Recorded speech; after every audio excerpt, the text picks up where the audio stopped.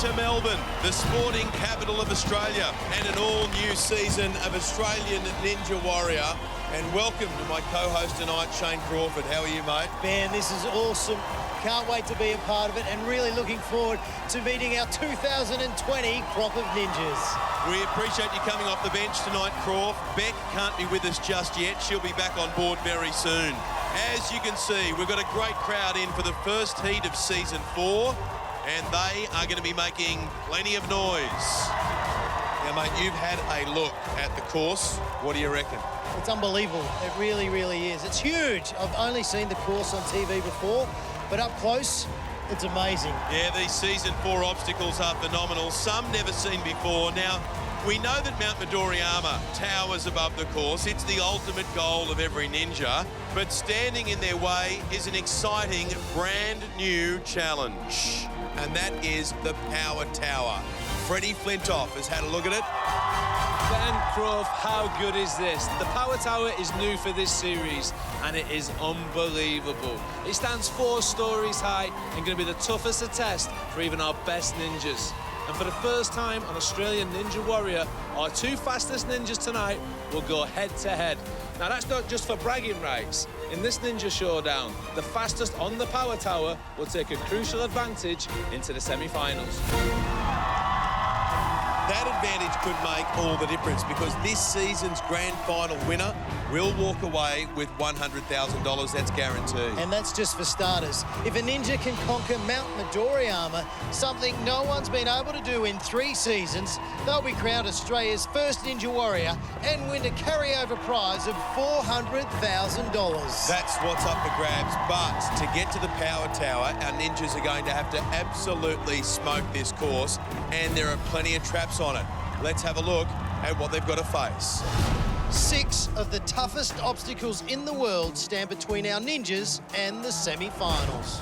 First, the quintuple steps, each 1.5 metres apart to cross without touching the water. Next is the first of 2 new obstacles, the tick-tock to net. Ninjas will use the mini tramp to bounce onto the tick-tock pendulum, then leap onto the cargo net and hopefully climb to safety. Obstacle 3, an old favourite, the bridge of blades. 4 large blades on a central axis to get past, each spinning as soon as any weight is placed on it. The doorknob drop is our second new obstacle, and it's a nightmare. On the first door, ninjas must use their grip and upper body strength to move across 8 small red doorknobs, the last 4 on an incline. The door then drops over a metre, forcing ninjas to support their entire body weight as they make the treacherous transition onto the second door, where they'll have to do it all over again. The penultimate obstacle is the double squirrel, a familiar sight in the semis, but this year we're doing it in the heats. Starting from a fixed bar, ninjas must swing and lâcher across 2 squirrels. The final lâcher is bigger than ever, 3.6 metres. The iconic warp wall is the 6th and final obstacle in the heats. Ninjas have 3 attempts to overcome the 4.25 metre curve wall and hit the buzzer on top. Tonight is the first of 4 heats, with only the top 16 from each heat making it through to 2 semi-finals. Following the semis, our grand finalists will then take their shot at Mount Midoriyama and that incredible $400,000 prize. Let's not keep our ninjas waiting any longer. I'm not waiting any longer either. It's time for our first ninja for 2020.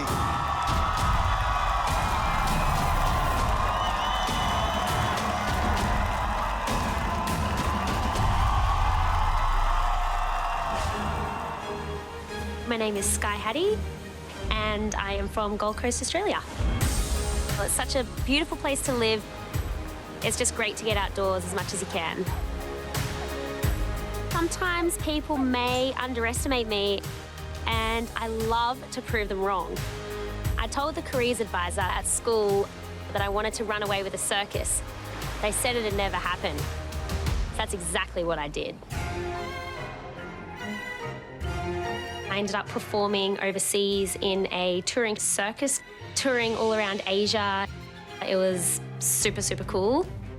Performing in the circus really taught me how far I can actually push my body.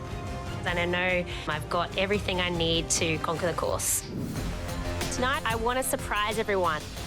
I want to show everyone what I can do. I would absolutely love to be the first up Mount Midoriyama. That would be the absolute ultimate dream. On the start line is Sky Haddy, 28-year-old from Queensland, ex-gymnast, ex-cheerleader, and also circus act. You've got to think she's well equipped for this. And there's Sky's family, mum, dad, fiancé Michael and sister Jade, who will be on the course later. Yeah, right now, though, it's time for Sky. Season 4's underway. She launches herself at the first obstacle, the quintuple steps. She's got 5 steps, 1.5 metres apart, and she's almost through obstacle number 1. And here's the first of our new obstacles, the tick-tock to net. She's got to use that tramp to get onto the swinging pendulum and then time her jump onto the cargo net. Aim high. Aim high is the call from the sidelines. It all hinges on hitting that tramp perfectly. Here she goes. Bounces. Oh, good save. There's the acrobat flying through the air. Using that upper body strength, just watch those feet in the water. Any part touches, and it's a disqualification.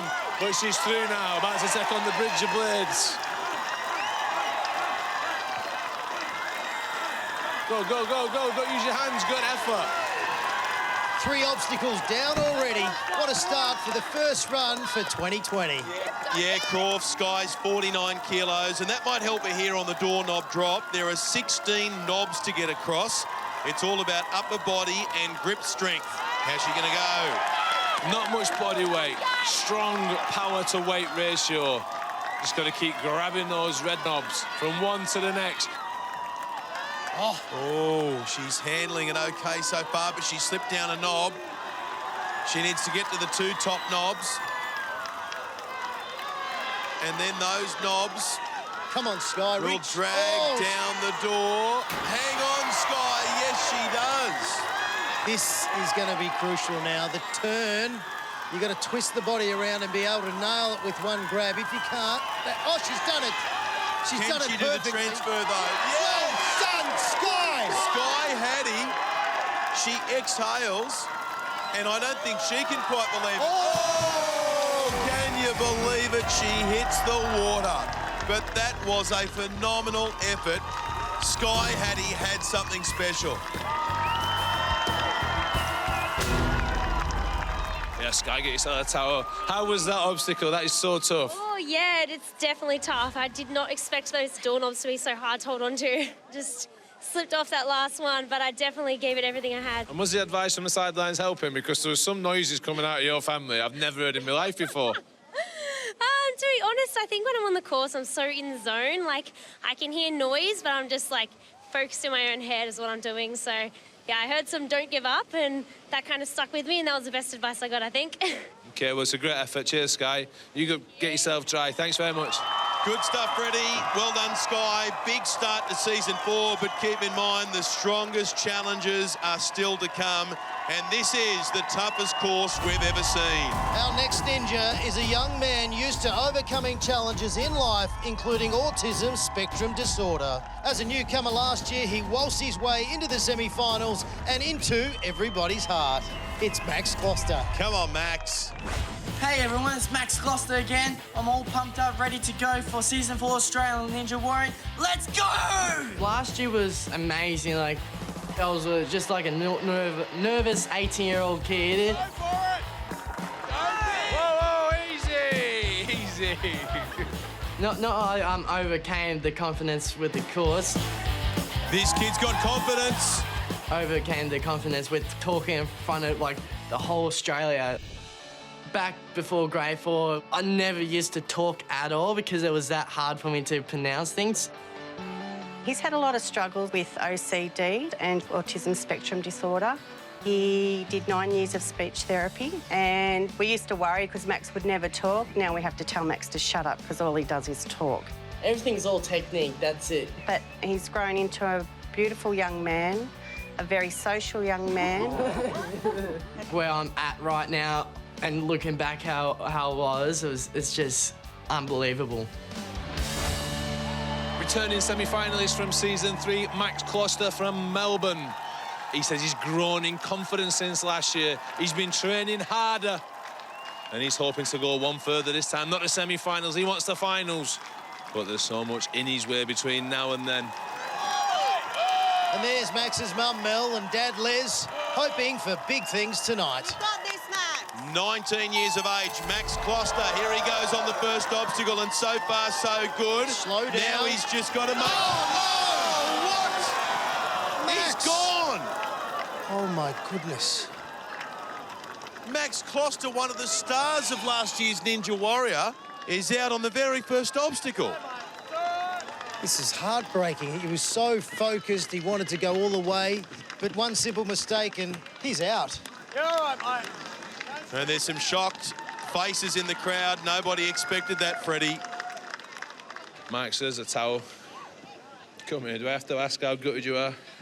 Really, really devastating how much work I put into this, and just things got into my head, and I was trying to keep things straight, and I was shaking, and just needed to get past that first obstacle, and just got things in my head, and I just fell off. But just try to keep positive. Awesome to have this second chance, and yeah, I was just bummed out that I didn't get the chance to go all the way through, and yeah. I don't think we've seen the last of you, have we? Well, I will rise back up. I'll tell you that. I will rise and never give up till I'm done, until everything's finished. Mate, nobody's going to back against that. Your family and friends are waiting around there. Great to see you. Unlucky tonight, mate. Unlucky, Max, but he'll be back stronger than ever. Just goes to show you one mistake on this course and it's all over for 2020. Let's just hope our next ninja takes that lesson on board. Righto, get ready for some grunt. On course now, one of our heaviest ninjas, 105 kilograms of pure power. You're going to love this man Thought you were mountain. talking about me. No, mate, watch this. This bloke is fueled exclusively on a plant-based diet, and I would hate to be a plant when this ninja gets hungry. Give it up for Jacob Horhua. Have a look at him. Yo, what is happening, Ninja Warrior? It is your boy, Jacob Warhua, the plant-based gorilla. I decided to give up meat when I was competing in strongman. All right, what we have here is basically what I would consume in a week. Becoming plant-based definitely has changed my life. I feel like I have more energy, I feel more in tune with myself, and I just feel overall happier. This meal right here is just under 1,000 calories. I can eat anywhere from 5,000 to 7,000 calories a day. It's lots of fruit, lots of veggies, beans, lentils, quinoa, rice, pasta.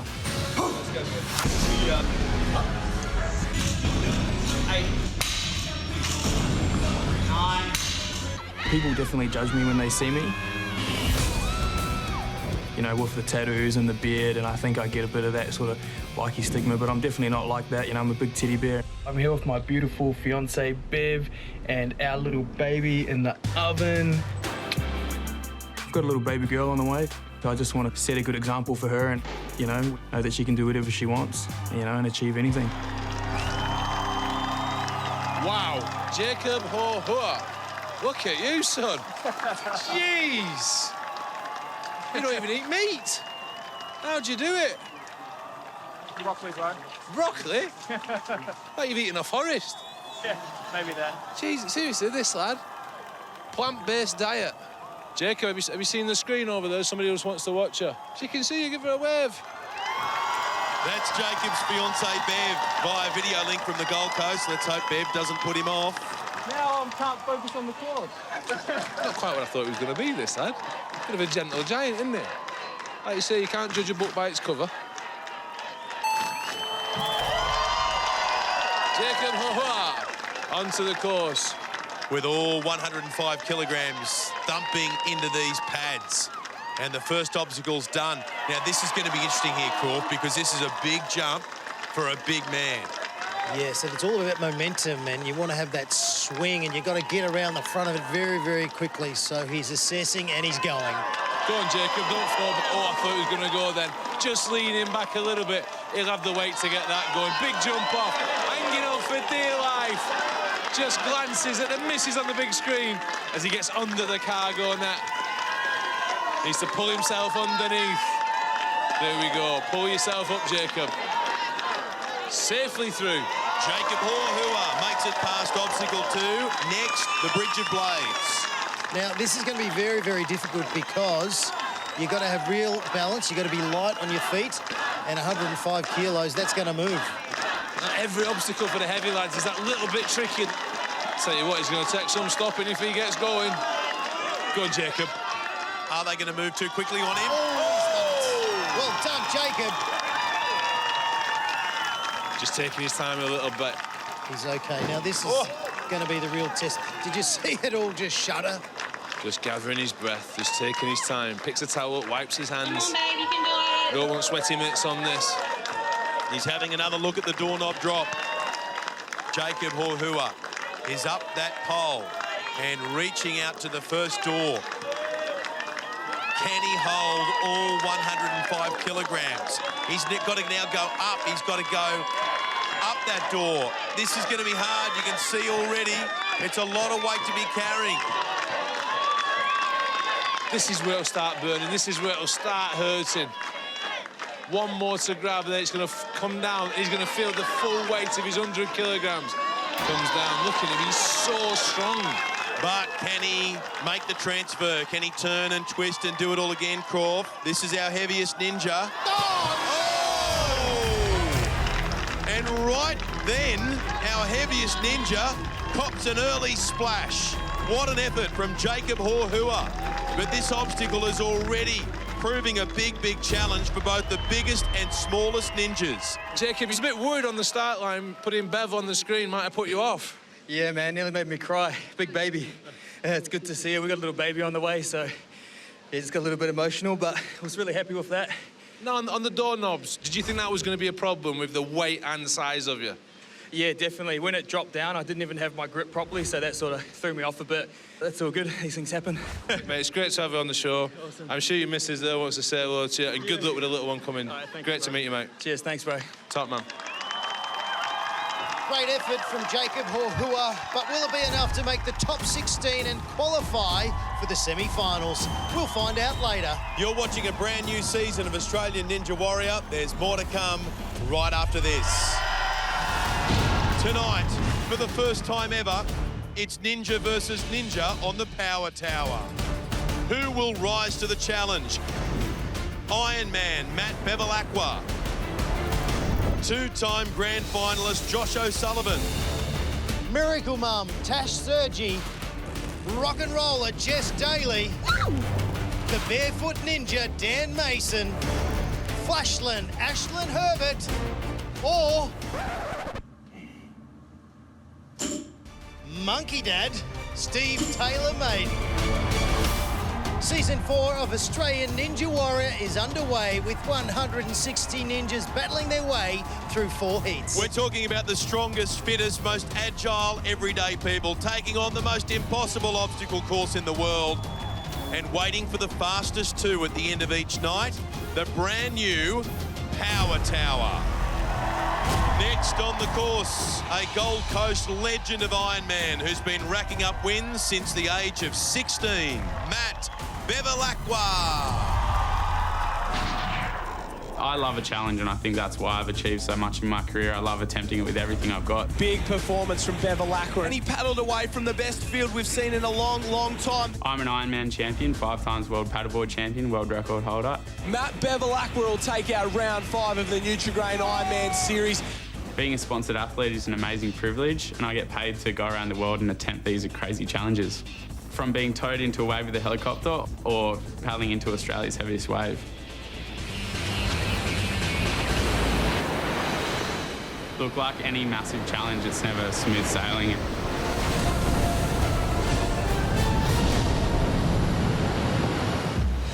You just have to get back on the horse and have another crack.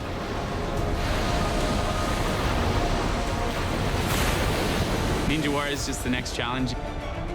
I love conquering these things and I love testing myself. On the start line, a lad we are expecting big things from, an Ironman, a proper athlete. It's Matt Bevilacqua, competed in Ironman since he was 16, won numerous championships. You've got to think this lad's got a chance to get into the top of the walk wall. And that's girlfriend Brielle on the sideline, a champion Iron Woman in her own right. Okay, Matt Bevilacqua. He's on the course. And a cautious start. He's tall at 181 centimetres, so he's got the reach, and he's made it through the steps. Matt's used to being in the water. Won't want that tonight. Just checking out the trampoline. That costs you a bit of time, but he wants to make sure of it. Grabs a hold of that tick-tock, as it's known. And, he's not going to be able to move around too quickly. You've got to go quick. I don't know. He's going to be chewing up too much time. He just hangs on. He is an Iron Man. He's just taking it on. It's not about technique. It's just about courage and effort. Well, we know he's got plenty of that, Croft, as he makes his way across this net. Get that foot out of there, Matt. The bridge of blades. If you can get through to the bridge of blades, get that foot out. Oh, hang on a moment. Hang on, I'm hooked. Matt Bevilacqua losing precious seconds on the cargo net. He's through now, and the bridge of blades. Here he goes, straight through. Next up, the doorknob drop. So far, nobody has made it past this. Can the Iron Man be the first? Just tying his shoe there. It's a good idea. Safety first. Not a small lad, Matt. He's going to have to lug that big body of his from knob to knob. Got all the credentials to do well on Australian Ninja Warrior, but it's putting them all together at the right time is what counts. He doesn't look entirely comfortable. He's struggling to find the right grip by the looks of things. He might be in a bit of strife here, our Iron Man. Oh, he is. Well, he does like the water. Matt Bevilacqua, another victim on the doorknob drop. This thing's becoming a ninja killer. Matt just wasn't sure of the best way to get onto the knobs. Now, the most effective way is to use the flexible pole and use the long reach to get the second or the third knob. Instead, he grabbed the first one with his right hand, and that forced him to cross arms with his left. And that turned him around the wrong way and sent him down. Great effort from Matt, but it goes to show you how tough this course is in Season 4. We've taken it to a whole new level. Next, time to welcome back one of our favourite returning ninjas who's inspired us all with her fighting spirit. She never gives up. And if she needed any extra strength tonight, for the first time ever, her two beautiful children are here to watch her live. Please welcome Tash Sergi. My whole life, I've tackled adversity. I had ovarian cancer when I was 17. I lost my ovary and fallopian tube and had chemotherapy. But I've been clear from cancer for 15 years now. Since then, I've been living a happy, healthy life. I have two beautiful boys. Recently got engaged as well. But I found out a couple of weeks ago that I've got skin cancer. Sorry. It's a squamous cell carcinoma, which can be quite deadly if it spreads. To hear that word again is, I never thought I would. Currently in the process of getting it treated. I feel positive about it, you know. It's just another obstacle. Tonight, when I run the course, I'm doing this for my family. We're playing hide and seek. Found you! What are you doing? It is the first year that my kids are going to be on the sideline. With that extra support, I know that I can show Australia what I'm truly capable of. Here she is, the miracle mum, Tash Sergi. Family, kids in the audience for the first time. Got to the semi-final, Season 2, but was disqualified. How she'd love to go further tonight. Get to the top of the warp wall and press the buzzer for the first time ever. She's never pressed the buzzer. As she enters the course, starting on the quintuple steps, just bouncing from one to the next. Everybody cheering on this amazing lady as she comes through the quintuple steps, nice and safe. It means so much to Tash to have her two boys here tonight and getting bits of advice on the sideline. Tick-tock to net next. Big bounce, get around the front and then onto the net. Beautiful jump. She quickly gets around. She's got to go for it right, this one. Go for it, launch, and away you go. She's done it. Tash. Yes. Oh, this is fantastic. Look at the kids. They are absolutely pumped for Mum. Come on, Tash, get yourself up. A bit caught in the net, but she'll get herself through.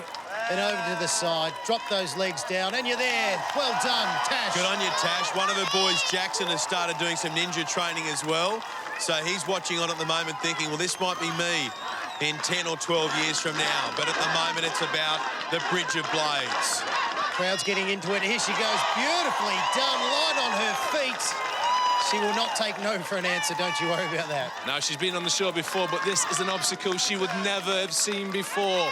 The doorknob drop. One of the toughest obstacles we've ever seen in Australian Ninja Warrior in the heats. She now grabs the pole, just needs to pull herself up and then grab the first of the big red knobs. Onto the first one. This is such a tough obstacle. All our ninjas tonight referencing this one. Saying just catches up with you, burns the arms, burns the fingers. Look at the upper body strength. She's just working her way to the top so quickly and drops down. Hang on. Twist that body around. It's really tough here because it's at least 1.5 meters to reach around. Oh, she's done it beautifully. Look at the momentum she got going with the feet there to really push herself along because she doesn't have the big wingspan that other ninjas have. And now she's got to go up that hill again, Croft. Come on, Tash. She's burning a bit, I think. She is. This is where they all start to burn. But look at that determination. You can see she's starting. Bad luck, Tash, but that was just incredible. What an effort. Her kids will be so proud. She should be so proud of herself. What an awesome effort. Tash, this obstacle looks so hard. I think we got it on a replay just behind us. If you want to talk us, what's going through your head at this point? Look at the reach. Like, that's a huge move to go up and in that position. Yeah, I don't know. That side felt good, and by the time I got to the other side, I was just feeling the pump and couldn't quite make that reach. No, because you talk about mental strength is just as important as physical strength, but that tested everything. Oh, yeah. Mentally, this is the best I've felt, so I'm glad I didn't go out from a mental error. That was physical error. I'm pumped, man.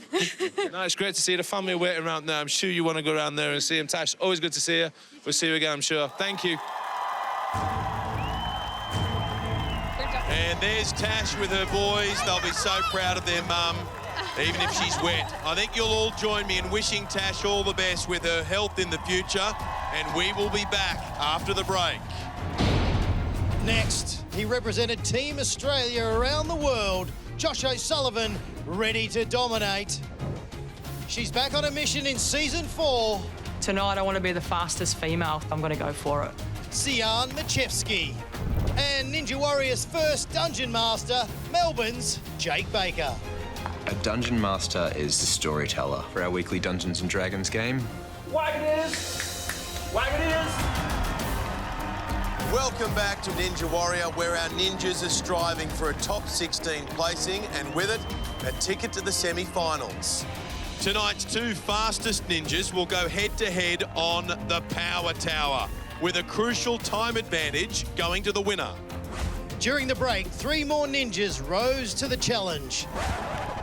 Rock and roll dancer Jess Daly made a big entrance. Oh, look at this, Croft. Is it these ones? Is this what we do when it's rock and roll time? Bring it on, baby. But when it came to the TikTok, she rocked a little too hard. Oh, no!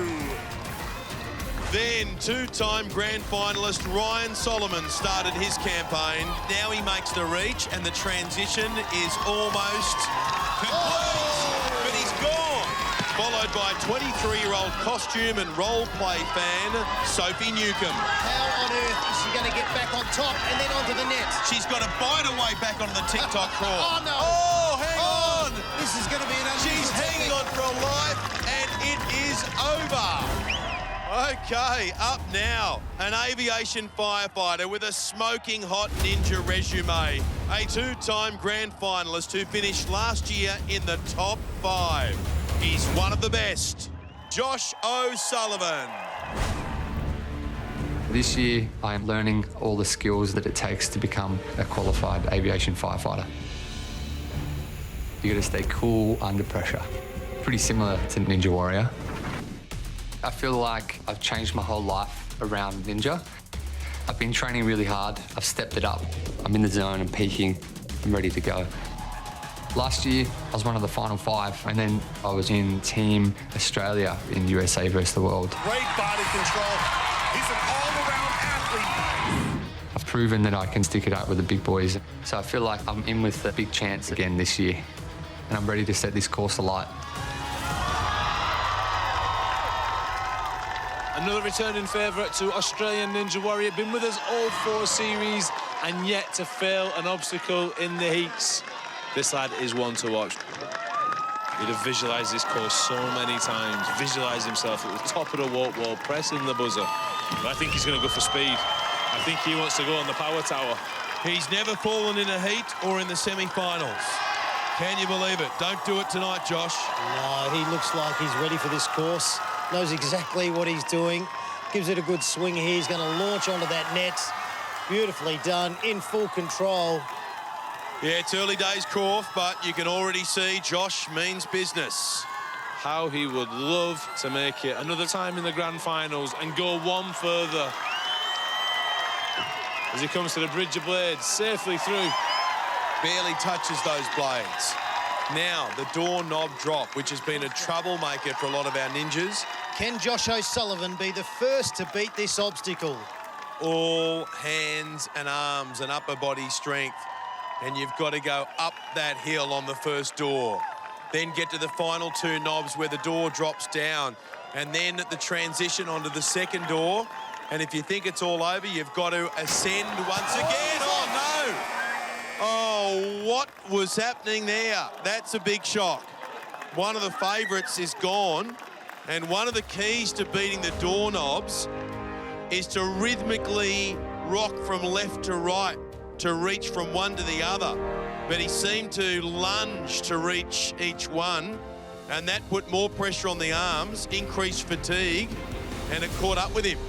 So down he goes.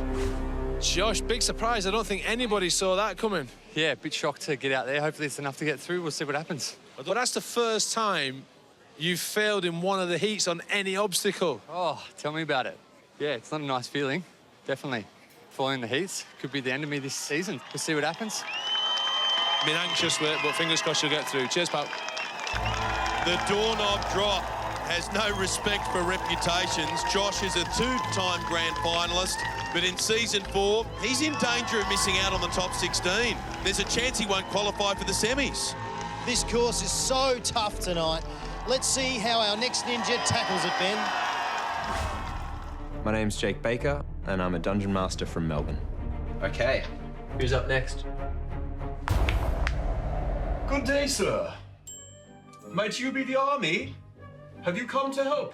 A dungeon master is the storyteller for our weekly Dungeons & Dragons game. If any harm should come to my goods, it shall be detracted from your pay. The dungeon master controls where you are, what happens, the monsters, the scenery, all of it comes together to try and make for the best game. Wagoners! Wagoners! I've always been big into, fantasy genre, Lord of the Rings type stuff. I've always found it really cool. Oh, no. No harm must come to me. Sardinius is not to be touched. I don't know how many other ninjas are going to be dungeon masters or rat dads. So I've got 3 rats. They're good support pets. When you're done after a long day of training and you just want to veg out, they'll do the same thing. I think rats get a really bad rap. They're actually really clean animals. They're extremely stealthy and they're really good at balance. So yeah, maybe I could channel the rat vibes when I'm on the course. Ninja Warrior's an awesome chance to test myself. There's just this one moment in time where you can just be the best you can be. All that preparation just goes into one run on the course. Here he is, Jake Baker, big fan of Dungeons & Dragons. Plays all the time with his little figures. Looks after his rats. All right, where's the rat? It's over there with Lockie. He loves that rat, doesn't he? That one. Here we go. Anyway, never mind the rat, Jake. This is your time to shine on Australian Ninja Warrior. Come on, Jake. Look at the hop, skip and jump through obstacle number 1. Steps no problem, and look at the big bounce on the TikTok. And now exiting straight onto the net. I'll tell you what, He's off to a red-hot start. He's flying through, and now for the Bridge of Blades. Straight through, left, right, done. 3 obstacles down in about 30 seconds. He's putting on a real show, Jake Baker, at pace, but this is a nightmare, the doorknob drop. Such a tricky obstacle, this. Hanging onto them knobs, pulling your body up right to the top. Got to use every one of them. And now it drops down and all the weight goes through your shoulders, through your fingers, as you just transfer yourself onto the next of the arms. You can see now it's just starting to catch up with him a little bit. It's a fast time. Just starting to concentrate now. This is where the lactic acid will be burning in the arms. The forearms will be killing. The biceps, the shoulders, the fingers. Just got to keep moving. Has he got enough in the tank, Freddie? He drops down, hangs on, and for the first time tonight, we have a ninja through the doorknobs. This is incredible to watch, Ben. Where has he come from? Well, he's come from Melbourne, the 28-year-old, and he's the first ninja to take a look at the double squirrel. He's just got to find one more huge effort with those arms. Come on, Jake.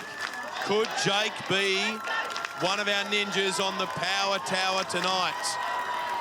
But first, he's got these monkey bars and 2 squirrels sitting in front of him. The first one's the easy one. This next one, 3.6 metres the gap. Will he land it? Will he stick it? I'm with him. I'm backing him in. I think he'll get there. He's going for it. Oh, he's got it beautifully. 3.6, not a problem. And now for the walk wall. Yes, this is world class. Jake Baker from Victoria says, here I come. Oh, he's done it. He gets up the warp wall. First attempt, like a rat up a drain pipe. And he's the first ninja up the warp wall in season 4. Oh, wow. Jake, congratulations, mate. Thanks, Ben. How you feeling? Actually, pretty gassed, so I was wondering if I was going to make those last cliches. Put your hands together for Jake Baker, the Rat Man of Melbourne. I think consistent pace was a key to Jake's success. He was efficient, he was rhythmic on the doorknobs, and that allowed him to conserve energy. And therefore, he's the first ninja to finish the course.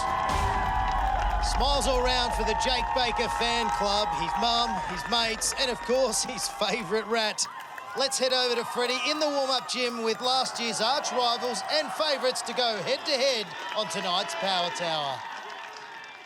Well, I'm stood here with Dan Mason and Aisling Herbert, and we're going to talk about the Power Tower, because I reckon these 2 lads are the favourites to be competing against each other tonight. What do you reckon, Ash? Oh, yeah? That sounds fun. Let's see if we get there. If you did a head-to-head with Ash, who's winning? Oh, probably me. Tell you what, you've grown a pair this series, haven't you? Come on, talk it up, Dan. No, I think we're definitely going to see Ash there, but there's a lot of good competitors I'm going to have to beat to be facing him. But yeah, once we get there, who knows? Do not go anywhere. Heat 1 ninja action coming up right after the break. Still to come. Can he make his daughter's dream come true? I'm going to get all the way and hit that buzzer. Monkey Dad, Steve Taylor Maiden. Last season's grand finalist, Zach Stoltz. And his good mate and fellow returnee, Dirt. The bet is on tonight. Beat his mates or his head gets shaved. Welcome back to Heat 1 of Australian Ninja Warrior 2020, where before the break, Melbourne Dungeon Master Jake Baker completed his quest and became our first ninja up the wall tonight. Oh, he's done it! He gets up the warp wall. First attempt, like a rat up a drain pipe. Hitting the course now is a 2-time semi-finalist who this year is determined to crack a grand final spot. This is Sian Machevsky.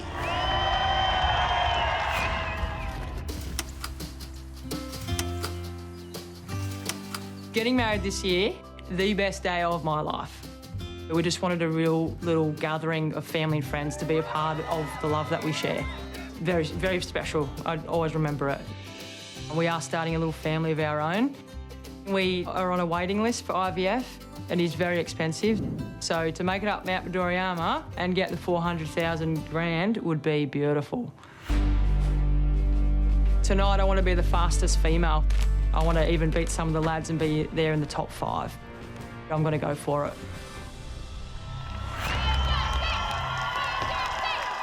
Sian Machewski, a strength and conditioning coach from New South Wales. She's been on the Ninja Warrior course before.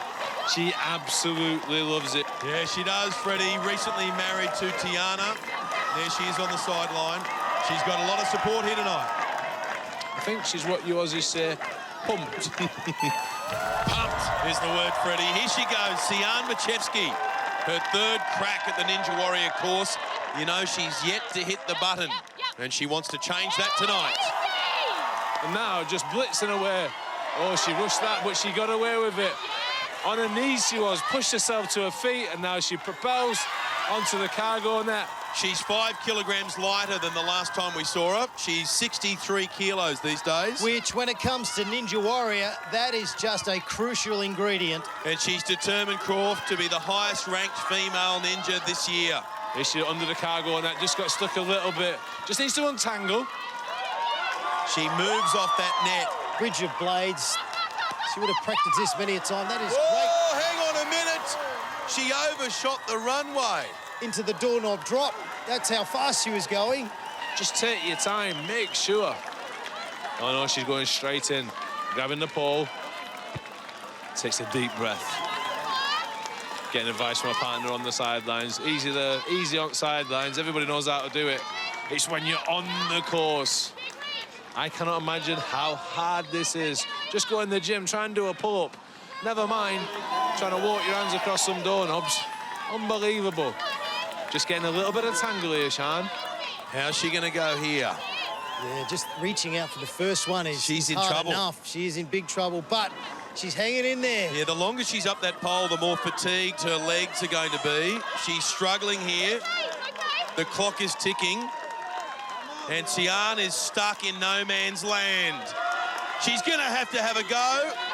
She's going double-handed. There we go, from one to the next. She's pulling it out of the bag. This will be miraculous if she can get through this. This is one of the greatest comebacks of all time. She's fighting. She's battling arm fatigue. She wants this so much, Ben. Oh, no! Oh, Sian gave it her all. And when I thought she had nothing left, she proved me wrong. She had a bit more. Well done, Sian Machewski. Replay time. This obstacle seems to have everybody spooked. Sian was tentative getting onto the first doorknobs. She was struggling with the burn on the ascent, then threw out her right hand but missed the knob. She just couldn't hold herself up with one arm. Great battle from Sian on an unbelievably tough obstacle. I reckon she may well have done enough to make the semi-finals. Let's see if our next ninja can join her.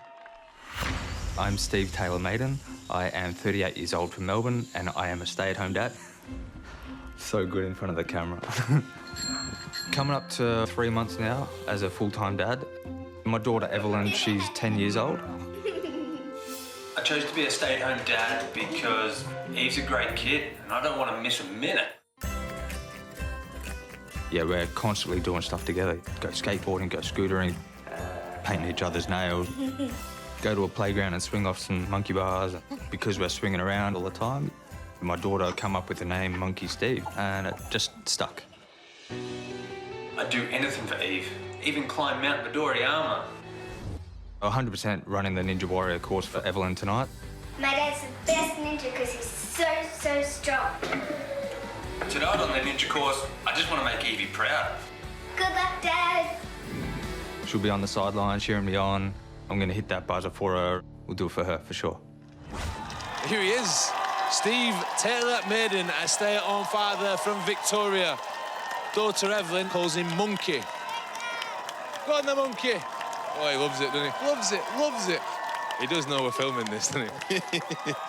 Okay, here's another newbie. Stay-at-home dad, Steve Taylor-Maiden. He doesn't look like your typical ninja, but don't let that throw you off, because he's safely through obstacle number 1. A clap on the sidelines from Evelyn and Steve's wife, Ruth. Now needs to bounce, grab the TikTok and get himself somehow onto the cargo net. Look at that, Steve.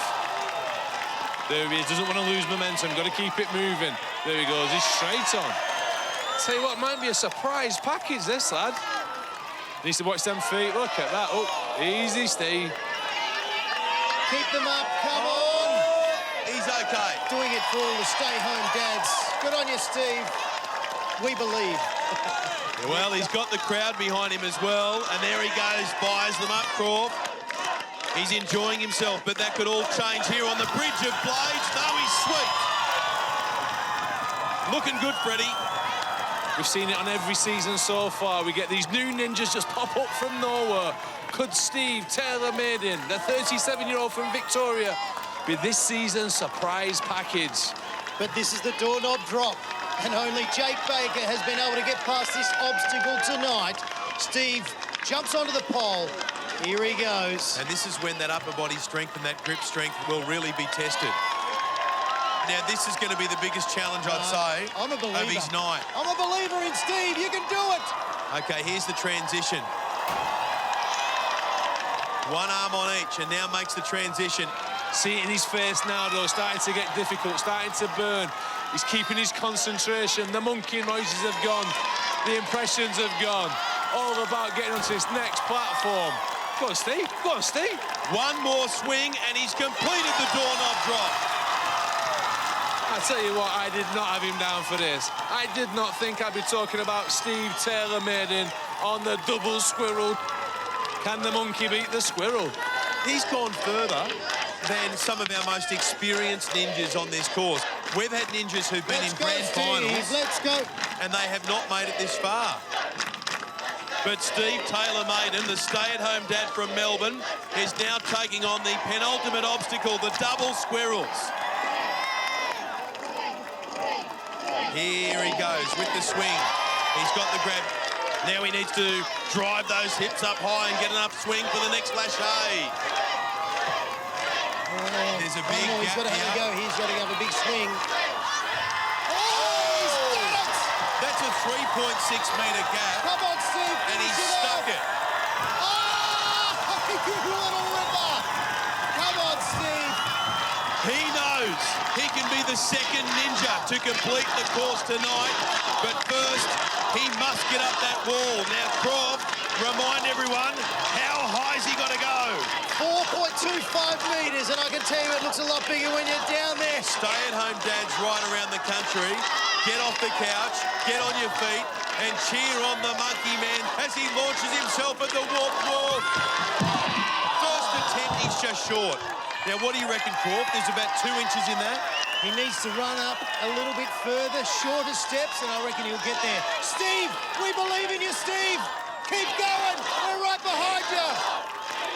Shorter steps. Keep running. Here he goes, second attempt. He's there. He's up the wall. Absolute champion. The stay-at-home dad, monkey man from Melbourne. Yes. Hits it and absolutely nails it. Steve Taylor-Maiden. Wow. Mate, how did that feel? Oh, that is amazing. In Steve, we believe. Yes, we do. Mate, congratulations. Put your hands together for him. A great effort from Steve, and enough upper body strength to get through the doorknobs, even after a stumble on the warped wall. He had enough in the tank to make it on his second attempt to become the second ninja to hit that buzzer tonight. Little Evelyn is so proud of her monkey dad. He's looking good for the top 16, and at the moment, he's going to the power tower. That's right, Croft. Dungeon Master Jake Baker sits on top of the leaderboard, and there's Steve in second. Returnees Josh O'Sullivan and Sian Macheski round out the top 5. Let's catch up with Freddie and 3 of our top ninjas who have a bet on tonight's heat. Either Dirt goes furthest or Dirt loses his hair. Freddie? Well, I'm in the Ninja Gym backstage, and I found the 3 lads from Victoria's Mornington Peninsula, Zach, Dirt and Flash. Sounds like a really bad law firm, that, doesn't it? Shocking. But anyway, I hear tonight there's a bit of a wager running on this, isn't there? Yeah, there is. Well, enlighten me, please. Actually, we're not doing this again, are we? Either of them two beat me overall, they get to give me the snip. I think you've got a bad deal in this. You're not going to get anywhere near this, lad. That herb is going, son. Well, wait and see, eh? Thanks for the faith. Ashton, words of wisdom? Yep. None whatsoever. Cheers. See you in a bit, lads. Coming up, the race to the Power Tower heats up. And the biggest names hit the course. Who will make the top two? Dan Mason. The Power Tower encourages you to take a few more risks. It's an awesome opportunity to get yourself ahead in the competition. Zach Stoltz. Having the Power Tower this year is actually awesome. It's all about being perfect on the night. The Furbinator, Stuart Furs. It's the first time we've ever seen it in Australia, and it'll be interesting to see who gets there. Or Flashland Ashland Herbert. I'm still going to try and go as fast as I can. We'll see if I get there or not. Find out when we come back. Welcome back to Australian Ninja Warrior 2020. We're at the business end of Heat 1 with only the top 16 guaranteed a semi-final place. And the two fastest ninjas will head to the Power Tower to race each other for a crucial time advantage in the semis. Hoping to be one of them is 30-year-old Michael Machevsky, who's on the course right now. He's a kids ninja coach who lives in his tracky dacks, and so far he's looking comfortable on this course. But now it's the doorknob drop.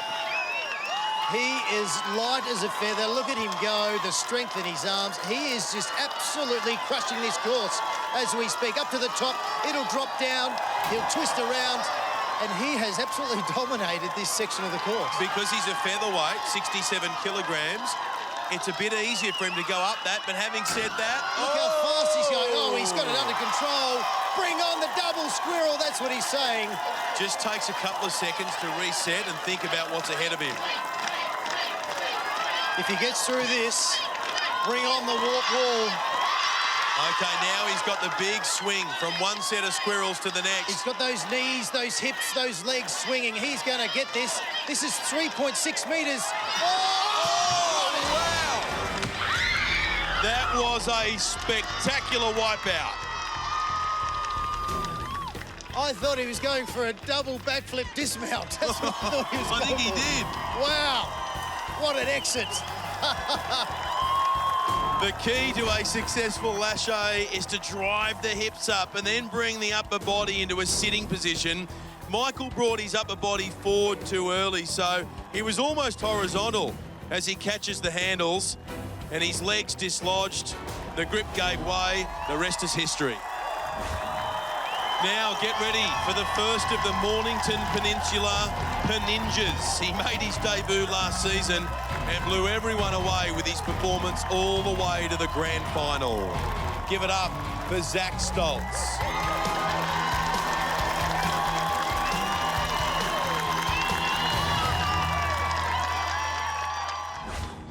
The original Peninjas are myself, Ashlyn and Troy. It's not just like a ninja family, it's more of a regular family. Like, we always see each other virtually every day of the week. Last season, it was very close to the running of Ninja that Dad passed away. Obviously, it doesn't get easier, you just sort of learn to cope with it. But all the Peninjas are there for me in that sort of regard. We've become a lot closer for it. Last year, grand final, stage 2, slipping into the water on the cat grab was absolutely shattering. What a brutal fall. But I was really happy with how I went. I got to prove that I can do this stuff. This time around, I'm going to show everyone I have what it takes to get all the way to Mount Midoriyama. Here we go, one to watch this lad, Zach Stoltz, one of the Mornington Peninsula crew. Got his mates on the side, Flashing Ashton Herbert and Dirt. Remember the bet. If Dirt doesn't beat Zach and Ashlyn, I get the clippers and shave his head. Happy days. Last year, Zach was one of our fastest ninjas, even going further than his good mate Ashlyn Herbert.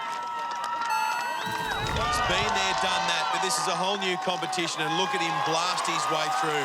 He's already thinking about the power tower, but this is obstacle number 2, the tick-tock to the next. Just takes one swing, second swing on the, reaches out for the cargo net, nicely underneath Zach Stoltz. Hard to keep up with. He's going for speed. I'm going to get ahead of him because he's going to blitz his way through the bridge of blades. He's not hanging around. He's going for speed. But already, he's on to obstacle number 4 in record time. Jake Baker has the fastest time so far with 2 minutes, 25 seconds, and Zach is matching that pace at the moment. Can he keep it up on the doorknob drop? Look at this, he's making easy work of this. So many ninjas have struggled on this obstacle. Just saps all the energy, all the life out of your arms. Drops down, just needs to maneuver across now. Perfectly timing the transition, and then you've got to do it all again. You've got to go up and up and up and up and up again. He's really working, though. He's really taking the big, deep breaths, and that's what you need to do. He needs a couple more big efforts. And it looks like all this is starting to take its toll on Zach. How's it looking where you are, Freddie? Just easing up a little bit, just starting to struggle a bit. You can see the strain in his face, but manages to get through just one more lash here onto the platform. He makes it, but that was tough, and he's over 5 seconds down on Jake Baker now. Here we go, Australia. This is Zach Stoltz, one of the heroes of Ninja Warrior. He's up onto the monkey bars, and now he's eyeballing the first squirrel. A 3.6-metre gap between squirrel number 1 and squirrel number 2. Look at the momentum. Movement. And this is where Michael Machevsky came unstuck. Oh, I thought he was going to fall short. That is a tremendous catch. That is the catch of the year. That Watch really is. This, Shane Crawford, Zach Stoltz up the top of the warped wall, and he's absolutely blitzed his heat. And he's blitzed Jake Baker's time. Zach sets the new fastest time for the night. That's putting a bit of pressure on Dirt. Have a look at Dirt and Flashland Ashland down there. They're not only looking at his celebration, they're looking at his time as well. The first ninja under 2 minutes tonight. He's on course for the Power Tower. Let's have a look at the replay. This was never say die stuff from Zach Stoltz. He had to hang in there on the doorknobs. He made an incredible save on the double squirrel and then powered home with time to spare. He's the real deal this year. Zach, great run. How was the course? Oh, it was pretty good. It was fun. And the little fella there, he's smiling. But you have laid down the gauntlet for him, because he could be losing his hair very soon. Oh, I'd love to see it, actually. Dirt, how are you feeling? Yeah, pretty nervous after that run, eh? Can't wait to take that wash it first. Ashton, anything from you? Didn't think so. Cheers. Cheers, lads. Here's how the leaderboard looks. After that amazing run, Zach Stoltz is on top and in place for the Power Tower. And he's followed by Dungeon Master Jake Baker in second and Steve Taylor-Maiden in third.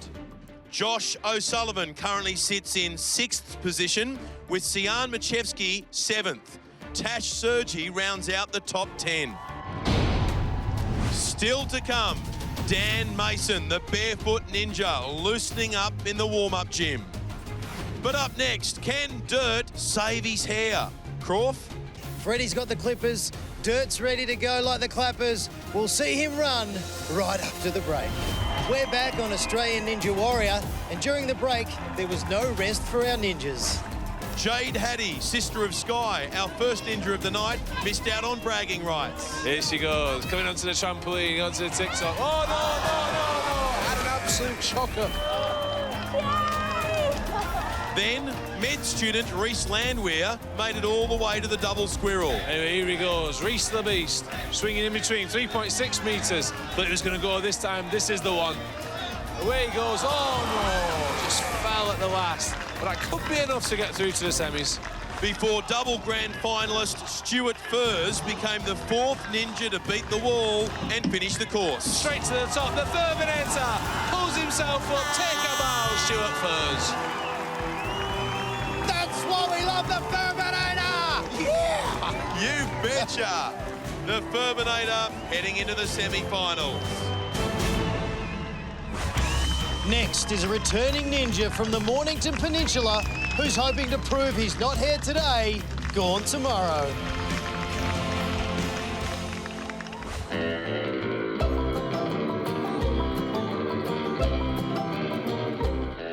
My name's Troy Cullen. Most people know me as Dirt. I'm not the cleanest of blokes. I just tend to get very dirty very quickly.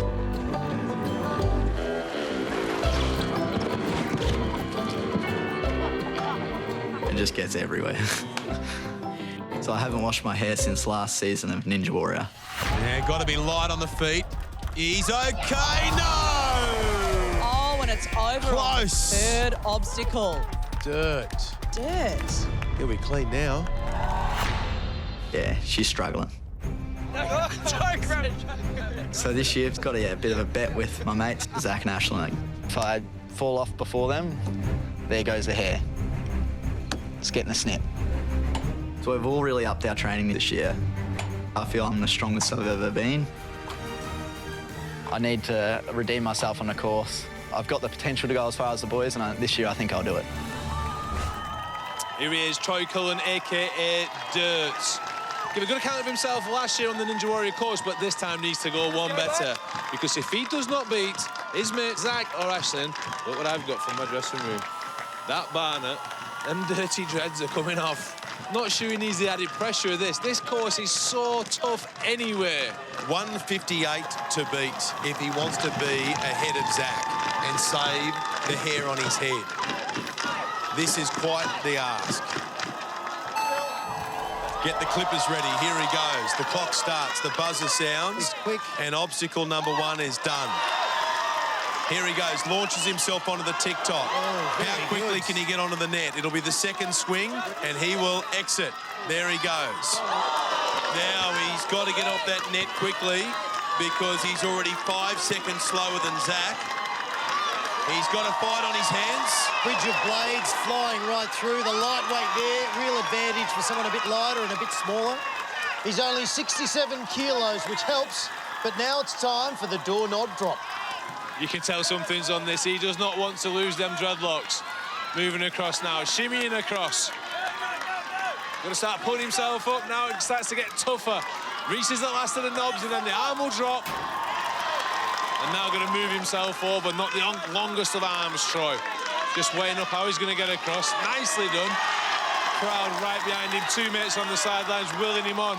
But it's starting to hurt. Oh! He's gone down into the pool. The doorknobs have done it again. Get the clippers ready, Freddie. That's a tough obstacle, that, Dirt. So it was. We've got a replay just behind us here if you want to talk us through it. Yeah, so here I reached up and I just missed it. And at that point I was like, oh, you bloody... I think I just misjudged it a bit and went a little bit smaller because it wobbles out a bit instead of overcommitting. You think he was going a bit too much for pace, trying to keep up with your man, Zach? No, I felt like my pace was okay. Like, I don't think that got me. I think it was just... honestly, I just don't think I bounced up enough. Yeah. Well, the only good news is your hair hasn't been washed for the past year. It's got a little bit wet. If you'd like to pop round my dressing room, I can probably fit you in at about 1:15 for a quick trim. Sounds good to me. Not the result Dirt was looking for, but he was fast through the first part of the course, and that should see him into the semis. Where he'll have a chance to show off his new haircut, courtesy of Freddie Flintoff. OK, our next ninja is one of the greats. He was equal furthest in last season's grand final, but not fastest, and he missed out on a shot at Mount Midoriyama. In 2020, he's determined to go all the way. Here he is, the barefoot ninja, Daniel Mason. Last season was amazing, getting down to the final 5. Only 2 obstacles away from Mount Midoriyama. The floating doors. It was a huge year for me. Daniel Mason falls backwards. This year I'm head-to-head with Ashlyn for the first time in the heats. I've still been training barefoot all year. I've been working on my speed, so I might have a chance at getting him. It's a bit of pressure right from the start. Yeah, I'd love to get one up on him early. My wife's pregnant again this year. The baby's due in 10 weeks. We've got our little 2.5-year-old son, Fletcher, getting excited for a baby sister. Yeah. Me and my family are looking to build a house, and winning the $400,000 prize money would go a long way towards helping us do that. Here he is, Daniel Mason, no stranger to Ninja Warrior. Competed in all 4 seasons, the barefoot ninja. Last year, he came 2nd overall. He was the joint furthest, but unfortunately not the fastest. He's desperate to win this competition. Desperate. And Freddie, here's how Heat 1 looks at the moment. Zach Stoltz leads the way with the only sub-2-minute time tonight. Joining him on the power tower at the moment is second-placed Jake Baker. So to qualify for the power tower, Daniel Mason must beat Jake's time of 2 minutes 25. That's about 24 seconds per obstacle. Come on, Daniel. He's kicking off on the first obstacle, but right now, I can tell you he's not only thinking about the warped wall, he's thinking about the power tower. He really came of age last year, finishing second. He's one of the best. Here he is, the barefoot ninja. He's on the TikTok. Needs to get onto the cargo net. Big jump across. Easily does it. Not even using his feet, just using his upper body strength to get under the cargo net. Just going to sprint straight across the bridge of blades. Dan's wife, Maddie, urging him on. 3 obstacles done in about 30 seconds. Now the doorknob drop. Making easy work of the course so far, but take this obstacle easy at your peril. Seen so many ninjas off tonight.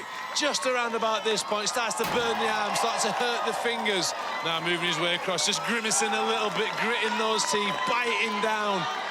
You can see the veins in his arms starting to pump, the lactic acid starting to build as he reaches for the last of the doorknobs, drops down, lache across onto the squirrel. Just crunching the numbers, Jake Baker's time of 2:25 is in real danger here. The barefoot ninja is on fire. He really is going for that time. Look at the big swing now. Now he's got the 3.6 metre jump. He'll have no problem with the length. Can he grip it? Yes, he can. One more swing and he's onto the warped wall. And there you go, Daniel Mason. What a performance from this champion. Here he goes, straight up the wall, the barefoot ninja. Oh, yes, he what does a sight it. to see. Yes. 1 minute 42, the fastest time tonight. Give him a round of applause. Barefoot ninja, well done. We knew he was going to be impressive, but to see it done so quickly, who do you want to be against on the power tower? Oh, look, it's always nice to be against Ashlyn. But, no, Zach put up an awesome effort, so I'd love to be against him. Okay, Ashlyn still to come. Daniel Mason, well done, mate. Give him a round of applause. Fantastic stuff from the barefoot ninja. Have a look at the replay. It just shows the speed. A masterclass from one of the very best. He finished the course nearly 20 seconds faster than everyone else. And laying down a huge challenge for Ashlyn Herbert. We'll take a break and then Flashland Ashlyn Herbert takes to the course. They call him Flashland for good reason. He's a lightning strike and he's got his sights set on the power tower. Get ready for an absolute superstar. Last year he blitzed the heats, blitzed the semis before a stunning stumble in the grand final that cost him a shot at Mount Midoriyama. He's nicknamed Flashland Ashlyn. He is Ashlyn Herbert. The most amazing, naturally gifted athlete we've seen on Ninja Warrior. Ashlyn Herbert blows the field away. Do not move at home, do not blink, don't get a cup of tea. This will be over very, very quickly. I think we're looking at the person most likely to be the first ever Australian Ninja Warrior. Makes it. No, he doesn't. Ashlyn Herbert bombs out. That is a stunning upset. Coming up now to the salmon ladder. He's already 10 seconds faster than anyone else. He's up the... What? The favourite's gone. This is unbelievable. I'm just good at making stupid mistakes. It's not that I go too quick, it's thinking too much about the obstacle when I get there. Definitely coming back to give it a better crack. I'm still going to try and go as fast as I can. Hopefully go all the way this year. It's going to be about pace here. Blink and you'll miss it. Just repeating, the top 2 each night face off on the power tower, and the winner on the power tower gets a 10-second time advantage going into the semis. Which is huge. So lots on the line. Ashlyn wants that advantage. To get there, he must beat Zach Stoltz's time of 1 minute 58. Sounds a big ask. But this man, Ashlyn Herbert, is arguably the fastest we have ever seen on Australian Ninja Warrior. The time to beat, 1 minute 58.92. Here we go, he's underway, and look at him absolutely fly through the steps in a heartbeat, already on the TikTok. Moving around, getting in position, ready for the leap. He's off the TikTok and onto the net after 15 seconds. Taking a bit longer on the net than he'd like to. But you've got to remember, he's going so fast, so you can make mistakes when you're going super quick like that. Look at the speed. This is incredible. Here he goes. He's at the doorknob drop. Right on the 30-second mark. Same as Zach Stoltz. A dead heat. Just working his way up now to first of the arms. As it'll come down, it will drop. And then he's just going to shift his arms and his body onto the second of the arms and go through it all again. He's burning, but his technique is working. The little hip swing as he's reaching up. It's got him to the end of the second door. Ashlyn Herbert hits the mat, and he's under 1 minute. He's got to be under 1 minute 58 to make the power tower with Daniel Mason. He's onto the first squirrel. Grips it, holds it. And now the momentum's needed to land the next one. 3.6 metres is the gap. He's grabbed that too. He's going to smash the clock if he can get down and run all the way up to the warp wall. There he goes. He's going to hit the buzzer and bang! He's done it.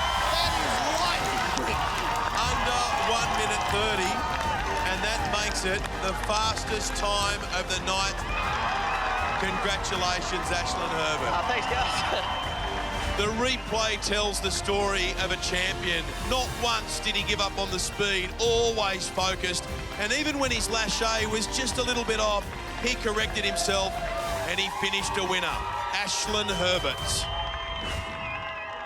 It's you and Daniel Mason on the power tower, mate. You reckon you've got his measure on the power tower? Don't know, we've had a few comps before and he has beat me a few times. Ashton, when you're going so fast, do you think, hang on, I should actually take a breath, slow down and think through what I'm going to do next? No, not really. He doesn't think, he just does. Ashlyn Think, Herbert, do. give him a round of applause. Flashland, Ashlyn. Let's see how that affects the final leaderboard. And what an amazing heat to kick off season 4. Ashlyn finishes over 15 seconds faster than Dan Mason. Pushing good mate Zach Stoltz out of the top 2 and off the power tower. What about impressive new Ninja Monkey Steve Taylor Maiden? He takes out 6th spot. Then there's the man they call Dirt, Troy Cullen. He may be about to lose his dreadlocks, but he finds himself in 9th position. And Sky Hattie just manages to cling on to 16th spot, the final qualifying position. So there's the top 16 through to the semi-finals. But the top 2, Ashlyn Herbert and Daniel Mason, now head to the power tower. And for the first time ever, it's Ninja versus Ninja. But before then, let's head to the warm-up gym where Freddie and his Clippers are ready to settle a bet. Oh, here we go. I'm in trouble. Oh, it's coming off now. Here we go. I hate to tell you, but you're going bold. It's released now. Here we go. Come on. OK, Australia, get ready. For the first time, the 2 fastest ninjas go head-to-head, racing each other for a 10-second time advantage heading into the semi-finals. Your first look at the power tower coming right up. Don't go anywhere. The power tower awaits. Welcome back to Australian Ninja Warrior. Strap yourselves in for the breathtaking climax of Heat 1. For the first time, it's Ninja versus Ninja. Ashlyn Herbert and Daniel Mason, 2 of the best we've ever seen in a head-to-head race to the buzzer for a game-changing advantage. A massive 10 seconds taken off their semi-final time. It all happens on our newest and most formidable obstacle, the power tower. The race begins with 5 steps, each 1.5 metres high. At the top, ninjas will leap to the first monkey bar, then shimmy around before descending 5.5 metres down the U-bar to the unsteady and detachable horizontal beam. It's like a 3-metre tightrope walk. Fall off here and the ninjas get back on, but will lose plenty of time. Then it's back up the vertical pole, a lâcher onto the monkey bars, and a race to hit the buzzer. Down in the crowd, excitement is building. There's Zach and Dirt right in the thick of it. And Dirt might be in need of a beanie right about now. Poor old Dirt. Here they come. Ashlyn has a height advantage, 175 centimetres to 167, but the barefoot ninja is the lighter of the two. Just 65 kilos to Ashlyn's 78. It's anybody's race. This is the moment we've all been waiting for. We're amongst family and friends. Everyone's excited and we can't wait. Yeah, that's right. Daniel's family's here, Ashlyn's family's here, and Freddie Flintoff has got a front row seat. The crowd is ready. Daniel and Ashlyn are stood at the bottom of the power tower, ready to take it on to win that all-important time advantage to take into the semi-finals. This is going to be good. This is going to be fast. I cannot wait. Here we go. Who's going to get the early start? I think it's Ashlyn by about an inch, but Daniel's right behind him. Oh, Ashlyn's flying up the wall. It's not a wall, it's a cliff. It's so high, and there he goes onto the bar and down to the U-bar. Now it's Ashlyn just ahead on the pole. Now the beam. You've got to be careful here. They're taking their time. Oh, it's shaky. Ashlyn. Oh, no. Daniel's gone down. That beam is supposed to break off for safety reasons. Ashlyn holds on. I think you'll find that Ashlyn Herbert is going to close this thing out and do it. Although here comes Daniel Mason. Daniel is flying up that pole. Ashlyn now onto the swinging bars. This is his go-to. Although Daniel's making a great run at it. Ashlyn Herbert gets the swing, moves across the bars. He hits the buzzer. Yes. It's Ashlyn Herbert by about 1 second. That was incredible. It really, really was. Two amazing athletes. Ashlyn Herbert, the first ninja to hit the buzzer on the power tower on Australian Ninja Warrior. That was incredible. Ashlyn banks a crucial 10-second time advantage, and that puts him in the driving seat in the semi-finals. The barefoot ninja was down on the bottom of the mat and somehow resurrected himself and came within a whisker of hitting that buzzer. And you know what? That just shows you never give up. Always keep yourself in the game. Well done to Ashlyn Herbert. He's down with Freddie. Ashlyn, that was quick. You managed to beat Dan at the final bit, but talk us through that course. What's that like? Yeah, that was good fun. Yeah, wasn't sure what to expect, but yeah, it was good. It was really good fun. It looked like you had it in the bag at one point when Dan fell off, but you struggled coming back up, didn't you? Yeah, I think I knackered myself on the pole a little bit, so they're a bit sore at the moment. Yeah, no, I got back up there. Did you aware how close it was with Dan? Did you know he was right behind you, nipping on your heels? Yeah. As you can imagine, Ashlyn's lost for words as usual. Ben and Croft, back to you, lads. Thanks, Freddie, and a massive congratulations to Ashlyn Herbert and all the ninjas tonight. What an incredible night, mate. Mesmerising, absolutely heart-stopping action, and guess what? We've only just begun. Welcome to an all-new season of Australian Ninja Warrior. We're back, bigger and stronger than ever for our toughest season yet. And tonight, once again, filling in for Beck Madden, Shane Crawford. How are you, buddy? Thanks for having me, Ben. Very, very excited to be back for Heat 2. I am pumped. A new season means new ninjas, and we've got some impressive newbies tonight, but also some returning legends, including the awesome Ben Polson. And don't forget Olivia Vivian. I've only ever seen her on TV, but tonight I get to watch her live in action. Yeah, they are a ninja power couple, Ben Polson and Olivia Vivian from WA. She actually knocked him over in the semis last year. Can she do it all over again in 2020? Tonight is the second of 4 heats, with only the top 16 from each heat moving to 2 semi-finals. But tonight our ninjas aren't just battling for a place in the semis. Isn't that right, Freddie? That's right, Ben. Tonight's 2 fastest ninjas will go head-to-head on the all-new Power Tower. Could it be Olivia versus Ben? Power couple on the Power Tower. Now that would be amazing. But this course tonight is no gimme. Let's see what the ninjas have got in store tonight. It's Heat 2, and it's fair to say that in 2020, we've dialed up the intensity. Once more, the ninjas will have to beat 6 obstacles to hit the buzzer. Straight out of the blocks again, the quintuple steps. 5 steps, 1.5 metres apart. You've got to get across without touching the water. Next, the tick-tock to net. Ninjas jump from the mini tramp to the tick-tock pendulum, then leap onto the cargo net and climb underneath to safety. Obstacle 3, the Bridge of Blades. 6 metres in length, ninjas must distribute weight evenly across 4 large spinning blades. Next is the dreaded doorknob drop. A huge test of upper body and grip strength. Ninjas must cross 8 small red knobs on the first door, 4 of which are on an incline. The door will then drop over a metre before ninjas make the tricky transition to the second door, where they'll do it all again. If the doorknobs are challenging, wait till you see obstacle 5, flying shelf grab. It's a killer. Ninjas must lache across 3 shelves, each with an overhang only wide enough to grip with fingertips. The 6th and final obstacle in Heat 2 is the infamous warped wall. Each ninja has 3 attempts to run up the 4.25 metre curved wall and hit the buzzer. Wow, that is one of the toughest heat courses I've ever seen on Ninja Warrior. Okay, are we ready? Let's bring out our first ninja. He's a school teacher and a self-confessed ninja geek who has a plan for Season 4 success, Nathan Burley.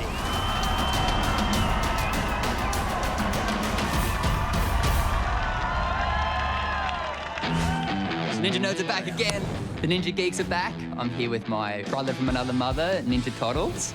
We are the Ninja Nerds, the Ninja Geeks, and we are here to conquer the course. And we're here to show the really ripped, big athletes that you don't need to have a six-pack to achieve it. But we went and got six-packs anyway. Yeah. I am over 100% a fan of Ninja Warrior. We've got a rule at our house, 5 minutes of Ninja a day. That's it, all I can talk about it. So I just just try and get through it real quick. So I made it on Season 3. There we go, look at that. That's a lad who wants it. And I was so excited, super pumped. And then I met my nemesis, the butterfly wall, and came crashing. I'd have nightmares about it, waking up like as if I was falling into the water, like, and I couldn't sleep, you know? The only way I could sleep was just to draw how to conquer it the best. And that was really, really fun to me. So I thought, well, why not keep going? So I've gone back and watched every season of Ninja Warrior, and I've drawn all 177 obstacles from every season of Ninja Warrior, both international and Australian. Cannonball Alley, Cargo Crossing, and I kept on going. Tarzan rope, Tarzan swing, TikTok, tilting table, tilting slider, time bomb. So now I had the physicality to clear them, but now I also have the mentality to clear them as well. I've done my homework, and now it's time to ace the test. Watch out, buzzer, you're gonna get hit.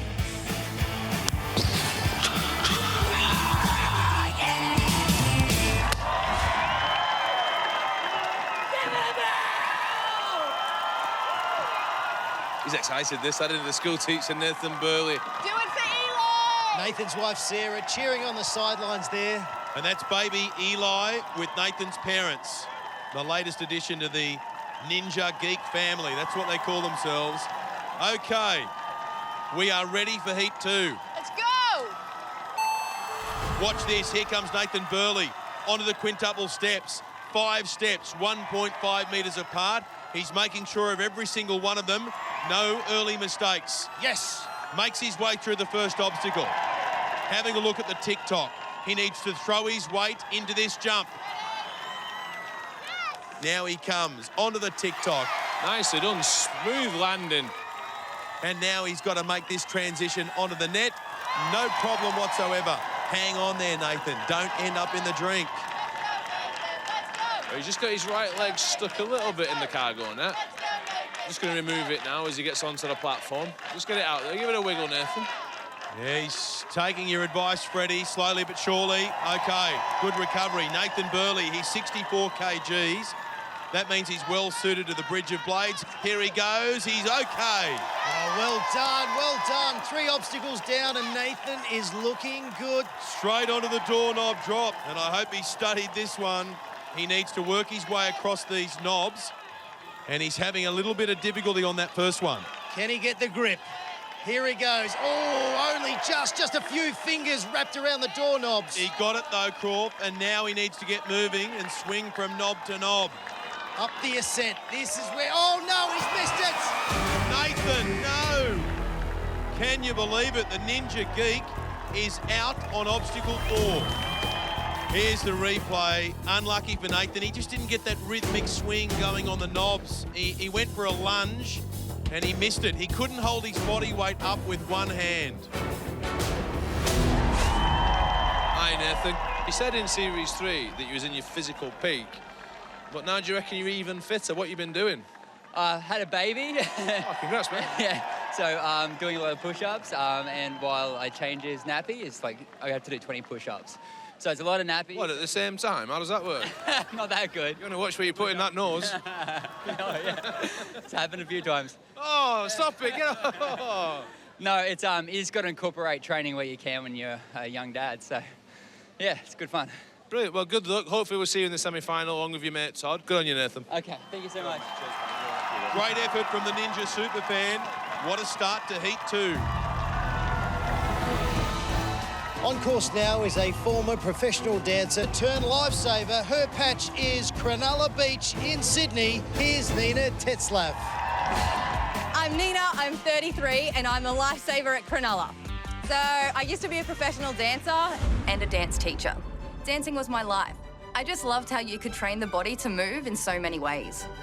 Unfortunately, about 6 years ago, I sustained some serious injuries and it changed the course and direction of my life. So swimming was something that I could do that was nice on the body and still moving. So I joined the surf club about 4 years ago. It's now a massive part of my life. I also am a bronze medallion trainer down here. And then, yeah, just doing active patrols, keeping everyone safe down here. What's the matter? I like to laugh at myself. If you're not laughing at yourself, then life's pretty boring. So my ninja training's probably a little bit different to other people. I do a lot down here on the beach, a lot of beach sprints to get the legs moving so I can get up the wall. Since I found ninja, I found focus in my life, training, and my diet. After a lifetime of dancing, I love challenging my body again. Next up, we have Nina Tetzlaff from Sydney. And I've got to tell you, since she got here, she has not stopped smiling. If she gets to the top of the walk wall, that is going to be one big beam on her face. It's your time. I'll tell you what, Croft, she is fit. Fit and raring to go, Ben, don't you worry about that. She's a former dancer, so they require a lot of fitness, a lot of strength, particularly in the legs. Let's see if she can be a ninja. That's it, one at a time. That's David on the sideline, Nina's boyfriend. He's at the same surf lifesaving club, Cronulla Beach in Sydney. G'day to everyone in the Shire. That's it, 2 more. Look at the concentration on her face. She is determined. There we go. Go, go. A few nerves, but she's through. And now onto the TikTok. She's a lightweight, 58 kilograms. She needs to hit this tramp perfectly. Look at her eyes, just focused. Oh, I thought she was going to go then. Jeez. Oh, no, she's not having a run up. Oh. Here we go. Oh, no. Sadly, the dancer takes a tumble off the TikTok to net. Good effort, good effort. It was a good effort. She's still smiling, but Nina really didn't give herself the best chance on the mini tramp. In hindsight, she should have given herself a bigger run-up. Instead, she didn't get enough momentum or elevation, and she smacked head first into the TikTok. Ouch. She'll be a bit disappointed. Boyfriend David got it right. Very disappointing end for Nina, but this course is one of the toughest we've ever seen tonight. Okay, time now for a ninja who last year used his fantastic skills on 2 wheels to take him all the way to the grand final. He's back for more action. Put your hands together for Lei Hua. I ride my bike over obstacles. The explosive power, the precision and the mental game that I bring from that sport transfers to ninja really well. Last year, I was the only one to faceplant the warp wall. Oh, he's just smashed head first into the warp wall. Wasn't planned. It knocked me around a bit, but got to the grand final and it blew my mind. Oh, wow! Look at that! I've lived and breathed ninja since then, and I've even got some of my workmates on board as well. Here's Dave, my apprentice ninja. I've got my apprentices, rope climbing, push-ups, core workouts, and they're all really into it. I'm pretty lucky to be a mechanical engineer. I've been able to build all my own obstacles, and after work, me and the boys from work, we go home and we train on them, and it's built this incredible camaraderie between us. You know what they say, those who hurt together stay together. Here we go, we've got a returning Series 3 grand finalist, Lewa, the trial bike, BMXer. Remember last series he came up on his bike, none of that today. He means business, look at him. There's Lay's beautiful kids and wife, Catherine, cheering on from the sideline. Go, Lay, go, Lay. And Lewa's Season 4 campaign is underway, Croft. Can he repeat his form from last year? Straight through that first obstacle. He's got time on his mind and now flies himself towards the TikTok.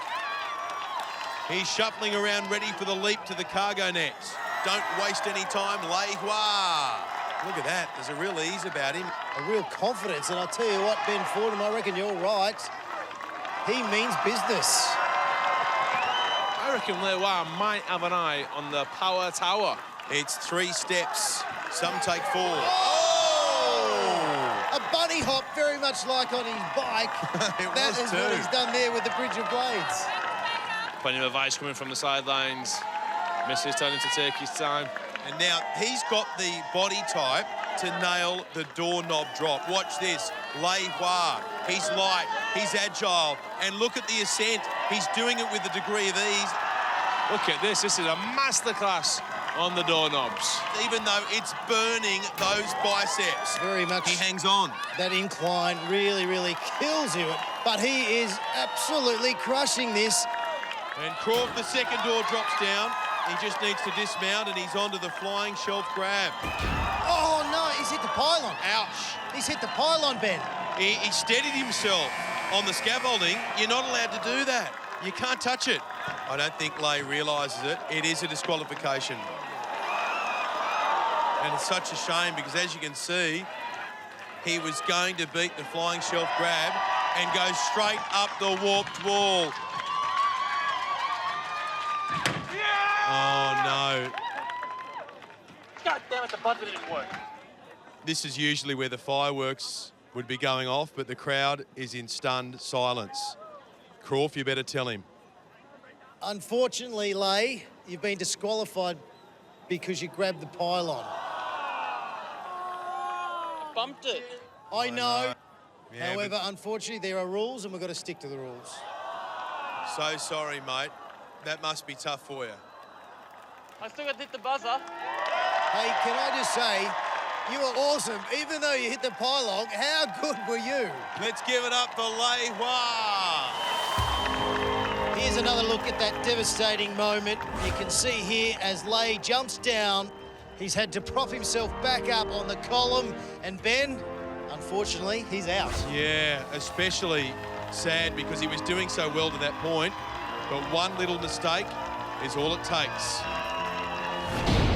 They live and breathe Ninja Warrior 24/7. And our big guns are back for 2020. Olivia Vivian wants to rewrite the history books. I aim to be the first female to ever do a power tower anywhere in the world. But from surgery rooms to shearing sheds, tonight's first-time ninjas are not to be underestimated. I would love a crack at that power tower. And then there's this guy. Up next, he survived war-torn Africa for a better life in Australia. Tonight, this inspiring young man is here to prove how far he's come. I've trained for a year and a half. I'm in the best shape as possible, and I'm going to show you what I got. Welcome back to Australian Ninja Warrior, where the competition is as fierce as it gets, Croft. And tonight, our 2 fastest ninjas have a date with the all-new Power Tower.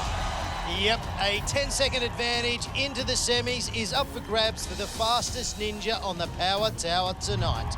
And 2 of our best have their eyes on the prize. They're with Freddie right now. So here I am with our power couple. The big question is, who's going to get furthest this year? Ben, she did you last year, mate. How is that not going to happen again? Yeah, look, she did me last year. She outed me and got that little step further, which she's more than capable of, but not going to lie, it is in my heart. It hurt me a little bit. And Olivia, you got big plans for this season? Absolutely, Freddie. I'm going in absolutely blazing. I want to reach the top, and it's scary to say out loud, but I truly believe in it. You're not alone, Olivia. Some fighting words from 2 ninja legends. Let's see if our next ninja can be the first to focus his mind and beat this course. Will this man get a shot at the Power Tower? Hang on. Is that a flute? I think it's a flute, which would be a first on this course. Is this where the snake comes up?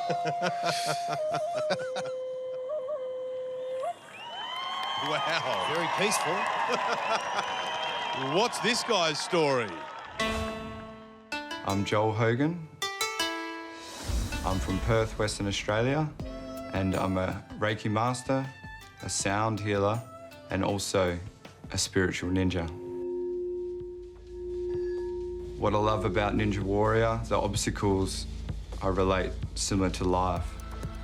Sometimes they're not easy, but if we have the courage within to bring forth our energy, anything is possible. I've enhanced my spiritual energy through meditation. Meditation will help me get in the zone and really help me touch that buzzer. There's Joel's wife, Lan, supporting him on the sideline. Got to tell you, I'm not particularly spiritual, but maybe it'll rub off. Maybe it will. He'll be so relaxed. He'll be so calm. And staying calm is important on this course. I think I'm prepared to make the call. We're going to see him up the top of this walk wall. That's a very big call. We're about to find out. Righto. Here he goes then. Joel Hogan onto the course in a pair of pants he's borrowed off MC Hammer. And look at him, size each step up, imagining exactly what he has to do and visualising his goal. He's like a cloud, he's just floating. Not even broke sweat. I reckon he could be one of the coolest contestants we've ever had. Just looks like he's got everything under control. Maybe there's something into this spirituality. As he takes to the trampoline, bounces on, clings on, nice. He does that beautifully. He's quickly got to get onto that net and get himself to safety. Tell you what, he's pretty to watch, isn't he? He is really very, delightful very style. elegant. He really is. And that's already early proof that he's got the upper body strength, because he was quite happy to hang on to that net without any assistance from his feet. I'm going to put my head on the chopping block. I reckon the bridge of blades, he will just float like the cloud that we think he is. Here he goes, the spiritual ninja. Oh, yes! Well done, yes! He just bounced it either way and managed to find the ending. Now the doorknob drop. I'll tell you what, Ben, you were right. This guy is a contender. Just drying his hands on his trousers. Joel knows he's got to carry his body weight across 16 tiny knobs. The spiritual ninja gets a hold of that pole, reaches out for the doorknobs. Such an unnatural grip to pull your body across. Going for the overhand technique. Does he have the upper body strength?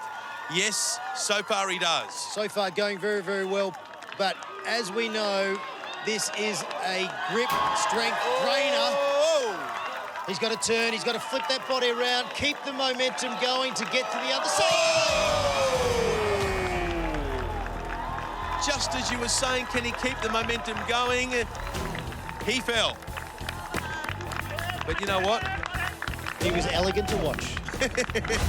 Yeah, Joel's run was impressive. Unfortunately, he hesitated before moving across to the second set of doorknobs. He lost momentum, and that's the pull. Nearly had it.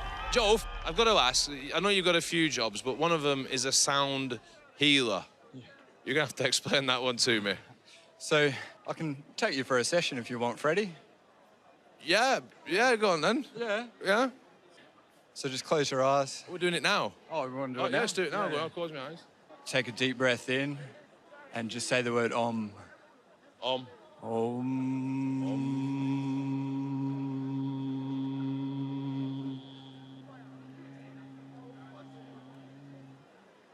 I think you're a natural. Yeah, I've got it. How am I meant to feel now? I think you feel amazing, don't you? Oh, all the time, Joel. All the time. Mate, hopefully we'll see you in the semis. Cheers, Joel.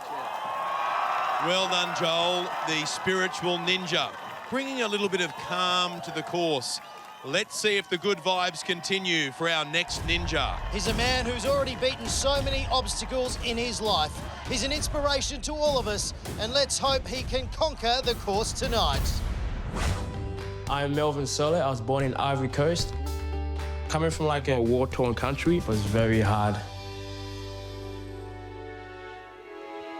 Conditions was awful. It felt like a dark place. Not knowing when your next meal will be, not knowing if you have water to drink. I didn't even have clothes to wear. I only have a shirt, no pants. I have one shoe, and my legs were hurt. Well, basically scavengers, you know, surviving, trying to survive. I think the scariest thing I've ever been through is probably seeing someone die in front of my eyes because of what was happening in the war and everything. And it was just very hard because I was still a child as well. When I found out that my family and myself, we were going to Australia, it felt like, honestly, winning like the lottery. But then I was also scared because I didn't know, like, what lies ahead, like, what would happen to me. When we first came to Australia, my mum was introduced to a lady called Jo, who at the time was helping with refugees. When I first met Cynthia and the family, they were big brown-eyed, skinny-faced and scared. Melvin was a shy, introverted child, very unsure of his place in the world, and that gave me a great opportunity to help create a place for him in the world. She taught me how to read, how to write, how to dance, how to drive, how to cook. She was amazing. She made us feel safe. She made us feel loved. She made us feel like we could do something with our life. She was like a grandparent to us, so we started calling her Grandma Jo. What drawn me to Ninja Warrior was I watched Ninja Warrior growing up with my grandmom Jo, and then from there I just felt fascinated from what they do, and I wanted to become a Ninja Warrior when I grew up. Remember the Ninja Warrior? Yeah. Guess what? Your boy made onto Ninja Warrior, man.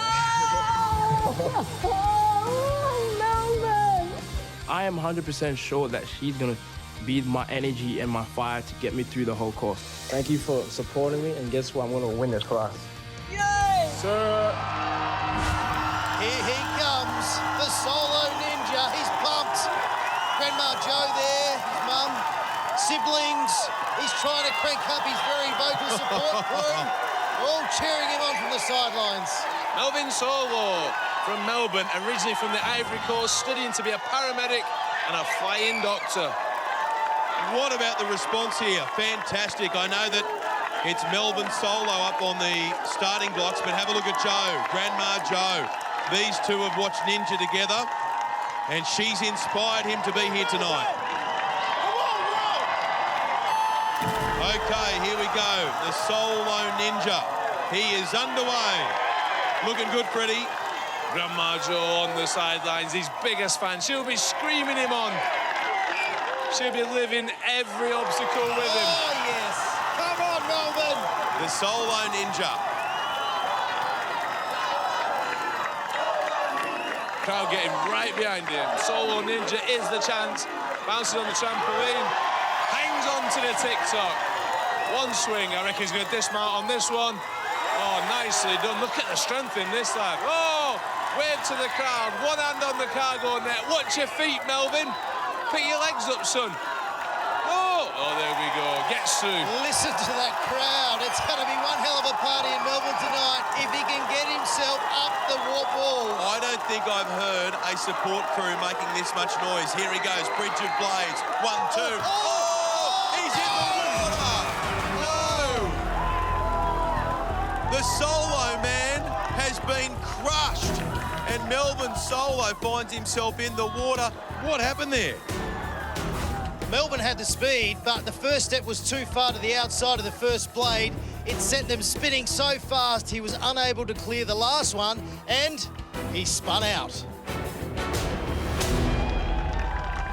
Melvin, I did not see that coming, the Bridge of Blades. Did you underestimate that a little bit? I think I did, man. I thought it was going to be easy, but hey, anything can happen, man. Wow, that was crazy. On the start line, you look so cool. You look like you had it in hand. I was expecting you on the top of the warp wall. Same here, man. I was so calm, I was relaxed, but you know what? Anything can happen, man. It is what it is. I'm so happy. Thanks for my supporters. I love you guys so much. Thank you so much. He may not have gone as far as he wanted to, but it looks like Melvin's Grandma Jo could not be prouder. Coming up, some of the strongest female ninjas we've ever seen.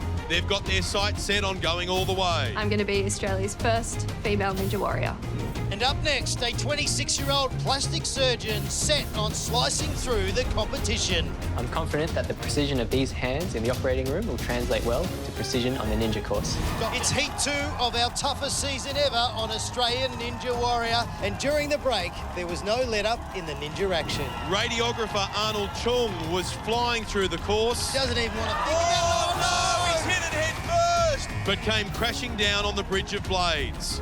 Ex-Survivor contestant Rob Skibicki stumbled on the TikTok. Oh, he's in trouble. He's hanging on for dear life. He managed an epic recovery. He's done it. He's got back up, but didn't have enough swing to make it to the net. And a Freddie Flintoff favourite, the Ginger Ninja, took to the course. This lad isn't one of my favourites. He is my favourite. And he also made it to dreaded obstacle number 4. He needs to get high. Oh, no! But even Freddie's boy got a little wet. That's a tough obstacle. There's a chance you'll get through to the semis. I hope so, Freddie. Me and you both. I brought my T-shirt. I'm going to keep this. I might get you to sign it after. And on course now is a plastic surgeon. These guys need a lot of strength and precision in their hands, which is also what our ninjas need to get through these obstacles. Next up, we've got a doctor, Henry Lee, a plastic surgeon from Melbourne, and a massive Taylor Swift fan. Taylor Swift? Wow, it's true. It's true. So let me work out how he got here. You're at one of the irregular appointments. You tell him you're filling in for Beck Madden, and he says, can you get me on the show? Well, I think that's how he got here. Shane Crawford's plastic surgeon, Henry Lee. Good luck, Henry. And you look wonderful. Thank you. Look after them hands. Tools of his trade. This is mine.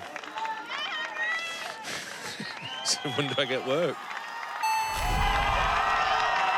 Okay, we're down to business. Henry Lee, the plastic surgeon. How's he going to go, Croft? Well, he's taking the course like he's in surgery. Very, very careful and making sure he doesn't make any mistakes. Okay, he's onto the TikTok to net now. Testing the trampoline. You've got to get the bounce right. That is crucial.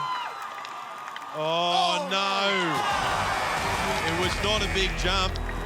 It was way too small. Dr. Henry just didn't get the momentum he needed. He only landed 1 foot on the TikTok.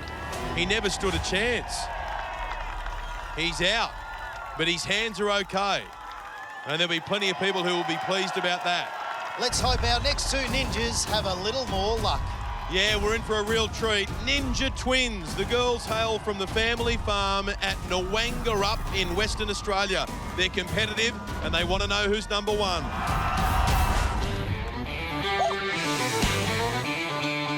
Ninja Twins are here. Like, lots of people are like, oh, is it weird having a twin? And I'm like, nah, it's the best thing ever.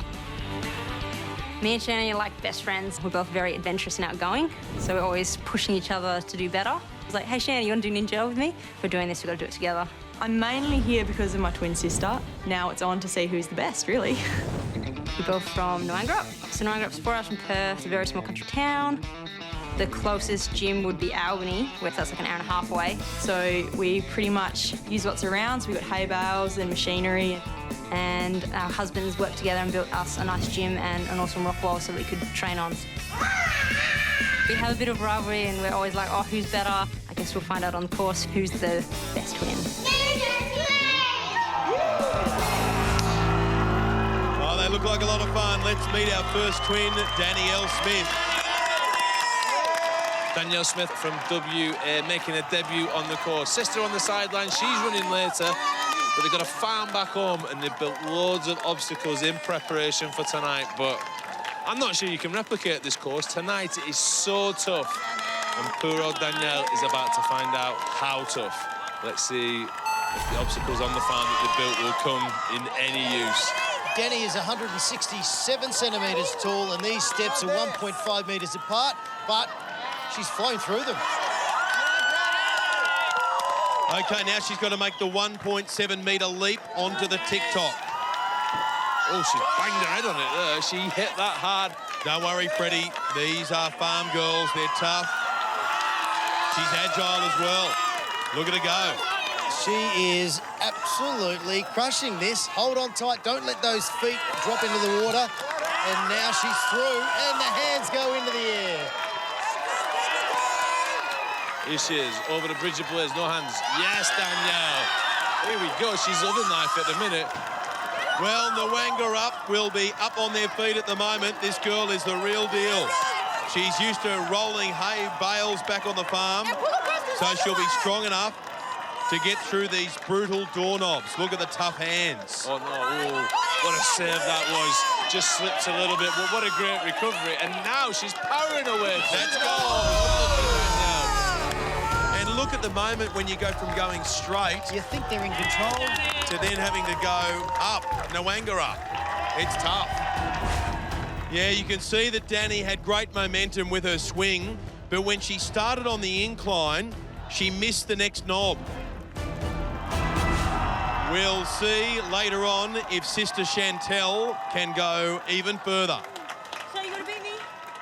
I'll beat you to that and make it to the end. It could be twin-tastic or double trouble. Time for a break. More Australian Ninja Warrior right after this. Coming up, she made the semi-finals last year and has been rock climbing around the world ever since. Rafaela Wiggett returns to the course stronger than ever. And a giant among ninjas is back. My name is Ben Paulson, also known as Olivia Vivian's boyfriend. I've even got You're the Girl That Did the Backflip Up the Wall's boyfriend. Tonight, this two-time grand finalist is laser-focused on one thing. Power Tower, let's go. Welcome back to Melbourne and a thrilling second heat of Australian Ninja Warrior. During the break, there was more action on this nightmare of a course. Series 3 grand finalist and our other Ninja Geek, Ninja Toddles, made it further than most, reaching the second set of doorknobs. This is not an easy obstacle. This one, I think, is as tough as it gets on Australian Ninja Warrior. Seen so many off. And another one's gone. Ninja Toddles. So close. What happened? Current heat frontrunner Danielle Smith's twin sister Chantel Varley looked like she was going to have an identical run. Like her sister, banged her head. All the rage with these farmers. But she failed to connect with the net. Oh! Going out early on obstacle 2. And on course now is one of our strongest female ninjas. She made it into the semi-finals last year. Let's see how rock climber Rafaela Wiggett goes. Olivia Vivian was the only woman who progressed to the grand finals last year. But Rafaela Wiggett was there along with 6 other women in the semi-finals. So she is among the very best in Australia. In total control, and it's all about technique, and she's got wonderful technique. Oh! She nearly ended up in the pool on the other side going so fast. She was straight through. She had to hit the brakes. You're going to have to grab onto that pole and hold on tight. Here she goes. She's just sussing it out. This is where she comes into her own. Oh, mate, rock I hope climbing is her ability, and these doorknobs, they're massive rocks. I love your optimism, Croft, but we've seen this obstacle take down some big, strong ninjas. Here she goes, straight up the pole, get the hands out. This is like a Saturday afternoon for her climbing these doorknobs. You can imagine the nerves, though. She's in front of the big audience here. And now Rafaela Wiggett starts to get her swing on. Great momentum. Look, she is doing this with such ease, Ben. Go. Come on, keep going. Don't stop. Yes, as she climbs up there, she'll reach the last one, and then the arm will drop, and she's going to transfer onto the other side, displaying so much upper body strength. But now this is a tricky bit. Can this rock climber make the transfer onto the second set of knobs? Of course she can. Yes. Rafaela. Wow, just has a quick look down there. It's starting to hurt, starting to catch up with her. She's gritting the teeth. Oh, wow. In a split second, she went from being in total control to being in the pool. Yeah, Croft, Rafaela's technique across the doorknobs was good, using all that rock climbing experience, but the transfer from one door to the next is a pinch point. She made it across, but I think fatigue caught up with her. She couldn't hang on. Yeah, I just slipped straight off them. I tried to, like get as much of the clamminess off my hands as possible before getting on the obstacle. But yeah, they just slipped straight off, unfortunately. But yeah, went all right other than that. It seems the best of the best cannot get through this course, but I tell you, if anyone is going to do it, it is our next ninja. At 6'5", he's our tallest competitor. Olivia Vivian is his partner. Give it up for Ben Poulsen.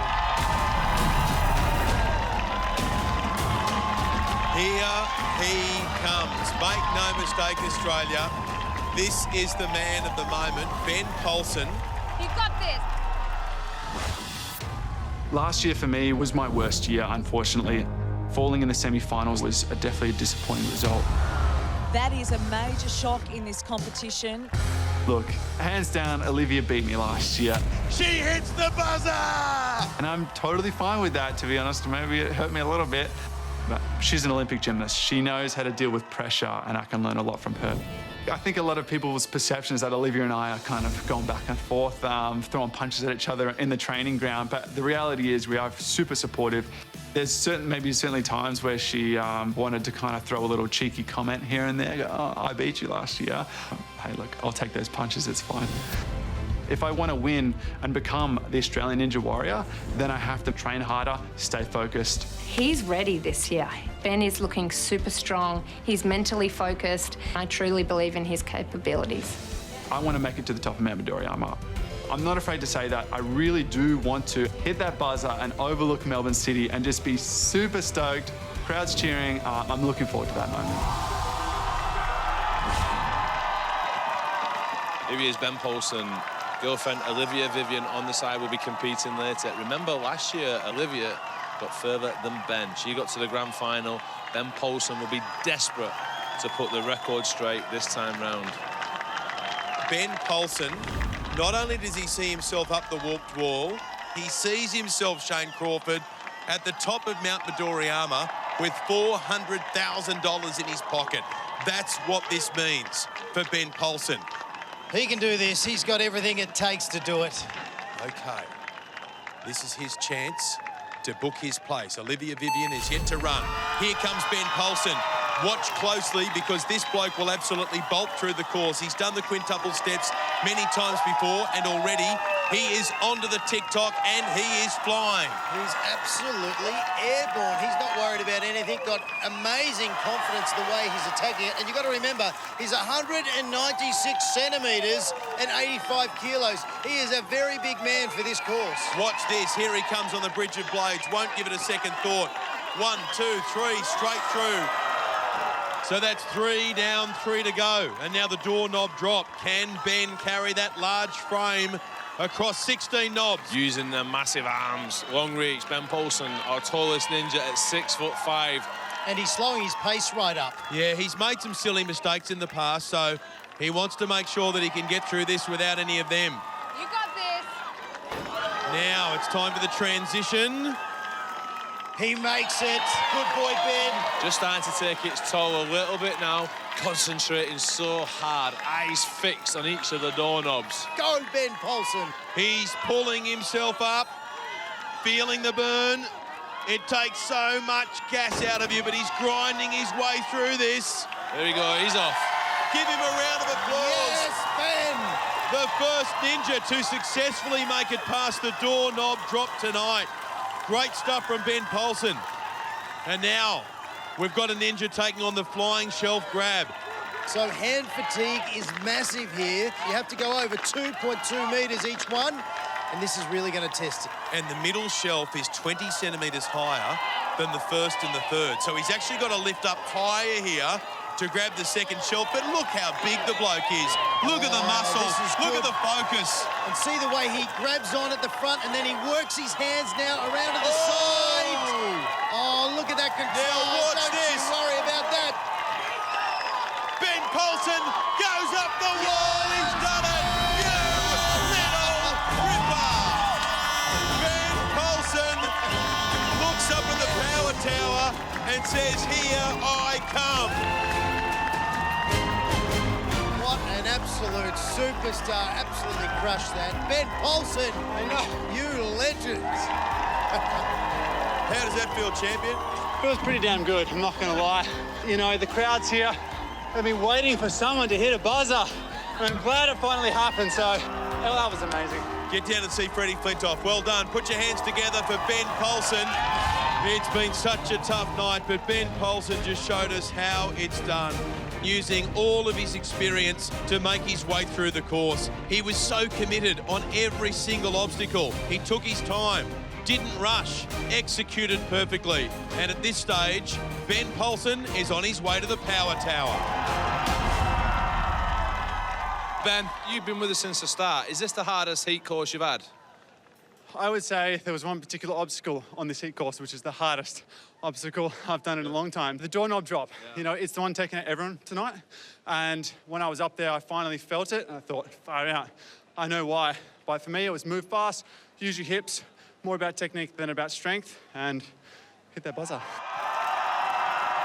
And off they go. The power couple side by side. And you never know. They could be side by side, Croft, on the Power Tower. That would be incredible, but on this tough course, it could be anyone. You're right about that. Let's look at the leaderboard. Ben Polson on top after that incredible performance, the only ninja to have completed the course so far. Right now, Ninja twin Danielle Smith's awesome run has her in the second Power Tower spot. Ginger Ninja Tom Nicholson and Ninja Geek Nathan Burley rounding out the top 5. Coming up, she's been a fan of Olivia Vivian since she was 11. And I got her signature with the Olympic team. But tonight, Judith Carroll is taking on her idol. Plus, a Garbo and former rugby league star whose career was cut short due to concussion. The brain is an area of the body that you don't really mess around with. He's donating his brain to science to help concussion research. But tonight, he'll use it to conquer the course. Now, Doriyama, I'm coming for you. Welcome back to this season's electrifying heat of Australian Ninja Warrior 2020. Okay, Croft, you're going to love this bloke. Aloni Vunakethi, family man, former NRL star, and Garbo, Aloni Vunakethi. And look at these three gorgeous kids, excited to see Dad on the course. Here he is. I must admit, after last season, I like this lad. It's Alona Vunakethi, ex-Sydney Roosters NRL player, forced to retire early through concussion injuries. Have a look at this. He hasn't done a lot of training recently, but he's just got one of those physiques that's built for anything. Now he cracks a bit of a smile. You can't help do that when the kids are yelling out, "Come on, Dad." And there's Melissa, Aloni's wife, and the little bub, Jagger. And this is a moment that those kids will never forget. They'll reflect in 20 years' time. Remember when Dad was on Australian Ninja Warrior? Remember when he was on the quintuple steps? He had no problems with them whatsoever. And then came this challenge. The TikTok to net. He's a heavy bloke. He's going to weigh down that TikTok. Will he do it, Crawl? He could go through the bag and onto the net. Have a look at that. Oh, that is a huge swing. He's used to tackling the tackling bag. Reach here, Ben. Just reach. That's all he has to do. There you go.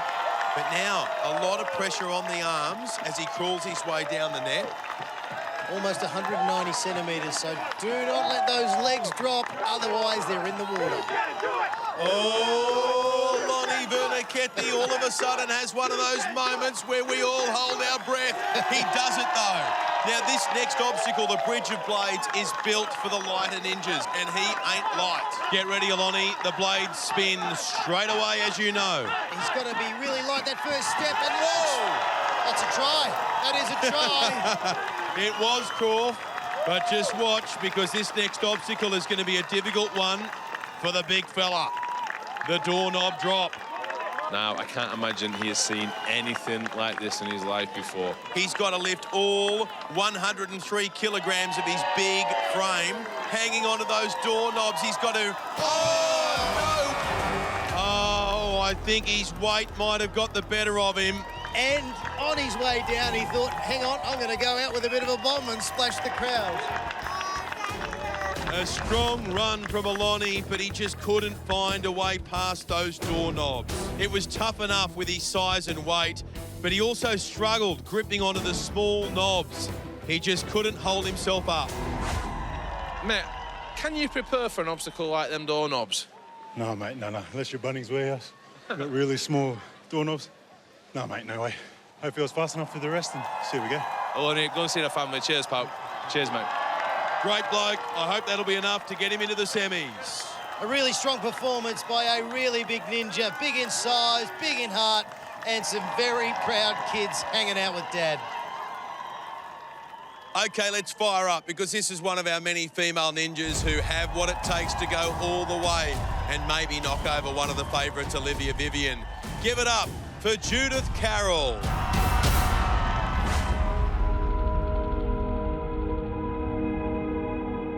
I'm Judith Carroll, I'm 23, I'm from Sydney. Olivia Vivian would be a hero of mine. When I was 11 or 12, I was at the Australian Institute of Sport for Gymnastics, and Olivia Vivian and the rest of the Australian team that were going to the Olympics were all there training, and I got her signature, and it was pretty cool to get someone that big in my sport to meet me, yeah. But today I'm here to give her a run for her money. I'm always trying to set new challenges. After I finished school, I set the challenge of walking from Mexico to Canada. So I hiked 4,500 kilometres. Then I got into rock climbing, and I ended up representing Australia in the World Youth Championships for rock climbing. I won the national championships the following 2 years after that as well. My new challenge, I'm going to be Australia's first female ninja warrior. And here she comes. At only 23, she's 172 centimetres, the tallest female ninja in tonight's heat. She's a champion rock climber, and we've already seen the climbers do so well on the course. Judith Carroll, this girl, we reckon, is one to watch. She's watched Ninja Warrior, she's seen the girls doing it, she's seen Olivia Vivian. She thinks, you know what, I can have a go at this. All the way, Judith. Judith's boyfriend Matt and friend Laura, they are cheering her on. First time on the course for Judith, but she's no stranger to pressure. Here she goes. Judith Carroll is underway. With her background in rock climbing and elite gymnastics, she's got everything she needs to make the power tower tonight. And wouldn't it be great to see a newbie on the power tower? She's almost done obstacle number 1. Now she has. She comes from Manly Vale in Sydney, 23 years of age. She's a nanny, and she reckons sometimes people underestimate her because she's skinny. But look, she's got some strength. Onto the TikTok. Very quick around to the front and then onto the net. Oh, no! Judith hits the water, and that's not the ending we were hoping for. We were hoping she was going to be a contender for the power tower. The support crew is still proud of her. Let's have a look at what unfolded. Judith had no problem making the distance to the cargo net, but then the hands were just all over the place. One goes high, one goes low, and even though both of them at different times looked like they were going to hold on, she ends up slipping down that net and finding the pool. I think I just wasn't focusing on an exact spot on the net, so I ended up slipping, which is kind of sucks because I knew I could get through all the obstacles today, but what happens on the day happens. Bad luck, Judith, but I think she got a taste for Ninja Warrior, and I'm sure we'll see her back on the course. Coming up, he's got style and one hell of a beard. The hipster ninja Eddie Burrell is here to add some flair.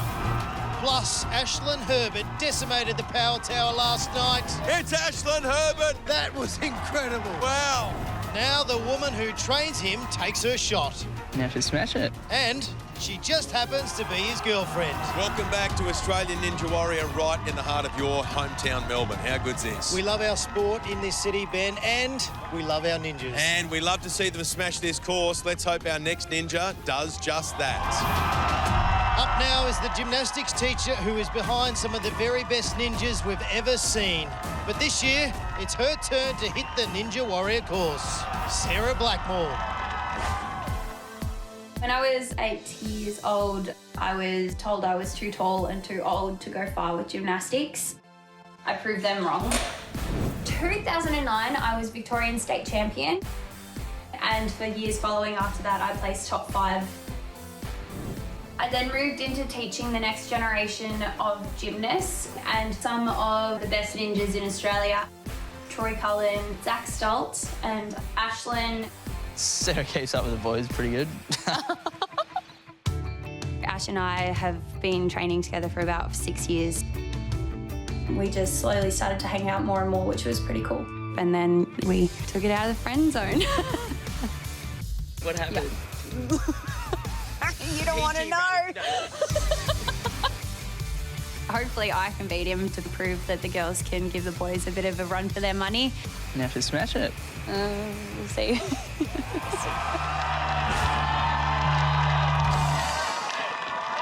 Oh, isn't young love sweet? Next up, we have Sarah Blackmore, 23-year-old from the Mornington Peninsula and a gymnastic coach. And incidentally, Ashlyn Herbert's girlfriend. So, potentially, it could be very, very fast. Tell you what, she's been more animated in the past 10 seconds than Ashlyn has for 4 series. Sarah was here in the audience last year. Tonight, it's her time to be front and centre. Come on, Sarah. Ashlyn Herbert on the side. He's clapping, he's smiling, he's doing all sorts, Ashlyn. Who is that man? What do you reckon, mate? I reckon she'll go a long way. Being a gymnastics coach is going to take her a long, long way down the course. And don't forget, she's a ninja trainer too, so her mental game will be strong. One more step, and she's completed obstacle number 1. And that'll give you a bit of a sigh of relief to go, OK, well, I haven't bombed out on the first obstacle. I haven't been spooked by the occasion. Here comes Sarah. Does that easily. And she hit it with the hands and the feet at the same time. Really good grip. And now this is the time to exit, Sarah. Yep, all good. And you can hear Ashlyn on the side saying, very, very good. He's very, very calm the way that he's coaching her through this. Yeah, not much gets him phased. Ashlyn Herbert is a cool customer. Just getting a little bit of a tangle here. Get that ankle out of there, Sarah. Oh, I don't know. She's a bit trapped there. Now she frees herself. There you go, says Ashlyn. 2 down. And she slaps the mat as if to say, here we go, let's do this thing. Bring on the bridge of blades. Very quick. There you hear Ashlyn yelling, very quick, very fast. Great coaching. She's halfway there. From the super coach on the sideline. Halfway there. Now the doorknob drop, it gets serious. Everyone willing her on. Straight up that pole, getting some encouragement from Ashlyn on the sidelines. Let's just have a look at the grip she's got between those thighs. That can give an indication about whether or not she's going to make the transition. She's sliding. That worries me. That worries me. It's generally a sign that they're not going to be able to hold themselves up. Wait for the next one. Here, she goes again. Look at her with the thighs. She's realised it. She's a gymnast. She knows she needs better grip. Ashlyn knows it too. Yes, he's saying, get that second. I don't think so. I'm sorry to say, mate. I think Sarah's in trouble here, sadly. She can hang in there, get that second I doorknob. can't watch. Get the body swinging, I and can't away watch. she goes. She's got the best coach in the business. Oh, no! The struggle is over. Unfortunately, Sarah's in the water. That's a tough break. But she got to the 4th obstacle, and let's hope she can still make the semis. There goes the towel. Sarah, it looks so tough up there. Just got stuck on the doorknobs. Yeah, unfortunately, they're pretty tricky, so couldn't do it tonight. And Ashlyn's on the sidelines. Has he been giving you any advice? What I'm really asking, can he speak? He can speak. He actually doesn't shut up when we're at home. No. What sort? Is this right, Ashlyn? What sort of stuff does he talk about? Oh, that's probably not my place to say. Oh, it's one of them. I'm sure Ashlyn wants you back over there. He's got so much to tell you. Sarah, congratulations. Great to see you. Thank you. That's a confident ninja debut. They're hard, are they? They suck. It's not easy, Sarah. Could we be seeing the beginnings of another Ninja Warrior power couple? OK, up next, a Brisbane barista who competes in, and I never knew that this even existed, latte art competitions. Here to take his shot is Eddie Burrell, the hipster ninja. Hi, my name is Eddie Burrell. I've been a barista for 8 years and I'm 28 years old from Queensland, also part-time hipster.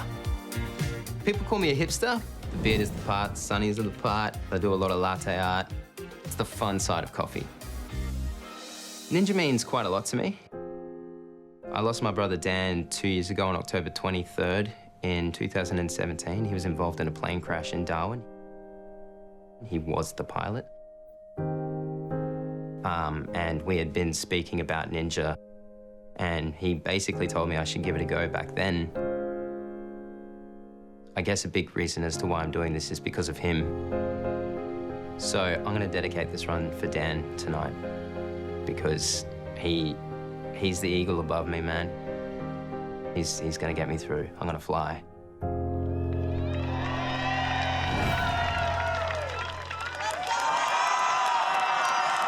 Oh, the hipster ninja has brought his own cup. The hipster barista usually competes in latte art competitions, but not tonight, Eddie Burrell. Put that cup down and let's see what you've got. Eddie's parents on the sideline and Lisa Campbell, Eddie's fiancée, who just happens to be an Olympic hopeful in the pole vault. Here he goes into his work on the quintuple steps. Leaping between those steps quite comfortably. There we go, it's a confident start from Eddie Burrell. Making his debut on the Ninja Warrior course tonight, just checking out the trampoline. And Eddie Burrell is doing the course tonight in memory of his brother. He lines up at the tick-tock. Hits it. He's got enough height. And now he gets ready to hit the net. All good. Eddie Burrell, is he going to be the surprise package of tonight? Is he going to join Ben Poulsen up the top of the warp wall? Is the hipster barista also going to go on the power tower? All will tell. I'll tell you what, Ben, I'm loving his shirt. That is definitely a Queenslander, if I've ever seen one. A hipster Queenslander. Whoa, that looked ugly. But it doesn't matter how you do it. It matters if you do it, and he did it. You can do it, okay? Take your time. Now it's the obstacle which the ninjas have said has been one of the toughest they've ever seen on Australian Ninja Warrior. The doorknob drop. Trying them hands, you need maximum grip. Pole vaulter, Lisa, right there. She would understand the pressure Eddie is feeling right now. Maybe she should be on the pole. Eddie Burrell, this is the obstacle that's been a nightmare for our ninjas tonight. Shuffling his way across, come on. Starts to climb now, gonna drag that body weight up to the top. Get onto the last one, and then the arm drops down. He's looking comfortable so far, but it catches up with you oh so quick. We've seen so many ninjas fall on this. Is Eddie Burrell going to be one of them? He's fighting it, you can see. It's just starting to get taxing. The pain in the arms is kicking in, but he's getting through. Go on, Eddie. Go on, drop down. Now get off. Come on, Eddie. Grit those teeth, son. You've done the hard work. Lache off. Yes, Eddie! Eddie Burrell has just made it through the doorknob drop. The newcomer, one obstacle away from the warped wall, and hot on the heels of Ben Poulsen. Okay, here's where we're at right now, Croft. On time, currently it's Eddie Burrell in second place behind Ben Poulsen. Awesome performance so far, but that spot's not guaranteed. Eddie needs to make it as far as possible.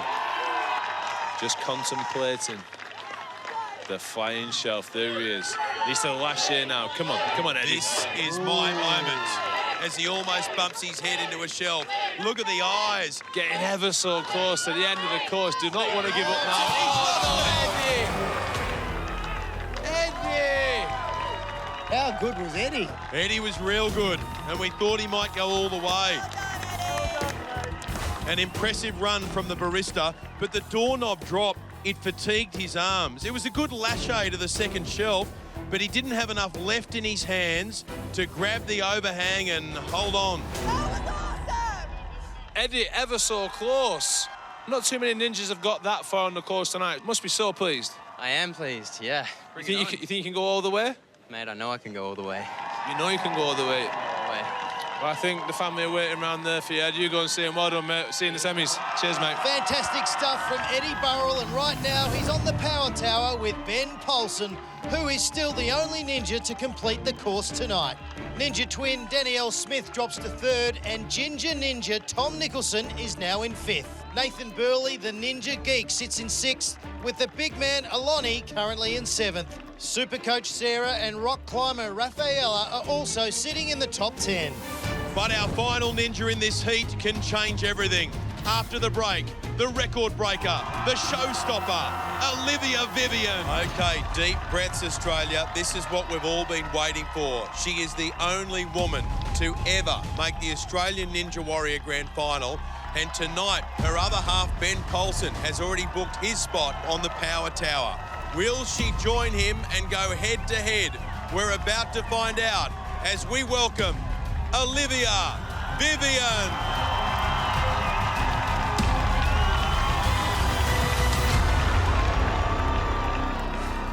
My experience on Ninja last year, to hit a buzzer in the semi-finals and be the first female to do that, incredible. Wow! You are a superstar! But as high as the season was for me and the incredible achievements I had along the way, for me it still ended on a sour note. Oh no!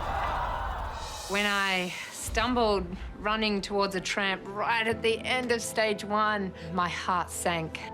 I was crushed, I was devastated. Over the last year, I took a little break just to reflect. I know that as ninjas, we tend to be quite hard on ourselves, but mistakes happen. This is Ninja, and anything can happen to anyone. You know, I'm confident in my abilities, and I've nothing to lose. Why don't I set my goal to be the highest? Why don't I aim to be the first female in the world to get up Mount Midoriyama? I know it's sometimes scary to say out loud, but I don't just want to be the top female anymore. I want to be the top ninja. That's my goal. I'm just going to take it one obstacle at a time and enjoy it.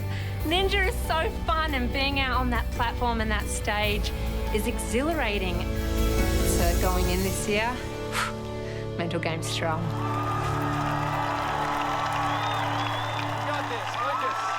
The one everyone's been waiting for, Olivia Vivian, one of 5 women who've competed in every series of Australian Ninja Warrior. She's seen boyfriend Ben Poulsen get to the top of the walk wall tonight. She will want to join him in a good time and maybe take him on the Power Tower later. Olivia Vivian, the last ninja to run in this heat. Currently, Ben Poulsen will face Eddie Burrell on the Power Tower. So to get there, Olivia needs to go further than Eddie, who just came off on the flying shelf grab. And she's capable of that. Let's not forget, she went further than boyfriend Ben Poulsen last year. A superstar, a hero to boys and girls right around the land. That's why I'm here tonight. I'm here to watch it. You want to see her live in the flesh, and this is your first chance. Here she comes, Olivia Vivian. On the first obstacle of the night, the girl from WA. And she's already thinking about the Power Tower. She wants to be the first woman in Australia to take it on. But first, she's got to grab this net. Sure of it. And got it. Well done. No problem. She carefully makes her way underneath. She's being very meticulous on the run here. Just notice the tension that's all of a sudden gripped this crowd, because they know there's more on the line. Shake it off. They can already sense the possibility of Olivia versus Ben on the Power Tower. Oh, yes. She makes it through the Bridge of Blades. Catch your breath. Now gets ready for the pole. That was quick. And this is the one that Ben Poulsen said you need to have good technique. And only he and Eddie Burrell have beaten this obstacle. What is going through her head? Not sure all them thoughts are positive up there, since so many ninjas falling off on the doorknob drop. There we go. On to the second one, transferring that way. Now, watch the swing. She uses that momentum, and now she reaches up to the next line. You'd imagine being light and strong is a massive advantage on this obstacle. Down it drops. Now she has to make that transition. Yes, she is in full control. Lock it in. You can hear Ben Poulsen on the side. She might be taking him on in the Power Tower. But at the moment, she needs to deal with this second door. Up to the top she goes. Can she hang on as it comes down? Yes, she can. One lache away. Go, Olivia. She does it. Olivia Vivian completes the doorknob drop. Look what it means to the crowd. Look what it means to Olivia Vivian. What a champion. Olivia Vivian, so pleased to get through the doorknob drop, but your work isn't over yet. No good celebrating. Take your rest. Don't rush. And now for the moment of truth. The flying shelf grab. This is where Eddie Burrell came off. If Olivia completes this obstacle, she's guaranteed a place on the power tower against Ben. Just grit through it. There's 3 throws. That's it. This is the sign of a ninja who's got experience. Because you can see Olivia Vivian resting those hands. They've been tested big time on the doorknobs, so she wants to make sure they're going to be ready for this next obstacle. Be aggressive with the throws. Be aggressive with the catches. This is the moment. This is where you got to dig into all that training that you've been doing for a long, long time and believe. This is you all day. Let's go quiet for a moment and just watch this. That's it. Aggressive catch. Let's go. Here she goes, lashing on to the first of the shelves. Swinging them legs onto the second. Yes. Oh, my gosh. This is impressive. This is unbelievable. Yes! Oh. Olivia Vivian! She just needs to land this to beat Eddie Burrell. Goal! She's landed it, but hang on a moment. She's hurt her back. No, she's okay. Thumbs up. She gives the double thumbs up. Goodness. The most awkward landing I've seen. You could see she was just about to slip off, but she just made it. That has taken the wind out of her. She's bounced straight back up. She's given the thumbs up, and now she's going to go for the warp wall. Beat the wall. Beat the wall. She's already made the power tower. Can she be the second ninja to complete the course tonight? Yes. And now, here she goes. Shakes the hands, moves the legs. She's up, and away! Yes! What the hell is this move? Hey, Olivia, settle down. Get up and hit the buzzer. Here she goes. Back down. Yes, yes, yes. Olivia Vivian does it again. Now that's what I'm talking about. That's what Shane Crawford came to see. That's what I'm talking about. That is incredible. Oh my goodness, what did we just witness? How did you do that? How did you recover after that landing? When I was slipping off, all I could think was, I'm gonna land in the water. And I did it! Olivia Vivian, ladies and gentlemen. Oh, superstar. Now listen, I've got a feeling you know who you're up against on the power tower. Oh my God. I think he's out of shape at the moment. What is your definition of in shape? It's going to make for an awkward conversation. We'll let you guys go and have that chat right now. Ladies and gentlemen, come on. One of Australia's favourites, Olivia Vivian. The queen of Australian Ninja Warrior does it again, dominating the course. And just like her boyfriend, Ben Polson, she took a strategic approach, taking the time to recover her grip strength so she could finish every obstacle and become only the second ninja to hit that buzzer tonight. And with that amazing performance, let's take a look at the final leaderboard. Incredibly, it's Ben Polson first, Olivia Vivian second, up against each other on the power tower. It was a great performance from Eddie Burrell, but he's squeezed into third. Ninja twin Danielle Smith is fifth.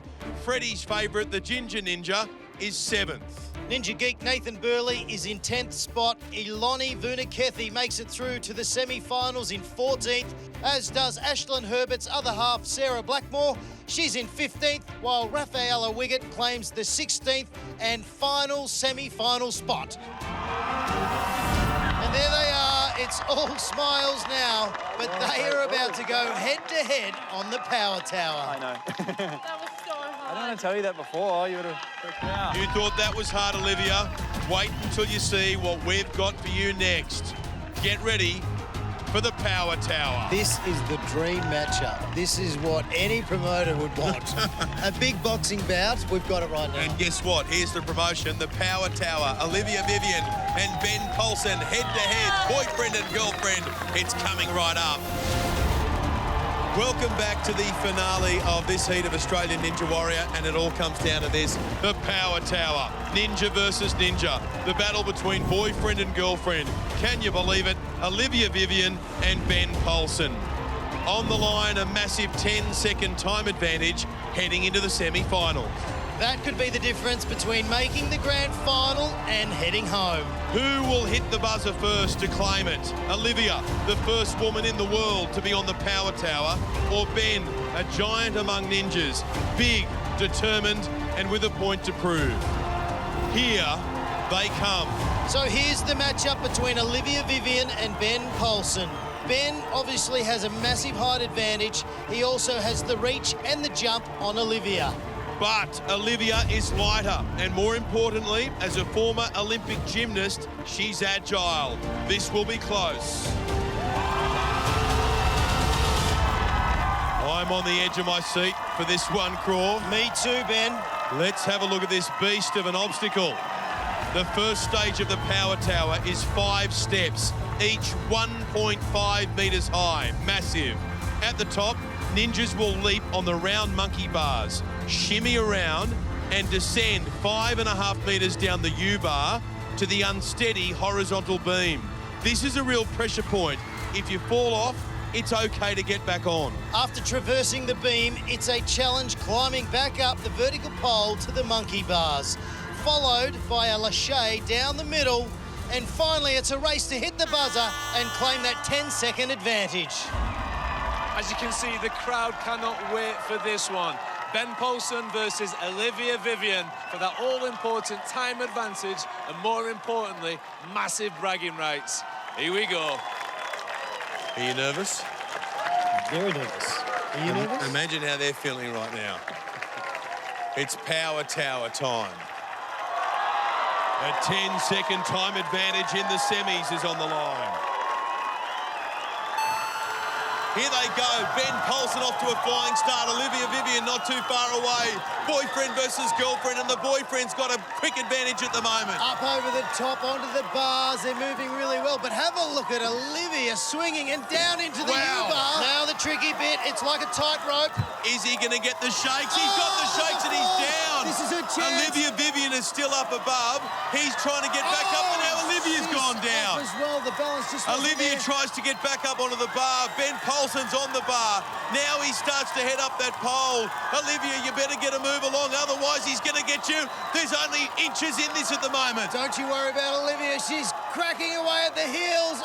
Ben Poulsen, chivalry's dead in Australia, ladies and gentlemen. It's all coming down to this. A big lache from Ben Poulsen. He makes Here comes Olivia making a run. Will she get him right towards the ball? But who hit the buzzer first? Olivia came from nowhere. I don't know who won. Who was it? We may need the photo finish. My goodness. Oh, my Lord. Let's have another look at that incredible conclusion. Here they both are in the monkey bars, heading flat out for the platform. Olivia had made up so much time by this point. She's right on his shoulder for the last swing. But who hit the buzzer first? It's Ben Poulsen. Ben Poulsen pulls it out of the bag and wins an epic race. He'll take that crucial 10-second time advantage into the semi-finals. Oh! Well, that run had it all. Falls, photo finishes, and now it's got fireworks. Just have a look how close this was. Oh, it's a split-second, Craw. It was an amazing lunge. Never gave up, did Olivia Vivian. Ben Poulsen too good, but what a superstar she is. Boy, oh boy. And what about Olivia? She almost won it, but it's Ben that takes the 10-second time advantage over his rival and girlfriend, Olivia. Ben, Olivia, that was a tight finish. Was the Power Tower a little bit harder than you thought it was going to be? It's, I tell you, it's freaking intimidating from up there. I'm not good with heights, so I enjoyed it, but man, she had me at the end there. It was tight, Olivia. You was clawing him back, weren't you? When he fell off the balance, I was like, ooh, I could have a chance. And then my bar started like swaying side to side, and I was like, oh, that was really tricky. That was hard. Yeah, but what's happened between you two all the way through? It's been, oh, we're supporting each other, oh, want to do well. That just went out the window. Every man, woman for himself. We were scrambling out there. Honestly, we both really did want it. And I knew I had the advantage at the start, so I took that. But, man, she had me on that second half, and I knew you would as well. Great race, great to watch. Ben, Croft, back to you, lads. Congratulations, Ben Paulson. Bad luck, Olivia Vivian. And well done to all our ninjas tonight. An absolutely incredible finish and just a taste of what we've still got to come when we return tomorrow night on Australian Ninja Warrior. Well, what a start to this season of Australian Ninja Warrior. We've got so many phenomenal ninjas from all walks of life, but they're all ordinary people doing the extraordinary. Some amazing comebacks so far as well. And speaking of comebacks, welcome back, Rebecca Madden. How are you? I'm very well. I reckon I could run the course. I feel so fit. Shane Crawford did a great job filling in, but it's great to have you back. You've had a look at the course. Not too good. Not too good. Yeah, not too You've good. had a look at the Thanks, course. What do you think? I think this is so hard. I mean, this heat looks like a semi-final to me, so I don't know what's going to happen tonight. Let's have a look. Tonight is the third of 4 heats, with only the top 16 ninjas from each heat progressing to 2 semi-finals. 6 obstacles stand between our ninjas and the semis. The quintuple steps is first. 5 steps, 1.5 metres apart. Ninjas don't have to use all the steps, but they must not touch the water. The butterfly wall to zipline is next for the first time in 2020. Ninjas must bounce from the mini tramp onto the spinning butterfly, then time a 2-metre leap onto the zipline and swing to safety. The Bridge of Blades is obstacle number 3. Using only their feet, ninjas must race across 4 spinning blades. Making its first appearance this year, the formidable bar hop is 4th. Previously a nemesis for some of our best ninjas. 2 1.6-metre laches from one cradle to the next stand in their way, with only a fixed central bar to help.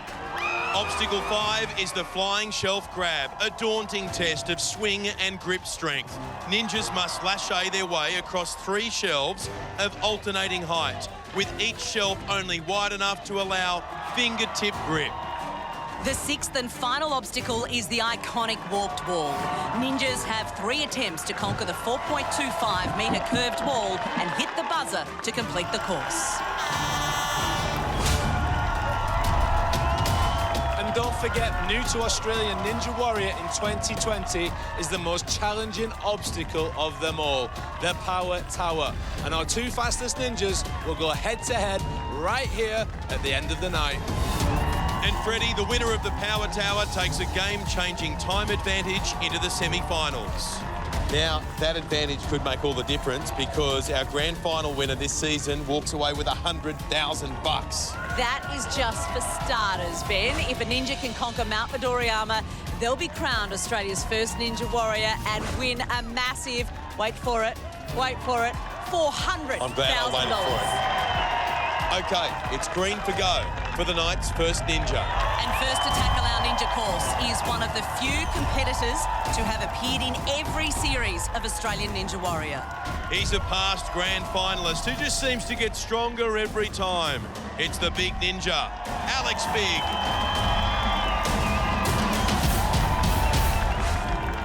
Last year, I was still in the Air Force. I was working over in Canberra at the Australian Command and Staff College. Soon after arriving there, I got a job from Boeing Defence Australia. So instead of fixing planes, I started fixing flight simulators.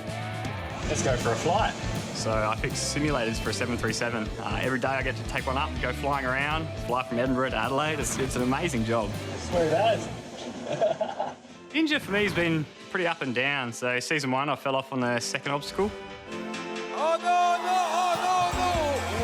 Last season was awesome. I made it up the mega wall. I'm going to back him in. Here he goes, Leaning Alex over. Big. Up Alex Big. Alex Big goes up the mega. $5,000. Ready, steady, next one. Arlo's 2 years, 10 months. At the moment, he's learning laches and he's learning candlesticks, and his ninja Jimmy's got his rock climbing wall. We're going to beat the wall. Whoa!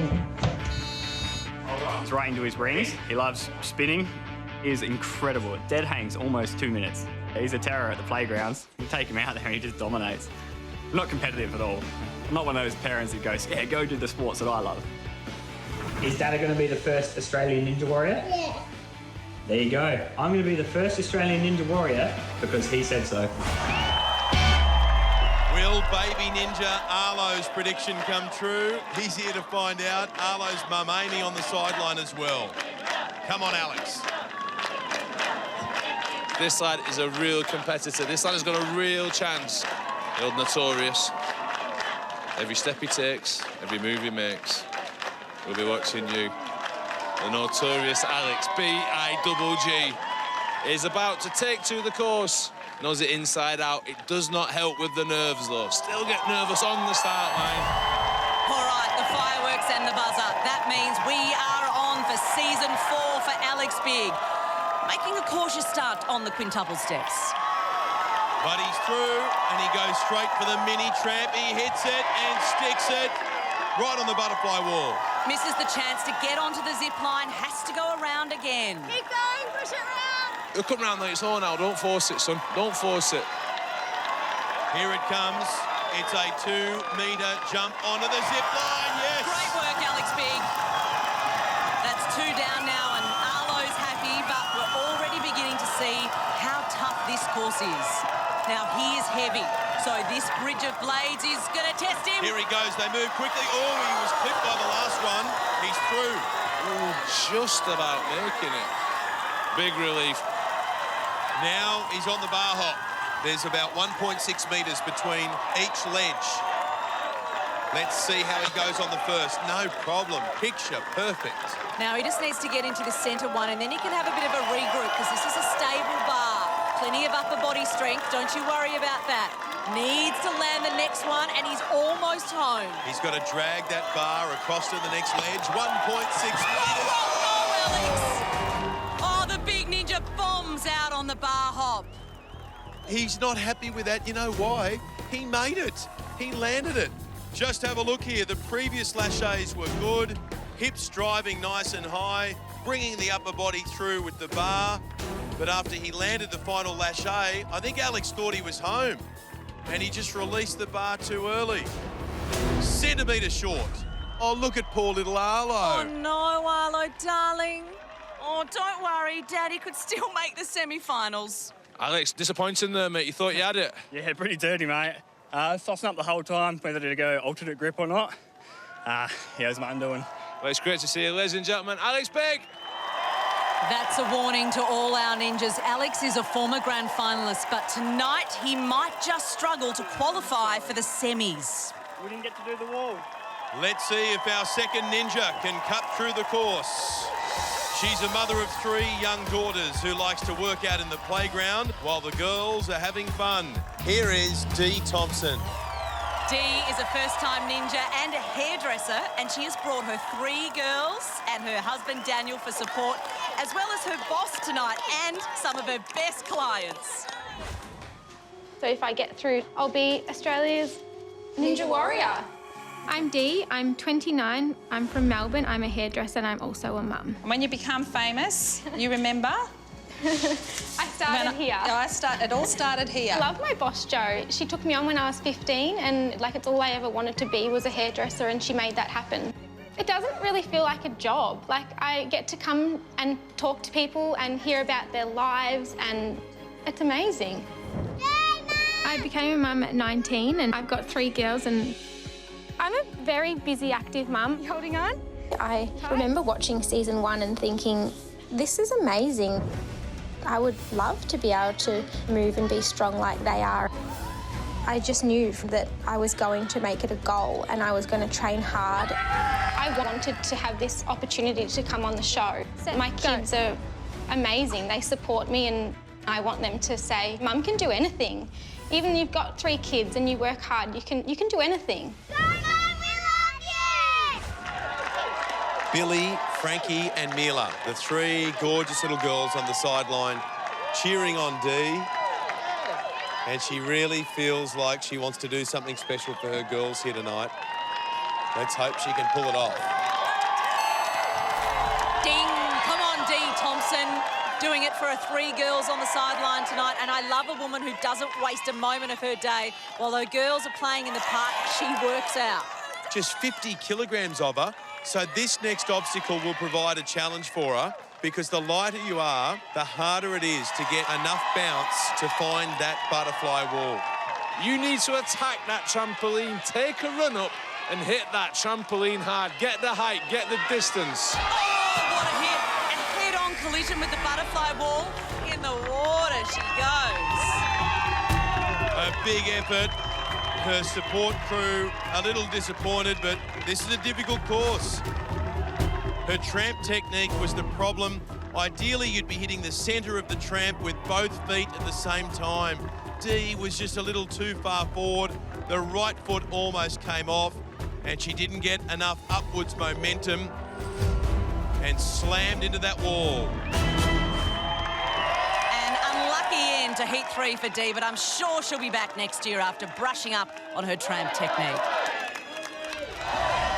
But now it's time for one of the most popular competitors here on Australian Ninja Warrior. So Ben, since we met him last time, our next ninja has become an ambassador for Tourette's Syndrome Association Australia. It is Twitch ninja James Sayers.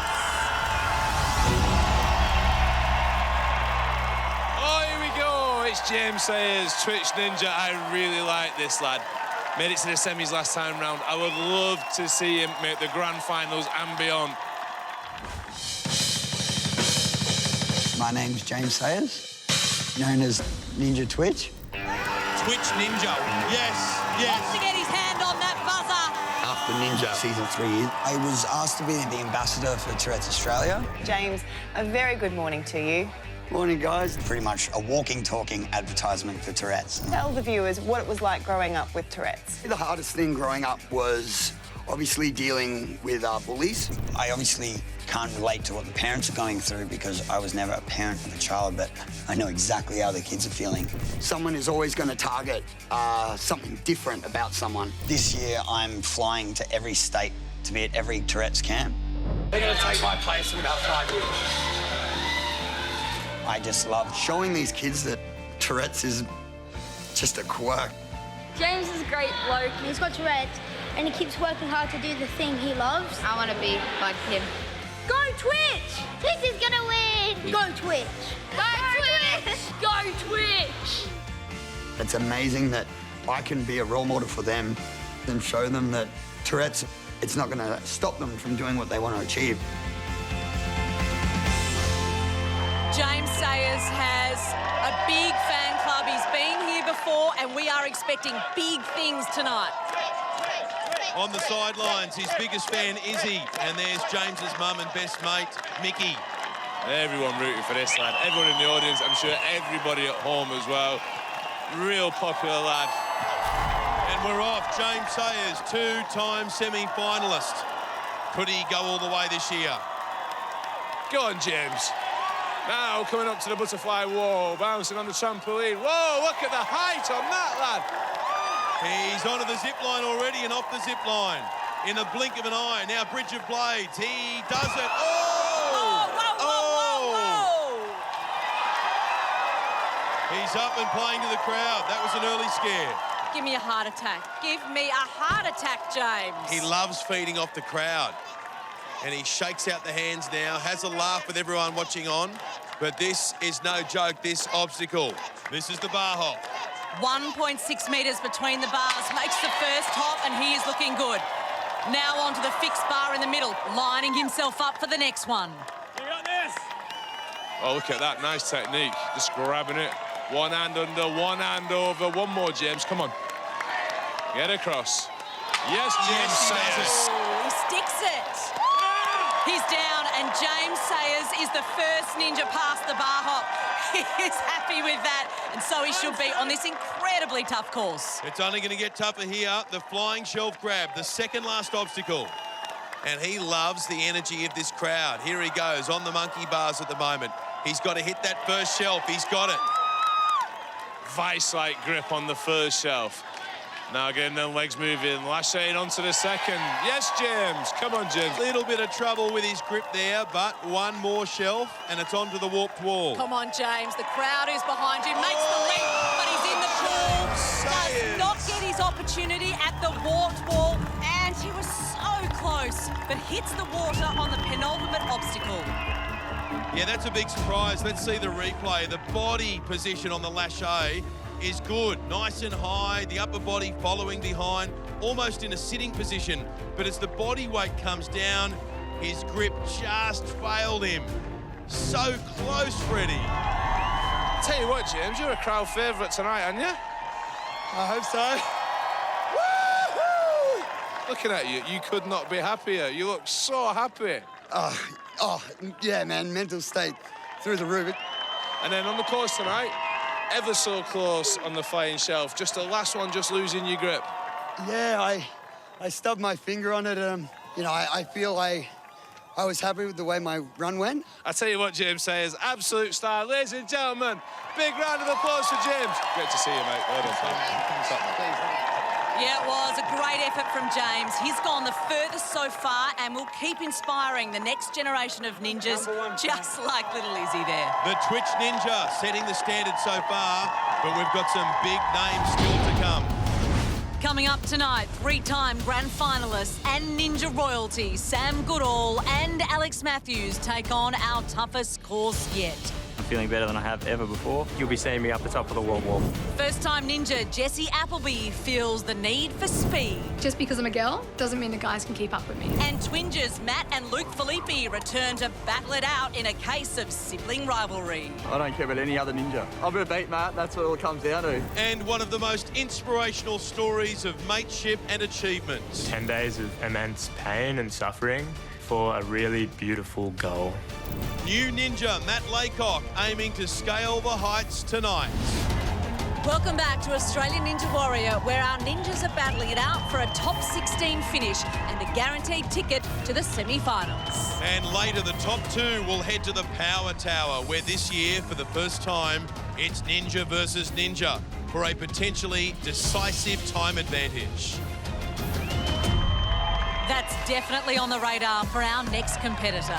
He is one of our most recognisable ninjas, the man with the mo to make Super Mario jealous. All the way from WA, it's Alex the Mo Matthews. As always, when Alex the Mo Matthews is on the course, my mo goes on as well. From Western Australia, firefighter and a big contender. Grand finalist in all 3 seasons. Is this the year he goes even further? And Alex has never hit the water in the heats.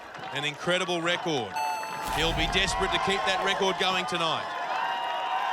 And he's off and racing, no hesitation at all through the quintuple steps. Straight away onto the butterfly wall. Bit of a thump and he'll get straight off because he knows there's no point wasting any time. And he's absolutely flying through the bridge of blades. As always, Alex the Mo Matthews, hectic. It's never a pretty run, but it's always effective. 3 obstacles down in under 30 seconds, Freddie. He's turning it on. He wants a place on the Power Tower. Can he get it? He's got everything. He's got the great power to weight ratio. He's not that tall. He's not that heavy. He's a perfect ninja warrior. It's been 12 months or more since he's taken on a Ninja Warrior course, but it looks like he's back home. One more bar to grab. There we go. Needs to put a time in if he's got any chance of making it up to the Power Tower. 1 minute gone. Alex is about to complete obstacle 4. 1.6 metres. He's got to move. He gets it. Just hangs on. That was a close shave for Alex, but he is through the bar hop. And now, the flying shelf grab. Now, this is the difficult thing. These 2 obstacles lined up together because they both draw on your upper body strength, and we haven't given them a break. Not our idea of fun at all. This next shelf is 20 centimetres higher than the first one, so you've really got to kick yourself up. Oh! Alex Matthews hits the water with just the warped wall to come. He was looking good to hit the buzzer, but one mistake is all it takes. And one of the top ninjas from previous years is in the water. Al, it's always good to see you. I had you down for getting to the top of the warp wall. Yeah, I was quite surprised there, mate, you? Yeah, very. I think it was only a matter of time, wasn't it? 3 seasons. I had to take a swim sometime in the heats. So tonight was the night. We've got a replay on the screen here, Al, if you want to just talk us through what happened. As soon as I got into the first lâché, I knew my grip was, for some reason, dwindling. And just didn't commit, you know. Pathetic. All good. You said it. Ladies and gentlemen, Alex the Moore Matthews. A shock exit for the three-time grand finalist. He may have done enough for the semi-finals, but further proof that this course is a huge challenge tonight. Our next ninja enjoys a unique relationship with his best mate, who's also competing tonight. This is Jared Sutton. Let's go! This is so awkward. Yeah, Hi, I'm Jared. And I'm Will. And we're gonna be really good on Ninja Warrior. Because we're good. And Ninjas. strong and independent. This is going downhill real quick. Yeah, his name's Jared, and my name's Will. If you're feeling down, we'll help you. Let's go, baby. We're going crazy. We've been friends for 16 years. I'm Jared. And Will. I'm 11, he's 12. Oh! It feels really great to be the winner of all rounds. Yeah, pretty much just rolled from there. It's just really easy to beat him. We can have a conversation across the room without saying a single word. His brain is half, my brain is half, and together it's one whole. Whole brain. Go harder, you can do it. Keep going, you're almost there. 6. Go harder. One day I was like, hey, Will, let's go on Ninja Warrior. We've done all of our training together. It pushes us, makes us better. Do obstacles together. We just both want to win. It means so much. 1% of the time we actually think about what we're doing. And when we're trying to think smart, we just put our heads together and whoever's head wins. Like, like this. No. Yeah. Jared Sutton from South Australia taken to the Ninja Warrior course for the first time. He's come with his mate Will Kelly, and these two, I tell you, are quite the double act. Okay, don't be fooled. These two guys mean business tonight. Nice shot. And look at Jared.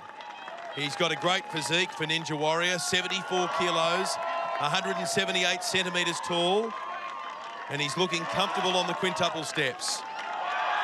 But the butterfly wall is a different prospect. That's a good bounce. And now straight onto the road. Straight across, he's not hanging around. A great start from Jared Freddie. 2 obstacles down in around 20 seconds. Here he goes, Jared Sutton. Big leap at the end. This is a hectic run. He is giving this a decent crack. Isn't he? He's surprised a few people, and now he finds himself at the bar hop. We already know how tough this one can be, Rebecca Madden. We certainly do, but Jared has been so impressive up to now. His confidence is soaring. Okay, grabs the first bar. This obstacle, it's all about technique. Can he do it? He's the lash here now onto the second of the hooks. Get them legs going, keep them moving. There he goes. Oh, no! Jared's gone. Just when we were starting to think he could go all the way, the bar hop strikes back.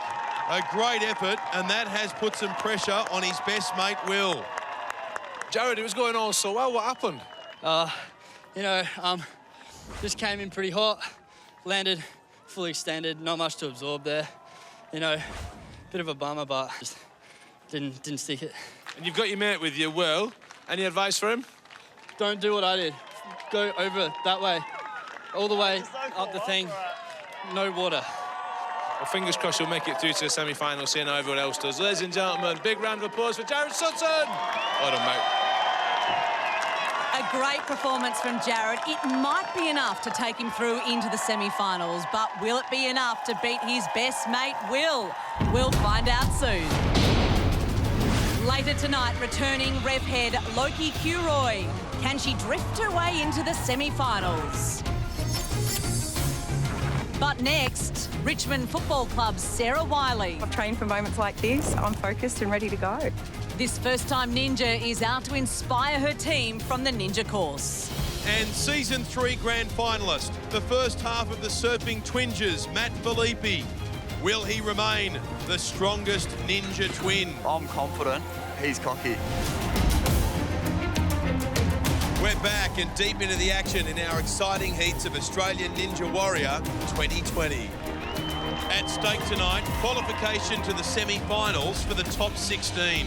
And for the 2 fastest ninjas of the night, a head-to-head race on the Power Tower.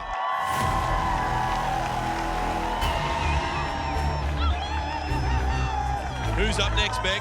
Our next runner tonight works as an AFLW player development and wellbeing manager. Please welcome first-time ninja, Sarah Wiley. Oh, and I like when you bring some props onto the set of Australian Ninja Warrior. She's got the football in her hand. A development coach with the AFL. Wonder what that ball was. Yeah, go on out of it. Come on then. Freddie won't know what this thing is. Nice work, Freddie. Aussie rules football. Daft game this. You hit it, don't you? When I was younger, it was a dream to play AFL. And I was repeatedly told that girls don't play football. That has driven me throughout my life to achieve amazing things. Now with AFLW, I get to be a part of this amazing sport. My name is Sarah Wiley. I'm the Player Development Manager for the AFL Women's Program at the Richmond Football Club. My role is to help support the girls off the field to be the best that they possibly can on the field. I am so passionate about women in sport and I love working with these young, amazing women. I think I have the best job in the world. Every day I'm telling these young girls that they can do anything that they set their mind to, and tonight I'm going to be channeling all their amazing energy to get up that wall and press that buzzer and conquer the course.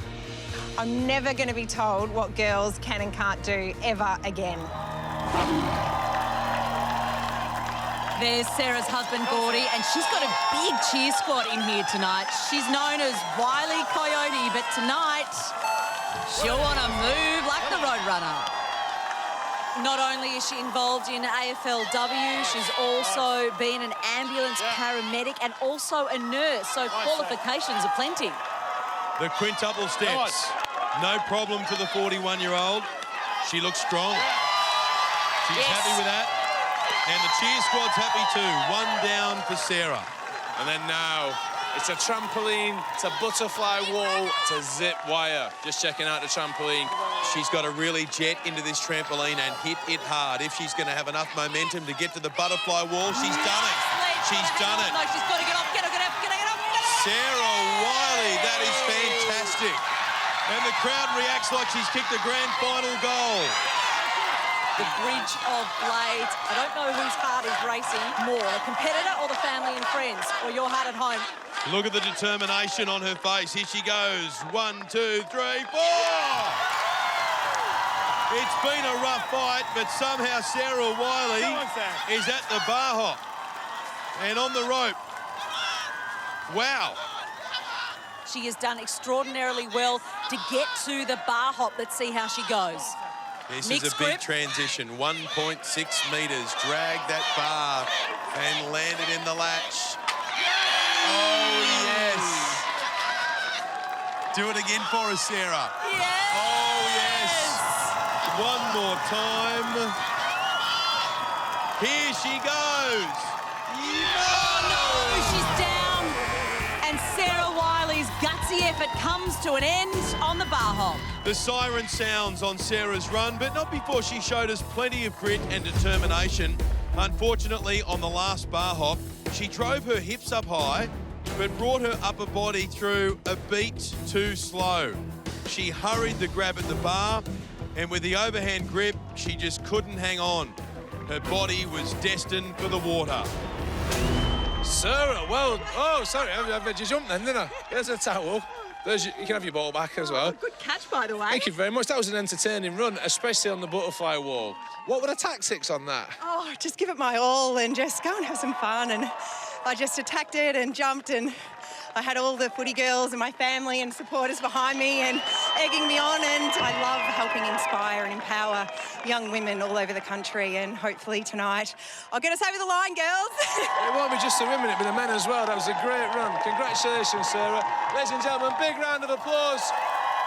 Well done, Sarah Wiley. Doing the AFLW proud. But will it be enough for a spot in the top 16 and the semi-finals? We'll find out later.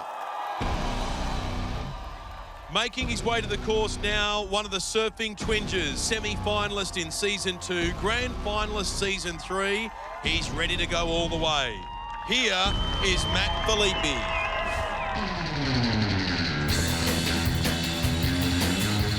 I'm one of the surfing twingers. I'm 34 years old. I'm from the Sunshine Coast. What's he got? I don't reckon he'll get it. Easy! That was an easy run, mate. You have to do better than that. Luke and I are really competitive. It could be even a little race just down the hallway or who can eat first quicker or whatever. I think being judged, being twins our whole life, it just gives us that edge, see who's better. Get away, mate. Come on, have you done it yet? Get up there. Our preparation this year, we've upped it a lot since last year. We've started rock climbing as well, and we've been upping our training at Pa Rambo's house. He makes all the obstacles, he tells us how they work and how to do them, and I wouldn't be the ninja I am today without Pa Rambo's. Season 3, I beat Luke twice, so it wasn't a fluke. Presses the buzzer and is in the outfit. He is through to the grand final. Matt Felipe. If my brother Luke and I made the power tower, I think that'd be amazing. He would have to obviously qualify second because I'll beat him in the heats, and then I'll beat him on the power tower as well. And these boys are popular, the surfing twingers. And on the sideline, twin Luke with Matt's daughter Zali. Luke will be on the course later. Pa Rambo, a Ninja Warrior favourite, has been a mentor and training buddy of the Felipe brothers. He's watching on right now from home. Ah, there he is, Pa Rambo. We miss you, Pa Rambo. It's a shame that Pa Rambo can't compete tonight. His wife was unable to travel and he wanted to stay by her side. Let's see if Matt can do him proud. We're on. Here he is, taking to the course now. Just dancing, shimmying his way through the quintuple steps. Now hits the trampoline, straight onto the butterfly. Whoa, look at the height. Grips it, sticks it, jumps off it. So quick. Right now, he's on the bridge of blades. Oh, a little misstep, but he recovered nicely onto the bar hop now. We've already seen this obstacle causing problems, but Matt has the upper body strength and experience to make it through. He's made it to the fixed bar in the middle. He needs to move to the next bar. A little hop. He's there. Getting that grip sorted. Now he's got to go to the last cradle. And he's down. And that was pretty to watch from Matt Felipe. 2 obstacles to go, and we could be looking at the first ninja to climb the warped wall, but I think this next obstacle is the biggest challenge on the course. So far tonight, no one's got past the flying shelf grab. Will he be the first? Matt Felipe, he's starting to get a swing on. Look at the flexibility in this body. This is where James Sayers and Alex Matthews both came unstuck. Oh, but he hangs on to it. Wonderful stuff from Matt. One more swing, and he goes further than anyone else. Doesn't even stop straight up the warp wall. There you go, Matt Felipe. Yes, Matt Felipe. You beauty. It is nice to have you back on Australian Ninja Warrior. Easy. Pa Rambo's happy. That was just a masterclass. Almost the perfect run. Speed, skill and determination through every obstacle. Up the wall to hit that buzzer. And he's in the box seat for the Power Tower later tonight. Matt Felipe, a real contender in Season 4. Matt, I tell you what, looking stronger than ever this year. Yeah, thanks, mate. Really been training hard the last year.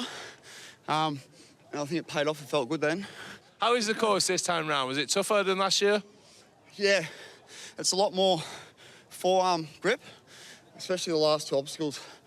But he's got to grip hard and give it all you got. And that was a fast time. Have you got one eye and having a go on the power tower? Oh, mate, I'd love that, but it wasn't my priorities tonight. Priority was just hitting that buzzer. And if I get that, it's a bonus. Brilliant. Well, you're hopefully going to be on the power tower through to the semi-finals. Wait and see how you get on. But congratulations, ladies and gentlemen, Matt Felipe. Pa Rambo, all smiles after that brilliant performance by Matt Felipe. Head and shoulders above anyone else we've seen so far. And it's going to take something very special to beat him tonight.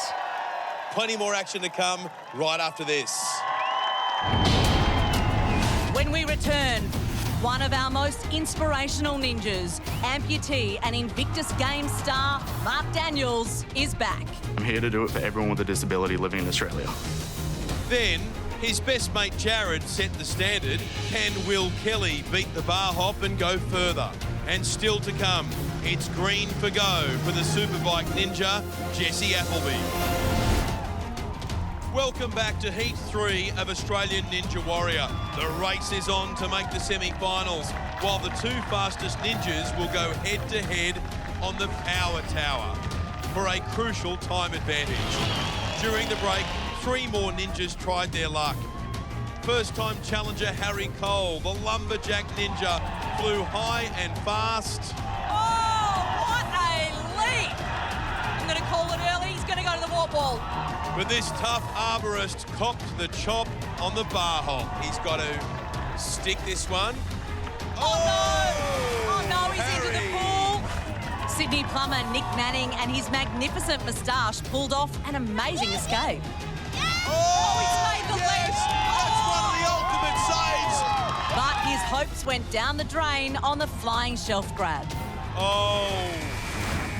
And finally, 34-year-old Victorian Chantel True got all hung up on the butterfly wall. This is the longest we have ever seen a ninja on the butterfly wall. Here we go. This might just be the opportunity she gets. Oh!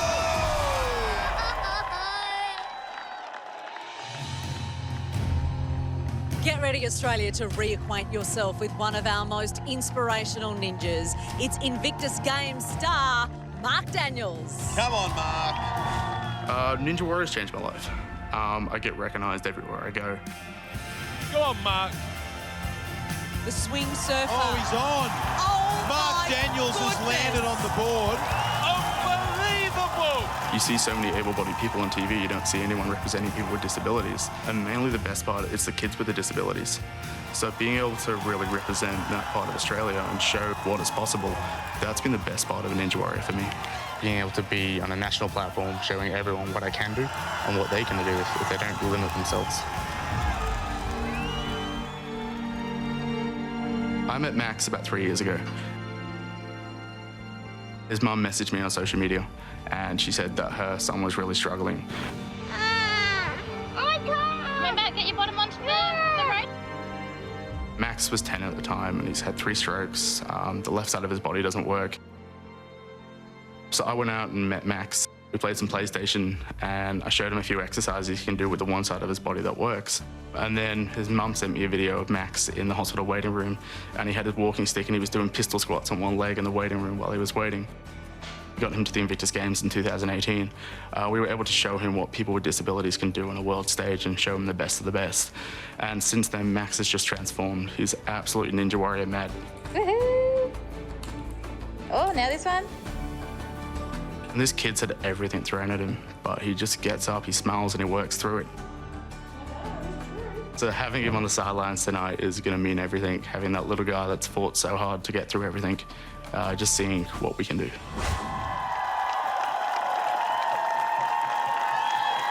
Now, who can forget Mark Daniels? This lad is a true inspiration.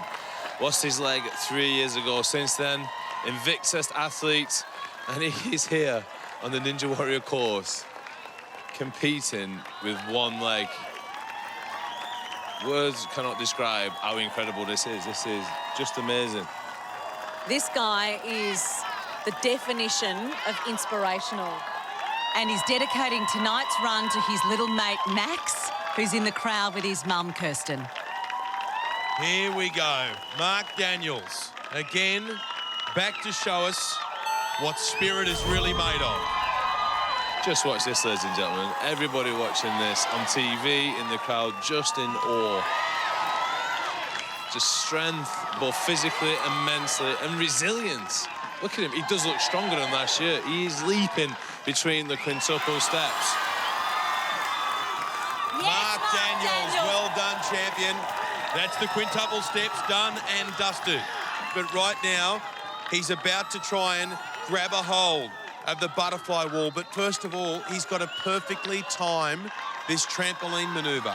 He's somehow got to bounce onto the trampoline, propel himself onto the butterfly wall. This all-important, crucial bounce off the trampoline. This is going to be so difficult. Come on, Mark.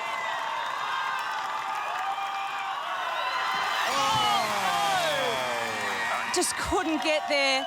But Mark, once again, flooring everyone with his heart and determination.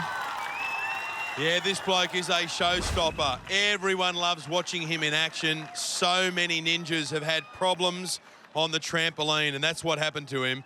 What an individual. You got through the quintuple steps. Obviously, the trampoline was always going to be hard work. But it's one thing being physically strong, but mentally, you must be so tough. I think having a disability, life throws everything at you. And you don't have a choice. You've got to get up in the morning, you've got to put your leg on, which hurts. And you've got to be tough enough to deal with life. I think you get a course like this and you've got to be tough enough to get through it. And having a disability, you don't get a choice. Ninja Warrior, you don't get a choice either. Mate, you're an absolute winner. We all love you here. Ladies and gentlemen, big round of applause. Top man. Cheers, man. What a boss, man. Look at little Max's face. It may not have gone Mark's way tonight, but he's created some great memories once again. Now, time for a new ninja with plenty to prove. He's already seen his best mate carve up the course. Can our next ninja match him or go even further? This is Will Kelly.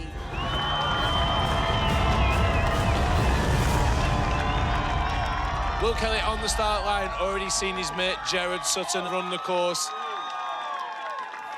Will's turn this time. Looking a little bit nervous on the start line. Jared coming off on the bar hop. He'll want to go past that. Try and book himself a place in the semi-final. Here comes the 20-year-old from Radelaide in South Australia, Will Kelly. Time to show what he can do. Be patient, be patient. Taking his time, doesn't want to make any early mistakes. One obstacle down, just 5 to go, my friend. Nice and high. Jared giving him advice on the sidelines. Needs to attack this trampoline, get some height, distance. Oh, just manages to cling on. I thought he hadn't done enough. Didn't really attack the trampoline, but got away with it. Yes, Freddie, but he finds himself spinning around on the butterfly. Missed his chance to get off quickly. He's going for it. Yes, he's got it. Will makes it through the butterfly wall. Great recovery from Will Kelly. Now he's going to take on the Bridge of Blades. Over in a flash. Go on, lad. Oh, big jump. Heavy landing on the platform. But he's all right. He's still running. Take your time and breathe. Similar run to Jared, grinding his way through the first 3 obstacles with 3 more to go. But now the bar hop, this is where Jared came unstuck. And this is Will's moment of truth. Can he pass this obstacle? Grabs the first of the bars, 1.6 metres. He needs to lash here, place it on the hook. So he's done the first one. He looks strong, this lad. Unassuming, quiet, but strong. Look at him. Look at the strength in the arms, holding himself up. He's got to start thinking now, I could possibly get to the end of this course. But you cannot take anything for granted. One little mistake, one slip up, you end up in the water. Let's go. Here it is. Just needs to complete Be careful, this. mate. He's got this little rolly going on here at the moment. Same as his mate. Same as Jared. In the water on the bar hop. Can you believe it? The warning signs were there for Will. He decided to use an overhand grip instead of one hand under, one hand over. That would have given him more control of the bar, the mixed grip. Instead, it was rolling in the cradle before the jump. Then when he landed, his hands opened and he rolled off the bar. It was all over. Great effort from Will, and these 2 best mates from Adelaide have really become crowd favourites tonight. Will, Jared and Will. Ninjas out man game and we'll get our field. Yeah. Your hop against racing, up at the start. If you've done the training, you to this course of hop, swift or scuff, lean or buff. If you complete the course, then you've done enough. Yeah. Yeah, on you, boys. 2 newbie ninjas who've made their mark, and hopefully we'll see them again in the semi-finals. Australian Ninja Warrior returns right after the break. Still to come, Season 3 grand finalist Daniel Wiles-Wall. One of the favourites for the Power Tower, Zed Colback, is back to conquer his nemesis. He looks confident. He looks strong. Come on, Zed! Oh, what? The bar hop. And surfing twinger number 2, Luke Filippi, is coming right up. Welcome back to Season 4 of Australian Ninja Warrior. So far, we've only seen one ninja, Matt Filippi, make it up the warped wall tonight. You beauty! As things stand, he's heading to the Power Tower for a ninja versus ninja showdown to to gain a game-changing advantage in the semi-finals. During the break, 3 more ninjas rose to the challenge, including a grand finalist from last year, Daniel Wiles-Wall. Look at him flying through the air. Straight onto the Bridge of Blades, he won't even stop. One more fly, one more catch, and Daniel Wiles-Wall is about to touch the mat. Oh, wow. Then returnee Revhead Ninja, Loki Kuroi, became another victim of poor tramp technique. She's got to really blast her way off this tramp. Missed it. No. She's missed it. Before yoga instructor Reese Menzel was bent out of shape on the bar hop. Oh, no.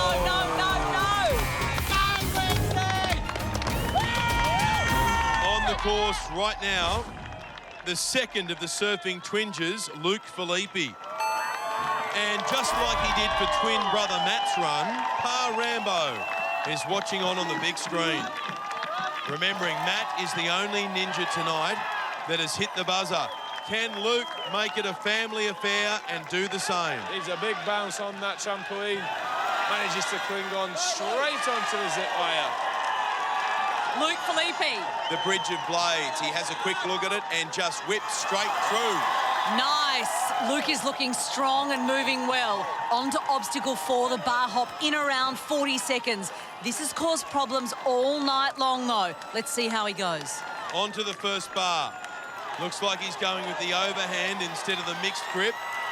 Is that the right move? Oh! Luke is gone. We did not expect that. Luke was looking good, and that is a real shock. Oh, no. Yeah, oh no, Pa Rambo, he's disappointed. Luke's disappointed. Oh, he's telling himself off for not using the right grip. Yeah, I think he knows it, Beck. His lower body was in a great position for the hop, but upstairs was a little slower. He tried to rush the bar into a cradle, but as his body weight followed, it just peeled his fingers in that overhand grip straight off the bar. Wipe out. That might yet be enough for the semi-finals, though, Ben. We'll have to see. But Luke will not be on the power tower tonight. And I hope our next ninja didn't see that. He's got his own history with the bar hop, a grand finalist in season 2 and a semi-finalist last year. Bring on some noise for the mighty Zed Colback. So last season was a bit disappointing for me. Oh, my goodness me. Got to the bar hop and... That is phenomenal. The great escape. No, he's out. Got disqualified on it, which is pretty frustrating. Call it soon. There it is. Season 2, I also came off on the bar hop. 2:27 left on the clock, and he looks confident. He looks strong. Oh! So the bar hop's definitely been a pain for me to get through. I've been training a lot of movements like the bar hop. I've been doing a bit of that just to try to get more of that awareness, and hopefully that'll help me. It's definitely not what I'm going to get out on this season. I'm not going to get out this season, hopefully.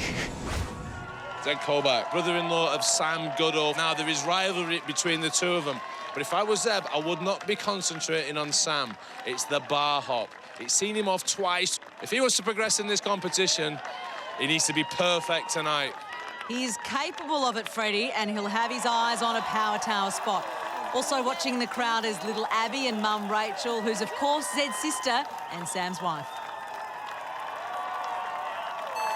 A lot of the ninjas see Zed Colback as one of the contenders. He's looked good in every season, but never quite fulfilled his potential. Making his way through the steps, and that's easy work for Zed. Doesn't break his stride, straight onto the butterfly. He's moving quickly, Zed Colback. And now he's got the Bridge of Blades. Should be no problem for him. He is quick. That's 3 obstacles in just over 20 seconds.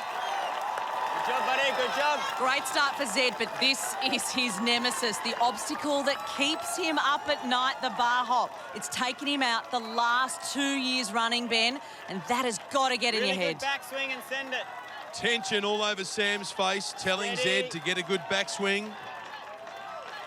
Now, you get the feeling this will make or break him. Zed Colback on the bar hop. Swinging away, one hand hooked over, one hand underhand grip. There we go. He's so deliberate. And he's not rushing Freddie. He's really taking his time. And I think at this point, with his background, that is a good strategy tonight. On the fixed bar in the middle, taking the chance to shake out some of the lactic acid in those arms. Ready for the next hop. Lands it. Beautiful. Good. Yeah, mix it nice.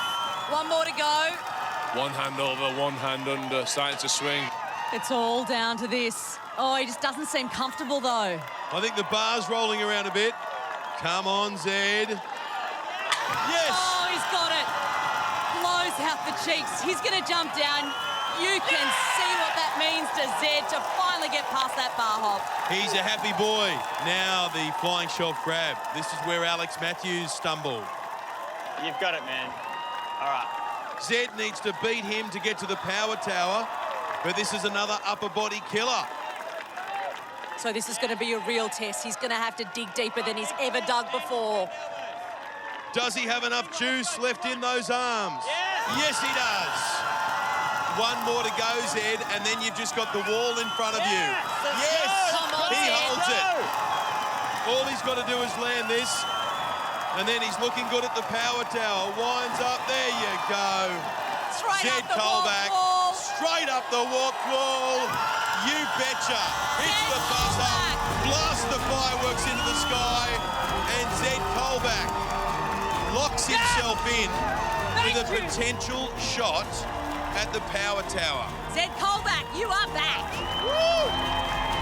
He's never looked better through the first three obstacles, and then he took his time on his nemesis, the bar hop, executing each lâché and landing perfectly. No room for errors, and that set him up to become only the second ninja to complete the course tonight. That was a hard heat course, was it? I'm wrecked. Now have a look up at that power tower. Do you fancy having a crack at that? I would hope so. Stand by, everybody. Stand by, Australia. Congratulations. Put your hands together for Zed Colback. Just the second ninja up the wall tonight. There's brother-in-law Sam with the congratulations. He'll be hoping he can hit the buzzer too a little later. Let's check the leaderboard. It's Matt Filippi and Zed Colback in the top two power tower spots right now. Nobody else has finished the course. Twitch ninja James Sayers is in fourth. Daniel Wiles Wall is 8th, with surfing twinger Luke Filippi 9th, and the big ninja Alex Big rounding out the top 10. When we return, an incredible story of endurance and sacrifice. You won't believe what this ninja did for his mate. Your mind is so much stronger than you may believe. Matt Laycock hits the course. The tradie ninja Sam Goodall. Has he got what it takes to make the power tower? And next, it's time for Jesse Appleby to rev up the course.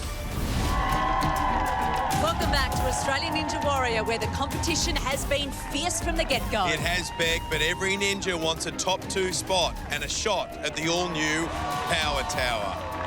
Yes, it's at the very end of the night. It's where our two speediest ninjas will face off, except they won't be racing the clock. They'll be racing each other for a 10-second advantage in the semi-finals. It comes down to speed, Beck, and maybe our next ninja has what it takes to get the job done. She's a successful businesswoman who likes riding her motorbike in high heels. Get ready, Australia. It's Jessie Appleby. I love fast motorbikes. My bike is a Ducati Panigale. It's designed for racing. Just because I'm a girl doesn't mean the guys can keep up with me. The moment I actually turn on the ignition, I just feel empowered. Throttle, speed, that adrenaline feeling makes me feel strong and focused, and I'm in charge. In the corporate environment, in sales, when I'm heading to meetings, power means taking charge of that meeting, owning it, making it mine. I do have a say. It's deals and heels. Do we have a deal? We do. Pleasure. Thank you. And I'm here to close the deal on Australian Ninja Warrior. Here we go, our next ninja making a grand entrance. Jess Appleby is getting off a custom Ducati. Oh, she takes her helmet off. That's going to be tricky. All right, I like firsts here on Australian Ninja Warrior, and that is a first. We have never had a Ducati at the starter's gate before. This is a woman on a mission. Jessie's sister Julie and some of her training buddies are on the sideline. Some vocal support. Opted not for stilettos on this one. And that is the starter's bell, and off she goes on the quintuple steps. And she's attacking them. She was always going to, wasn't she? She's turned up on a superbike. She's not going to hang around. Well, she's one down, and she looks like she's in control. She's light, 52 kilos of her. And we've seen that can cause trouble on the tram. Didn't even make the leap. When we look back at the replay, you'll see she wasn't quite in the middle of that mini tramp, and we know it's crucial. That's right, Beck. Tramp technique again, the issue. Jessie's feet were too far in front of the tramp's centre. She couldn't get enough air on the bounce, and instead it was a head-on collision. Tough break for Jessie. It seems such an easy part of the course, but the mini tramp has caused its fair share of problems tonight. And next to take it on is a first-time ninja who broke a world record by helping his paraplegic mate climb to Mount Everest base camp. Here is Matt Laycock. When I met Scott, who's paraplegic, I was just super shocked by how inspiring he is. I was like, what can I do? What can I do? How can I figure out a way to help his goals, which was to inspire people to not be defined by their adversities, for him not to be defined by your wheelchair. We came up with the idea of first paraplegic to climb Everest base camp, which would be a world record.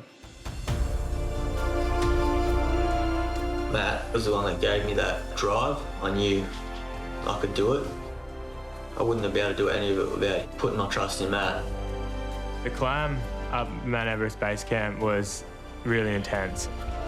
It was a combination of me holding Scott's legs and him walking on his hands, and then Scott on my back. We were actually extremely sick, up altitude and a lack of oxygen. There was a few times where I'd just like struggling and can't really keep going, but Matt would be there just saying, keep pushing, look how far you've come. I could always rely on him. It was really 10 days of immense pain and suffering for a really beautiful goal.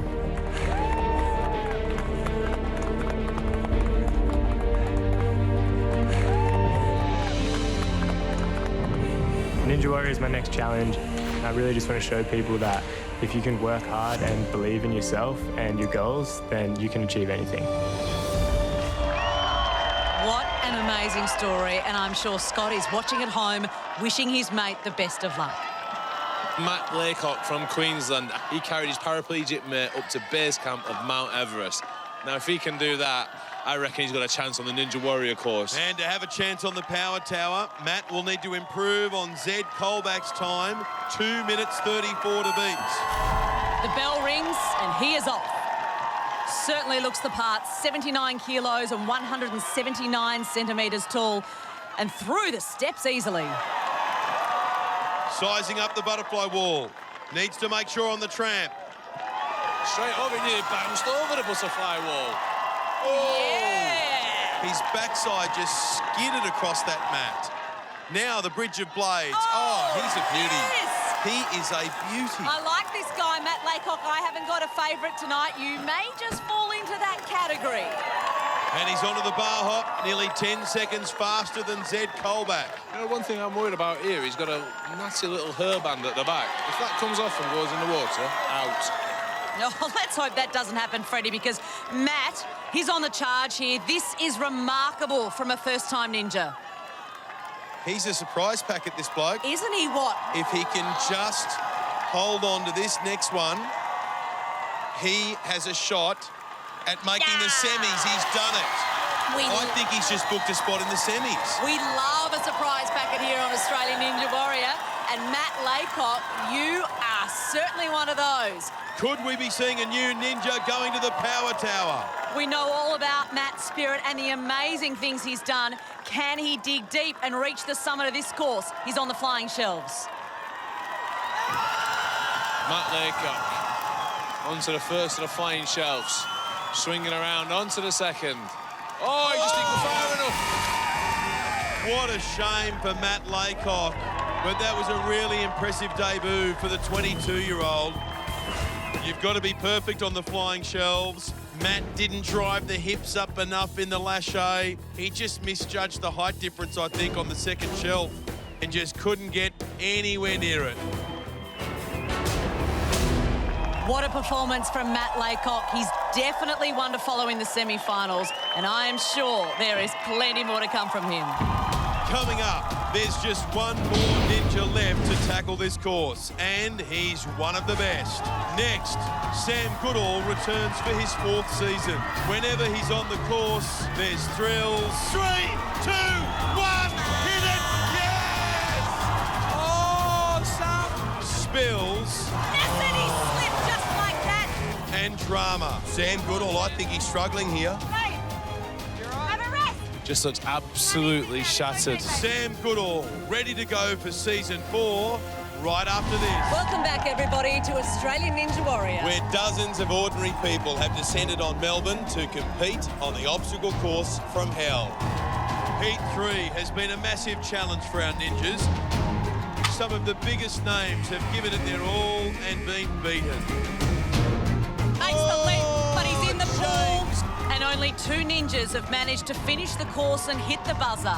Matt Filippi. You beauty. And Zed Colback. Hits the buzzer. They're currently set to go head-to-head on the power tower and race for a crucial 10-second time advantage in the semi-finals. But there's one more ninja who might have something to say about that.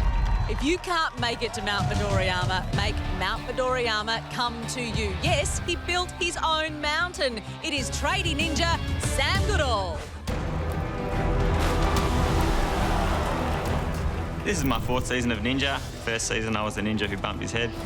He's hit his head. He might even be bleeding. Second season I was a ninja who passed out. Sam Goodall, I think he's struggling here. Babe, I'm not quite sure what's going on. Third season I was a ninja who was too slow. He's got 4 seconds left, 3 seconds, 2 seconds, 1 second. Can he do and it? sadly, he's not going to get there. Within a second. He doesn't get there. He just misses out. That was pretty devastating, especially because I felt fit and healthy and I know I could have gone faster. I want to show you something really exciting I've just been doing, so come on through. After season 1, I built Mount Midoriyama at home. I knew one day I'd have to get there and have to do it. Since then, I've probably built upwards of 40 or 50 obstacles. Being down in Albany, as you know, I'm far from anyone else, so I decided the only way to fix that was to build a ninja community here in my hometown. Noticed all the groups that do ninja together really improved a lot more than I did because I was by myself, had no one to push me, no one to train with. And we are building a gym.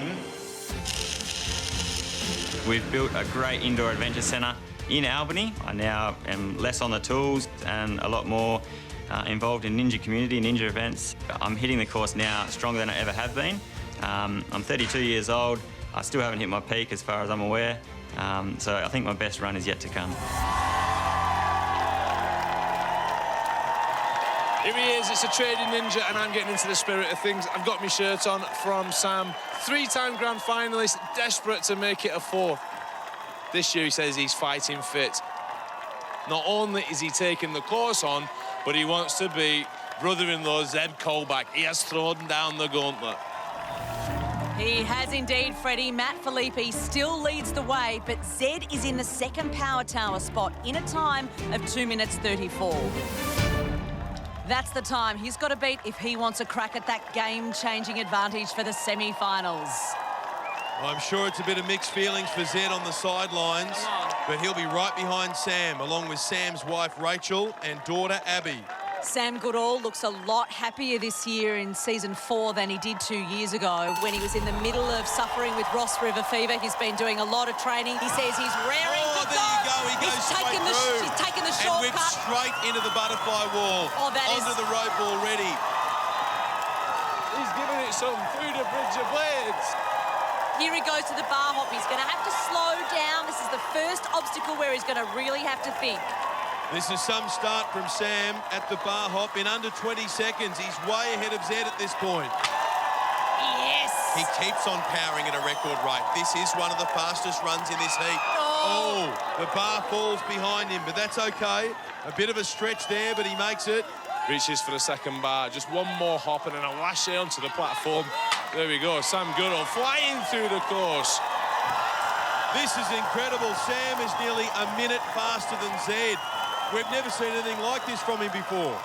Just the flying shelf grab and the warped wall remaining. Now he needs to keep a cool head on this first shelf, get that swing going, ready for the jump.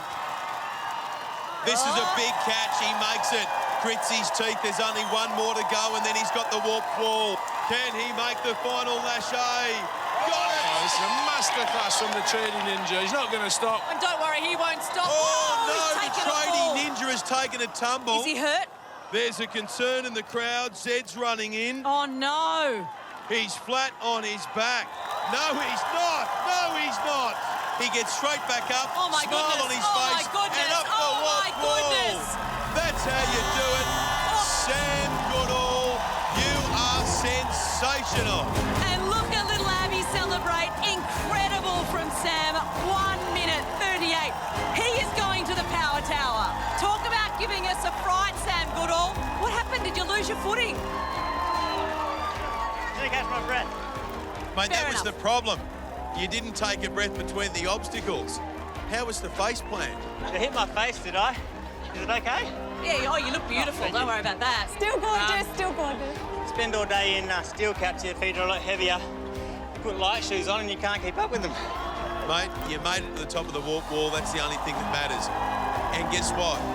That was the second fastest time of the night, even with the stumble. You champion. You're on your way to the power tower. Fantastic. Go and enjoy it, mate. Thanks, guys. We've never seen Sam look as fast or as good as he was tonight, forcing his way through a course that has caused problems for our ninjas all night long. But it wouldn't be a Sam Goodall run without some drama. Even after that stumble, he still managed to get up the wall and hit the buzzer nearly a minute faster than Zed. And there's little Abby running over to Dad. She was just a baby when he started competing in Ninja Warrior. Wow, Sam, you said you was going to be quick. You're looking fighting fit, son. Thanks, mate. Yeah, you too. Suits ya. I think that's as fast as I've ever seen you. You do look notably quicker than last year. Yeah, definitely felt a lot stronger, a lot fitter. Yeah, my lungs held up. That's all I was worried about. And Zeb, you're going to have to raise your game in the semi-finals now. I know. I've got some room to make up. Ladies and gentlemen, Sam Goodall. Cheers, lads. There's no doubt Sam has stepped it up this year. His reward, a shot at the power tower against Matt Filippi. This is going to be something special. Here's the leaderboard. Adelaide best mates Will Kelly and Jared Sutton both qualify for the semi-finals. Will in 16th and Jared in 13th. The big ninja, Alex Bigg, is in 12th position with surfing twinger Luke Filippi 11th. After a fantastic performance, Matt Laycock takes out 6th spot, one behind the Twitch ninja, James Sayers in 5th. But at the top, Zed Colback just misses out on the power tower, beaten into 3rd by brother-in-law Sam Goodall, who finishes 2nd. Matt Filippi, the furthest fastest tonight. Whatever you do, don't go anywhere because, Beck, it's about to happen. After the break, the two quickest ninjas, Sam Goodall and Matt Filippi, head-to-head. It's going to be an epic showdown between two former grand finalists, Ninja versus Ninja, for a game-changing 10-second advantage in the semis. Let's bring it on. It's time for the power tower. Welcome back to the massive finale for tonight's heat. It is Ninja v Ninja, and it is Matt Filippi up against Sam Goodall in the power tower. A thrilling one-on-one race to the top. First to hit the buzzer gets a crucial 10-second time advantage heading into the semi-final. It could make all the difference. The surfing twinger versus the tradie ninja. Both super fast, both super fit. Get ready for one hell of a race. And here they come. On first look, Matt is 34, Sam 32. Matt, 178 centimetres, Sam 176. But when it comes to weight, Matt is 20 kilograms heavier than Sam, 82 kilos to 62. Will that work in Sam's favour tonight on the power tower? Here is what they are up against. First on the power tower, the ninjas race up 5 1.5 metre steps. At the top, it's a leap of almost 2.5 metres to the first bar. Slide down the vertical pole to the horizontal beam. It's an unsteady 3 metres to the other side. fall off here, and the ninjas need to jump back up and start the vertical climb to the lache bars. Then it's a scramble across the monkey bars and a race to the buzzer. As you can see behind, the crowd are so excited. It's Sam Goodall against Matt Felipe for that crucial time advantage. All will be revealed soon. Here we go. Okay, here we go. It's all or nothing now. Sam Goodall and Matt Felipe. Sam's got the experience, but Matt Felipe has got that physique. Here we go. Sam Goodall gets an early start, but they're now neck and neck halfway up the stairs. They are neck and neck. There is not a millimetre in this. Launching both off onto the bars at exactly the same time. Now down the pole, exactly the same time. This is where it gets tricky. The beam, they've got to get across 3 metres here. Oh, they're both off. At exactly Now the they've got to get back up. Jumping. Sam Goodall's got the head start getting back up. Now he's up the pole. Matt finding it a little bit hard to get back on that pole. Has he got enough in the tank to catch Sam up that pole? Matt Felipe's moving quick. He's gaining on him really fast. Sam Goodall's ahead by about 2 inches. Oh, look at Matt Felipe. Oh Matt Felipe's come from nowhere. But the big jump from Goodall hits the buzzer. The trading ninja, Sam Goodall. What a comeback from Sam Goodall. Now he's won the Power Tower.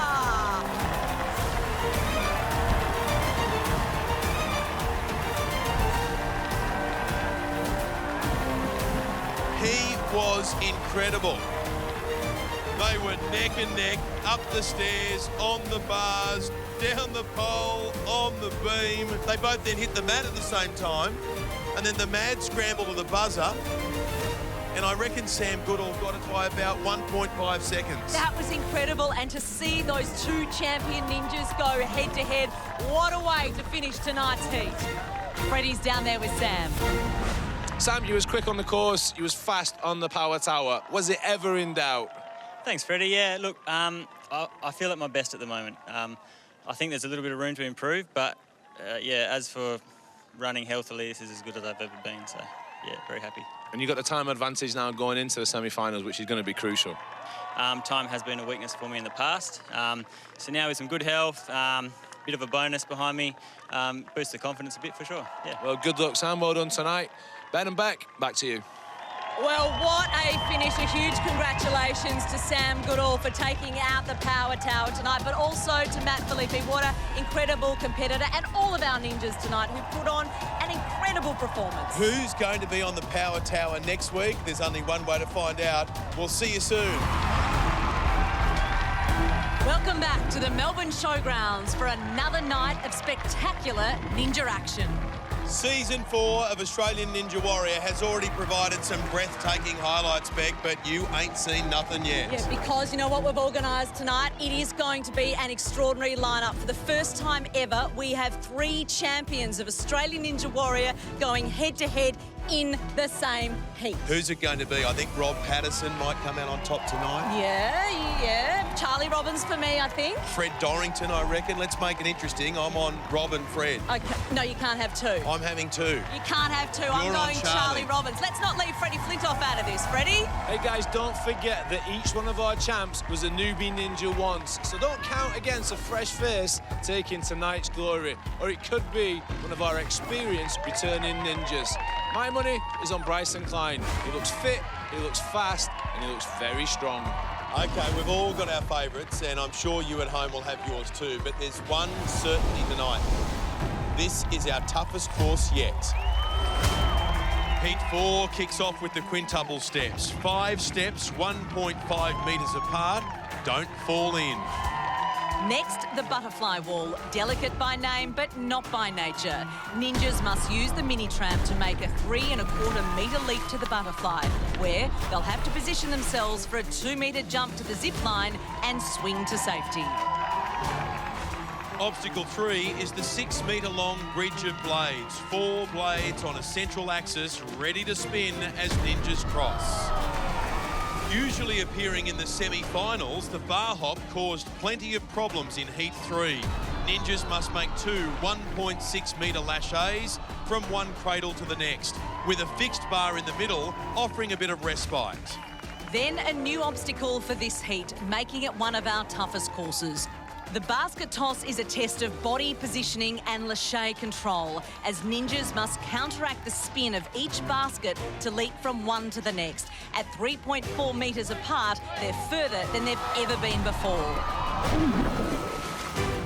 Finally, the 4.25 metre high warped wall awaits. Ninjas have 3 attempts to reach the top and hit the buzzer.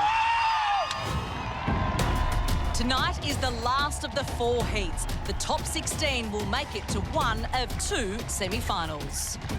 From there, they'll be hoping to make it all the way to the grand finals, where our fastest walks away with $100,000. That is just for starters, Ben. If a ninja can conquer Mount Midoriyama, they'll be crowned Australia's first ninja warrior and win a massive, wait for it, $400,000. OK, Australia, let's do this. Here comes our first ninja. Please welcome Paul Calotti.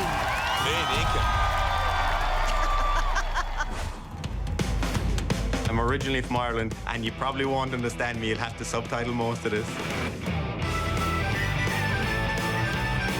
I drive road trains for a living. I just love it. It's the best job in the world. Being on the road, it's hard to train, you know, so you really have to work it in whenever you get a moment. Get out, do pull-ups, running up and down the sides of trailers, jumping between trailers, sprinting after cattle, sprinting away from cattle. What brought me here was love. I met my beautiful wife, Alicia May, in Ireland, and she put me in her suitcase and brought me back to Australia. My family mean everything to me. I'm here for them. I just want to show them that you can achieve anything, and I want to make them proud most of all. Winning the $400,000 to me, oh my God. It would just set me, my beautiful wife and my beautiful daughter up, you know. I'd definitely book a flight to Ireland. My family at home have never seen my beautiful little baby daughter yet, and that would mean the world to me for them to see her, you know, to get to hold her for the first time. He's an Irish cattle truck driver from Townsville. Can't be too many of them.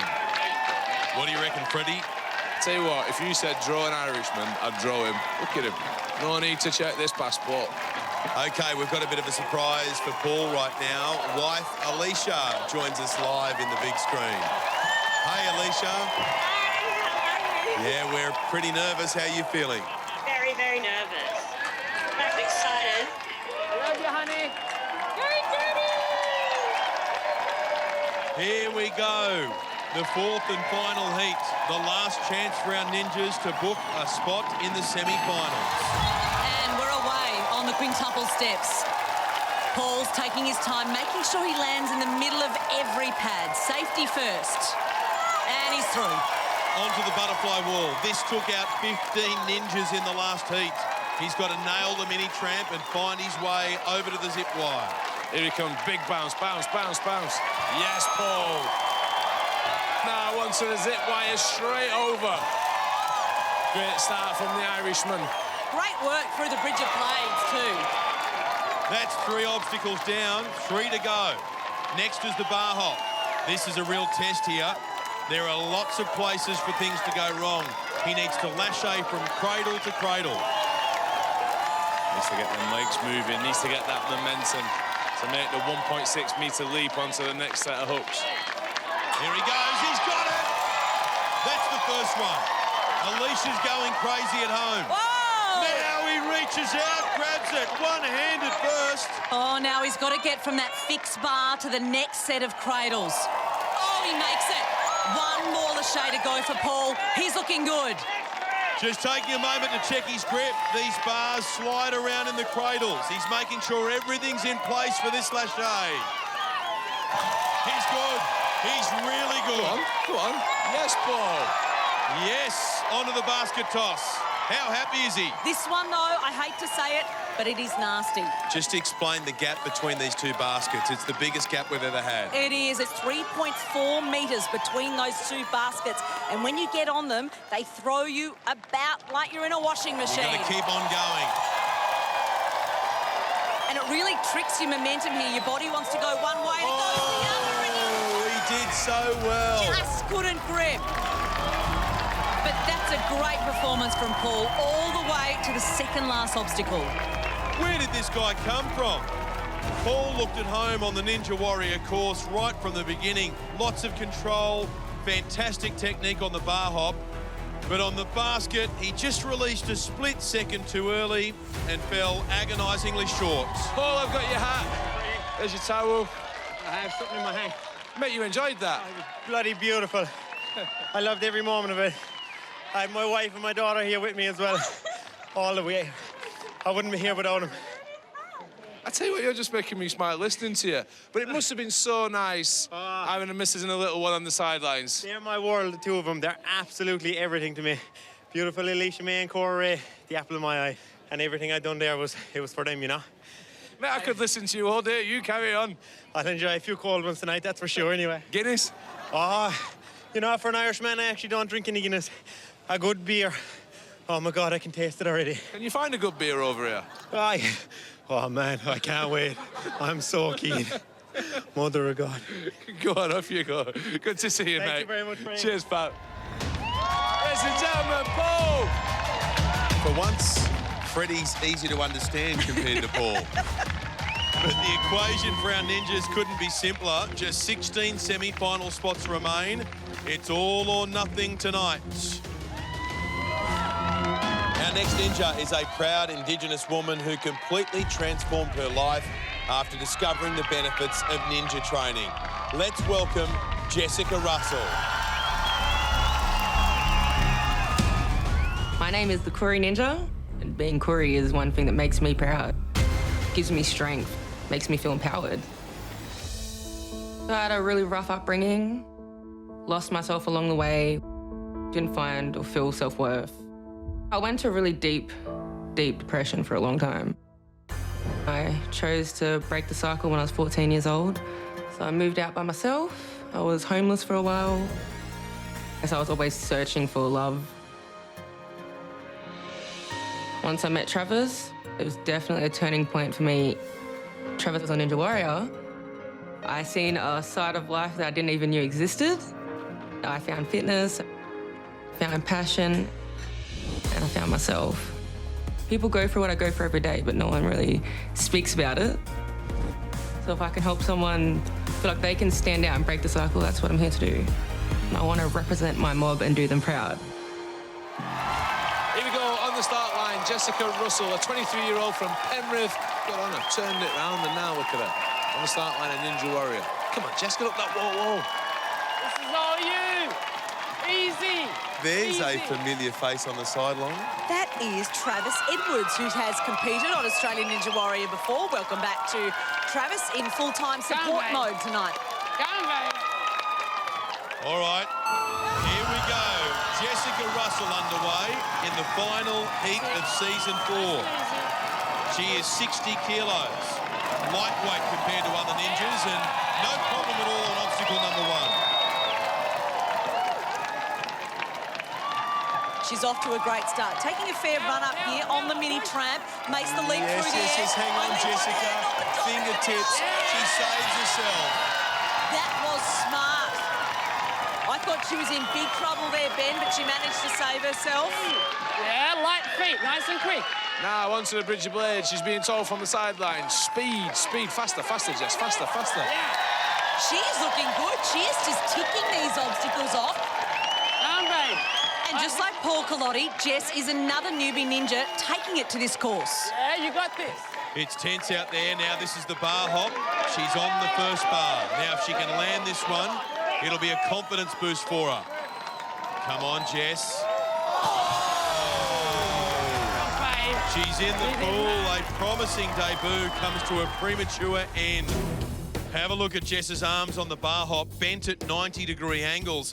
This saps the strength faster than slightly extended arms. It also cramps her swing. It didn't allow the full range of motion, so she came up short. Great effort from Jess. She'll have to wait and see, though, if she's done enough to make the top 16. That's what it's all about tonight, the last chance to qualify for the semi-finals, but this is the most competitive heat and the toughest course we've had. And we've got plenty of former grand finalists ready to hit the course, all vying to secure a spot on the Power Tower, where it will be Ninja versus Ninja, battling for that all-important 10-second time advantage in the semis. Next is a young man who is dedicating his run tonight to his dad, who sadly lost his battle with motor neurone disease. From Brisbane, it is Michael Fisher. It's still hard to take in that he's gone. My dad always encouraged me. Like, whenever I was at my lowest low, he'd pick me back up and say, "Get on your feet, Michael, just one foot in front of the other." Throughout all my training career, he's been there for me. And for me to get here and him not being here is something hard to comprehend. Congratulations, you're in. Serious? Yeah, I'm serious. Well done, mate. When I got told that I was in Ninja Warrior, I just got really emotional. I was just overwhelmed.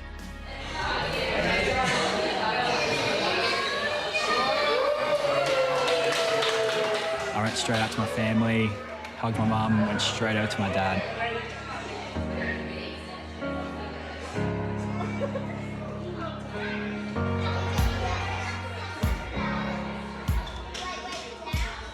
My dad thought of Ninja as any other top athletic sport, so he was really looking forward to coming here, and things don't always go to plan, I guess. Hopefully, when I hit the buzzer, he'll be right there with me.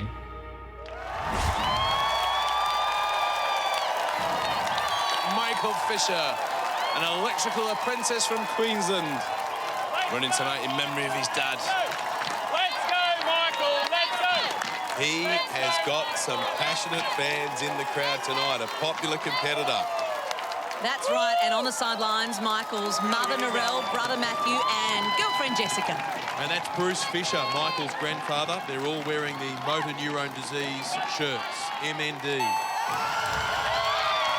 Come on, Michael Fisher. His dream was to be on Australian Ninja Warrior with his dad, but his dad is going to be with him every step of the way on this course tonight. Michael! Easy! Paul's spirit looming large over the Ninja Warrior course as Michael Fisher from Brisbane executes the second obstacle and dominates the third. Michael Fisher is attacking this course with so much heart. It's all on the line for this proud son. On the bar hop already. Making mincemeat in his course so far. He's in a rush. He's got one eye on the Power Tower. The second lâché. He lands it. 2 obstacles to go. So much strength, so much confidence. He is great, and don't his supporters know it? They know he can get up the warp wall if he makes it. Onto the basket toss now. Look at this, he's hectic. Look at the distance. He's got style, he's got grace. Oh, he's done it. Yes, Michael. You got this, Michael! First time Ninja Michael Fisher has made it to the warp wall. And he's off straight away. Just needs to calm down. A little bit excitable. Remember, you get 3 goals at the warp wall, 1 down, 2 to go. But I reckon he's straight up this time. Here he goes, attempt number 2. Oh, he may need the third. One more. Concentrate. Come on, easy, mate. But I'll tell you what, Beck, he's going up this wall. Nothing is surer. Michael Fisher is going up the wall. Watch this, Paul. Here comes your boy. Come on, Michael. Get there. Yes!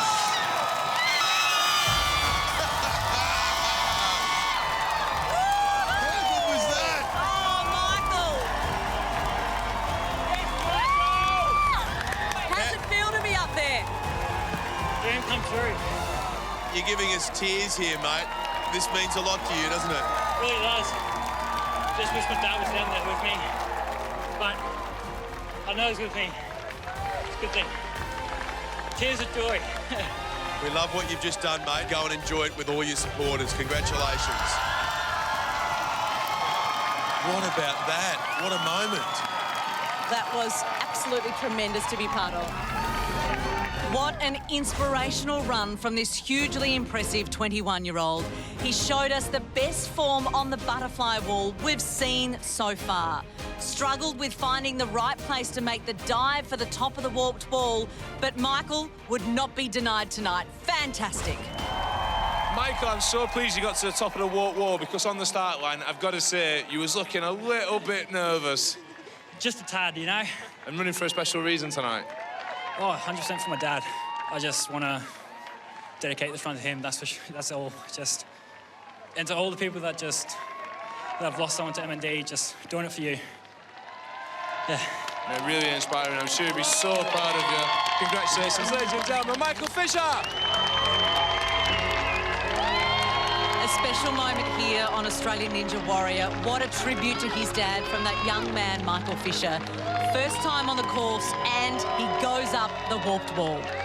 We've just seen something special, and there's so much more to come in this final heat, including this monster. That is the 4-story high power tower, and the 2 fastest ninjas tonight go head-to-head for a 10-second time advantage. Who will step up to the challenge? Nomad Kirby Gibbons, who returns to Ninja for the 3rd time. So I missed last season of Ninja Warrior, but I'm back this year and I'm better than ever. Game grandfather Clem Vertigan. I decided pretty much as my midlife crisis that I'd get into this thing called Ninja. For the very best of the best, the furthest fastest from seasons 1, 2 and 3. Plus, plenty of returning grand finalists. You don't want to miss this.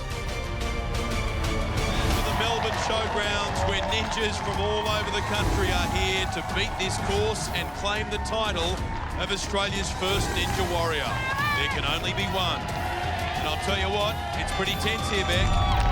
Our next ninja packed her family into a camper van 2 years ago and set off around Australia to live the dream. It sounds like living a nightmare, but anyway, Kirby Gibbons, come on down. My name is the Road Trip Ninja. We're always saying, one day we should do this, one day we should do that. My dad was diagnosed with early onset dementia. It was a huge wake-up call for us to realise that life is too short. You've got to get out and do what you want to do. So I've been travelling around with my hubby and 3 kids. We've looped all around Australia, and then we've just been zigzagging ever since, checking out all the places that we missed along the way. It's kind of like normal life, but on steroids. For the last couple of years, I've been homeschooling the kids. It's easy work, but it's really hard to get your kids to listen to you. My ninja training is very different to everybody else. I don't have a gym to go to. It's more just the hiking, the swimming, and the active lifestyle that we have. It's very hard to find mini tramps in the bush. 2017, this girl just packed everything up and toured around Australia. She's looking calm, she's looking relaxed. Family on the sidelines. That's her fellow travellers Freddie, husband Jacob, and kids Bonnie, Axel and Darcy. You know, that's going to be me one day, in the camper van around Australia, but not with you, Ben Fordham. All right, let's focus on the quintuple steps. Here we go. She looks every inch the ninja, 52 kilograms and 154 centimetres tall, and she's through the steps, just like that. She has admitted to being a bit worried about this mini tramp. It's caught a lot of our ninjas out this season. Here she goes, bounces hard. Oh yes, hangs on to the butterfly wall. Now on the zip wire and through. No problem for Kirby. And she is straight through the Bridge of Blades as well. And the crowd like it. Momentum building for Kirby Gibbons. Halfway through this course, she's looking great.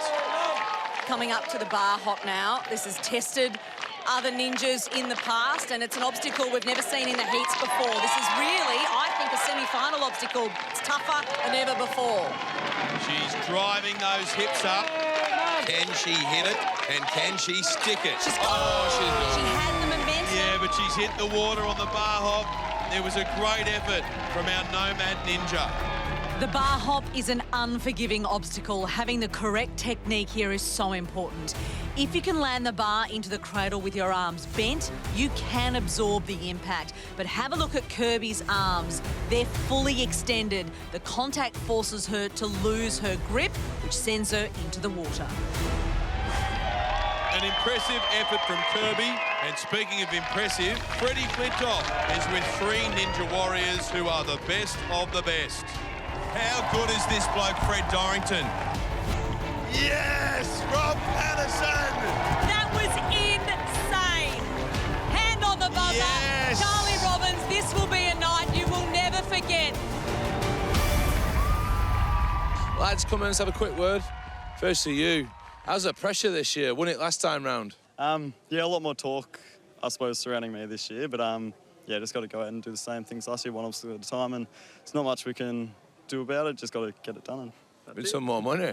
What about you, Robert? Looking at the other ninjas this time round, do you think the standard's gone up a little bit this time? Yeah, for sure, Freddie.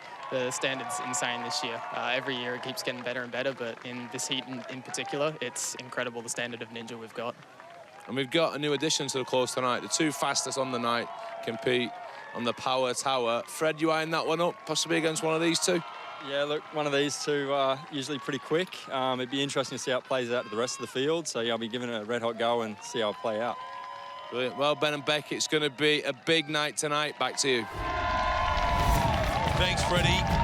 Up now, one of our more mature ninjas. He's a father of 4, and at 51, he's a grandfather. Here is Melbourne's Clem Vertigan.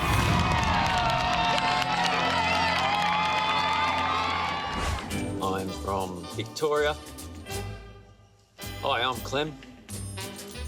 I am awkward. There's no doubt about it. I was the guy who was standing against the wall being last to be picked for the cricket team, so I don't have a sporting background at all. I am not a gymnast, I'm not a climber, but when you love something, you just keep giving it a go. I was a single father of 4 children by the time I was 28. There was a lot of hard times in there, but I wouldn't have had it any other way. He's the best dad ever. He raised me and my 3 brothers up by himself. Became a granddad twice last year. That's awesome. I like the fact that I'm a young granddad at 51. I definitely don't feel as old as I am. I decided that pretty much as my midlife crisis that I'd get into this thing called ninja. Been doing a lot of training. Yeah, I'm feeling pretty good. I want to get out there and show people that it doesn't matter how late you start, I can beat the young guys. I might be a grandpa, but this grandpa is going up Mount Maduriyama. Now this lad, Clem Vertigan, he's 51, this lad, and he's a granddad.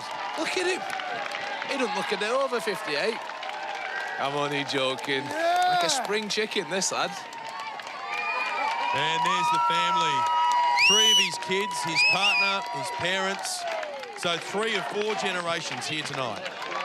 This is the moment. Here we go. Go on, Grandad. He says he's awkward. The last to be picked in sports. But he's looking pretty comfortable here, and he's 1 obstacle down. Oh, this is going to be a bigger challenge, though. The butterfly wall. Run up quite slow, bounces, grabs onto the butterfly wall. He's done. Now he just needs the zip wire. He's through. 51 years young, Clem Vertigan. Go on, Clem, go on, Clem. Dances his way over the bridge of blades. He's rolling back the years. Now he's got the bar hop to contend with. Come on, Clem, you've got a huge lineup of supporters here, willing you on through this really difficult obstacle. 1 hand under, 1 hand over. Getting them legs swinging. Oh, just manages to clamp that bar on. Watch the back swing. Needs to watch that backswing. Yes, he's so close to coming off. Oh, Clem, where are you going, Clem? Oh, man, Clem, what are you doing? Clem Vertigan is moments away from beating this very difficult obstacle. He's doing well, Freddie. Come on, Clem. Get the granddad in. Yes, Clem. Yes, there you go. He's done it, but he's got the basket toss to go. Clem Vertigan from Victoria. 4 kids on the sideline, all supporting him on. He's a 51-year-old granddad, but he's still on the Ninja Warrior course. Swinging away onto the next one. Go on, Clem. Oh, yes. Clem Vertigan. I can't believe what I'm seeing. He's a granddad, this lad. We've got a granddad swinging around. Come on, Clem. Oh, yes. Come on, granddad. Clem Vertigan, the 51-year-old granddad from Victoria. Is he about to book a place in the semi-finals? I want to run it with him. Stand back and watch, Freddie. He's about to tackle the 4.25-metre warped wall. No, well short. Come on, Clem, you can do this. Just pretend your bus passes at the top. Last one. Come on, Clem. Visualise. Visualise. Here he is, his second attempt. Come on, Clem. Pump. Clem. Clem Vertigan pushes the buzzer. The 51-year-old granddad is in the semi-finals. World's gone mad. The oldest ninja we've ever had up the wall on Australian Ninja Warrior. Unbelievable. How are you feeling? Awesome. You did it all. Really awesome. You just look so confident every single move. Thank you. That was so much fun. Do you feel like you've got an advantage over some of the younger performers? No advantage at all. Well, we'll see about that. Go and enjoy it. Congratulations. Thank you. Give him a round of applause. Clem Vertigan. He said he was awkward, but there was nothing awkward about this run. The only misstep was his first attempt at the wall, but that's all it was. He brushed it off, and Clem Vertigan, at 51 years of age, is our second ninja to hit the buzzer tonight. Mate, I tell you what, that was unbelievable. I don't know if you want to know this, but you're the oldest ever on Australian Ninja Warrior to get up the wall. Yes, big round of applause. Mate, you're here to teach these young kids a thing or two, aren't you? I'm going to try, but there's a few fast ones out there. I see all the family here. They must be so proud. Yeah, oh, ecstatic, over the moon for him. You knew he had it in him, didn't you? Oh, absolutely. Yeah. Just think if he wins 400 grand, get in. Ladies and gentlemen, big round of applause for the Grandad Clem. Mate, amazing. Brilliant. Amazing, all right. Ninja Warrior history right here. Incredible scenes from Clem Vertigan. And he's got a place at the moment on the power tower. I've got a feeling it's going to be one of those nights. Anything could happen. Don't go anywhere because we're about to get schooled. Coming up, Benjamin Wright, teacher and metalhead, takes to the course. I played for Ninja Warrior to show my students what's on the inside that counts, not what's on the outside. But running next, returning semi-finalist Winston Lamb, who last series learnt a hard lesson. I'm not going to make a rookie mistake this year. Plus, taking on Australian Ninja Warrior's toughest ever course, Celeste Dixon, one of only 8 females to have made it up the warped wall. Dixon!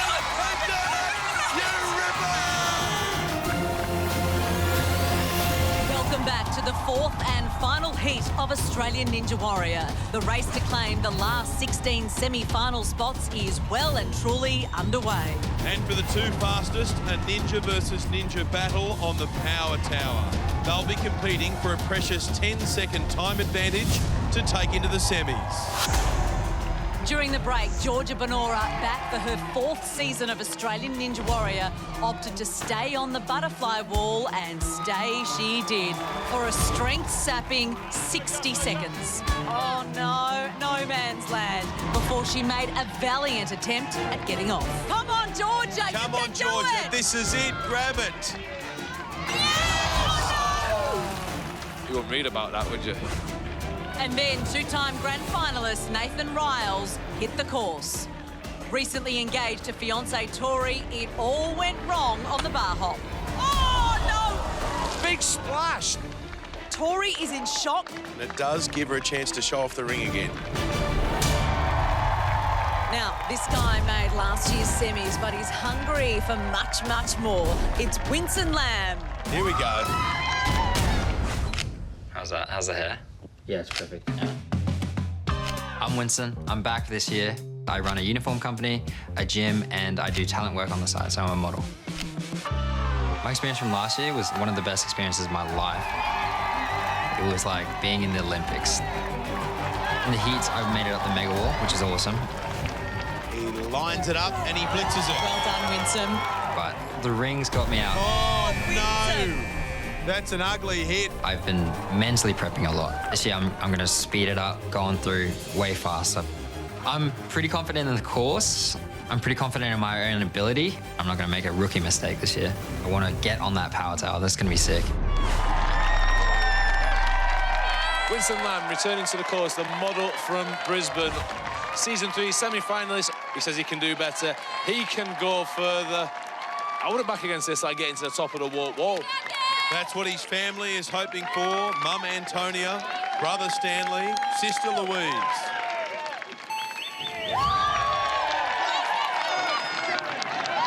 Winston Lamb, his hectic start, he's trying to go for pace. He's trying to put a time and he's trying to book a place on the power tower. Well, Winston Lamb has got a point to prove. He just missed out on the grand final last year, so every waking moment has been thinking about this moment this year.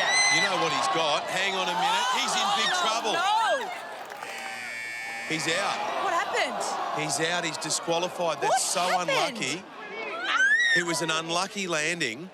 He fell backwards. Oh, he's gone for a dip anyway. And he's jumped in the pool. Let's have a look at the replay. He looked on course for something special, but it was his speed that cost him as he went through the bridge of blades. He just had too much acceleration and ended up crashing off the course. Disqualification. A tough break for Winston. He had his sights set on the power tower and was maybe pushing a little too hard. That might be a cautionary tale for all of our ninjas tonight, no matter how experienced they are. One of just 5 women to compete in all 4 seasons of Australian Ninja Warrior. Our next runner is all set to bring home the bacon. It's Celeste Dixon. I'm just so honoured to be part of every single series. It's hard work, and that hard work has paid off.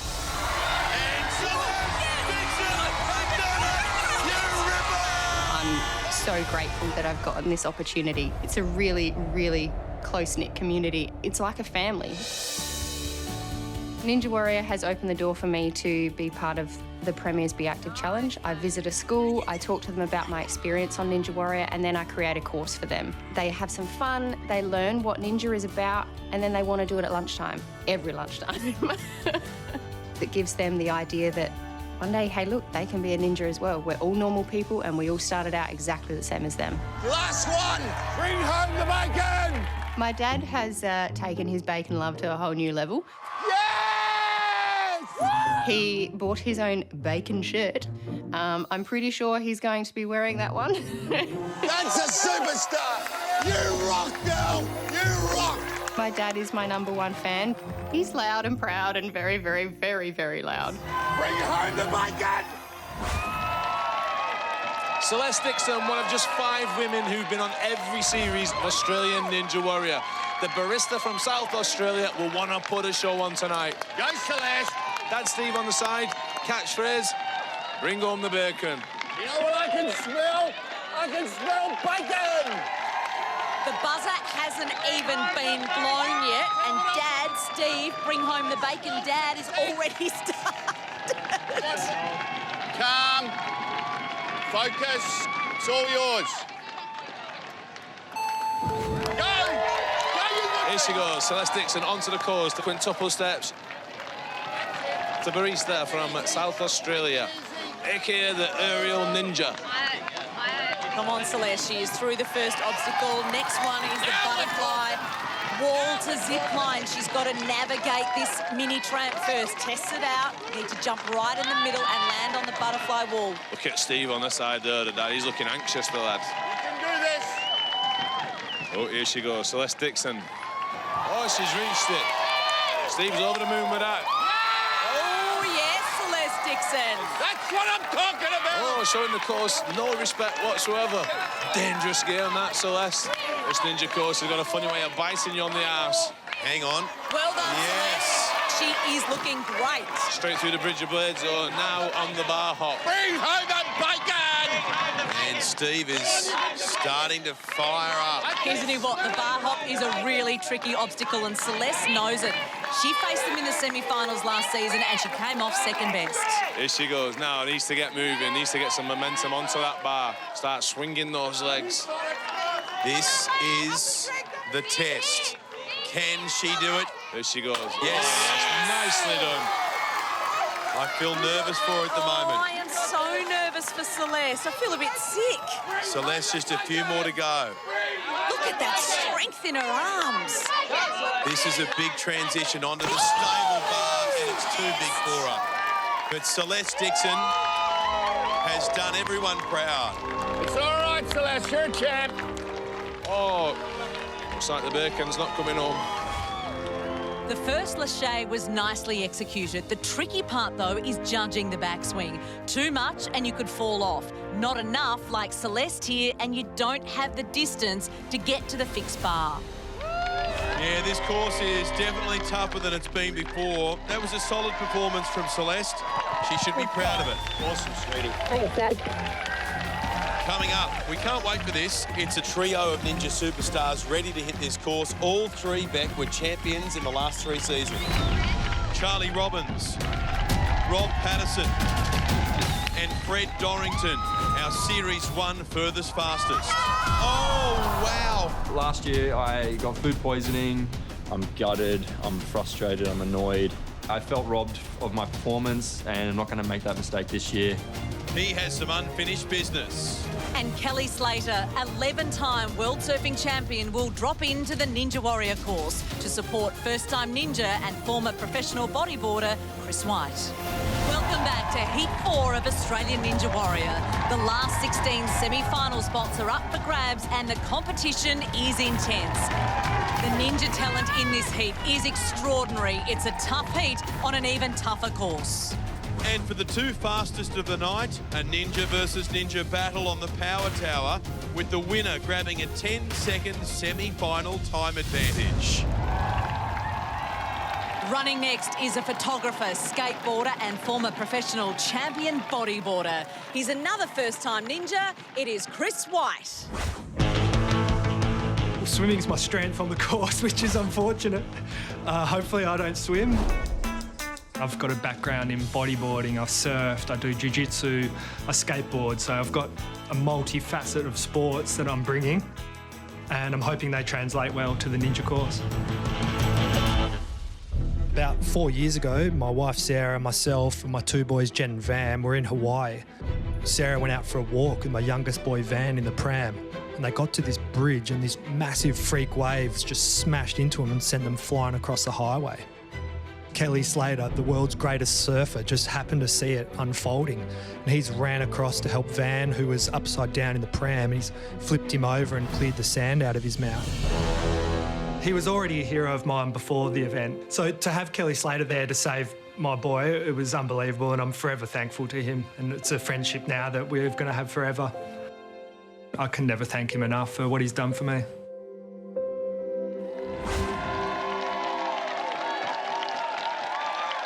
And that is Chris's family, his wife Sarah, Jet and little Van, who Kelly rescued. Now, we've got a bit of a surprise coming for Chris White. Look who's here right now, Kelly Slater. Hey, mate. Kelly, you're the winner of 11 World Surfing Championships. Any advice for Chris? Yeah, don't blow it.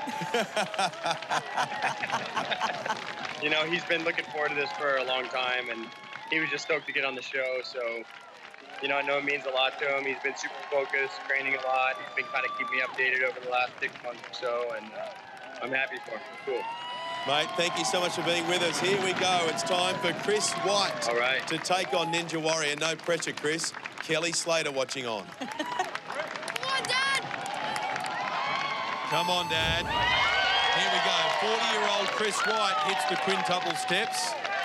How will his sporting background translate on this course? He's through and ready for the butterfly wall. Bodyboarding, skateboarding, jiu-jitsu. None of them involve a mini tramp. But he does it. Nicely. My advice is to get off, and he does. About to take on the bridge of blades. Don't use your hands, Chris. Nicely done. Yeah, buddy. Onto the bar hop now. This will test his upper body strength. But I'm just having a look at those guns right now, and I reckon he's all right. 38 seconds gone. And here he goes with the first hop. He just glances over at Kelly for a bit of support. Now to the fixed bar. Oh! Okay, the bar's fallen in the call, but that's okay. He's got the safety of that static bar now, makes that transition. One more to go, and then he's on to the second last obstacle.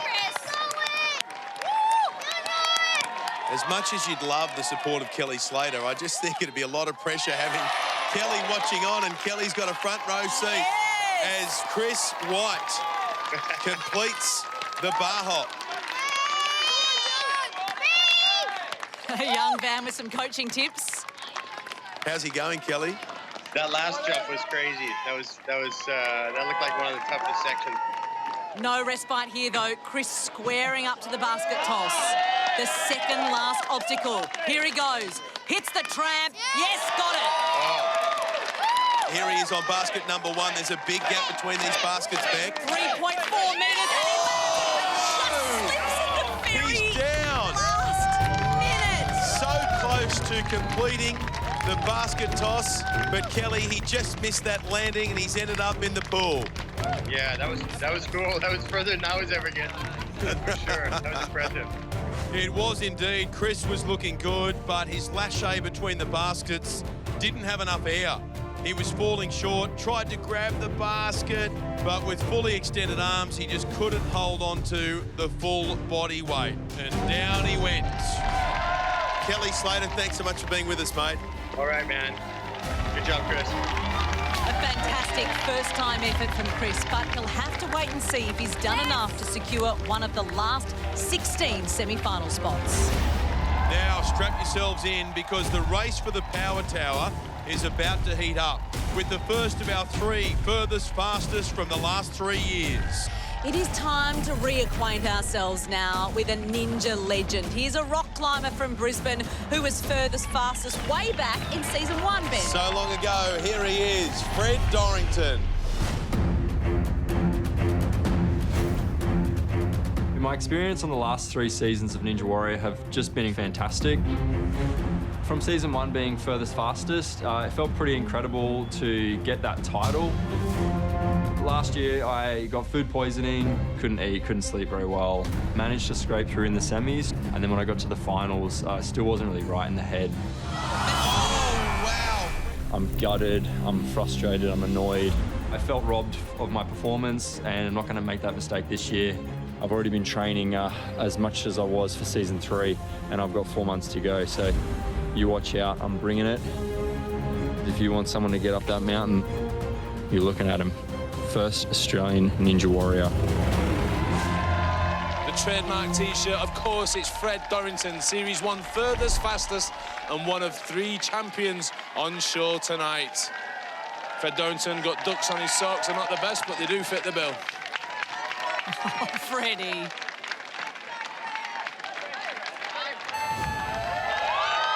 Here he goes, Fred Dorrington. Don't worry about the quintuple steps. He has his eye on Mount Midoriyama this year and $400,000 in prize money. Yeah, he had food poisoning last year, so he wasn't at his best, but this year he's feeling fit, feeling fine.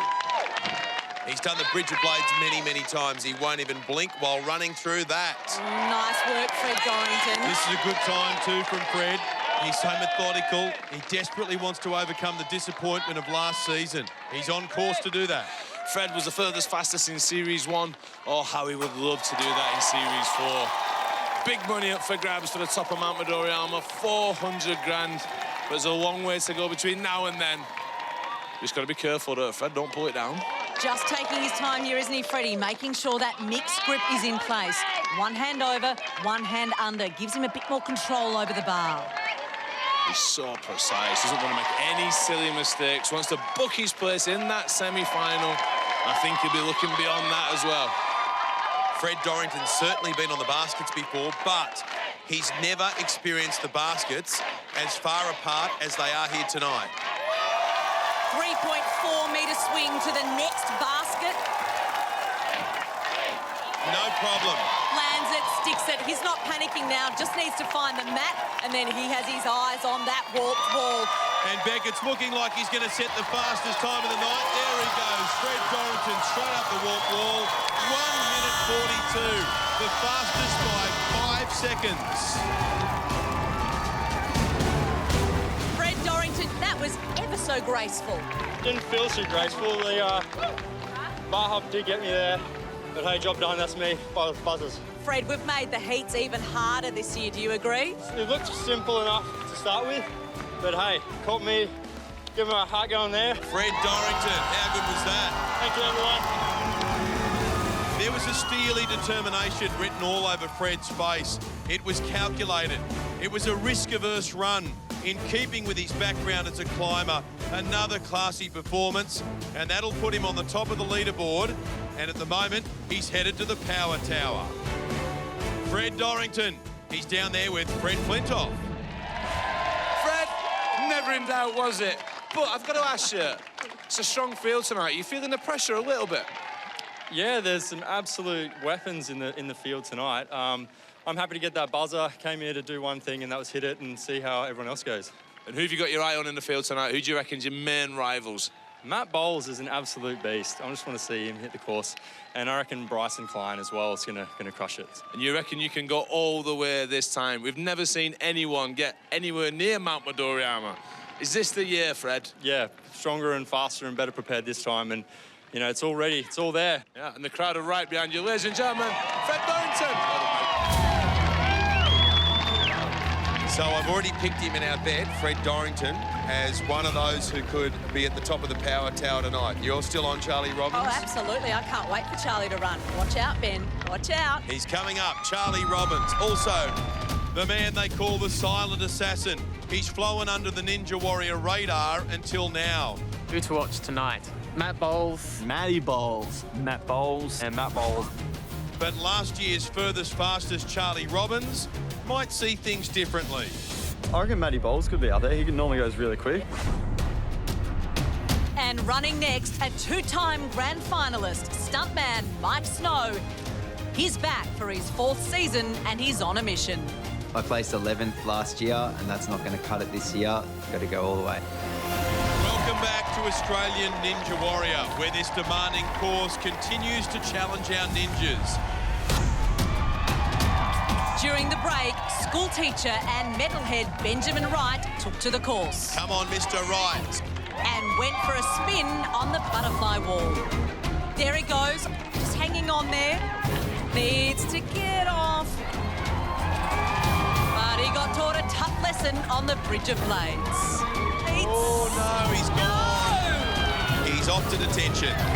Sports journalist Alana Withnall found a hard-hitting story on Obstacle 2. This is her first big test. The 26-year-old from Umina Beach in New South Wales. No!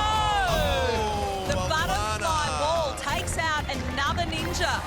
And Icelandic nurse Hannah Martin's daughter also got the cold shoulder.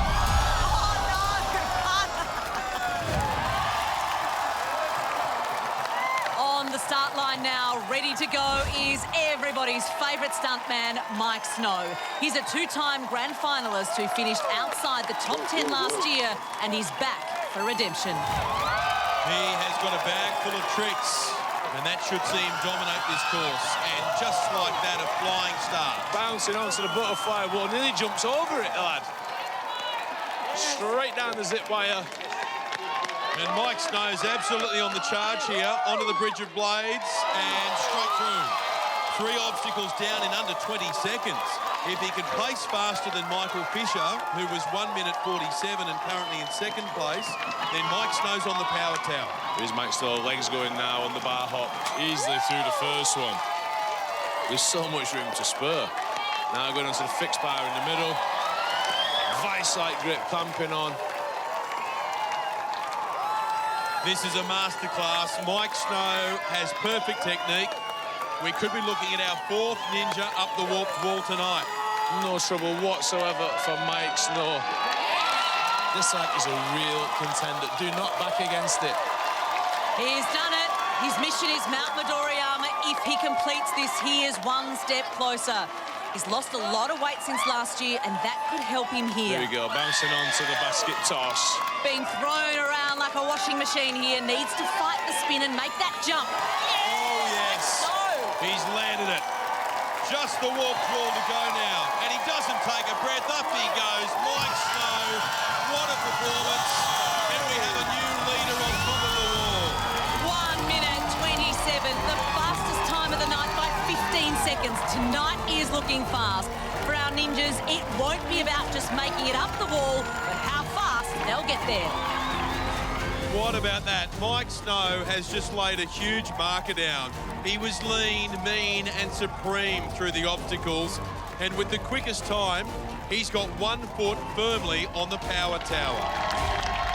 Wow, that was a blistering run by Mike Snow, and he has absolutely thrown down the gauntlet to Ninja champions Rob Patterson and, of course, Charlie Robbins. They are yet to hit the course, but the feeling is that the pressure just went up a notch. Let's have a look at the leaderboard.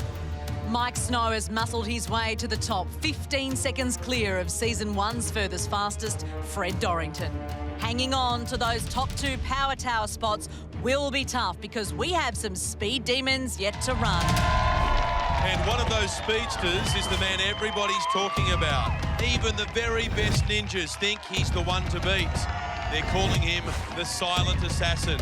Here he is, Matthew Bowles. One of my main hobbies is freediving. I can hold my breath for 4.5 minutes. Swam down to 26 meters before. So it is actually a meditation. It's kind of you because you want to be calm and peaceful. So I pretty much, on the course, I do the same thing. I focus in, I don't panic, and I just go for it. I'm into racing motorcycles. I love getting white knuckles, holding on for dear life, and I think that's what makes me a good ninja, because I've got no fear. Seeing all the incredibly talented athletes do super well, I thought, I want to be like them. Give me that fight inside of me to train harder, and it makes me want to get on that power tower. Am I a silent assassin? Well, I can't tell you that, because then you'll know my secret.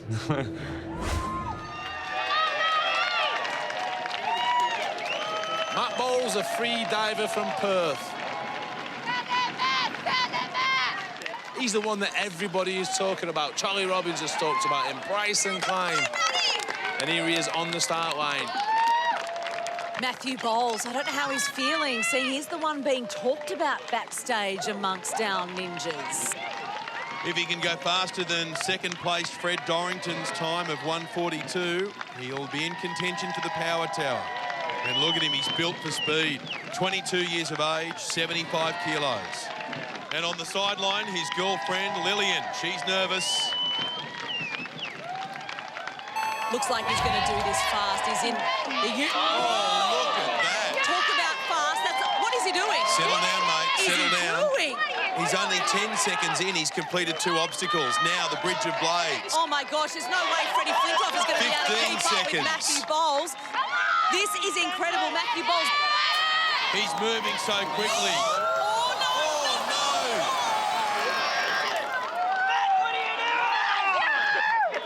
He's gone. That everybody was talking about, Matthew Bowles, is in the water on the bar hop. And I'll tell you why. Speed kills. Oh, look at Lillian. Lillian is devastated. We're all devastated because on the first 3 obstacles, I thought we had our winner. Wow, everyone was in shock. He was flying faster than anyone else through this part of the course, but the bar hop demands more control. It's a mental obstacle as well as physical, and he was a bit careless and just dislodged himself on the backswing, and his face told the story. A golden opportunity missed. Matt, I don't think anybody expected that. Do you think seeing the other guys go before you and put in such fast times put that extra pressure on you there? Because you was going like a good one, weren't you? I think, to be honest, the first thing I was thinking of on the top of my head was the first obstacle. And I got past that and then completely forgot that the bar comes out. So I did obviously want to get to the power tower. It looked pretty fun. I like being high up, and I hope the top 2 people have a good run at it. Ladies and gentlemen, Matthew Bowles. What a man, All our ninjas want to be on that power tower, but how fast is too fast? Stick around, Ninja fans, because the race to the power tower is not for the faint of heart. Up next, former ballet dancer Raina Shu is back to raise the bar. Plus, 4 former grand finalists take to the course. Gymnast Jordan Papandreou. Freddie Flintoff's pick of the night, the feared and respected Bryson Klein. Last year's furthest fastest, golfer Charlie Robbins. And Rob Patterson, Season 2's furthest fastest. He's hoping to run rings around his fellow ninjas. Welcome back to Australian Ninja Warrior, where Mount Midoriyama towers over this course. The competition for the last 16 semi-final spots is hot, but the fight for the 2 power tower spots even fiercer. With a taste of ninja last season, this former ballet dancer with a 2-metre wingspan is back for a second serve. It's the Rayman, Raina Shu. Ballerinas are typically known for their elegance and their grace.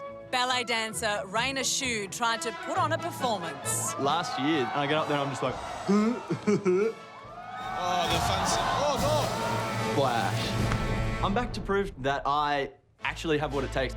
I grew up doing ballet as a kid. You know, you turn up, your friends are playing rugby league. I have to go to concerts where, like, mum's putting makeup on me in the car. You know, that rattles a kid's self-esteem. I want to inspire the next generation to be killing it in tights. Saw the power tower, I was like, heck yes. My new strategy, I've been thinking through it, one word, attack. So I'm gonna hit everything, I'm gonna see what's in front of me, attack it. Up the wall, buzzer. That's the plan.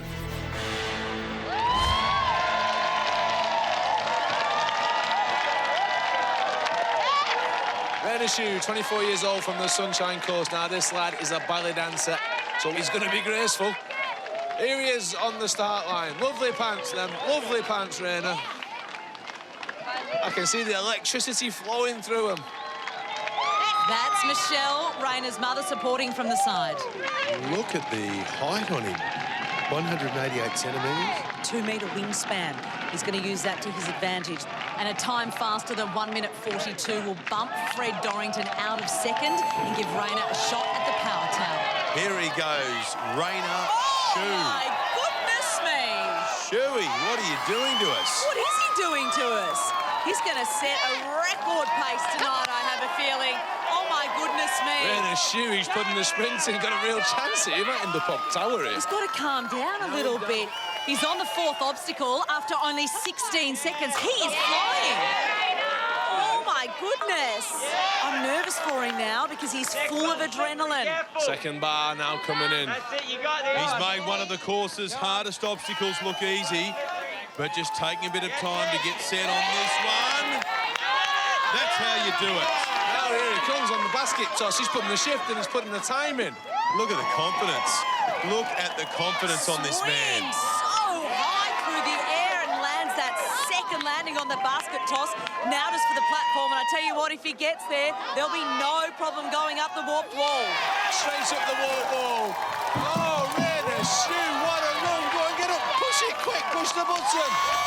Wow, Raina Shu. Now we have another new leader. Where will it end? Raina Shu just flew through the Ninja Warrior course, destroyed Fred Dorrington and Mike Snow's times with an incredible 1 minute, 1 second. How are you feeling? Oh, stoked. I don't know what to say. It was unbelievable. I'm shocked. I'm mesmerised. Oh, thanks. You go and enjoy it. Thanks, Steve. Take care. Raina Shu. Raina Shu attacked this course. His technique on the butterfly wall was perfect. He barely slowed down for the bar hop. On the basket toss, he took a few extra swings to get off. If it wasn't for that, he would have completed this course in under a minute. That is astonishing. Okay, it is time to welcome back to the course one of the all-time ninja greats. Season 2's furthest fastest, a triple grand finalist, mighty Rob Patterson. Our ninjas seem to be getting faster and faster tonight, Ben, and I'm sure Rob will be no exception because he is known for speed. And off he goes. 1 minute 27 will put him on the power tower. Skipping through the quintuple steps, and now I don't think he'll hang around. Straight onto the butterfly wall. Big bounce onto the wall. Reaches the top of it, now onto the zip line. Here he comes. Obstacle number 3, the Bridge of Blades. Skye will not put a foot wrong tonight. The crowd is like, whoa, we haven't seen a ninja like this. His technique second to none, Beck. He's carving up this course. As he starts, so doesn't even swing about, just uses brute strength. Yes. Now onto the second of the bars. Yes, holds it. Again, you'll just use coordination and strength. Look at that. Great technique. No trouble whatsoever for this lad. Rob Patterson definitely in a rush. This is amazing. He's under a minute. He's got his eyes on the power tower. Oh, just clinging on to the second of the basket. That is confidence for you. Nice to have you back, Rob Patterson. Rob Patterson up the wall. No question whatsoever. A fantastic run from one of our top ninjas. Rob Patterson, you are the second fastest time of the night so far. How good's that? So at this stage, you have booked your place going up the power tower. Are you looking forward to that? If no one else tops the time, I'm looking forward to it. Looks like great fun. You've still got some really strong competitors yet to run. Who are you worried about? Oh, look, Ben, most of them, honestly. Bryson, Charlie. The wind's blowing, mate. You better get down. We don't want you blown away. Good on you, mate. Vintage stuff from Rob Patterson, only a second between the top two spots. But look, he almost misses the second basket. His arms are fully extended. However, his athleticism and strength are enough to see him hang on and finish the course.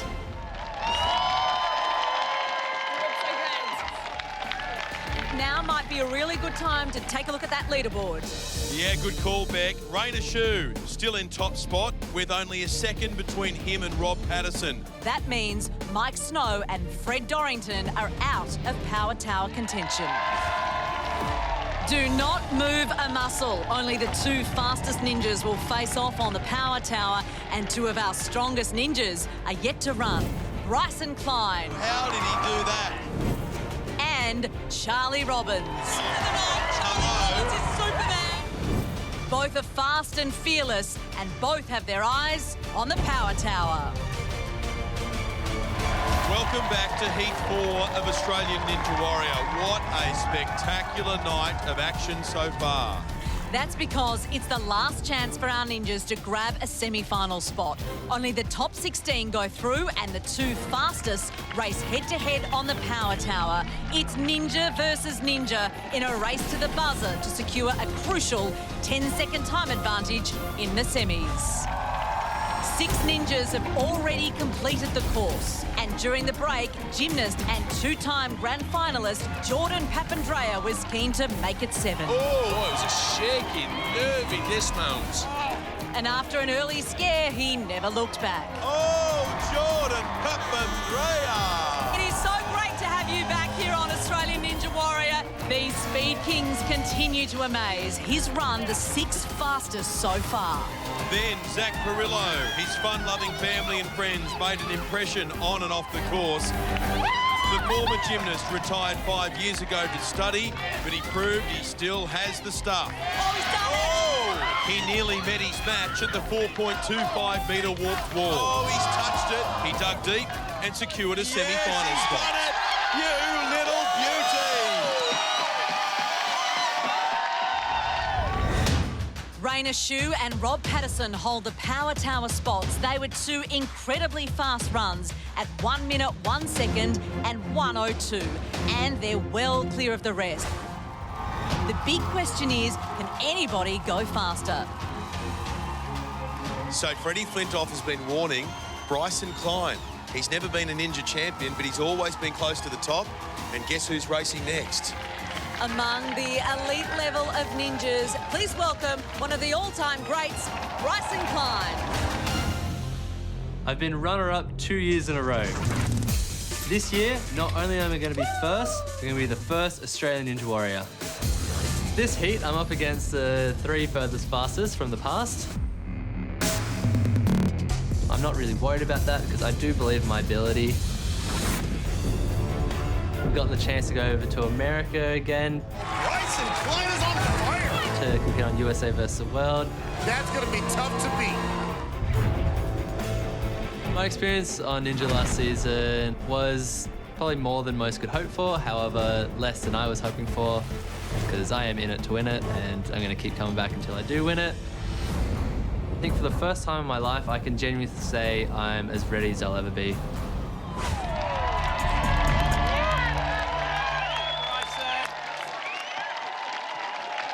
Another one of our strongest competitors, Bryson Klein. We've seen him before. He's strong.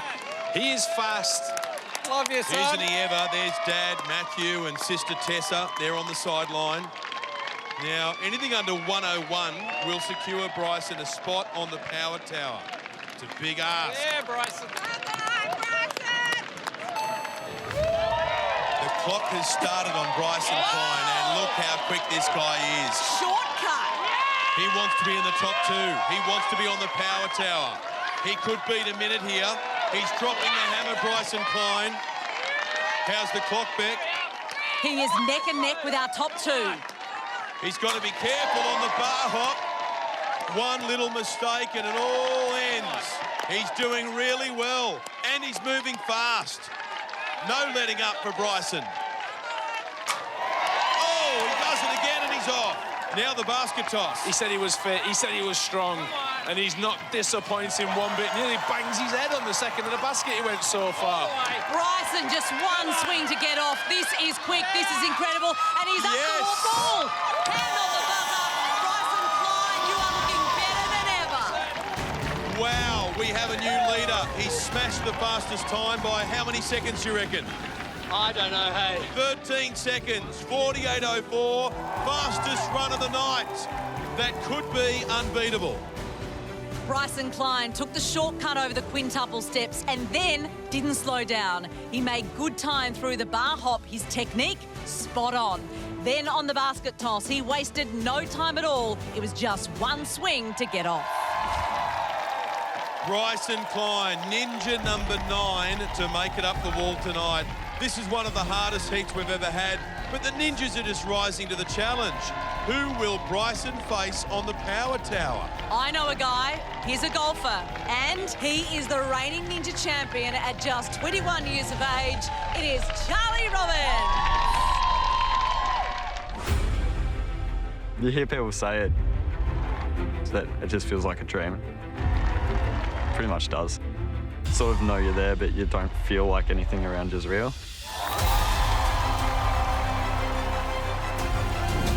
Last year I got furthest faster, so I'm back to do the same thing again this time. It's pretty cool when, like, you'll have kids and stuff come up and be like, oh, were you that guy on that thing? I'm like, yeah. 100 grand that I won. Used a little bit of it over in Europe, but I gave Mum and Dad most of it, so I don't do anything stupid with it. Hi, Charlie. Charlie. Apart from that, I'm still working away, serving a few beers at the golf club. The kids admire him. They're just in awe of him, as most of us adults are.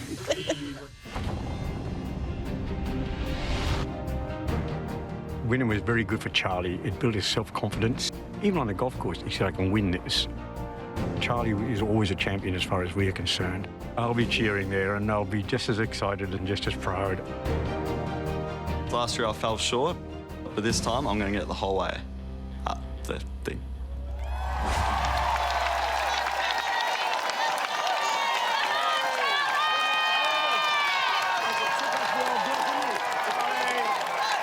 Reigning champion Charlie Robbins walks up to the start line, and I've got to say, surprise package of season 3.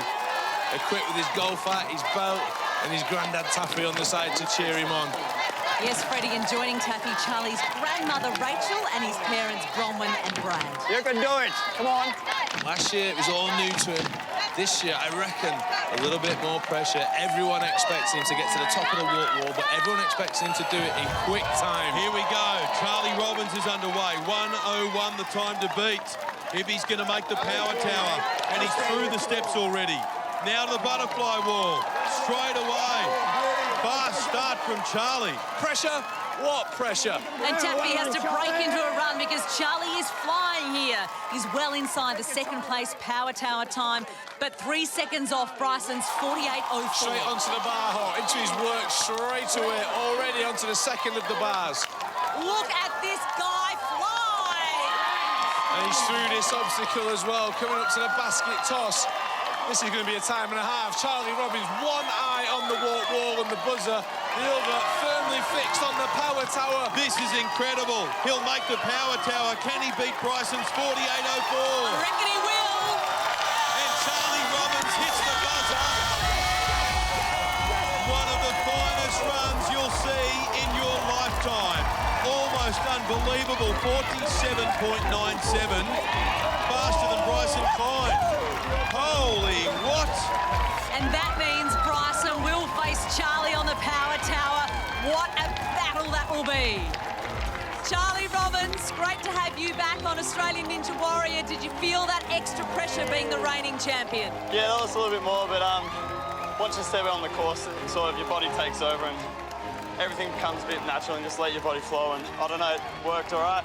It did work all right. We love watching you, Charlie Robbins. Welcome back. We'll see you on the power tower shortly. Give him a big round of applause.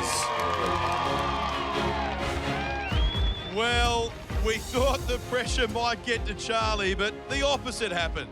An inspired run from the reigning champion. He nailed every obstacle in quick time, straight up the wall with seconds to spare. And that performance comes from a ninja who desperately wants to be the first Australian Ninja Warrior. Thank you. Charlie, firstly, there's your hat back.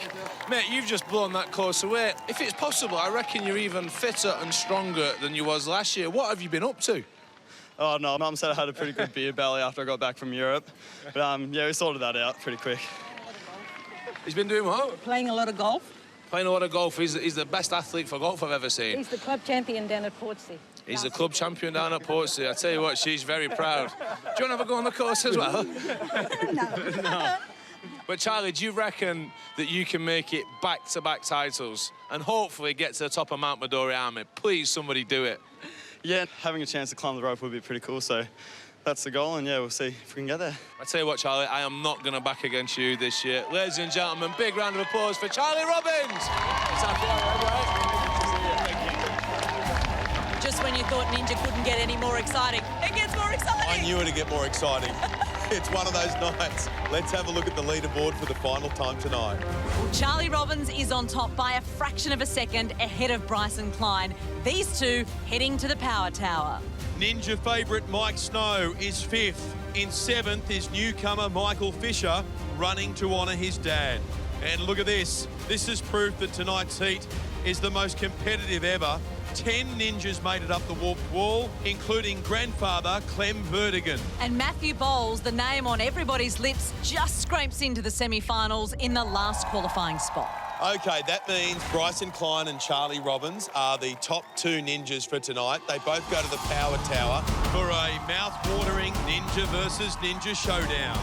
Yeah, that's exactly right. The first ninja to hit the buzzer on the power tower scores a crucial time advantage heading into the semi-finals. And never before has Ninja offered such game-changing advantage. So let's get ready for the power tower battle royale.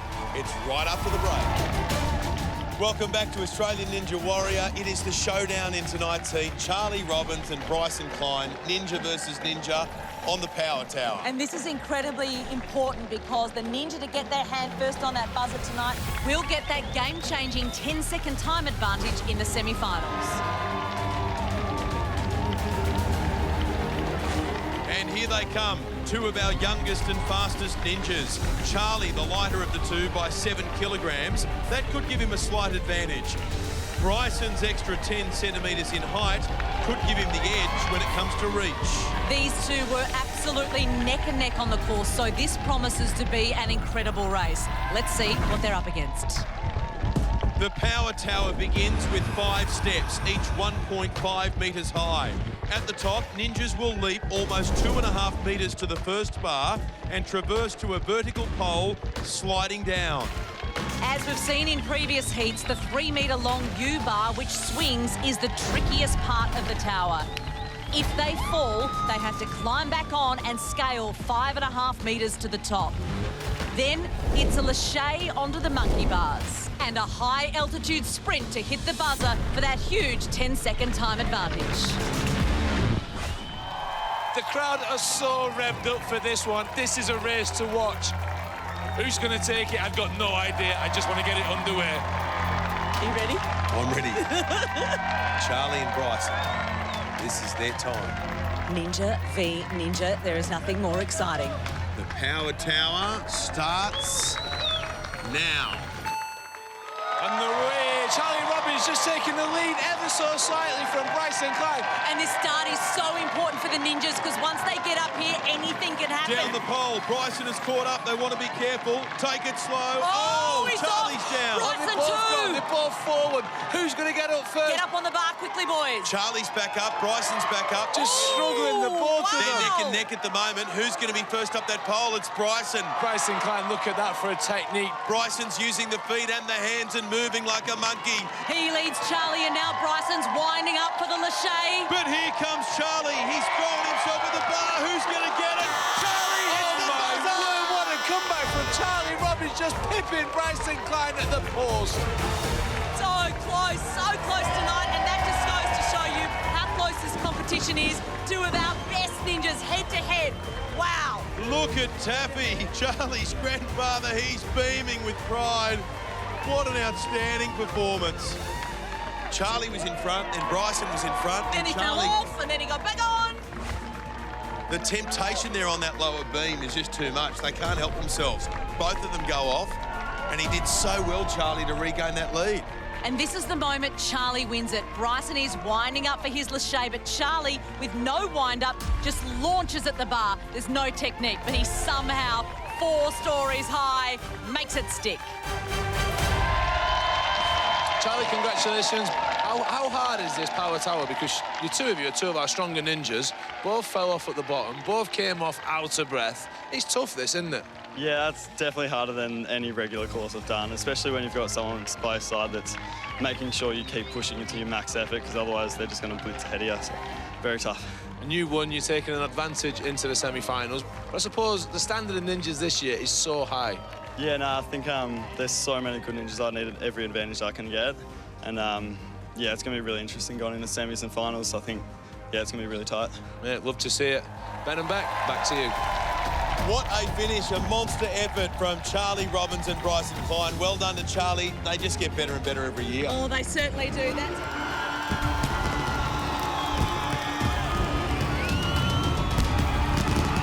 Welcome to the crucial semi-final stage of Australian Ninja Warrior 2020. Now, as you can see, no Freddie Flintoff tonight. Understandably, during the current global health crisis, we thought it would be best to send Freddie back home to his family in the UK. But that means we have the one, the only Shane Crawford back on the set of Australian Ninja Warrior. Crawford. Thank you, Beck. Thank you, Ben, for having me. It's great to be back. I filled in for Freddie. I've filled in for you, Beck. What next? One of the ninjas? Now that could be fun. That may be something for next year. We'll leave that for now, Croft. But tonight, that's the focus. 32 incredible ninjas, a semi-final. The pressure just goes up to a whole new level. This expanded course in front of us. 9 obstacles instead of 6 in the heats, including 4 never seen before. Gone are the quintuple steps, replaced by the all-new snake run. It's dangerous. 6 steps to cross here, each on a slightly different angle. The middle 4 steps force ninjas to lean over to one side. The first, and crucially the last step, face in the opposite direction. Good luck. Second is the rolling log, an obstacle that always ruffles feathers. Ninjas must hang on for their lives as the log spins faster and faster down an 8-metre track. Then they'll need to recover, pick themselves up and get over the dizziness. Because the next obstacle is the never-before-seen diving boards. It demands serious respect. Ninjas will have to clear their heads as they face 3 spring-loaded boards, each further away than the last. Foot placement's key here. One wrong step and you're in the water. Obstacle 4 is the ring toss, returning from last season's semi-finals. This is an upper body killer as ninjas use 2 rings to cross 12 pegs on 3 angled boards. Then it's the slingshot, and this could be the hardest semi-final obstacle we've ever seen. Incredibly, there are 7 laches for ninjas to make, made even more challenging by rubber bungee ropes in each cradle. Ninjas will need to control the bounce when they land and be more explosive to get up and over to the next cradle. More than ever, gravity is not your friend. And if that wasn't enough, the central cradle has a massive drop of 1 metre. The 6th obstacle is the iconic warped wall. This is where the heats ended, but for our semi-finalists, the course is just heating up. 3 more obstacles to go. The barrel roll is another obstacle new to the semi-finals. After a jump of nearly 3 metres to the first spinning barrel, Ninja's lâcher technique must be perfect to reach the handles on the second. It's higher. Then they'll need to swing down and time their release to fly over the wall to safety. Obstacle 8 is the spider jump. Mini tramp technique is crucial here. Ninjas need to land deep in the tunnel with hands and feet at exactly the same time, then scramble down nearly 8 metres. The 9th and final obstacle, the punishing invisible ladder. 8 metres straight up, only reached by pumping 2 rings upwards, one after the other. There's nowhere to hide until you reach the top and hit the buzzer. 12 ninjas from each of our 2 semis go through to the grand final, where the furthest, fastest overall will win $100,000. And if any ninja can conquer the awesome Mount Midori armour, and remember, it's never been done in Australia before, Croft, they'll win how much? $400,000. You better believe it. We've got some great competitors tonight. The 2 ninjas we need to keep an eye on, Flashman, Ashlyn Herbert and Sam Goodall, both won their power tower face-offs in the heats, and that means they both hold a critical advantage. Whatever time Ashlyn and Sam run tonight, they automatically have 10 seconds deducted from that time, which could make all the difference when it comes to a place in the grand final. And our 2 fastest ninjas tonight will also face off on the all-new semi-final power tower. If you thought the power tower in the heats was intense, wait till you see this. The ultimate ninja versus ninja race to the buzzer for an incredible second chance advantage in the grand final. Get ready.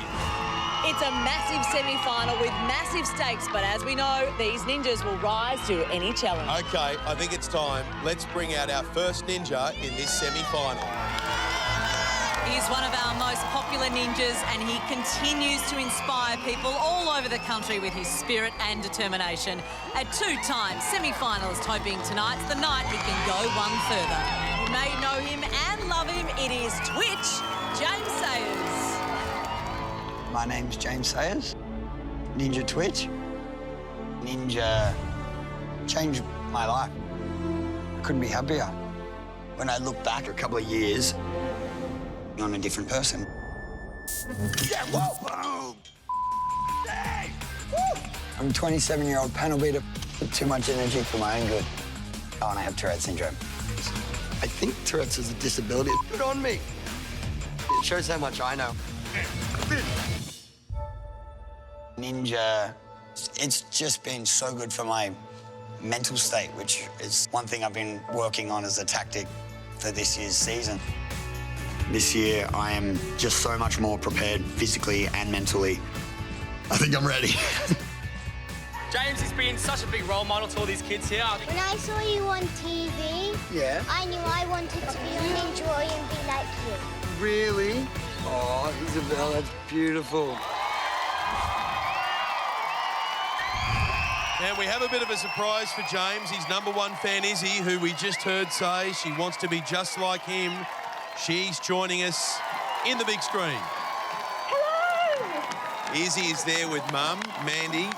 You love this bloke, don't you? How do you want him to go tonight? Great. And he's ready to rock and roll, and he's giving me the thumbs up. Look a bit different, Freddie. Now, James, don't worry about Freddie. Have a good look at that snake run. You've never seen anything like it before. None of our ninjas have. You can't underestimate this first obstacle, because if you put 1 foot wrong, you're in trouble. We're ready to get this semi-final underway. 12 ninjas will make it through to this season's grand final tonight. Will Ninja Twitch be one of them? Here we go. James Sayers skipping across the snake run. How's he going to go tonight? Fast, if the first obstacle's anything to go by. Now look at him hug this log. Hold on tight. Tie those shoes on tight.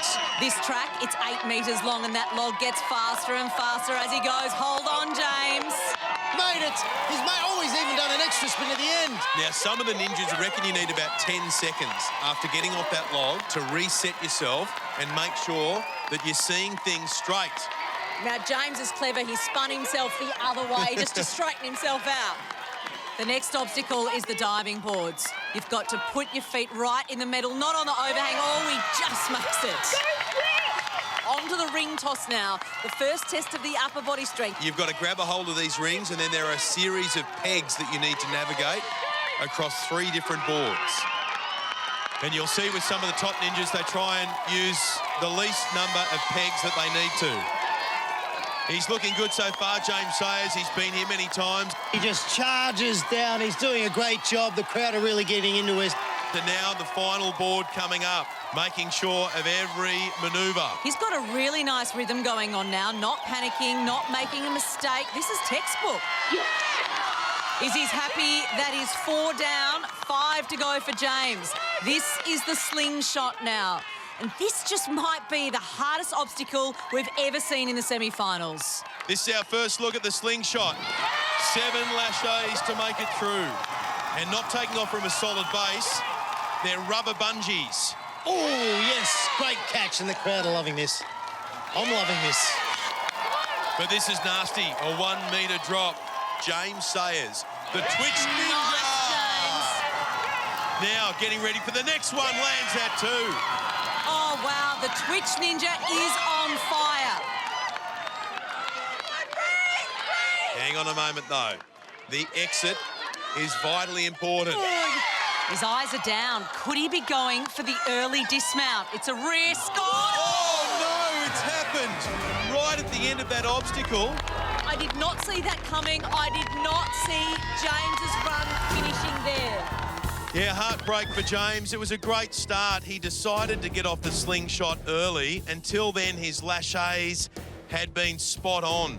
But this time it looked like he didn't quite commit, didn't drive his hips up high enough. He saw the mat and sadly he couldn't get there. Agonisingly short. How's he feeling down there, Shane? James, well done. You were awesome. Yeah, thanks, man. You're such an inspiration to your supporters. Oh, thank you. And you had your biggest fan cheering you on? Yeah, for sure. Biggest fan on the screen, did not expect that. I'm so proud of you, James. I'm just happy that I gave it my all, and I think next year I'm just going to be a beast. Like, this has just motivated me more, man. Great effort from James there. He made it all the way to obstacle 5, and who knows, that might be enough for a place in the top 12 and a grand final spot. Yeah, fingers crossed for the man who calls himself the Twitch Ninja. We got an early look at the slingshot. It's going to be a huge challenge tonight for our ninjas. Next to take it on is a ninja who, like James, has been here twice before, but hasn't quite been able to take the next step and make the grand final. She'll be giving it her all tonight to change just that. From New South Wales, Jan Machevsky. Having my beautiful wife Tiana on the sideline, it's quite special. I drown out the crowd. She's literally the only voice I can hear in my head while I'm up there. T and I are going through the IVF process, and it is quite expensive. So the $400,000 would be a massive help, might make our baby making process more affordable. So it's my motivator to climb Mount Midoriyama. I'm not only doing this for my family, I'm doing this to create a family. So tonight, I'm going to hit that buzzer. There's Tiana on the sideline. She's with Sian every step of the way. And Sian really trying to tap into the energy of this crowd this evening. She's got a big support crew backing her, and she really feels this is her chance to go to the next level and make the grand final. I love the big smiles. She's going to throw everything at this. And here she goes, Sian Machevsky. Hits that first pad, 2, 3, 4. Oh, 5 wasn't there! What? Sian Machevsky's semi-final ends on the snake run. I'm warning our ninjas. It looks like a first obstacle, but it is not easy. Because most of the steps all favour one way. You see they step to the right, and then the last one's on the left. So naturally, your body is pushing towards the left, and that's where many people are going to come off.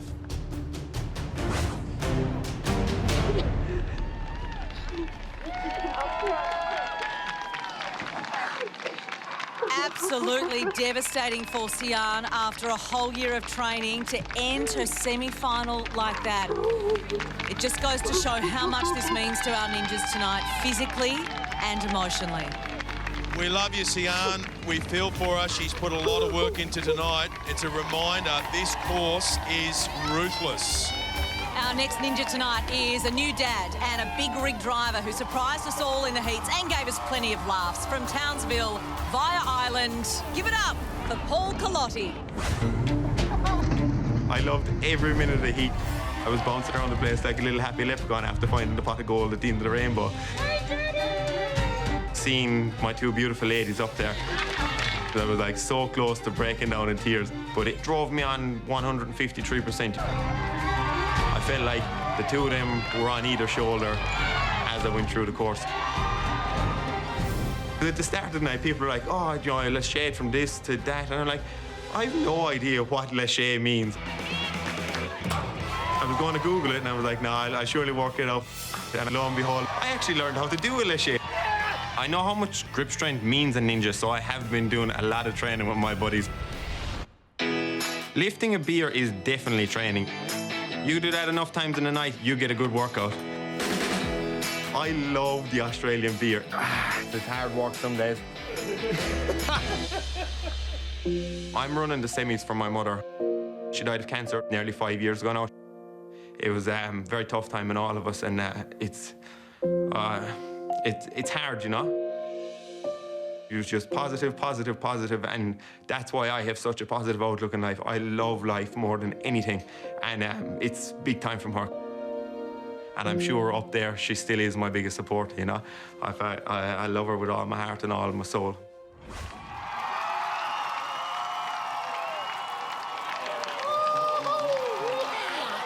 Oh, that's a good gift for Croft.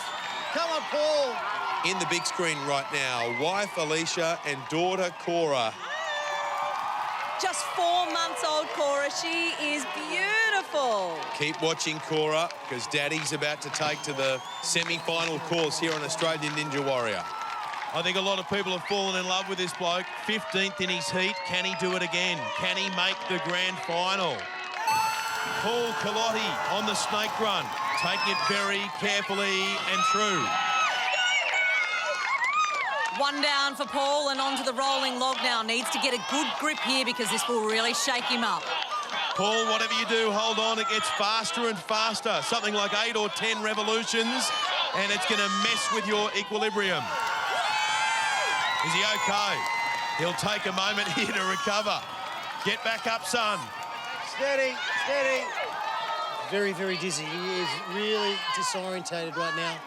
And Crawford needs to concentrate on his footwork now. These are the diving boards. Come on, mate, baby steps, just like Cora will take in a few months from now. Go, sweetie, got it. Okay, here we go. There are 3 of them. The first is smaller than the second 2.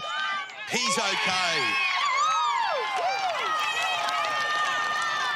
Ring toss time. The first test of the upper body strength on this semi-final course tonight. 3 boards, many pegs, and 2 rings. You've got to add all of that up and come up with success.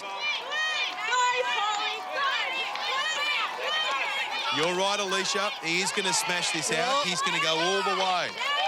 And he trains on the side of the cattle truck, lifting himself up and challenging himself. But hang on a moment. You got to reverse that truck up for a moment, mate. Oh! He's had to do the twist mid-air. It's not a nice thing to do, but he's managed it well. When you've got to flip and change and twist, it's not easy. Look at wife Alicia tuning in. And his young baby, look, they're glued to the TV set. Look at them. Go, Paul. Bring it on. She is cheering him home. Keep it up, Alicia. Yeah, babe, you got it. And all of this would be testing the upper body strength, to be burning him at the moment. Here he comes. He's looking good. He'll have one more swing and he's done. Next up, a brand new obstacle, the slingshot. Jumps up, takes the first bar. It is a nightmare for our competitors. They've just come off an obstacle which has really burnt their upper body strength, and this one will really test their skills. All comes from the hips, the strength and the momentum all comes from the hips in this one. Lines up the next shot. He nails it. And just watch the eyes here, because you've got to watch the bar, but also look at the next bungee. Oh, no! Paul, we had you at the end of that. We had you at the end. How good was he, Alicia? You must be proud of him. Oh, so proud. He was doing so well. That slingshot, though, is a nightmare tonight. The drop down to the central cradle is a metre. I think that's what was on his mind. He just didn't do enough to get the bar up and over, and he clipped the cradle on the exit. It was all out of whack. Bad luck, Paul. Paul, congratulations. Thank you very much, Shane. I just wanted to say first off, dedicating the run tonight to my mother. She passed away 5 years ago, and today is Mother's Day in Ireland, so she was with me all the way. She obviously didn't carry me the whole way, but she was still there nonetheless. We won't get up for that. We've loved you so much that we've organised something for you tonight. What's because you absolutely deserve it. I'll just grab it right now. Here we go. Congratulations. Thanks for being a part of it. You're an absolute legend. Ho-ho! Well, who would have thought a cattle truck driver from Townsville would get all the way to the 5th obstacle in the semi-finals? Our ninjas are really stepping it up tonight. The race is on to make the grand final. Quite an experience. Tonight, the next step on the road to Mount Midoriyama. You won't believe the all-new Power Tower with an unbelievable game-changing advantage on offer. Who will step up to the mark? Will it be 3 times grand finalist Alex Matthews? I've hit a buzzer in every semi. The pressure's on. The tradie ninja, Sam Goodall. I'm hoping that my time advantage will give me the edge I need over the other ninjas. Sarah Blackmore and Ashlyn Flashlyn Herbert. I proved through heats that I'm not just Ash's girlfriend. Now it's time for Ash to prove that he's not just Sarah's boyfriend. Or the barefoot ninja, Daniel Mason. Ashlyn, you may have beaten me on the power tower in the heats, but come the semi-finals, I'm going to show you who's boss.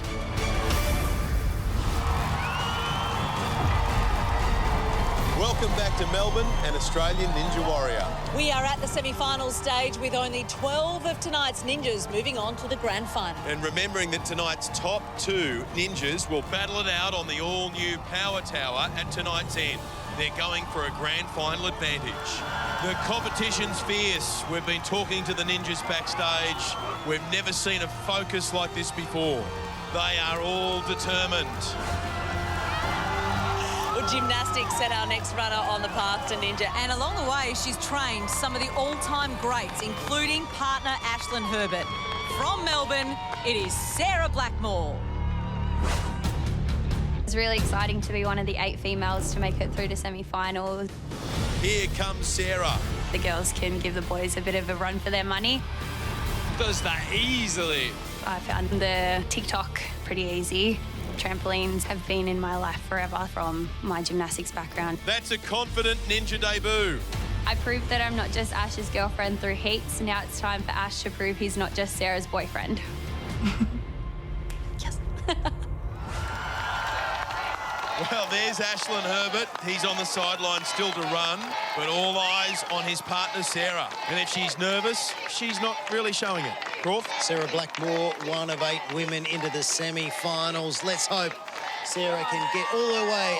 Sarah is a newbie ninja, but she's been in the very safe hands of her boyfriend, Ashlyn Herbert, teaching her all the tips and tricks about how to conquer this course. Whatever it was, it paid off. She was 15th in the heats. She made it through, but this is the semi-final course. Off we go on the snake run, which we know is not to be underestimated. She is through. 1 down, 8 more obstacles to go, and here is the rolling log. Tuck your head in. This is extremely tough, at least 10 rotations. You got to hold on, you lose your bearings, you don't know where you are, you don't know if you make it to the other side. She's swinging, she's holding tight. Oh! Oh, wow. She's done it, yes! Tough start for Sarah. She was thrown around and now needs to compose herself for the diving boards. 1, 2, 3, straight through. Sarah's looking good through the first 3 obstacles. But this is the ring toss, an upper body test. Big swing. She's the lightest ninja in the semi-final, only 56 kilos. That might give some advantage. So far, so good. She's feeling better now. She's feeling a lot more confident on the ring toss. She's practiced this in the ninja gyms. She's probably practiced this every day of the last 12 months. Just keep going singles if you have to. Well done, look at her go. She's doing great guns. She does not have the kind of muscles that other ninjas have to be able to survive the burn on the arms here. But you know what? Credit where it's due. Sarah Blackmore, you are a star. She's doing really well to recover from that early scare, and she's nearly at the end of this obstacle. Just needs to get off, and then she's got the unwelcome surprise of the slingshot. Big jump. Sarah Blackmore, the gymnastics coach from Victoria, onto obstacle number 5, the slingshot. Go on. Here's the big transition. It's a huge leap. Up she goes. Yes. Yes. Oh, this is incredible. This is a huge effort. This is an incredible run. Oh! Wow. Come on, Sarah Blackmore. This is a big drop down here. She's got a metre to deal with. Go! Oh! Well done. That was phenomenal. Sarah Blackmore, take a bow. It was indeed. Sarah was looking strong, but fatigue caught up with her, and that 1 metre drop proved to be too much as her momentum pulled the bar clean out of her hands. And a star is born. How impressive is Sarah Blackmore? She was impressive on the course. We love her. Fingers crossed she makes it. Well done, Sarah. So close, all right. We'll have to wait and see if she's done enough to make her first ever grand final. While our next ninja has been there and done it all, and tonight is hoping to make his 4th grand final. He's got plenty of dash and plenty of moustache. Here is Alex Matthews. Mum and Dad have always been there for me. I guess you could say they're my biggest supporters. Thanks for coming. Thanks for coming. Mum especially is probably like my #1 mega fan. Unfortunately, Mum and Dad won't be able to make it this year. They've both sort of been in the wars a little bit. Mum's had a bit of foot surgery. Dad's gone through prostate cancer, going through hormone therapy treatments and getting the prostate taken out. He's on the other side of that now and doing well. Yeah, it was kind of a bit sucky not having Mum and Dad there on the sideline this season to cheer me on. You know, I know that they'll still be proud of me, and I know they'll both be supporting me from home. Even though Alex Matthews is one of our ninja veterans, he did not complete his heat. He came off on obstacle number 5, the flying shelf grab. And he's never fallen off in a heat before, so there is a question mark over his form, as much as we love him.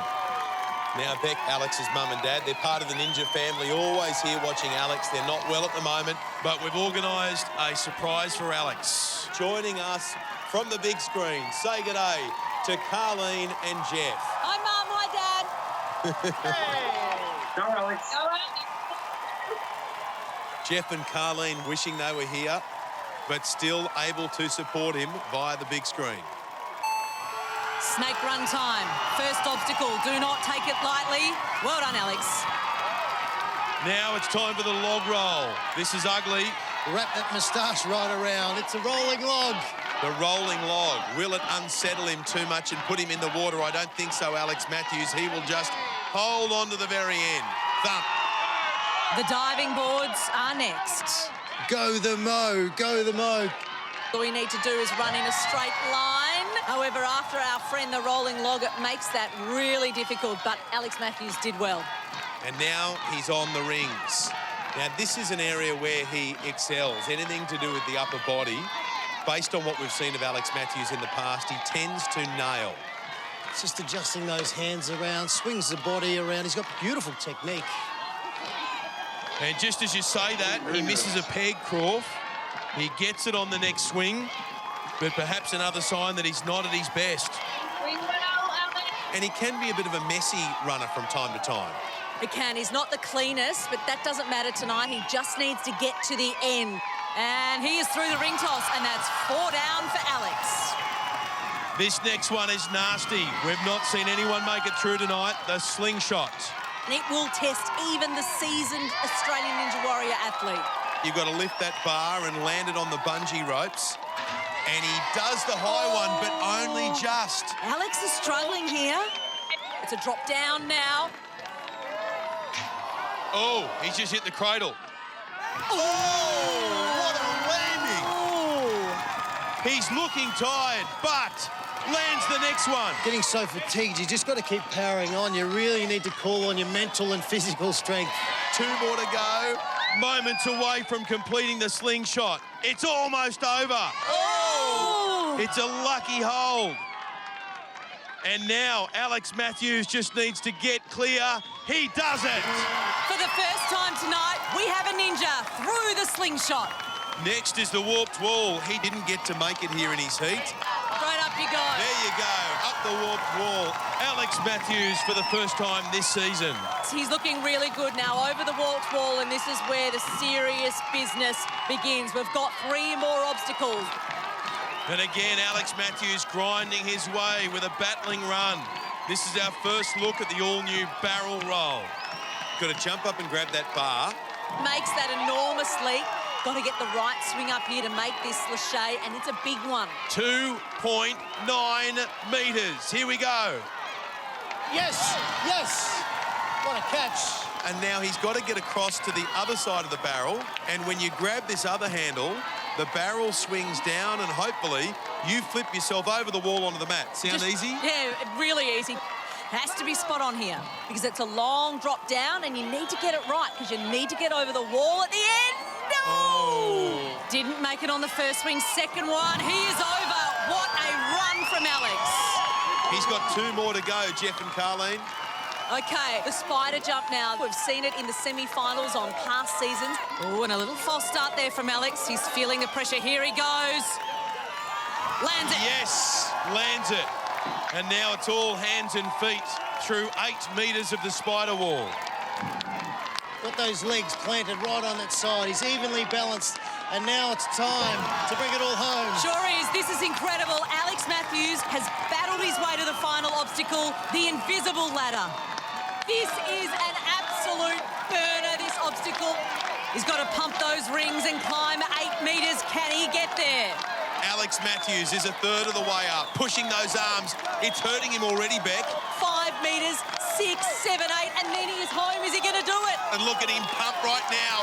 Every muscle in that body, every breath inside his lungs. The buzzer's just a metre away, and Alex Matthews hits it. He nails it, and the fireworks explode into the sky. Mum and Dad, your boy's at the top.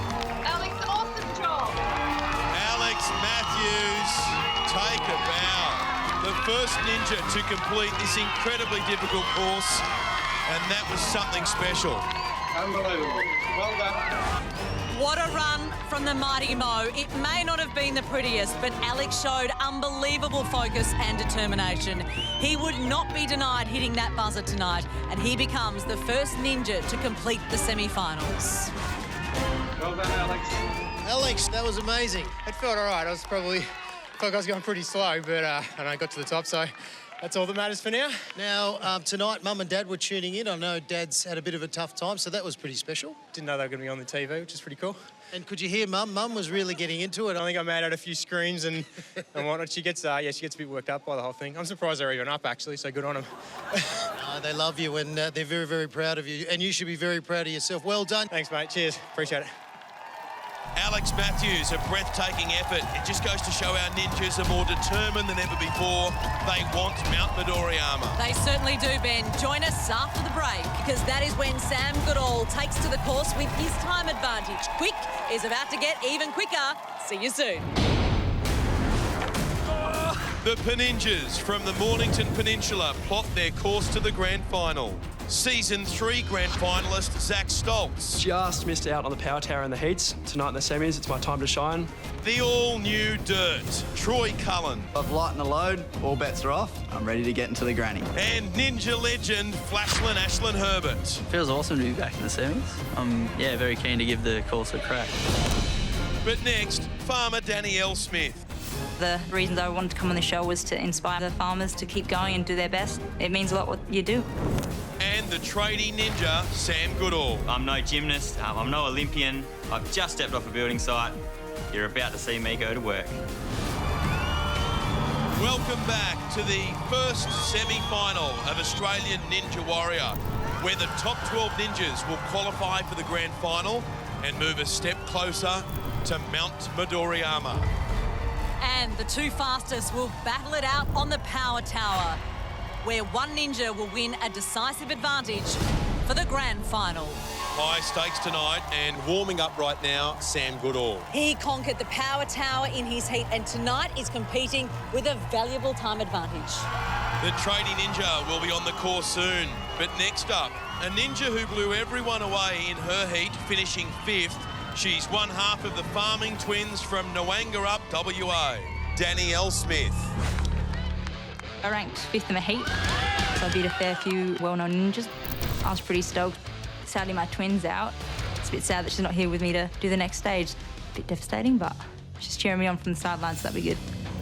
It means a lot to me to get through to the semis. I've hardly had any training. I just come from a small community in Nwangarup. We do sheep and crop. Boots off, Danny!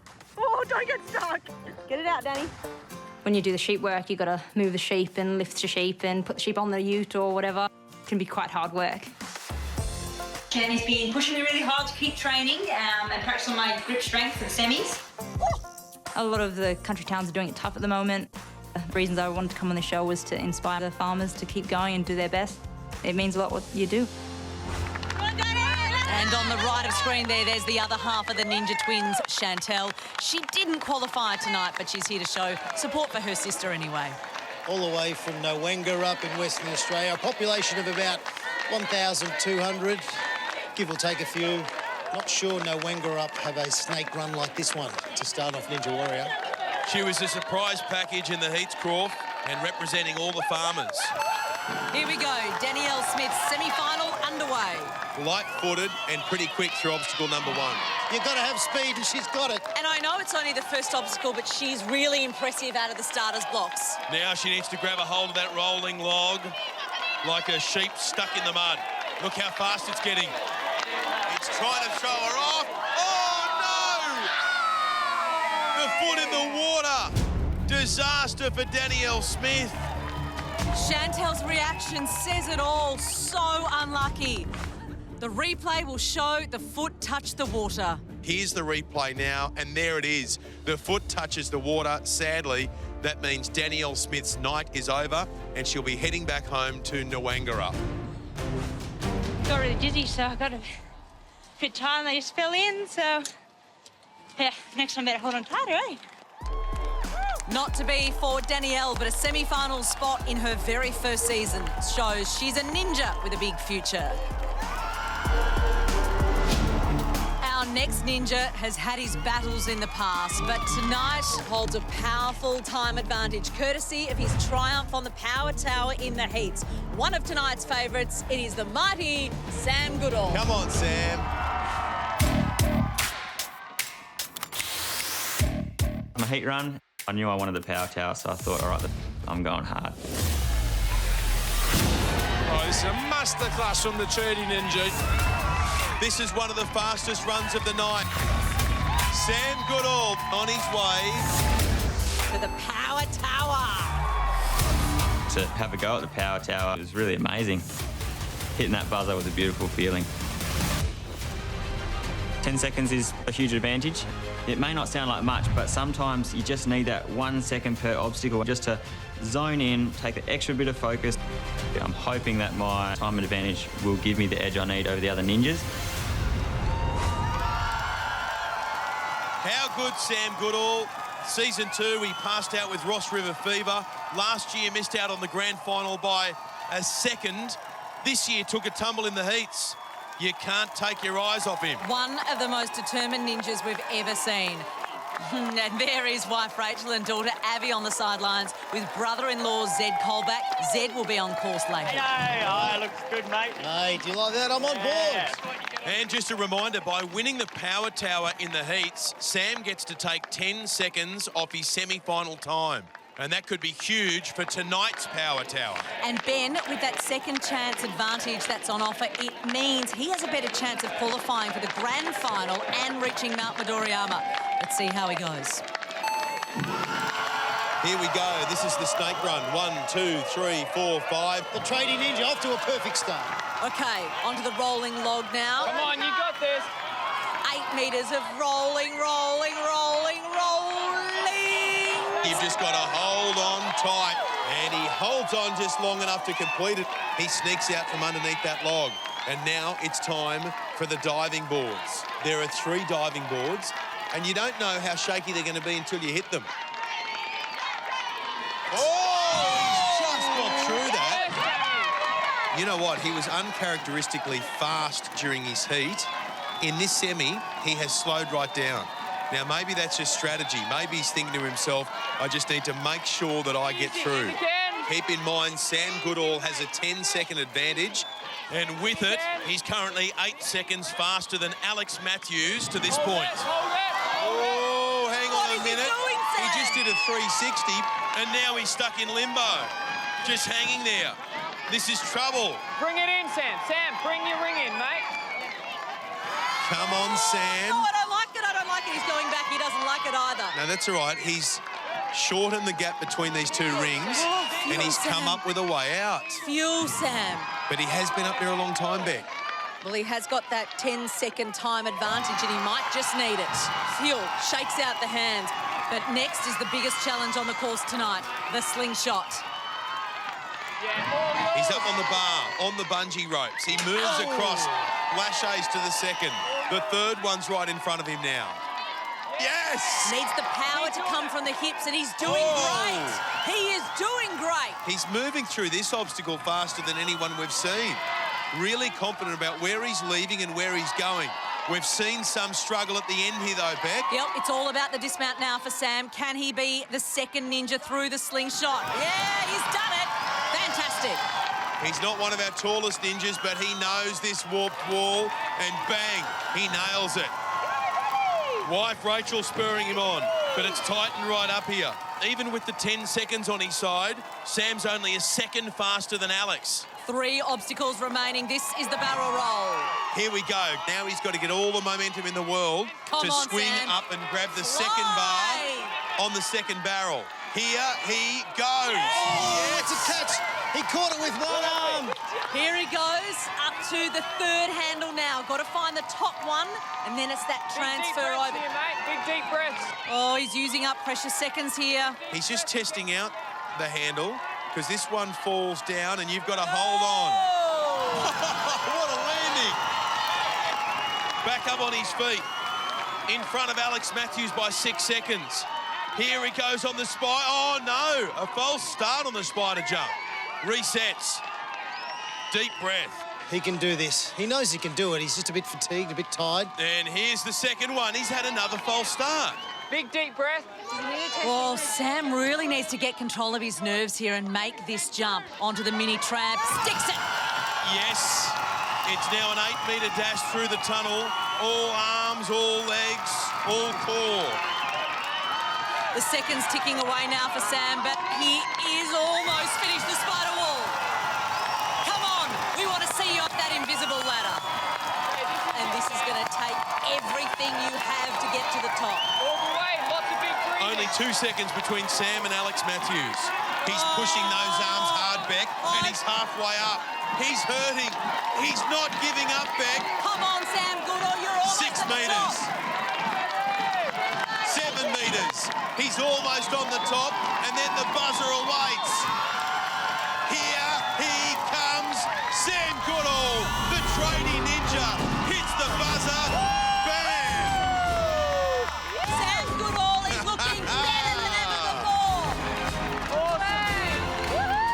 He gives a little wink to his wife down below and his brother-in-law, Zed Colback, and he is spent. It was a vintage Sam Goodall run, action-packed throughout.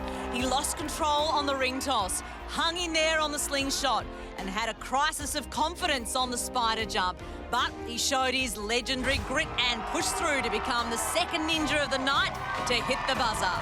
But did he do enough to beat Alex Matthews? Let's take a look at the leaderboard. Sam finished a second behind Alex Matthews, but with his 10-second time advantage from the heats, they trade places and Sam is the new leader. And he's in the driver's seat for another Power Tower appearance. Take a bow, Sam Goodall. With all the heart and determination on display, could this be the man who's crowned our first Ninja Warrior? Fingers crossed. We'll be back after the break. Still to come on Australian Ninja Warrior, gymnast Jordan Papandreou. I've been training gymnastics since I was about 5 years old. Pretty much been training for this moment my whole life, so I reckon I've got this. The hipster ninja, Eddie Burrell. I'm currently the hipster ninja, but after tonight, you'll be calling me Eddie Buzzer Burrell. And the barefoot ninja, Daniel Mason. In the semi-finals, you're against all of the best athletes. My plan for the semis is to go out and be smooth and efficient, and I think that'll make me quick. Welcome back to the first semi-final of Australian Ninja Warrior. That's the ultimate goal of our ninjas, Mount Midoriyama. And tonight, 12 ninjas will move a big step closer towards qualifying for the grand final. While the two fastest ninjas will go head-to-head on the new semi-final Power Tower to battle it out for an incredible second chance advantage, which means if a ninja makes a mistake in the grand final, they'll get to run the course again. An amazing advantage at stake. And while you're away, 3 more ninjas gave everything to try to get it. Just like 37-year-old stay-at-home mum Monica Simonek. Don't let go of that log. Gripping on for dear life. Oh, no! She hit the water on obstacle 2. Ninja nerd Nathan Burley looked really good early on. Nathan Burley is off to a flying start. But came back down to earth on the slingshot. Oh, now he's gone. He's down. While 51-year-old granddad Clem Vertigan might hold the record for the oldest person to hit a buzzer. And he's moving very quickly but safely. His night came to an end on the rolling loss. Oh no, he's out. It's time now for one of the favourites for this year's competition. A runner-up last season, he's determined to go even faster this time. Will it be enough tonight? We're about to find out. Here's the barefoot ninja, Daniel Mason. Last season was Dan's breakout year, runner-up behind Charlie Robbins, and this year he's back and he's faster than ever. Wife Maddie on the sideline, and there's little Fletcher. And has a little Fletcher grown up? And Dan just lost out to Ashlyn on the Power Tower in the heats. He'll be desperate to have a crack at that second chance advantage tonight. Currently, Sam Goodall and Alex Matthews are in those 2 Power Tower spots. Dan will need to beat Alex's time of 6 minutes to book his place. Off he goes, Daniel Mason. He has his eye on one thing this year, and that is Mount Midoriyama. Came so close last year. He's been dreaming about it for 12 months. Now on the rolling log. Maddie cannot take her eye off the action. Can he go all the way tonight? Through the diving boards. He is focused and he is looking good, letting nothing stand in his way this evening. He's at the ring toss over 20 seconds faster than Alex Matthews. Perfect start. He is a man in a hurry. Look at him go. Making short work of the ring toss. He got caught there for a moment. Frees himself onto the next swing. Only a small man, but he's got such a big reach. And look at him swing. Not worrying about those last few pegs. When you've got the experience of Daniel Mason, you can take a few shortcuts. Onto the slingshot in under a minute. Incredible. So strong in the upper body. Fantastic grip control. And in a moment, he'll get ready for the big drop. Lands it. Oh, this obstacle has been a nightmare for our ninjas, but Daniel Mason, he is destroying it. This is the best technique we've seen tonight. Is he going to go for an early dismount? Can he make the mat? Can he? Yeah, done it. Dan Mason at the warped wall at about 1:30. Straight up. That's the first 6 obstacles done about 1:20 quicker than Alex Matthews. He's charging to the Power Tower. But this barrel roll is a body killer. Not taking any time, getting straight to work on the back half of this semi-final. Look at him fly. Climbs up the second barrel. Wow, he is looking good, Ben. He is looking good. And then you've got to swing down and get yourself to safety. Nearly land on the mini tramp. He flew through the air so far. This is the spider jump now. Up he goes. Oh, no! He's off. He's in gone. The water.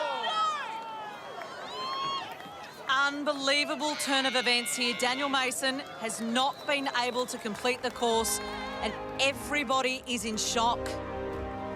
We'll have to wait to see what that means for his top 12 qualification chances, but he expected to go all the way tonight. He expected to confirm his place in the grand final. He's down there with Croft. What's going through your mind? Where did it go wrong? Oh, man, pretty disappointed. Something that I thought I should get through pretty comfortably, but yeah. We're going to have a look at the replay. Just slipped with that leg. Should have taken off the tramp a bit better. Going for a bit of speed and might have been what cooked me in the end. So you've probably done that 1,000 times. How many times have you slipped off the wall when you've been practicing? Oh, not many. I was doing a lot of them 2 nights ago. So I know you're very disappointed, but I'm sure you'll bounce back because you're an absolute superstar. Thanks, Shane. Thanks. Can you believe it? The barefoot ninja crashing out on the penultimate obstacle just when he was looking unbeatable. I'm stunned, and his grand final chances are now in serious danger. That's going to ramp up the pressure and the nerves for the rest of the field still to come. Who's up next, Beck? This ninja copped a close shave when he couldn't beat his mates Ashlyn and Zach in the heat. Here is Troy Cullen with a nice new haircut. I didn't even recognise this guy. You sure he's made it into the semi-finals? He wasn't in the heats. Dirt. So I haven't washed my hair since last season of Ninja Warrior.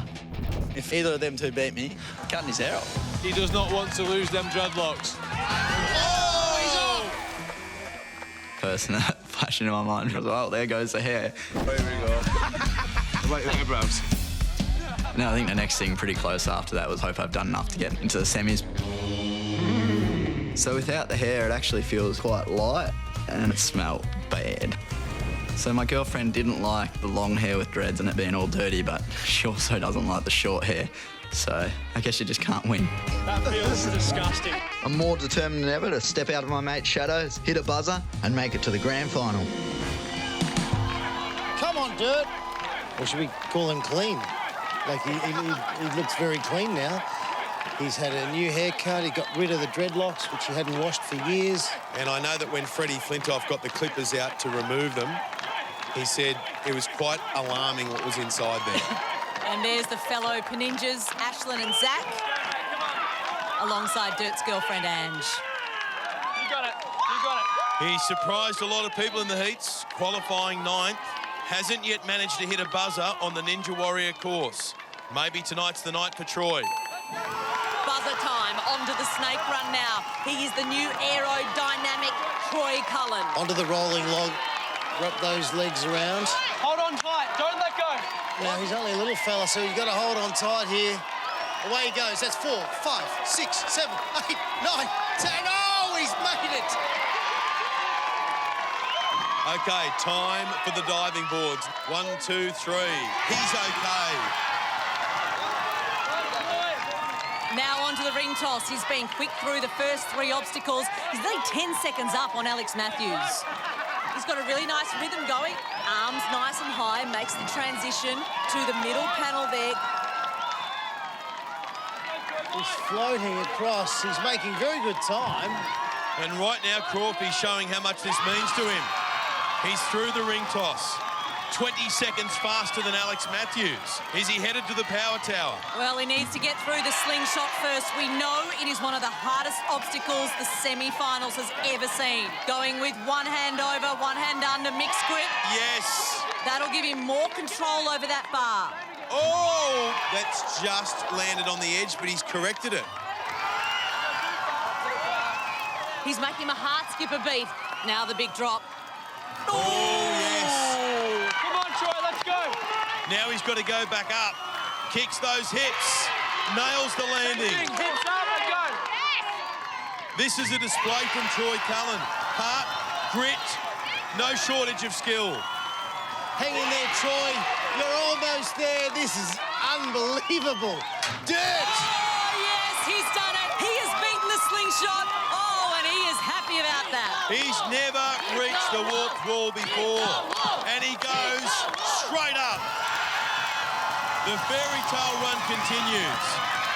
Troy Cullen showing everybody that the Peninjas are more than just Zach and Ashlyn. Oh, this is remarkable. And that number on your screen there is Alex Matthews' power tower time of 6 minutes. Dirt's got just over 3 minutes for these last 3 obstacles. Dirty boy, they scream. He can't afford to put a foot wrong. Here's the barrel roll. Yes! That's a great leap. It's a very good swing. He is in fine form. Hold on. Yes, he does. And now the climb.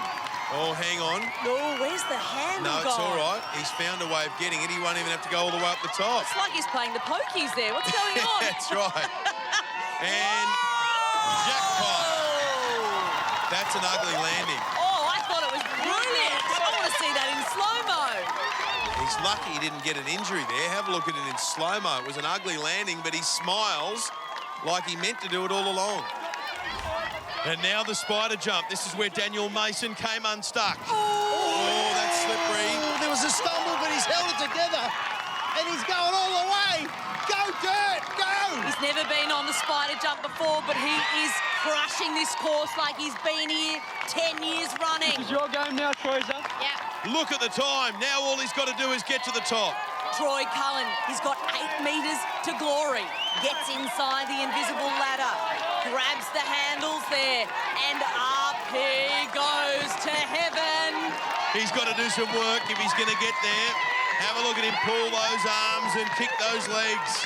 And he's doing the work indeed, and it is paying off. You've got to put in the hard work. You've got to put in the training. Come on, Dirt. And that's exactly what Troy Cullen has been doing for the last 12 months. Yes. He's been dreaming about this moment, and there he goes, his first ever buzzer.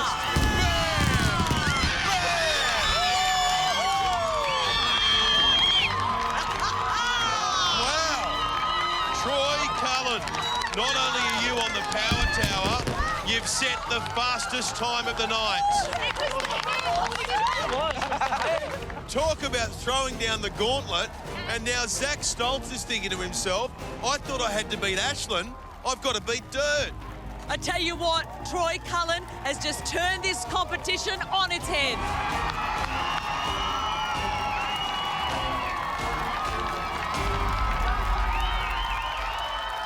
Troy, well done. Ah, cheers.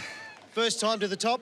Oh, first time to a buzzer, to be honest. So, pretty stoked with that, to be honest. Now, we do know the secret to your performance, the new hairstyle. Oh, definitely the new hair helped me. Continue on. Let's see how you go. I will. Cheers. Thanks, mate. And just when you think you've seen everything, Troy Dirt Cullen beats the odds and shows all of Australia and his mates that this year could be his year. A serious contender in the grand final. Still to come, some of the biggest names in Ninja, including Zach Stoltz. No one would ever call the semis a breeze. Like, he got such a competitive field. He thought Ashlyn was the one to beat, but now Troy Cullen has set the pace. The pressure is on. It's so easy just to make a silly mistake and then someone just goes bang and takes your spot straight away. I'm going to show everyone I have what it takes to get all the way to Mount Midoriyama. Welcome back to the exciting first semi-final of Australian Ninja Warrior, where right now, one of the breakout stars from the heats is taking on the course. Hipster ninja Eddie Burrell from Queensland came third in his heat so far tonight. It's been a bit of a struggle, but he's grinding his way through the slingshot. Yeah, and he's done it. He is moving faster than some of the Ninja veterans we've seen run tonight. Hands up, he's on top of the warped wall. And I've got to say, Beck, after the first 6 obstacles, he looks shattered. Well, there is a big difference between the heats and the semi-finals, Ben. The obstacles are bigger, harder, and there are more of them. He still has 3 to go. Has Eddie Burrell got enough in the tank? That's it, Eddie. Nice work. Come on.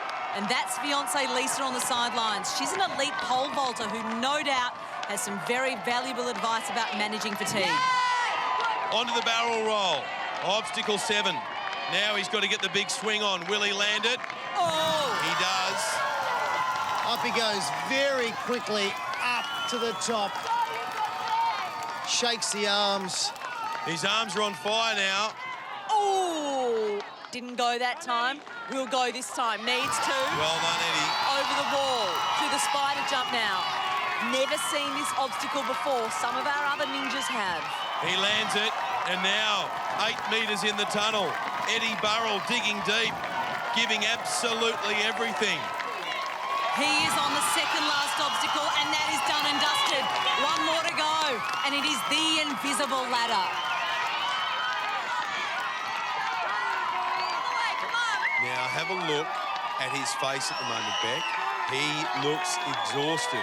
Okay, just grabbing the rings now, about to begin the climb on the invisible ladder. This is the nastiest obstacle on the course. It's when you're at your lowest point after 8 obstacles. I want him to do it, Eddie Burrell. He's already halfway. He's up towards the 5 metre mark. Push, come on, Eddie, I've got full confidence in you. Keep pushing, Eddie Burrell. He seems to be running out of gas, Beck, but look at his face. He's a man who's got determination up to his eyeballs, and he won't give up. He is not giving up, Ben. This is quite incredible. I do not know where he is getting this strength from. I have no idea, but he is almost there. Just when the reserves run out, he finds a bit more, and right now, Eddie Burrell hits the buzzer, blows the whole competition wide open. Oh, my goodness me! Well, what an effort, what a fight. Eddie Burrell battled his way through this course, and when he was absolutely shattered, he dug deep and found something extra. Hits his first ever buzzer and posts the second fastest time of the night. And this guy's remarkable. Not only is he heading to the grand final, as things stand, he's on his way to the power tower. Are we seeing a new ninja legend in the making? We are seeing some outstanding performances tonight. The bar has definitely been raised. Can our next ninja make his mark? He's a 2-time grand finalist and competitive gymnast who, before competing last year, broke his leg. Unbelievably, this year it happened again, but he managed to complete the heats and qualified in 8th spot. From New South Wales, it is Jordan Papandreou. I've been training gymnastics since I was about 5 years old. Using my body awareness and upper body strength. Pretty much been training for this moment my whole life. Jordan Papandreou very quickly becoming one of the absolute favourites. Doesn't victory taste so sweet? Since last season, I've pretty much had a repeat of the year before. I trained for ninja, I trained for gymnastics, and then I was in a competition. I was competing high bar, and when I dismounted,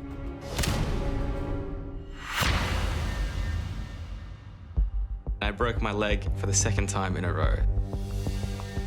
The minute I broke my leg, I had this sudden urge of, I want to get back in the gym and I want to train. And it was only 2 days later that I was back in the gym training upper body, and I just felt super motivated. But this year, the time between breaking my leg and running the course is definitely a lot shorter. How's his right leg going to hold up? Oh, only just... And with my legs lacking a lot of power, my heat was one of my shakier runs. The minute I heard that there was a power tower, I was like, yep, I've got to have a go. You're always competing against yourself, but to be against someone just makes it that much more thrilling. But the quality of ninjas this year is exceptional. Like Ashlyn, Rob Patterson, and Zach Stoltz. I am pretty worried about how my body's gonna hold up, but I'll do everything I can to get a go on that. We spoke to him after he's running the heats, and he says it's actually pulled up worse than he imagined and originally thought. So he is coming into this semi-final tonight far from fit. Well, let's hope it doesn't impact his chances. There's girlfriend Matilda and Dad Len. Here we go then, Jordan Papandreou onto the snake run. But already he'll be thinking about the power tower. To get there, he'll need to better Eddie Burrell's time of 5:38. He's on the rolling log. Gee, that gets a lot of speed up. It's 8 metres from go to woe there, and you're really dizzy when you're finished. He's okay. Now you've got to get up, reset yourself, and we have organised the worst possible obstacle to come up next. But he's straight across the diving boards. No problem with his leg. And now the ring toss. This will play to his strengths as a gymnast. You'd expect him to be strong here. He's got great power to weight ratio, 73 kilograms and 180 centimetres tall. And look at that, he's already onto the middle of the three boards. Looking good, Ben. And he's comfortable up there. Very comfortable, actually, doing this just straight out of the textbook. He's got a really nice rhythm going and he's at the end before we know it. That's it. That's it. All class so far from Jordan, but this is a nightmare of an obstacle. The slingshot. He's up already. He looks good on this, Beck. I mean, he looks good in general, but he really looks good on this. See how he's getting his momentum there. The nice swing. Yes, grabs on. Halfway there. Yes, hits that bungee rope. And again, gets it. I've never done this before, but he's virtually bouncing his way along the course. This dismount will test the right leg. Lands comfortably. Oh, and straight up the warp wall for Jordan Papandreou. He's already up the warp wall. Here he goes, on to the last three obstacles of this semi-final course. Time looking good. 6 obstacles done in under 2 minutes 20. He needs to beat the time of 5:38 to get on the power tower. Hey, buddy. So it's all about the clock, but right now it's about the barrel roll. And have a look at the amount of swing he gets going, Jordan Papandreou. Oh, these upper body obstacles are meat and 3 veg for this guy. Yeah, it's like he's born to be on the barrel roll. But the worry is here, the big jump over the wall. We know his leg isn't 100%. Jordan, can he? Yeah. Yes! Oh, right. And the leg looks to be okay. Lining up now for the spider jump. Mini tramp, sticks it. Oh. He did favour his left leg there, so the right might just be stinging. Right behind you, buddy. And Jordan Papandreou has destroyed Eddie Burrell's time of 5:38. And with just the invisible ladder to go, he's now chasing Dirt's fastest time of 5 minutes 12. He can beat it if he moves quickly. Oh, He's at the 4-metre mark, heading towards the 5-metre mark. Jordan Papandreou at the 6-metre mark. He's got 2 to go, Beck. He is looking extraordinary at this point, and so too is the clock. He is going to smash Dirt's time. Oh, having a little trouble as he gets through the hole. Hits it, bang! On the buzzer, Jordan Papandreou with the fastest time of the night. That run was unbelievable. You said it, Beck. And from this guy who's not even 100% tonight, he just grit his teeth, ignored the pain, and it didn't slow him down at all. He showcased his gymnastic skills beautifully, and that is the best performance of this semi-final. Jordan, There you go. how quick were you? I was very happy. That was awesome. Like, so much fun. And you got your dad here. Dad, how good was that? Oh, so happy. I'm really happy for Jordan. He's trained hard and, yeah, very excited. Well done. Enjoy and take in the crowd. Thanks, mate. Yeah, have a good one. If that's what this 24-year-old from New South Wales can do carrying an injury, look out in the grand final. And here's confirmation of that dominant run from Jordan Papandreou. He's in first place with Troy Dirt Cullen still on the power tower in second. And what you can't see here is the barefoot ninja Daniel Mason is slowly being pushed down the leaderboard. Can he make the grand final? That's right, Ben, and a reminder, just the top 12 ninjas will go through to the grand final with the 2 fastest battling it out on the all-new power tower. Much more to come after the break. Coming up, the race to the power tower intensifies as Season 3 grand finalists take to the course. Who will make the top 2? Will it be Season 2's furthest fastest, Rob Patterson? 2 times grand finalist, Mike Snow. Power Tower winner, Flashland Ashlyn Herbert. Or rising star, Zach Saltz. Just miss out on the power tower in the heats. Tonight, history won't be repeating itself. Welcome back to Australian Ninja Warrior with the Power Tower Showdown not too far away. On the line for 2 ninjas is a crucial second chance advantage in the grand final. And while you were away, ninjas have been dominating this semi-final course. There was Season 2 grand finalist Zed Colback.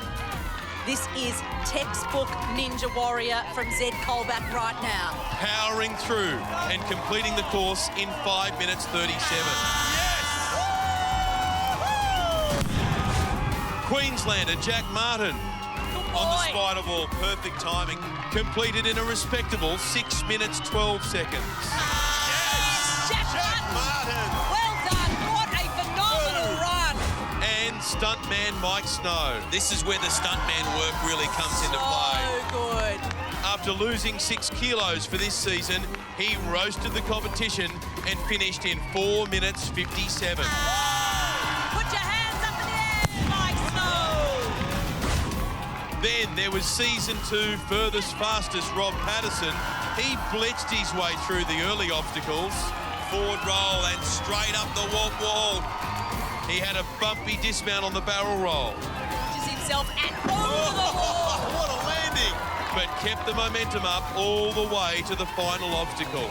It's going to come down to the invisible ladder. Does he have what it takes to get there fast? You got to dig really deep if you want it. How much do you want it, Rob Patterson? How much? Rob finally making it to the top to finish in 4 minutes, 7 seconds. What a run, Rob Patterson. Incredible. What a night it's been so far as our ninjas put it all on the line to try to qualify for the grand final. And with those performances, it's really shaken up the leaderboard. Jordan Papandreou and Rob Patterson lead the way in the top 2 power tower spots. And stuntman Mike Snow holds 3rd with Zed Colback 5th. But if you thought there was drama at the top, have a look at this. Jack Martin's run puts him into 11th, which means the barefoot ninja Daniel Mason, a runner-up from last year, is in real danger of missing out on the top 12 qualifying spots. He's hanging on in 12th, but with 2 of our fastest ninjas still to run, he should be worried. Worrying times for Daniel, especially when he sees the calibre of our next competitor. We've got Flashland, Ashland Herbert coming up, but right now we've got a Season 3 grand finalist who is looking fitter, faster and better than ever. One of the Peninja boys from Victoria. Make some noise for Zach Stoltz. The youngest competitor in this semi-final, and after making it to the grand final last year, he stepped up again. This is going to be quick, Ben. That's Zach's mum, Joanna, and the 2 other Peninja boys, Dirt and Ashland. And Ashland's going to be our final runner tonight. Here we go. Zach Stoltz knows we've got some really fast times, and all it takes is one mistake. He's already on the rolling log. It's serious right now. It's serious when you're in the semi-finals of Australian Ninja Warrior. Time for the diving boards now, and you've got to straighten up. Straight through, no problem. Now, obstacle number 4, the ring toss. These guys are really superior in the upper body strength category. They are so classy in the air. They seem to spend a lot of time in their training working on the upper body. He's done this obstacle faster than anyone else tonight. 5 seconds ahead of Rob Patterson, which puts him on track for the power tower. Let's go, Zachy! The slingshot now. Looking at those hand positions, looking at the landing spots. This is a very skilled athlete right now. And you know what? He's moving super fast. 15 seconds faster than Rob Patterson to this point. Oh! He is putting the foot down in a major way. Okay, almost at the end now. Flawless through the slingshot. Forget Rob Patterson's time. Zach's gunning for the fastest time of the night. Talk about business. Zach means business tonight. Woo! 3 minutes 43 is tonight's fastest time, set by Jordan Papandreou. If he keeps going at this current rate, he's going to smash it. That's it, Zach. Big jump. 3 more obstacles to go onto the barrel roll. You've got to get enough momentum to swing all the way to another bar on the other barrel. He does it beautifully.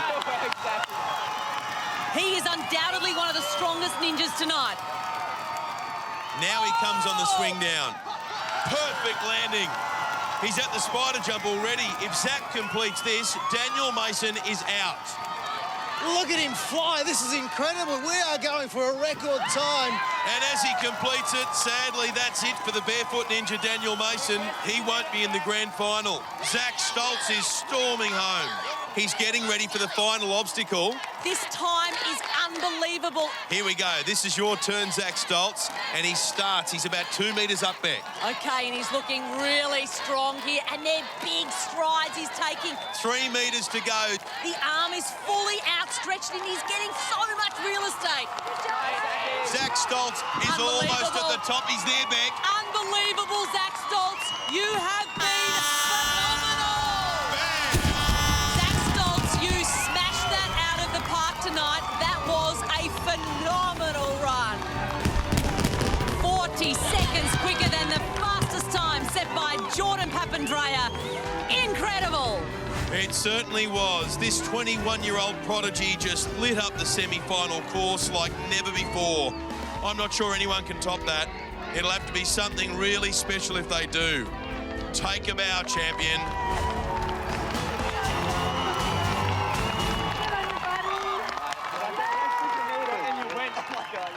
Zach, that was pretty quick. I can tell you right now, that is the quickest time of the night. So you've thrown the challenge out to your good mate. You'll smash it. Do you reckon you can beat that? Yeah, I want a nap first, eh? He wants to have a nap first, and then you want to beat your good mate. We might have a new favourite in the competition tonight. Congratulations, Zach. Thank you very much. And as Zach Stoltz leaves the arena, you know what was interesting there, Beck? Ashlyn Herbert, his mate, had a bit of a shocked look on his face because he knows that was something very special. He also knows he's expected to beat it, especially with his 10-second time advantage. Can he do it? Welcome back to the first semi-final of Australian Ninja Warrior. We're down to our final competitor of the night. He's one of the favourites for this year's Ninja title. Furthest, fastest in his heat, armed with the time advantage from the Power Tower. Let's give it up for Ashlyn Herbert. Ashlyn Herbert is going to close this thing out and do it. Oh, unbelievable, Ashlyn Herbert. Ashlyn Herbert, the first ninja to hit the buzzer on the Power Tower. My pick to be on Power Tower tonight. I think Ashlyn. It has to be Ashlyn. Ashlyn, because he's got his 10-second advantage. I don't think Ashlyn needs a 10-second advantage. He's a guy who runs on average 20 seconds faster than most anyway. Not only is he so quick, but he can do these amazing transitions. The guy's a machine. He's a league of his own. The chances of Ash on the Power Tower again with his 10-second lead is, I reckon he's up there. Our strategy for tonight will be get through it as fast as I can, as normal. So, yeah, we'll see how we go. I've got my running boots on because I'm going to try and keep up with this man, which is going to be very hard to do. This guy is quick. He's undoubtedly one of the quickest in this competition. And on top of that, he brings in a 10-second time advantage from winning the Power Tower. There's Ashlyn's partner, Sarah, alongside Dirt and Zach, who, of course, will be on the Power Tower after posting the fastest time tonight. For Ashlyn to join him, he needs to beat Jordan Papandreou's second-place time of 3 minutes 43. And he does have that precious time advantage from the heats. So take 10 seconds off his finishing time. How crucial will that turn out to be? Off he goes on the snake run. He will do this in record time. Do not look away from your TV sets because Ashlyn Herbert is ready to roll. Very smart work from Ashlyn. Brings the headband down just in case it flings off into the water. Taking no chances this evening. The diving boards. Ashlyn Herbert, Ninja Warrior superstar. 1, 2, 3. Look at him absolutely fly. That is lightning quick. Onto the ring toss. Can Ashlyn keep up this risk-free approach? Not even going through every peg. Doesn't need to. Yeah, he's only used 4 of the 12 pegs. That's how good Ashlyn Herbert is. Not as fast as we've seen him before, but still well inside Jordan Papandreou's time. Oh! But he almost had a mishap. That was close. That was really close. Steady down, steadied on. Oh! He's had 2 close calls on the last 2 lâchers. But now it's the meter drop. That's better. That'll settle the nerves down a little bit. He's a bit ragged. Oh, no! He's down. Unbelievable. I cannot believe what I've just seen. Flashland Ashland Herbert has hit the water, and just like his great rival Daniel Mason, Ashland is out. Can you believe it? He's not going to be in this year's grand final. Ashland only just lands the right side of the bar on the bungees. Now watch the left. As he corrects himself, he goes too far, and two of the bungees are released, trapping the bar. Without correcting that, it was always going to be game over. Oh, Sarah offering her commiserations. She's just as shocked as the rest of us. This will be the first time in Australian Ninja Warrior history that Ashland Herbert will not be in the grand final. Let's take a look at the final leaderboard. Flashland Ashland and the Barefoot Ninja miss the cut and don't make the top 12. But Sam Goodall and Alex Matthews just qualify for the grand final.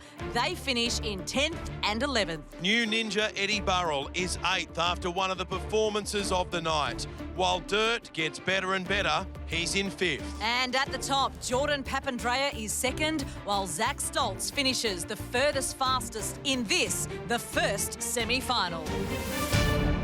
After an unbelievable night of twists and turns, Zach Stoltz and Jordan Papandreou will battle it out right here on the Power Tower. It is coming up right after the break.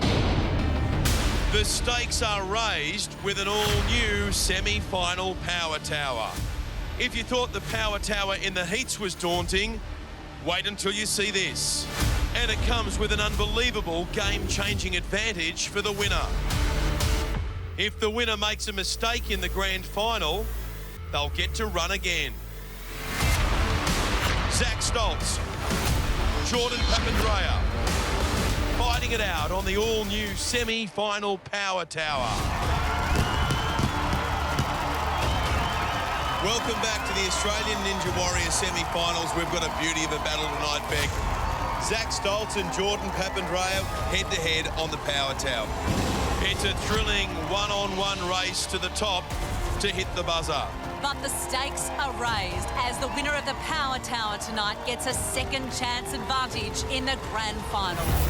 That means if you make a mistake in the grand final, you get to run the course again. An incredible advantage for the winner in the quest to reach Mount Midoriyama. But such a game-changing advantage deserves an even more formidable Power Tower. The new semi-finals Power Tower starts with 5 steps, each 1.5 metres high. At the top, ninjas slide down the ropes and climb up 5 bar grips. Then a real test of strength on the inverted cones before they race across the unstable ladders and Lachey onto the platform to hit the buzzer. It's without doubt a very difficult obstacle for that very big reward. A second chance advantage in the grand final. You bet. This will be Ninja versus Ninja at its very best. Let's get this underway. There's absolutely nothing in this. Their height and weight closely matched. But will Jordan's competitive gymnastics background give him the edge, or will Zach's speed push him to the front? It's just too close to call. Hold on tight. Jordan Papandreou and Zach Stoltz head-to-head on the Power Tower. The Ninjas are ready. They mean business. Zach taking on Jordan. This is going to be incredible. Are you ready? Okay, here we go. Zach Stoltz and Jordan Papandreou. Zach Stoltz is off to a good start. Jordan catching up on him now, though. In fact, Jordan's just overtaken him, Beck. Jordan pops over down the rope first, but Zach is going at him really hard. Jordan's had a little falter there on the hook, and that's given the opportunity for Zach at the moment. They are neck and neck. There is nothing between them. Zach's catching him, although I think Jordan's just got him by an inch or two. Jordan hits the ladders first. Zach's only half a second behind. This is so close. It's unbelievable. It's going to come down to a whisker now. Jordan making up time on the ladder, but Zach, I think, is going to get there. I don't know. He's got it. Zach Stoltz hits the buzzer first. What a run from this 21-year-old. Whoa, Jordan had the early lead. hitting the inverted cones and ladders first, but Zach came through right when it mattered with a huge lâché that saw him steal the win and earn that second chance advantage in the grand final. Zach, well done. Winner of the power tower competition up against Jordan. What a race. That was fun. It was wicked. I was super excited to get up on it, but man, like, so close the whole way. And you got the advantage? So what does that mean? Well, the advantage is game changer. I mean, I'd love not to have to use it. Last year fell off pretty late in stage 2, so that could have been a game changer having that last year. So, yeah, you never know. Might not come in really handy. Congratulations, amazing race. Can't wait to see you in a grand final. Well done. Should be good. Thank you very much, Paul. Thank you. What a finish. Well done to Zach Stoltz. Well done also to Jordan Papandreou. And we can't wait to see both of you boys in the big grand final. Can't wait, but that's... Welcome to the Australian Ninja Warrior semi-finals for 2020. Last night, the best 12 ninjas took the next huge stride towards Mount Midoriyama. And tonight, the battle is on to secure the final 12 grand final spots. To make that grand final, these incredible athletes will need to negotiate a huge, expanded obstacle course designed to push them to their mental and physical limits. That's right. Tonight, it is all about total focus because a longer course means more fatigue and one misjudged grip or misplaced foot could mean the end of a ninja dream. And for our ninjas, the dream is to conquer Mount Midoriyama, which hasn't been done in the past 3 seasons. But first, they're faced with tonight's grueling semi-final course. Let's check it out now. 9 obstacles stand between our ninjas and the grand final, kicking off with the dangerous snake run. 6 angled steps to cross, with the middle 4 sending ninjas' body weight to the left before the crucial final step throws it back to the right. Then onto the dreaded rolling log, where ninjas need to hold on tight for a wild 8-metre ride. Then they steady themselves for the diving boards, 3 narrow boards of differing sizes that require perfect foot placement. And if you thought last night's course was tough, take a look at this, the ring turn. This will test them like never before. Their arms will be burning as they must lock 2 large rings into place before swinging across to a 3rd, smaller ring and down to safety. Then the slingshot. 7 lâchés across the pool, made even more challenging by the rubber bungee ropes in each cradle. This one took out 12 of our best ninjas last night, including the legend Ashlyn Flashlyn Herbert. The iconic warped wall is next, which is where the heats ended, but not here in the semi-finals. There are still 3 more grueling obstacles. Kicking off with a barrel roll. We met this last night, and ninjas have a near 3-metre jump. Then they soar through the air to face up to the tricky spider jump. An obstacle so tough it saw the fall of another great, Dan Mason, last night. And then the ninjas face up to the invisible ladder, the ultimate test of physical strength and mental endurance. They've got to summon all the power to climb up an excruciating 8 metres. Reach the summit and the grand final awaits. Semi-final 2 tonight, and the competition heats up as ninjas fight for one of just 12 spots in the series grand final, where the furthest fastest overall will win $100,000. And if any ninja can conquer the awesome Mount Midoriyama, which, remember, has never been done in Australia before, they will win a whopping, Croft, $400,000. Plus, our fastest 2 ninjas tonight will face off on the all-new, more brutal semi-final power tower. The winner will get an incredible second chance advantage in the grand final. Fail the course and they can run again. It is a massive night with massive stakes, but as we know so well, these ninjas will rise to any challenge. Okay, let's take a look right now at the first of tonight's ninjas. He is a returning grand finalist who's in the best form we've ever seen. He smashed it in his heat, coming furthest fastest overall, and lost a close battle on the power tower to tradie ninja Sam Goodall. Here he is, the surfing twinger, Matt Filippi.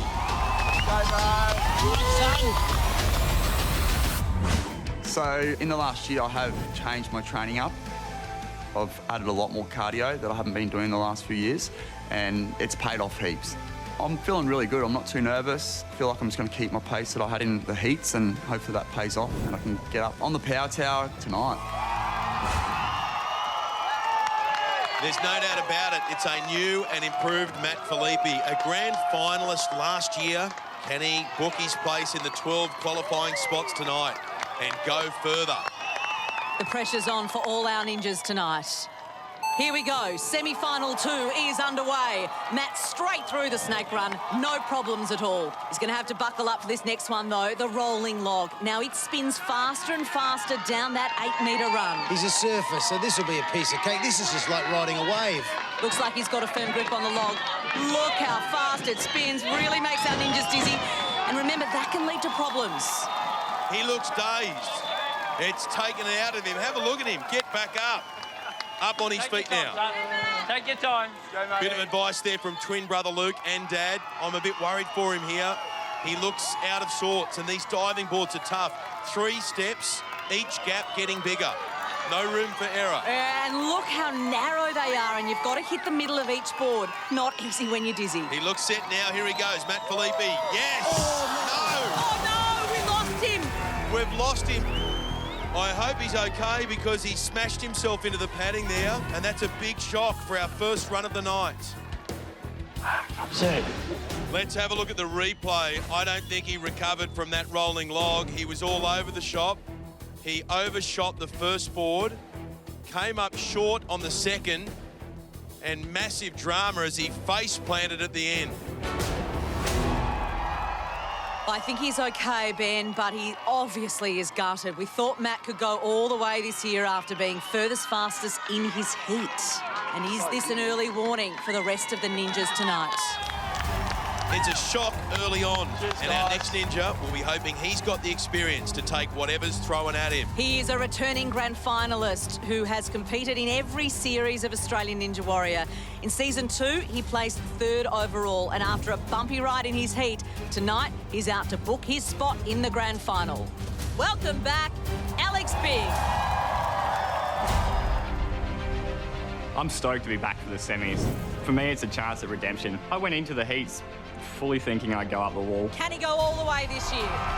Whoa! On my sideline, I had my wife, Amy, son, Arlo, my dad, and my best mate. And right now, he's on the bar hop. It was awesome having him on the sideline, especially Arlo. He loves ninja.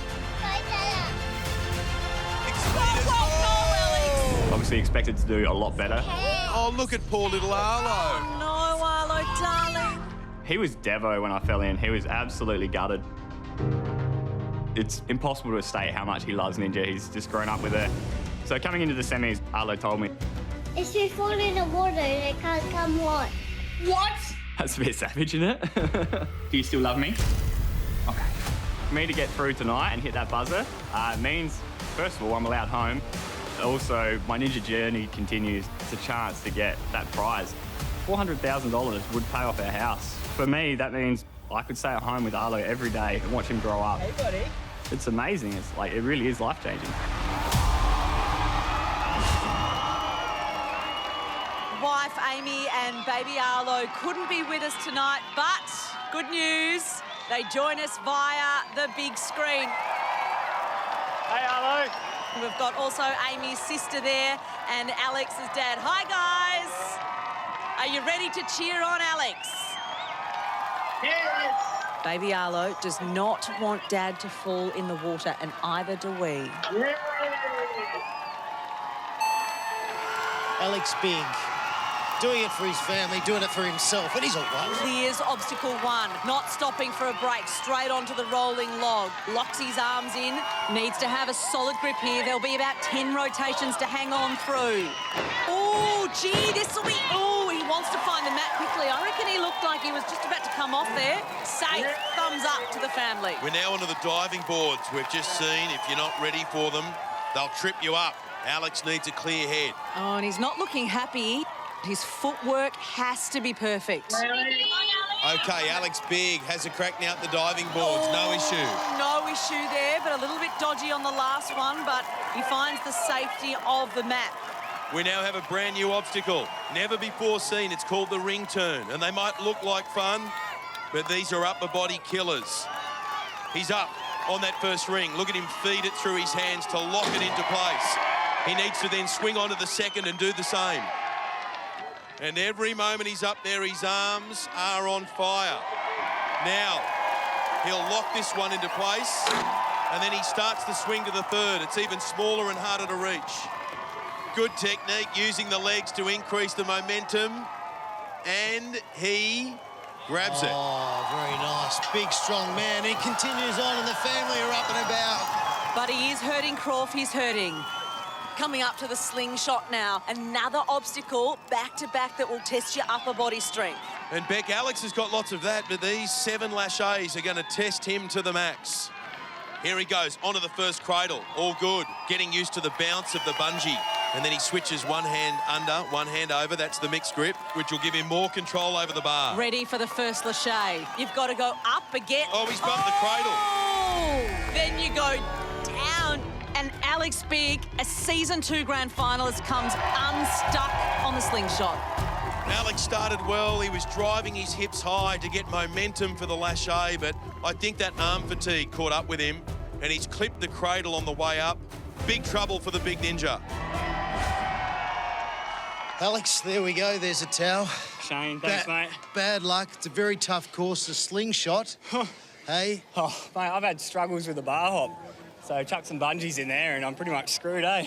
Hey, you've got wonderful support at home. Arlo, sorry I got wet. Can I still come home?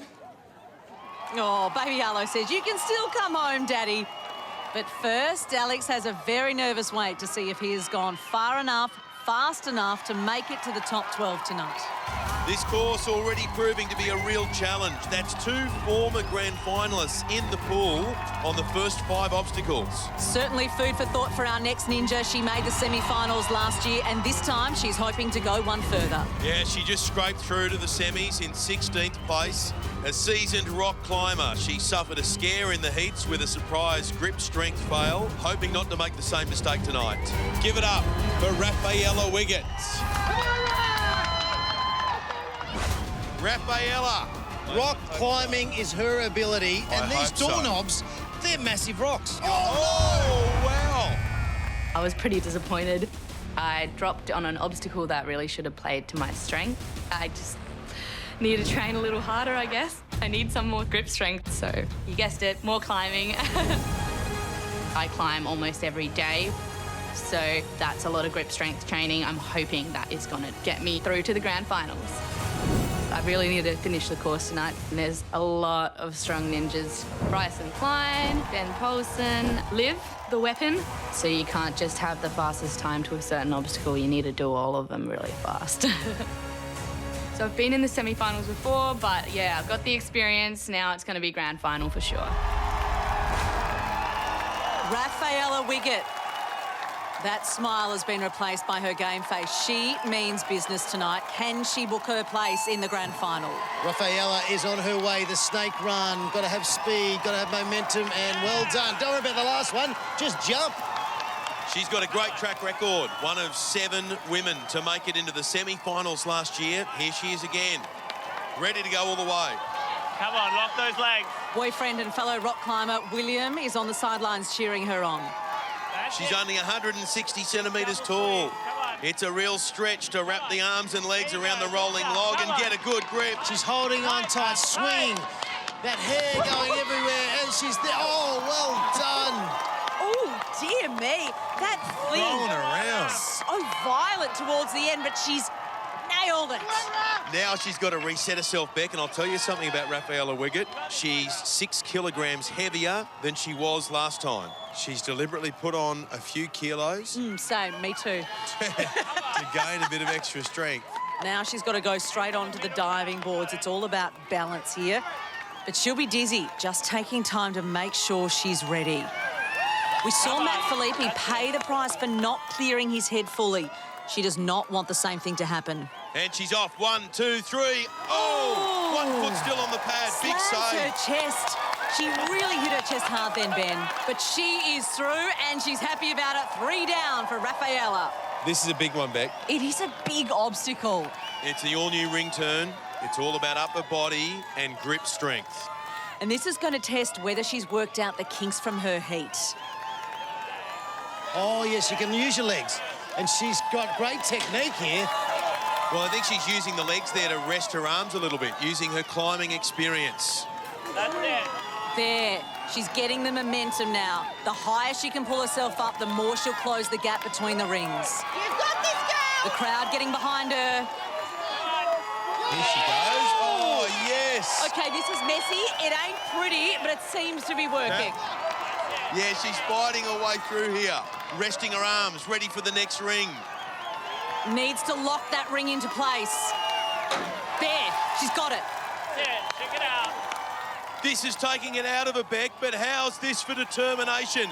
She's not going to give up, doing everything she can to get onto that third ring. Ben, she needs to generate a massive swing to reach the last ring. Drive those hips up, Rafaela. Kick those legs. Here she goes. Oh, no, she's missed it. She's in real trouble. Here she'll go again. It's do or die. She's got to land this one. She's got it. Oh, yes. Rafaela Wiggett makes the landing. You got to feel for her. She had a lot of time on the ring turn, so the arms would be on fire. I'm going to rename this one the ring burn. Shake those arms out, Rafaela. And now the slingshot. This is a nightmare obstacle. We saw it last night. And after all that time on the ring turn, this is going to be a huge challenge. Still trying to get some feeling back in those arms. Shake it out, shake it out. She's got the skill set as a climber to be able to do it. But has she got the endurance to make 7 lâchers back-to-back? Okay, she's getting into the zone now. She wants this. Here she goes. Oh, no. It's happened again. I can't believe it. Oh, courageous effort from Rafaela, but that ring turn took its toll and she just couldn't get onto that slingshot. You did so well, Raf. Good one. Can I just say it was very graceful the way that you ended? Oh my God, my back hurts so much. Seriously, it's going to be like a massive red mark. Oh, but can I just say, watching you go and your determination is inspiring. Yeah, I mean, you have to give it everything when you're here, don't you? And take us through the slingshot. It's definitely something I need to work on. I really should have jumped and caught it with a mixed grip, but I'm not used to using mixed grip and it's not really what I'm comfortable with. So I tried to do the overhand like I normally am, but yeah, obviously just span out of my hands. Well done tonight. One of 8 women into the semi-final. Inspirational stuff. Good on you. Thanks heaps, thanks. Yes, Croft, well done, Rafaela. Will that be enough, though, to make it into the grand final? We'll find out later. Coming up, it's the second semi-final, the last shot for a spot in our series grand final, and the competition has reached new heights. There's definitely no time to rest. Last year's winner, Charlie Robbins, is here. There's so many people that can have a good night and crush anyone, really. Armed with a 10-second time advantage. But two-time grand finalist Bryson Klein is hot on his heels. Charlie has that time advantage. My goal is to win it. And one of the most successful female ninjas of all time, Olivia Vivian! I am one step closer to my goal. Olivia Vivian will step up to the gate. Plus, the 2 furthest fastest of the night will go head-to-head on the dangerous semi-finals power tower for a game-changing advantage. If they make a mistake in the grand final, they get to run the course again. A prize worth fighting for in their quest to conquer Mount Midoriyama. Welcome back to the Australian Ninja Warrior semi-final here in Melbourne, where our ninjas are chasing a spot in our series grand final. Next to stake her claim is the shortest and lightest ninja in the semi-finals.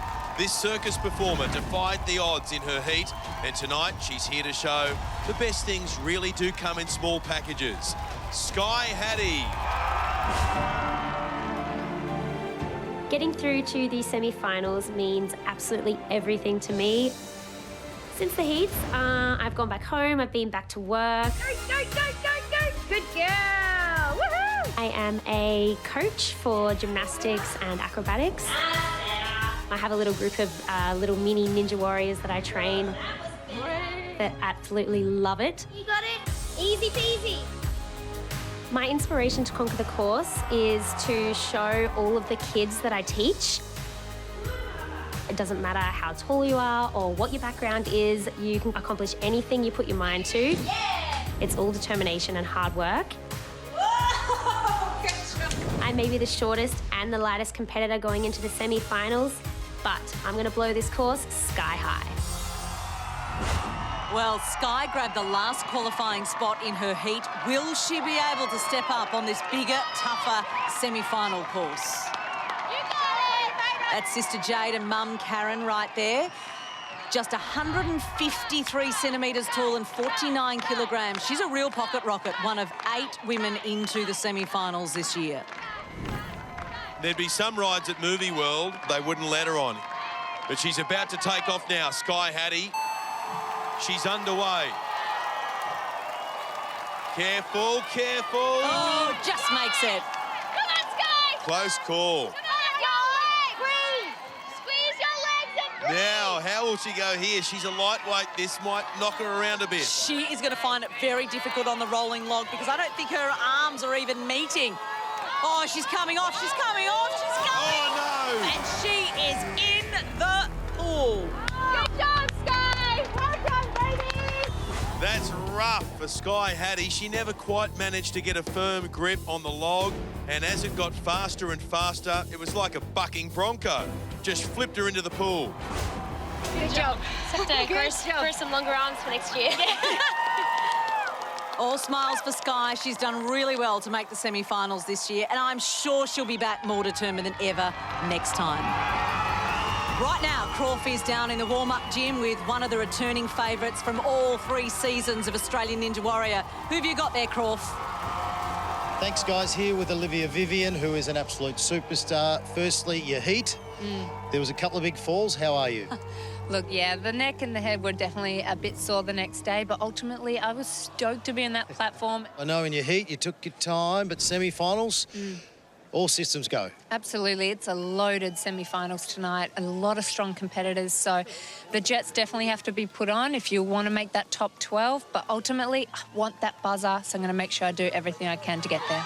Make sure you stay tuned. Olivia Vivian coming up very, very soon. We'll be watching Crawf. Can't wait. Our next ninja made it through the heats along with his best mate Will Kelly, and they remain locked in a bragging rights battle. How's Jared Sutton going to go? Yeah. How are we standing? Should we like change up our stance? Like the hands on hips heroic? Like that. And here he goes, Jared Sutton. Yeah, I wasn't really thinking that much during my run. Don't overthink it. Just go on instinct. You can't overthink if you can't think. It's a fact. Jared Sutton onto the bar hop. So in the heats, we fell on the same obstacle. I was first to it, so by the laws of furthest, fastest, I beat you in the first heat. And I'm going to beat you in the semis as well. Go, Jared! Smash it out! You go. New to Ninja and dabbing on the start gate. Jared Sutton and his mate Will Kelly. We've got a superstar lineup tonight. Will Jared Sutton measure up? Okay. Jared Sutton provided a very entertaining run in the heats. What's he going to give us this time? It was almost short and sweet on the snake run. A bit of a bumpy start for Jared. And now the rolling log. He's got to get his grip sorted here. He's hugging it tight. He's wrapping the legs around. It's a slow swing early, but now he's getting some real momentum. Hold on tight. Oh! He's dragged it right to the end and he's made it. Well done. Didn't really get squashed by it. Yeah, he just had his leg just stuck under there for a moment. Let's go. Take your time on this. Oh, hurt his shoulder. Hopefully that's going to be okay. However, after this obstacle, he's got 2 obstacles that are all upper body. So I'm now worried, actually, about that injury. Diving boards now. Show them that SA rules. Get down low and go, go, go. Perfect. That's exactly what he did. He landed straight in the middle of each pad. Onto the ring turn, and let's hope that shoulder isn't troubling him because he's going to need all the strength he's got here. He's onto the first ring. He looks okay so far. Gets the legs up straight away. That's a great technique he's got there, even though it's the first time he's ever been on this. And he's locked it in. Good start. And moving around now to the other side, just working out how to reach up to that second ring. It's harder to get the momentum with your legs hooked up. His upper body would be burning. Now he tries to get the swing happening up there. Just needs to prop himself up to close that gap between the 2 rings. Yes. Yeah, it's a good reach. He's grabbed it. Can he hold on? transfers both hands over to the second big ring. And now gets it in place, locked. Both locked in now. He'll want to get off here quickly, but that third smaller ring is a long way away. He's plotting the course, a good sign. It looks like he's not feeling any pain in that shoulder. On to the second ring now, and he's got those hips going, lifting his knees nice and high, ready for the lâché. He's got a great swing. He's doing very, very well. Oh, yes, well done, Jared. Look at this guy go. Just the dismount now. And he's through. No problem for Jared. Well, the crowd are starting to really get up. They're right behind him now for the slingshot. OK, Jared, it's time to lift. Show us what you've got. Nobody's made it past this obstacle. Can the 20-year-old from South Australia be the first? And over. Good catch. That'll do his confidence good. This next cradle is higher. Starts to swing, looking around to make sure everything's in the right place. Now he kicks, lands it. Where has this guy come from? Beautiful. Next one's a big drop. That's right, almost a metre Croft. Here he goes. Can he? No. Oh, no, he's in the pool. He is in the pool. A brave run from Jared, though, but the slingshot gets the better of another ninja. Jared had good form on the slingshot, but did exactly the same as Alex Bigg. Take a look at how the bar isn't straight on the release. He bangs it on the cradle, and that's a wrap on Jared Sutton's run. Let's hope best mate Willie is taking notes. He'll be on the course later tonight, along with a whole host of star-studded ninjas. Including the power couple who went head-to-head in the heats. There's only inches in this at the moment. It was honestly a complete shock that we both ended up on the power tower. It's all coming down to this. A big lâché from Ben Paulson. He makes it. Scoring Ben an all-important 10-second time advantage. I'm going to use it to get me all the way to Mount Midoriyama. 2020, let's do it. But his First Lady, Olivia Vivian, has her sights set on the same prize. I aim to be the first female in the world to get up Mount Midoriyama. Welcome back to the Australian Ninja Warrior semi-finals, where tonight's expanded course mixes classic obstacles with some brand new, never-before-seen challenges. While you're away, 3 more ninjas fought for a coveted place in our series grand final. Off she goes on the snake run. Powerhouse mum Mel Armstrong came out swinging, but the dreaded rolling log came out on top. Mel Armstrong, she's done well to get all the way to the semi-final. Dungeons and Dragons fan Jake Baker mastered the ring turn. He's done that very well. But he lost some magic and it was game over on the slingshot. Let's go, focus here. And Jared's best mate, Will Kelly, took to the course. Hold on tight. Don't fall in now. And guess what? It was a case of history repeating as he came off at the same obstacle as his best buddy, Jared. Tonight, no one's completed the slingshot. Well, that could change, Ben, because on course now is the only woman to beat the warped wall in the heat. She then just lost out on the power tower to partner Ben Coulson. A true ninja star, it is Olivia Vivian. Come on, you got it. Oh, the heats course. Olivia Vivian, she took all the time in the world.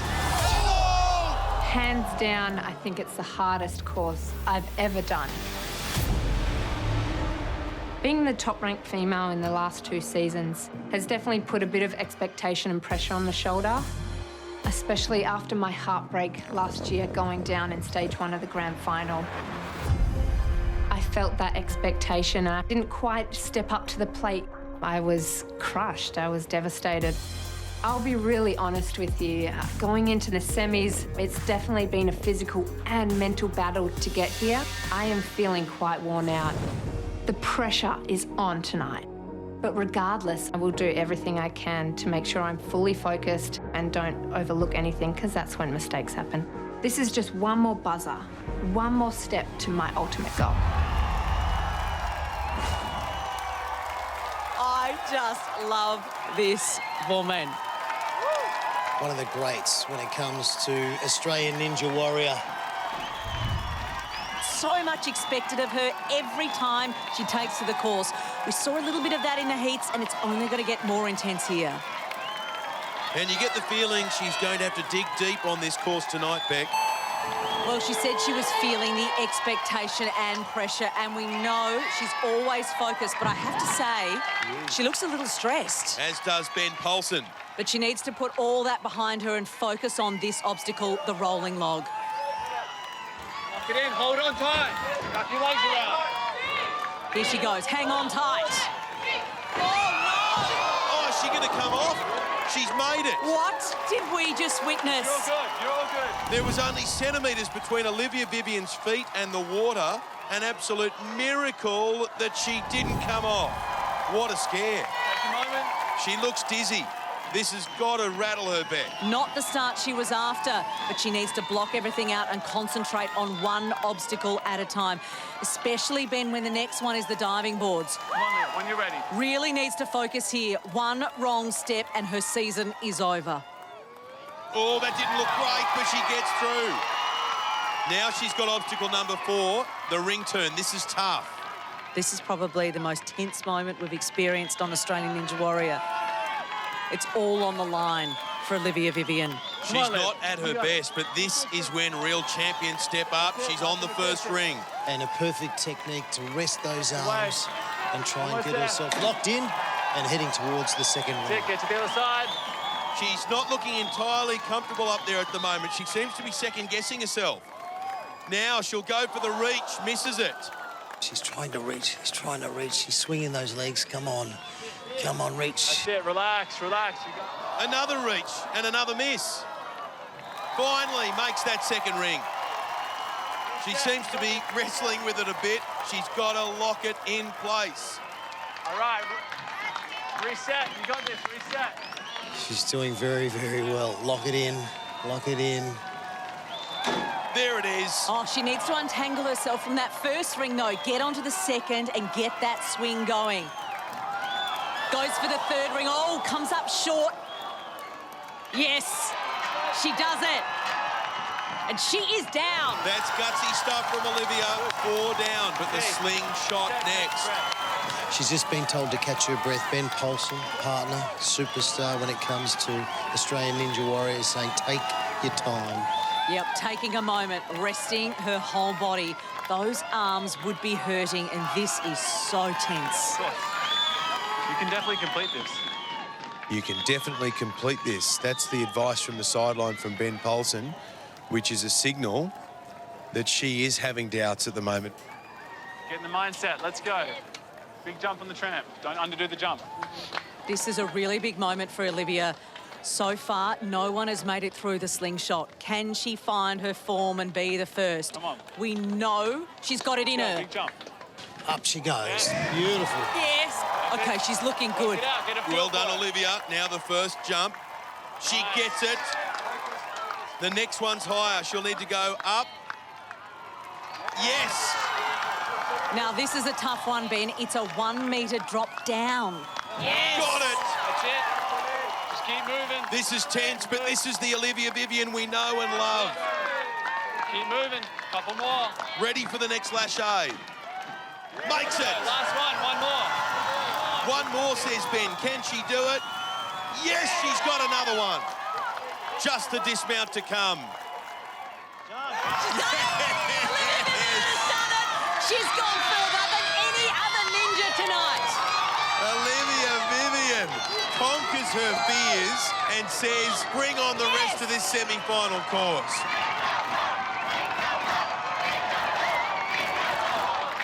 She had a rough start. There was something not quite right early, but she's managed to compose herself just before the slingshot, and I reckon she's back. Can she go all the way? What a warrior she is. Here we go. Up that wall, up that wall. Olivia Vivian. No, don't. She goes the backflip, of course she does. Always delivers Olivia Vivian.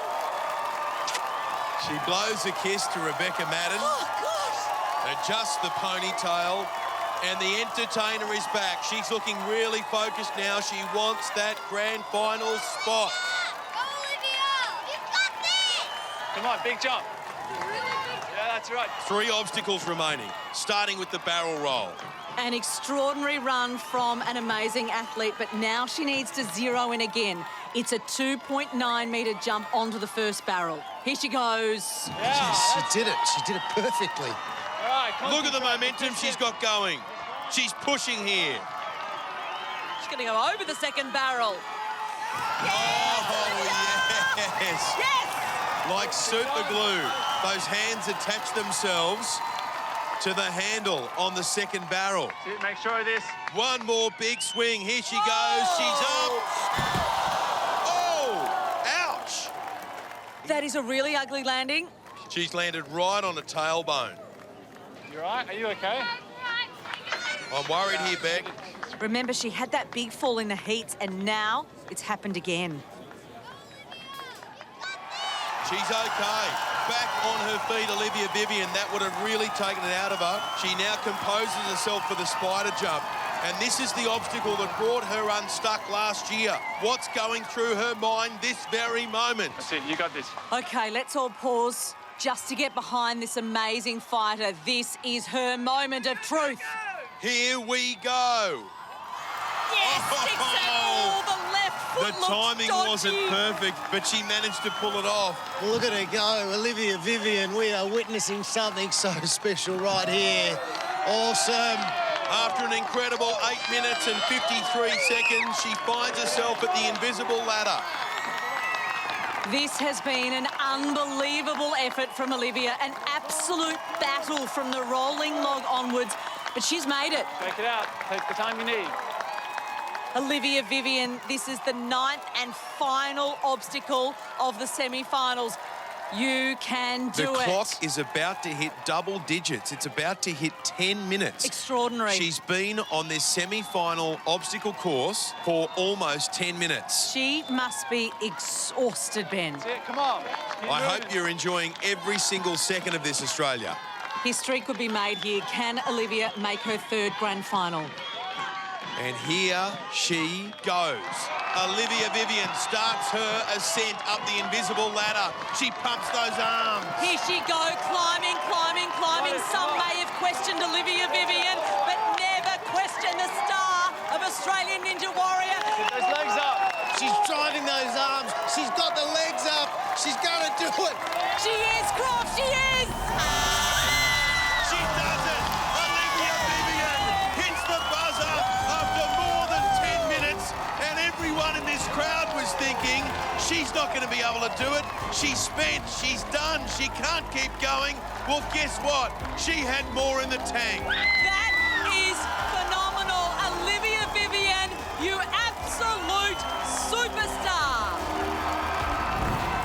That was one of the great moments of Australian Ninja Warrior. She was tired, she wasn't in good form, and she was battling a lack of confidence, and she was up against a monster of an obstacle course. But she showed true grit and the heart of a champion to find a way through. And she's the first ninja to complete this course. Olivia, oh my goodness. That was out of this world. How are you feeling? Fully pumped, fully pumped. Look, I was standing before that slingshot and I knew I could either jump on straight away and go for time, or if I could rest and go for completion. Oh, I wanted to do that again. That felt so good.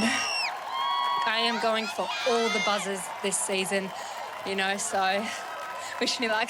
We wish you all the very best. You're an absolute inspiration. Well done and great coaching, Ben. Good on you, mate. I am still in awe of what we've just seen. Olivia Vivian on top of the world after that amazing run. Her boyfriend, Ben Polson, he's got it all to come when he steps on to the Ninja Warrior course soon, along with a host of superstar names, like Series 1 furthest fastest, Fred Dorrington. I need to up it and clinch that title for the first Australian Ninja Warrior. And the young gun who represented our country in Ninja Warriors Australia versus the world. Bryson Klein is chasing the glory. You're watching the semi-finals of Australian Ninja Warrior, and during the ad break, it was both heroics and heartbreak for a host of ninjas. Yoga instructor Reese Menzel was gunning for speed. Come on, Reese. But he didn't centre himself enough, and it was all over on the diving boards. Oh no!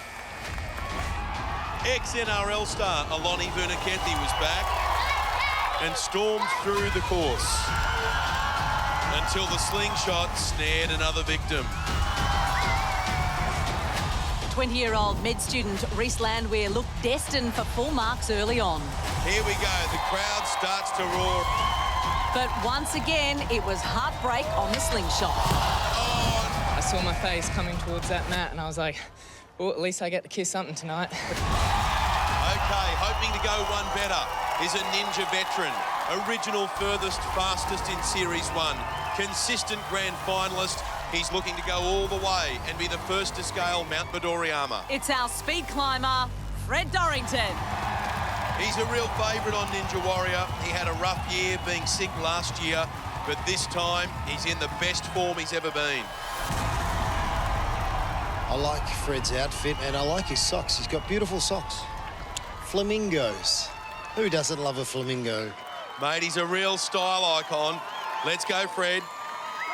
Speaking of style icons, training buddy Ryan on the sideline, also rocking the Fred Dorrington kangaroo.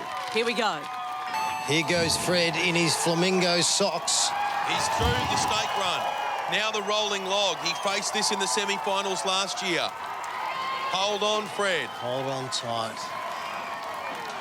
And now he's going to spin himself down the track. It's starting to throw him around a bit. He hangs on. He's got to be dizzy. Got to be dizzy. Yeah, there he goes, spinning himself round the other way. Apparently that really does work. Just taking a moment before the balance is put to the test on those diving boards. Lining them up. And here comes Fred Dorrington. Whoa! Oh, he nails himself. Another one struggling with that final board. Not phased, though. He is onto the ring turn, and I think Fred Dorrington is going for speed tonight. It's all you. He wants to be on the power tower. Locks in that first ring.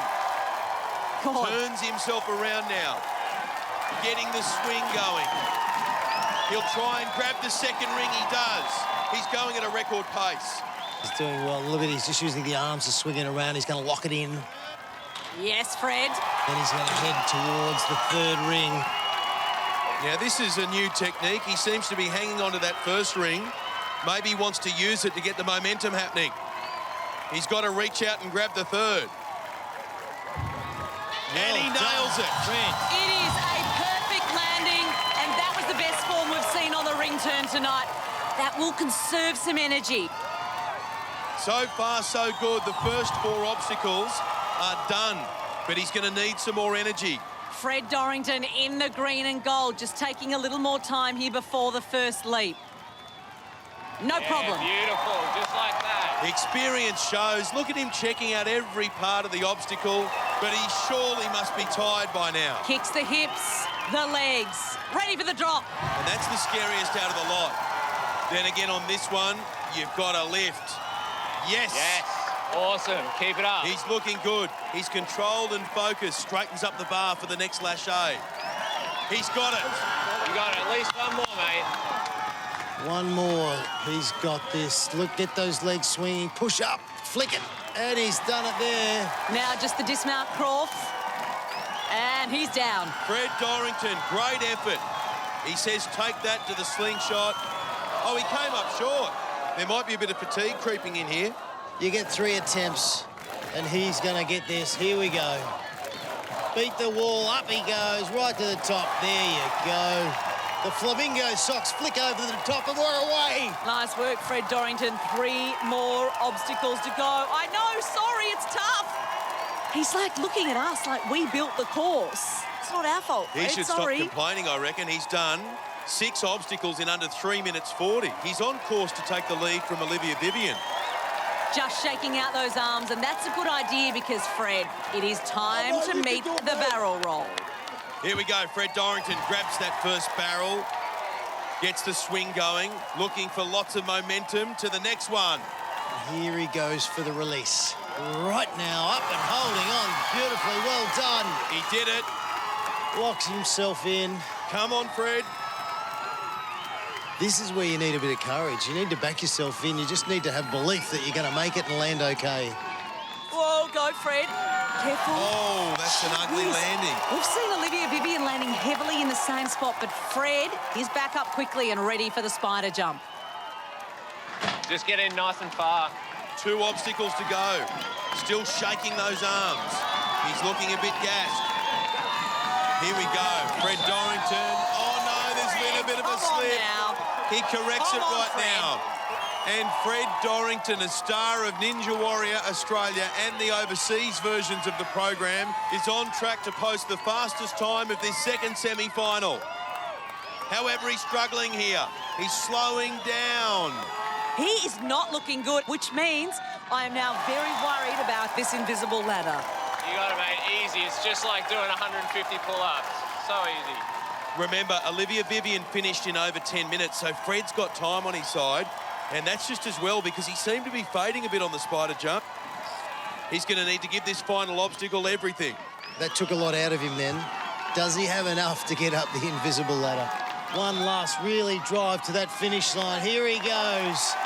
Fred Dorrington gritting his teeth, dragging himself upwards. This is the sign of a champion. He is doing so well. I thought before he started this he might not have enough gas in the tank, but it looks like Fred Dorrington is ready for season 4. Beautiful. Throws the leg over. Get rid of the rings and put your hand on the buzzer. Thank you for coming. I'm going through to the grand final. On a night where one ninja has managed to get to the top of the invisible ladder, Fred Dorrington's done it, and he's heading towards the semi-finals power tower. Mission accomplished for Fred. He was controlled, efficient and accurate over the first part of the course, but he did have to dig deep when the going got tough on the spider jump and put in a huge second effort to climb the invisible ladder. He's booked himself a spot in his 4th grand final. Congratulations to Fred. He has taken one of 12 spots on offer tonight in the series grand final. And as it stands, he is in pole position and headed for the power tower to take on superstar Olivia Vivian. Talk about ninja royalty. Will he hold on to the power tower spot? We'll soon find out. Stick around because the Titans are coming. Bryson Klein. I'll win when it counts. He's done it! Matthew Bowles. I'm going to crush it like I always do. Charlie Robbins. Really want another shot on that power tower. And Ben Paulson is ready to stake his claim. I was in the power tower in the heats, and I plan to be in the power tower tonight. Fan favourite Ben Paulson will step up to the course after the break. You won't want to miss it. Welcome back to semi-final 2 of Australian Ninja Warrior, where ninjas are facing up to one of the toughest semi-final courses we've ever seen. Even for the most seasoned of ninjas, the all-new ring turn has caused fresh problems. Like a high-wire circus act.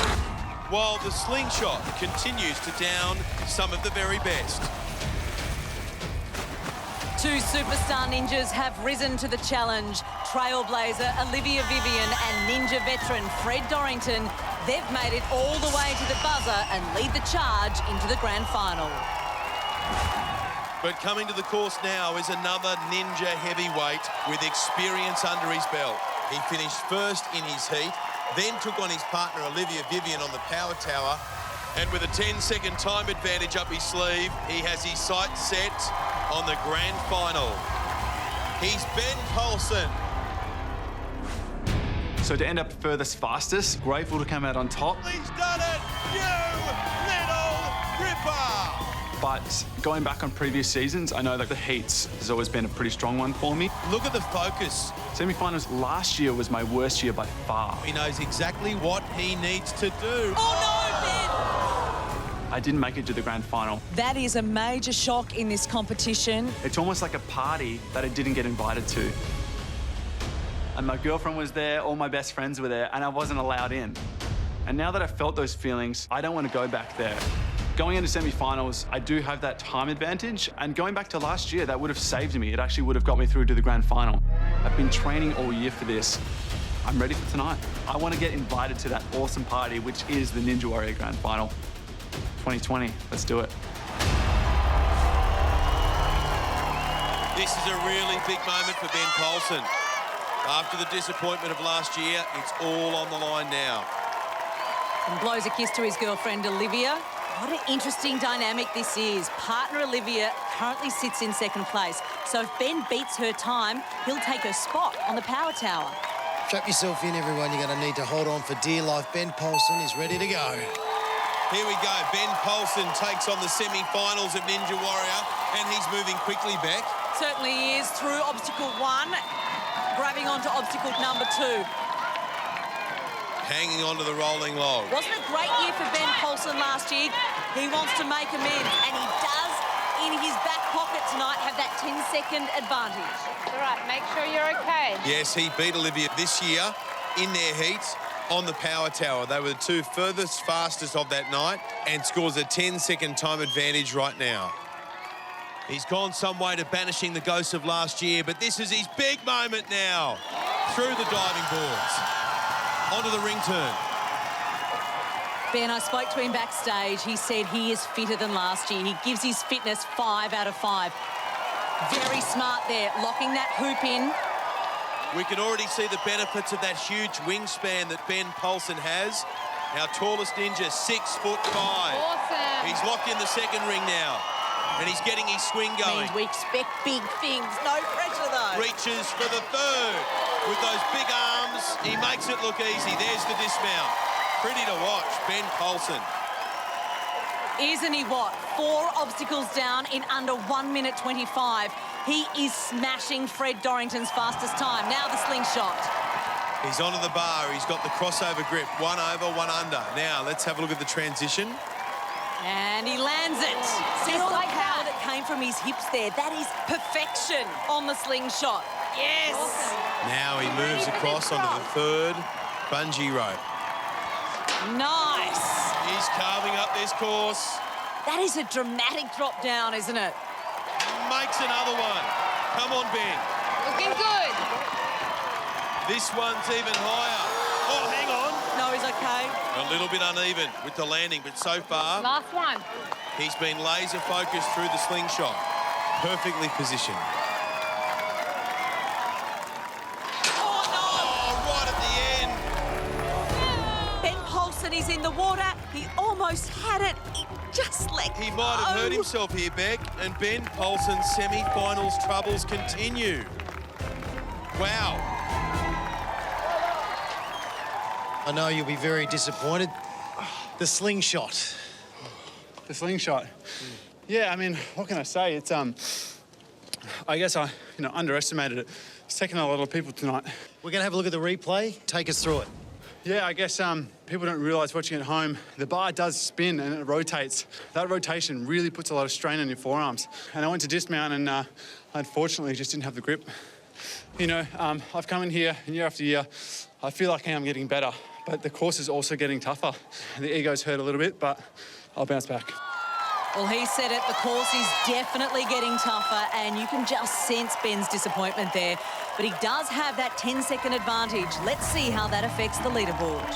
Well, the advantage has come into play, lifting superstar Ben Poulsen from 5th into 3rd spot, dropping Alex Big down to 4th and Dungeon Master Jake Baker to round out the top 5. That leaves an incredible showdown at the top. As it stands, Series 1 furthest fastest Fred Dorrington will be taking on superstar Olivia Vivian on the power tower. It'll be epic. It's been a night of surprises. So, who else is going to be able to conquer this grueling course? Will it be young gun rock climber Bryson Klein? To get through the grand final is really, really important for me because my goal is not to reach semi-finals, my goal is to win it all. Or the free diver who was coined the one to watch, now with a point to prove, Matthew Bowles. In the heats, I don't feel like I lived up to my best. Oh, no! Wow! Now for the semis, I'm going to crush it. Defending Series 3 champion Charlie Robbins has his sights set sky high. Definitely want to have a second shot on the power tower. Having a second chance in the grand final would be just priceless. I want to take that one step closer to Mount Madurayama. Welcome back to the second semi-final of Australian Ninja Warrior here in Melbourne. We're down to the business end of the night. As it stands, Ninja royalty Olivia Vivian will be going head-to-head with three-time grand finalist Fred Dorrington on the power tower. But we've got a Ninja weapon in our midst who could take all that away from them. This two-time grand finalist missed out by a whisker last season to Charlie Robbins. In the heats, it was history repeating, going down by less than a second to Charlie again, before also being pipped on the power tower. Tonight, he wants another shot at that all-new semi-finals power tower. It's rock climber Bryson Klein. He's a Ninja superstar. Many tip he'll take the title this year. He's come so close in the past. And if he wants that spot on the power tower, he'll have to beat Olivia Vivian's time. She's in second. She took a time on the course. We know Bryson's quick, but this is a grueling semi-final course. Here he goes. The clock starts, the buzzer sounds, and he rips in. And that's his sister Tess on the sidelines. And now he's onto the rolling log. Grip strength shouldn't be a problem here for the climber. Holds on nice and tight, and he's at the end. Looks a little dazed, but there's a thumbs up. He's had 12 months of hard training after being a runner-up in the grand final last year. Will it pay off? Now he takes a jump on the diving boards. All good. Bryson Klein. Started climbing when he was just 6 years of age, so he will feel quite confident on the ring turn. You'll see there, he's just trying to lock it in up the top there. There it goes, you can hear it. Plump. And that's a nice sound to hear when you're a Ninja hanging upside down. Onto the second ring, wraps the legs up, starts feeding it through his hands. Locks it into place. Now he's got the third, smaller ring to go. He's dropped the body down to try and get a big swing happening and get that reach. Oh, just misses the grab, but has the momentum to get it next round. That's it. He grabs the final ring. The dismount is good. And with just over 120 gone, that's 4 obstacles done for Bryson Klein. He's on target for the power tower. But now, arguably the most challenging obstacle on tonight's semi-final course. We've only had 2 Ninjas get past the slingshot all night. He takes his shot at glory. Perfect start. Up and over, up and over. This is... Ooh! Really through the legs on that one. Really through the legs, trying to readjust. You can't take too long up here, otherwise it takes so much out of the body. And now he's got to go back up. Big kick, he lands it. Perfect technique from Bryson Klein. This one has a considerable drop, which puts extra force on you on the way down. He's strong though, look at the focus. And now you've got to go up again. It just seems ridiculously difficult, this obstacle. He's a natural though, Bryson Klein. He is a natural. Look at the power coming from the hips. Tends not to freak out in any situation. And it's hard to believe he's only 22. He'll just launch himself towards the wall ball. And he does that. And he's through the slingshot faster than any Ninja so far. He's up, he's over. He's in a hurry. We can't even keep up. Up the wall goes Bryson Klein now. Over the summit. 6 obstacles down in just over 3 minutes. He's not only beating Olivia, he's annihilating Fred Dorrington's fastest time as well. Wow, he is going to be the one to beat tonight. 3 obstacles remaining. Now look at the swing. Bryson, does he have the momentum? You bet. He had a bit of a pause there in mid-air, didn't he, where he thought, hang on, have I gone far enough to grab this handle? He did. And he'll probably have a little bit of a rest here, I'd say. Shake out of the right hand, probably a shake out of the left hand as well, as he moves over to get the handle on the far right side of the barrel. It'll then take him all the way down and then all the way up. And Bryson Klein has made it to the spider jump. He knows he's got the time and he wants to get this right. Now just giving the body a bit of a rest. These last couple of obstacles have taken their toll. 2 more to go.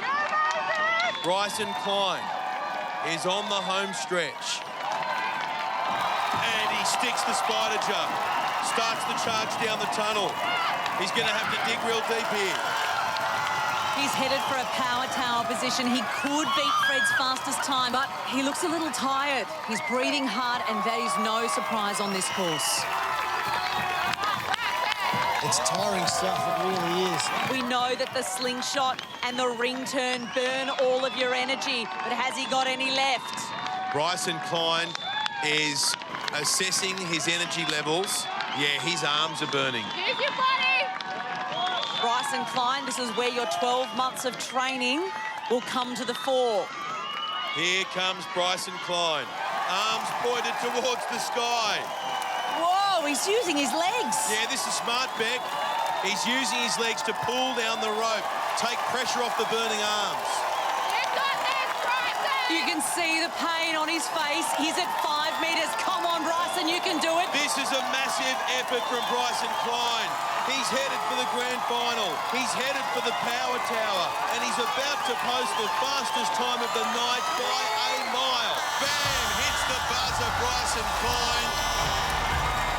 And that is a tremendous semi-final run. Once again, Bryson showed us why he's one of the very best. A winning combination of speed and climbing technique on the ring turn and the slingshot. The course did catch up with him on the invisible ladder, but he had enough determination and strength to make it to the top. How's he feeling down there, Croft? Bryson, well done. Thank you very much. Take us through the technique going up the invisible ladder. Invisible ladder, it's a popular climbing technique called a figure four. As long as you've got the grip strength to hold you up there, it's a very good way to get your one hand very high if you don't have anything to put your feet on. So I was way more gassed than I was expecting to be on that at the end of that course, so took advantage of my climbing background. He's amazing. Can Bryson get the redemption that he desperately wants on that power tower tonight? Well, speaking of redemption, our next ninja has a real point to prove. This Perth draftsman rocketed out of the gates in his heat, but failed to hit the brakes on the bar hop and just scraped into the semis. Let's give it up for Matthew Bowles.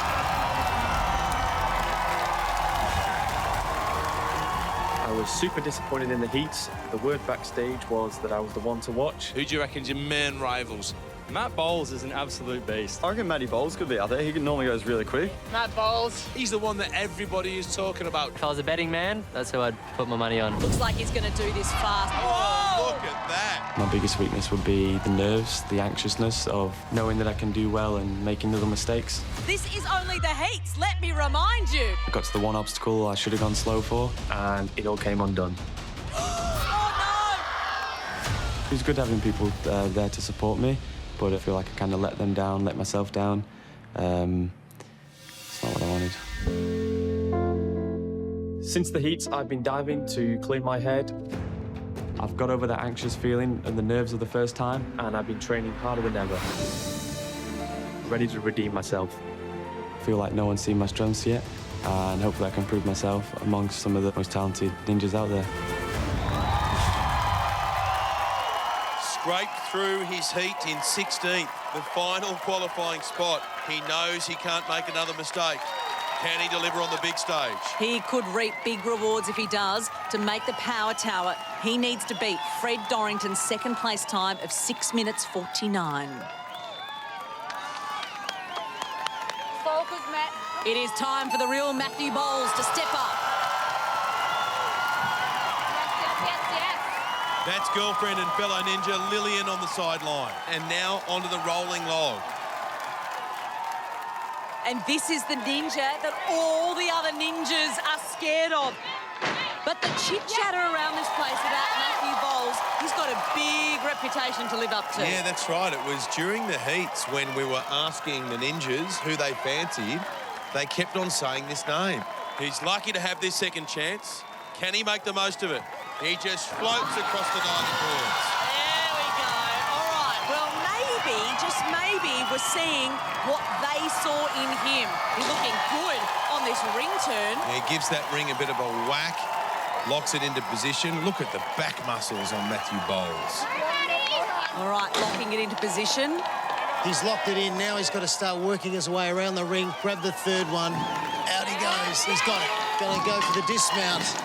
Okay, now breathe. And then he faces this one, the slingshot. This is one of the fastest starts we've seen on this semi-final course. But keep in mind, Matthew Bowles splashed out on the bar hop in the heats, and the slingshot makes the bar hop look like child's play.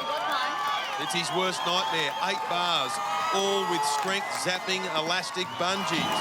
Just imagine the pressure he's feeling now. Here he goes. Oh, he's got an uncomfortable situation, but he straightens up the bar. That could have been history repeating then. Now the second lâché. Matthew Bowles hits it and sticks it. The draftsman from Perth. Absolutely loving this. Oh, that was a close call. He's making my heart race, that's for sure. He's an entertainer, isn't he? Look at the nerves on Lillian's face at the moment. He is nearly off. What's he going to do? He's going to skip the last one. There you go. Thank the Lord, straight up. Look at him go. Matthew Bowles up and over, decides to do a bit of a somersault. He's putting on a performance. 6 obstacles down in just over 2 minutes 30. And now he's got 3 more obstacles to go. That just shows how fast he's going. He can spend over a minute on each obstacle and still make the power tower.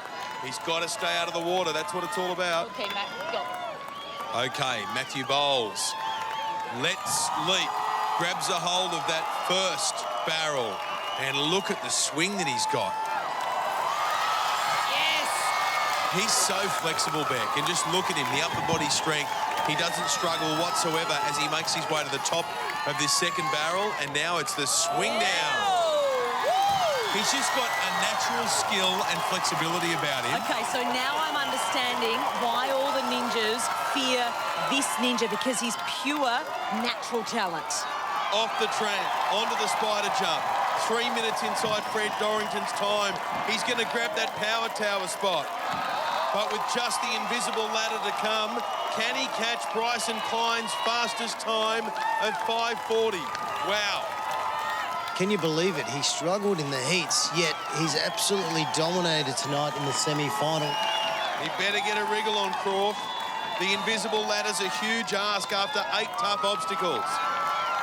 He's going to have to dig deep. Now he really punches those fists. He's moving his way up now, Beck. But he's hurting and he is slowing down. He's desperately trying to use his whole body to pull himself up. Trying the same technique Bryson used, but just can't master it. Resting the legs over the arms and just moving and shaking and doing everything inside. Can he do it? Keep going. Oh, he's all in a tangle at the moment. Can he get himself untangled and past level 6? He's almost at the top now. Matthew Bowles, it's unconventional, it's ugly, but guess what? He's about to find his way to the top of the invisible ladder. The buzzer's waiting for him, and this new talent is about to take top spot. Matthew Bowles! He's redeemed himself. He's on the power tower. Well, we wondered if Matthew Bowles could deliver on the big stage. There's our answer. Phenomenal. That was right out of the top drawer from Matthew Bowles. We knew he was fast, but tonight he matched that speed with control. There was the technique, there was the power, he's got it all. And when he puts it all together, look out. Well, now we know, Beck. Now we know why all those ninjas during the heats were saying Matthew Bowles, Matthew Bowles, Matthew Bowles. He is incredible. Absolutely, and with that quick time, he is leading the charge to the power tower at night's end, knocking Fred Dorrington out of the running and Bryson Klein down into second place. But there's still one last ninja set to run. He was a new ninja last year and took out the title. Charlie Robbins! This year in the heats, he broke the sound barrier. Tonight he's here with a 10-second time advantage. And as always, his biggest fan, Grandad Taffy, is in tow. Charlie is always a champion as far as we are concerned, and he's destined to be like Midoriya. Charlie can do it, and he will do it. Fresh off the golf green, Charlie Robbins will be looking to hit a hole-in-one next. Welcome back to Australian Ninja Warrior semi-final 2. As in the heats, tonight's 2 fastest ninjas will fight it out on the incredible power tower for an advantage, a second chance in the grand final. The winner of the power tower will take a huge step towards their ultimate goal, Mount Midoriyama. The silent assassin, Matthew Bowles, leads the way. And as it stands, he'll be joined on the power tower by young gun Bryson Klein. But there's still one ninja left to run, and it's Bryson's nemesis. Hold on to your golf hats. We're about to witness something big. Overall fastest in any heat this series, our reigning Ninja champ showed why he's still the one to beat. And with a critical time advantage up his sleeve, Mount Midoriyama beckons. Here he is, the golfer, Charlie Robbins. Come on, mate. The winner of Australian Ninja Warrior for 2019, Charlie Robbins. Reigning champion Charlie Robbins, surprise package of season 3. Look at this guy fly! Well done, Charlie! This year, I was pretty happy with the heat. This is an incredible run. Charlie Robbins hits the buzzer. It is the fastest time of the night. 48 seconds, I didn't realise it was that quick.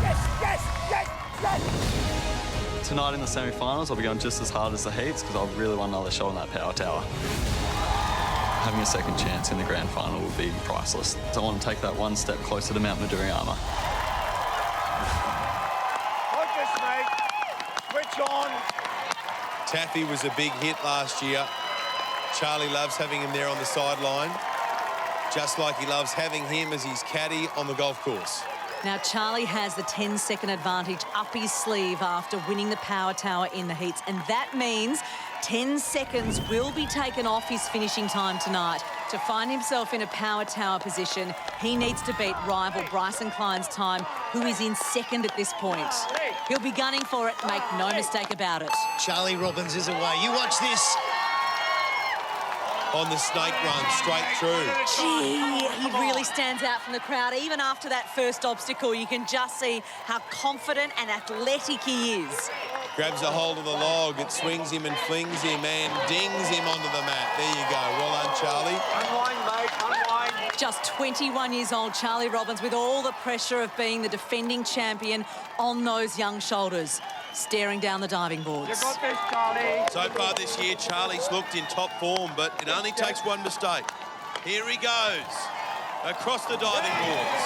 On to obstacle 4 in just over 45 seconds. He's trailing Bryson by just 1 second. Yeah, it's anyone's game here. We're with you, mate. We're with you. Oh, Grandpa, Grandma, Mum and Dad, they're saying, we're with you, Charlie. He locks it in, he's using those legs. And here he goes. Look at this. This is a champion in action. Sure is, Croft. Season 3's defending champion, showing everyone how it's done. He's dominating this brand new obstacle. The ring turn, no problem for young Charlie. 1 minute 15 on the clock. Charlie Robbins locks it into place. And now he's got his sights set on ring number 3. Reaches, grabs it. He does it. Focus, one at a time, mate. He is looking good, Ben. He is looking really good. Now the slingshot. It's been a nightmare for all our ninjas tonight, and only 4 returning heroes have been able to make it through. Technique. Good technique, Grandpa says. Good technique. Here we go. Okay, I'm just going to turn around because I won't be able to cope if Charlie Robbins doesn't make it through this obstacle. Charlie has got the bar in his hand at the moment. He's now making his way at record pace through the bungee ropes. The lower one is now in his midst. He's got to go back up one, back up another one. He kicks his knees up, flings his hips up and makes that crucial movement. Yes, there's Charlie. only one more to go from Charlie Robbins. At the end, and I'm going to celebrate like he's gone up Mount Midoriyama if he gets through this obstacle tonight. There you go. Charlie Robbins! He's done it. He's done the slingshot. And now, young Charlie Robbins, 21 years of age, from Victoria. Up you go, Charlie. Blitzes the warped wall. Good on you, Charlie boy. Man, come on! This is familiar territory, and on display right now is the best ninja in Australia. 6 obstacles down in about 2 minutes 45. He's neck and neck with Bryson's time to this point. 3 obstacles left. Taffy looks nervous. Deep breath. This is the barrel roll. Perfect catch. Big jump to the first barrel. Needs the lache, looking good. He'll go this time. Locks on. Doesn't even worry about the first handle, straight to the second. Then he goes to the unstable handle, and then Charlie Robbins will launch himself to safety. Good landing. This is where Bryson took his time. What's Charlie going to do? He sizes it up, doesn't wait around. No problem, Beck. Sticks it as he bolts his way through that tunnel there. Just a couple more metres and he'll be down. Charlie is on track here to beat Bryson's time of 5 minutes 40. I reckon he could even beat Matthew Bowles' time of 5:15. But have a look at him. He looks ruined. Has he peaked too early? This is a marathon of a course. Does he have enough left in that tank? Such a demanding course. It's taken everything out of Charlie. But does he have one more final effort? I'm backing him, Croft. He knows that he's got to dig really deep in this invisible ladder. This is not child's play. Up he goes. He's on level 3, level 4, 3 levels to go. Here he comes, Charlie Robbins, on the second part of this big climb. He suffers a slight stumble. Does he have enough petrol left in the tank? Come on, it's all about Charlie. pushing those arms. Keep pushing. You can see the hole. You're almost there. 2 metres to go, Charlie Robbins, and you will get your hand on that buzzer, please. I think he's going to be okay, Beck. He's got the feet up on the top of the obstacle now. And Charlie Robbins, the season 3 champion of Australian Ninja Warrior, books his place into the grand final and posts the fastest time of the night. He is done. This course tonight is extraordinary. And it takes an extraordinary effort to beat it. Precision, strength, skill, and plenty of speed. Charlie Robbins showing exactly why he is the reigning champion. He's the fastest tonight, and our scratch golfer is headed for the Power Tower. What does Tappy think of that, Craw? That was very, very tough. Can you explain how tough this course is? Yeah, sneaky tough. Like, when I first saw it, I was like, oh, yeah, nah, might be a bit tiring, but that big ring toss gusses you a lot more than you think. Now, I heard you from the other side of the pool yelling very loud and telling him what to do. So you've done a bit of ninjaing in your time? Oh, always. I've taught him everything he knows. He's exceptional, isn't he? Certainly is. He's just something special. Can he go back-to-back? Yes, he can. That's it. Yes, he can. Yes, he can. Good on you. Well done. I've got a feeling we'll see Charlie Robbins go all the way this year, especially if he can win on the Power Tower. But first, let's take a look at who'll be joining him in this year's grand final. Reese Landwehr finishes in the final qualifying spot, his 12th, and Dungeon Master Jake Baker ends the night in 9th, while the big ninja Alex Bigg is 8th. Ben Paulson is thankful for his time advantage gained in the heats. It's kept him in the hunt in 7th. Partner Olivia Vivian makes another grand final. She's 5th. At the top, Fred Dorrington finishes 4th, while in 3rd, Bryson Klein just misses out on the Power Tower.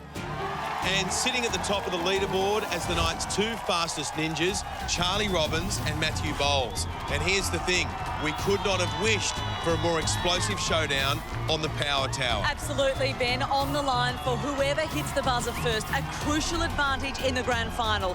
If they fail in the grand final, they get another chance to run the course. Can you believe it? It's exciting. Stick around, the Power Tower, right after the break. Welcome back to the Australian Ninja Warrior semi-final. Beck, you know what? It's come at the hour, come at the Power Tower. This is the clash of the Titans, Charlie Robbins and Matthew Bowles. 2 of the very best young gun ninjas in the country, head-to-head. Ben, the stakes could not be higher right now because the first ninja to hit that buzzer inside that Power Tower, well, they go into the grand final with a safety pass, that second chance advantage. That means if you make a mistake in the grand final, you get to run the course again. This is an Australian Ninja Warrior first, a potentially decisive advantage on the road to Mount Midoriyama. But with a greater reward on offer, we've made this Power Tower even tougher. The race begins with 5 steps, each 1.5 metres high.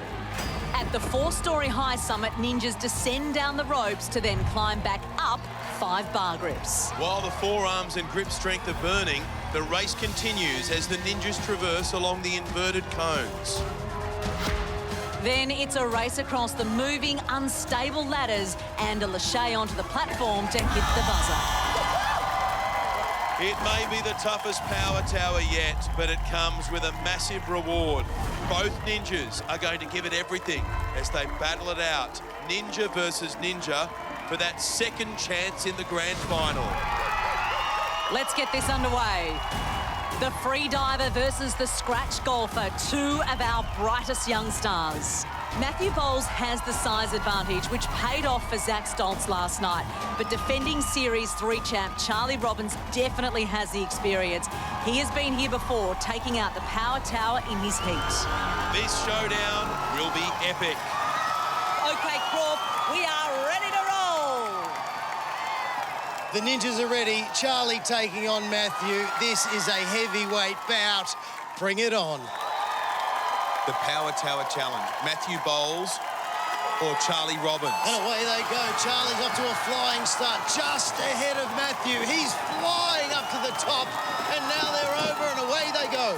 Down the rope, almost at exactly the same time. On the handles. 1, 2, 3. OK, there we go. Charlie first onto the cone. Oh, no, it's spinning him around. Charlie now on the second cone. He's about to get on the monkey bar. No, Matthew Bowles is on first. The ladder first. Here he goes. Can he beat the reigning champion?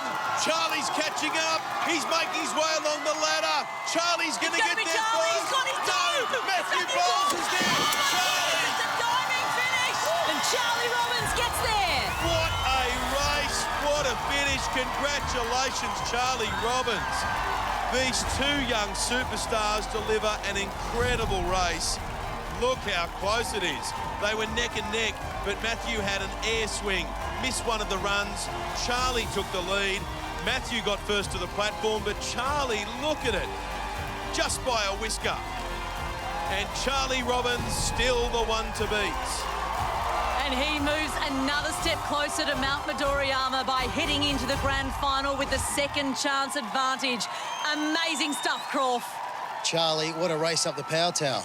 Yeah, that was pretty hectic. I was stoked to have another shot at it, and I knew Matt can go so quick as he just absolutely flew through the heats. Unfortunately, came off, but I knew I was going to be up against it tonight. But yeah, it was fun. And it was pretty much a photo finish. Yeah, took a little bit of a dive. I'm not sure how much that helped, but I thought it might help me get over the line, and whether it did or not, yeah. Now you head forward into the grand final, second chance. It's a real advantage for you, and certainly going to help you maybe win again and go back-to-back. Yeah, second chance is absolutely huge. If you had told me coming into the season I would have had that, I wouldn't have blamed you. That's ridiculous. So really looking forward to it. Well done. We wish you all the very best in the grand final, and let's hope you can go back-to-back. Fingers crossed. Thank you. What about that as a finish? Charlie Robbins has blitzed the power tower, blitzed Matthew Bowles, and he heads into the grand final with that crucial second chance advantage. And that wraps up our semi-finals here on Australian Ninja Warrior, which means there are just 24 ninjas left and they go through to the crucial grand finals. It is going to be epic.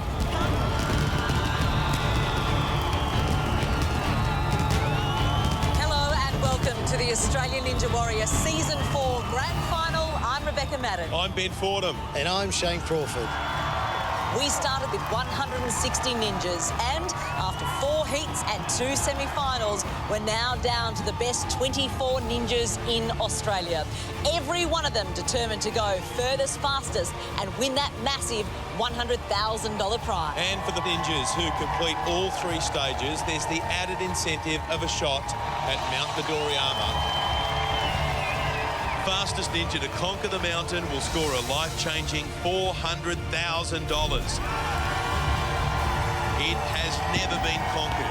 It's by far the toughest obstacle of all of them, but for our ninjas, tough is just part of the job description.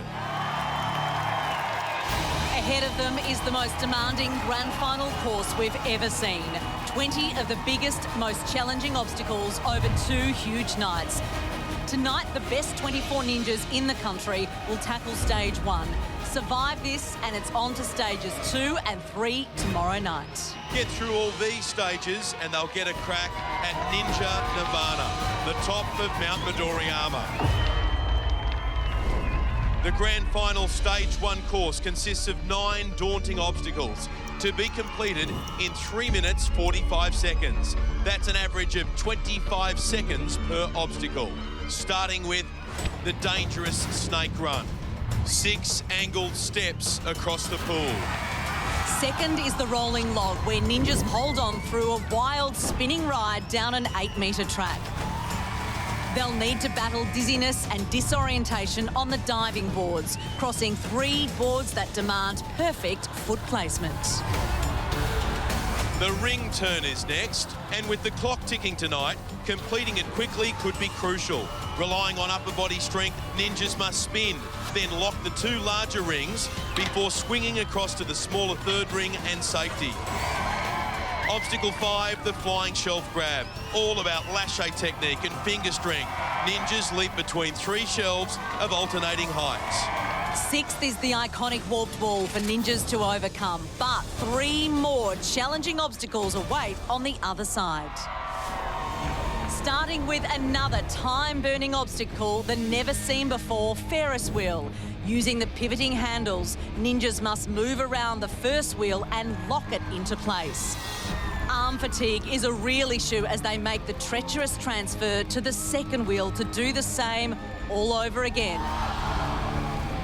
Obstacle 8 is the spider jump, a true test of coordination between hands and feet. Using the mini tram, ninjas must stick the landing and then scramble to save every second through the 8-metre suspended tunnel.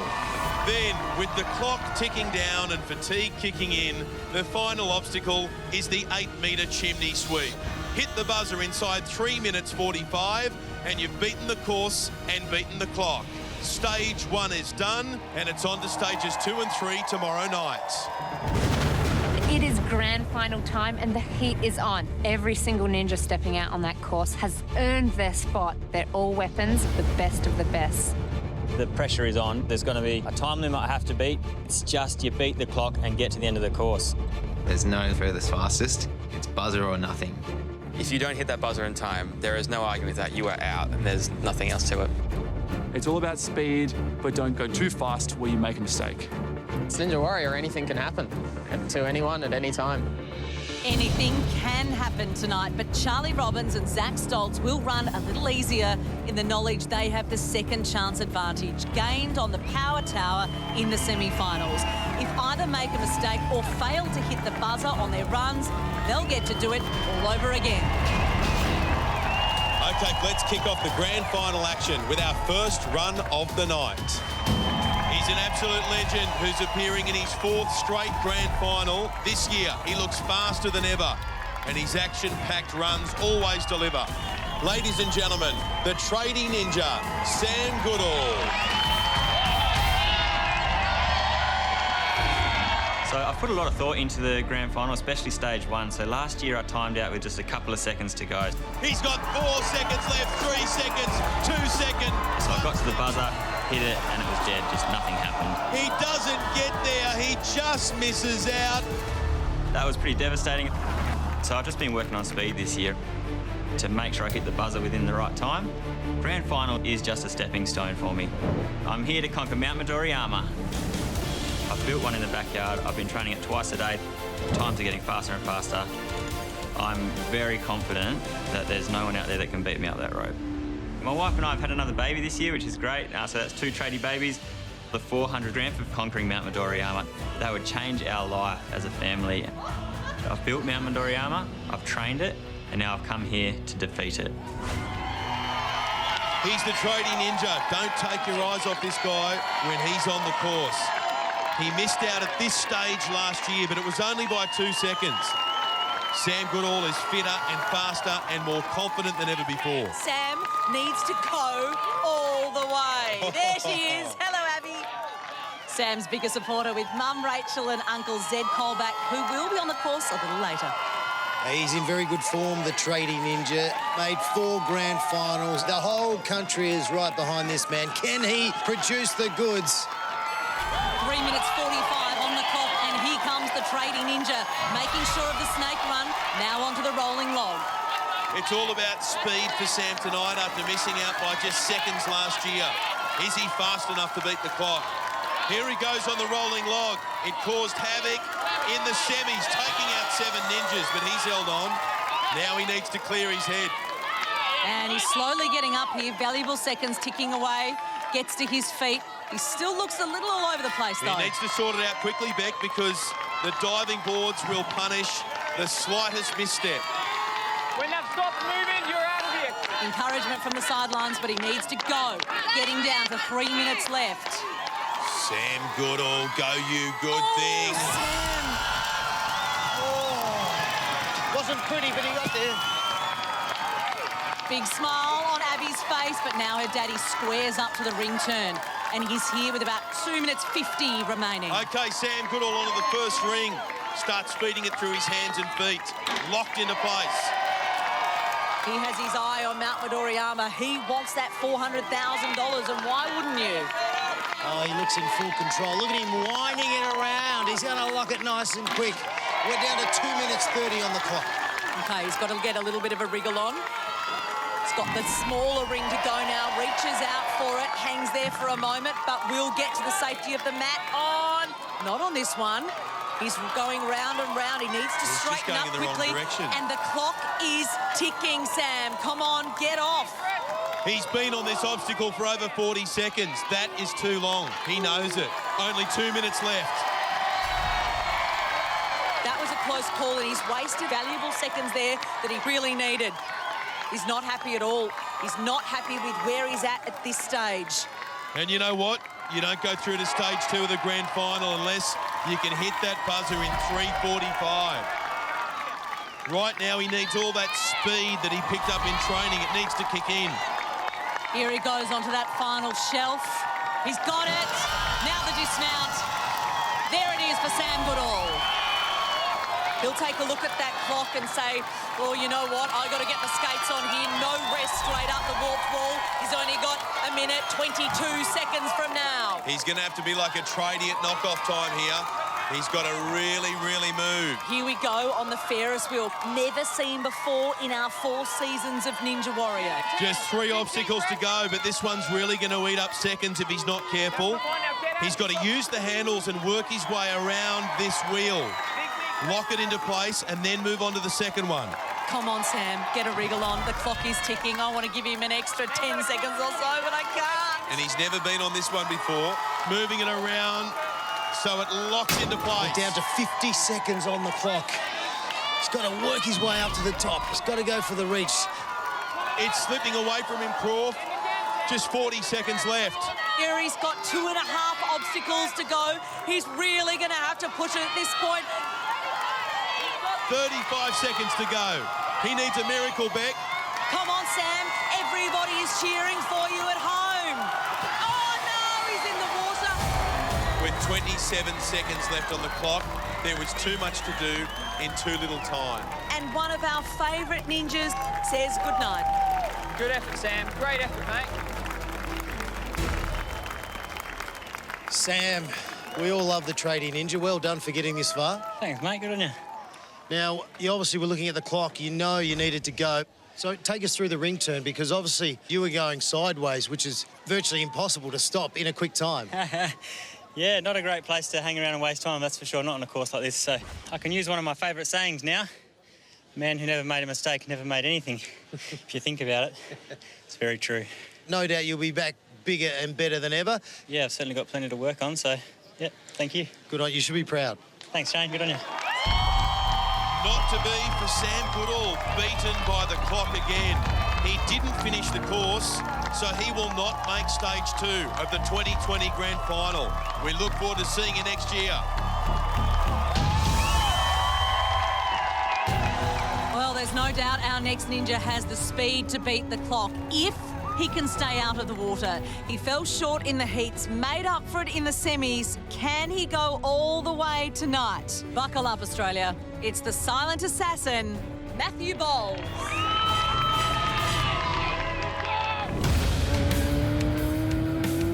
I like going really fast. I love the adrenaline rush. Oh, look at that. That's what makes me a good ninja. I've got no fear. Is pure natural talent.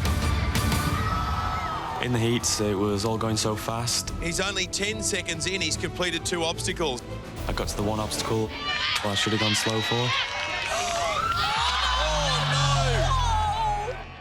I went too fast and bounced off into the water.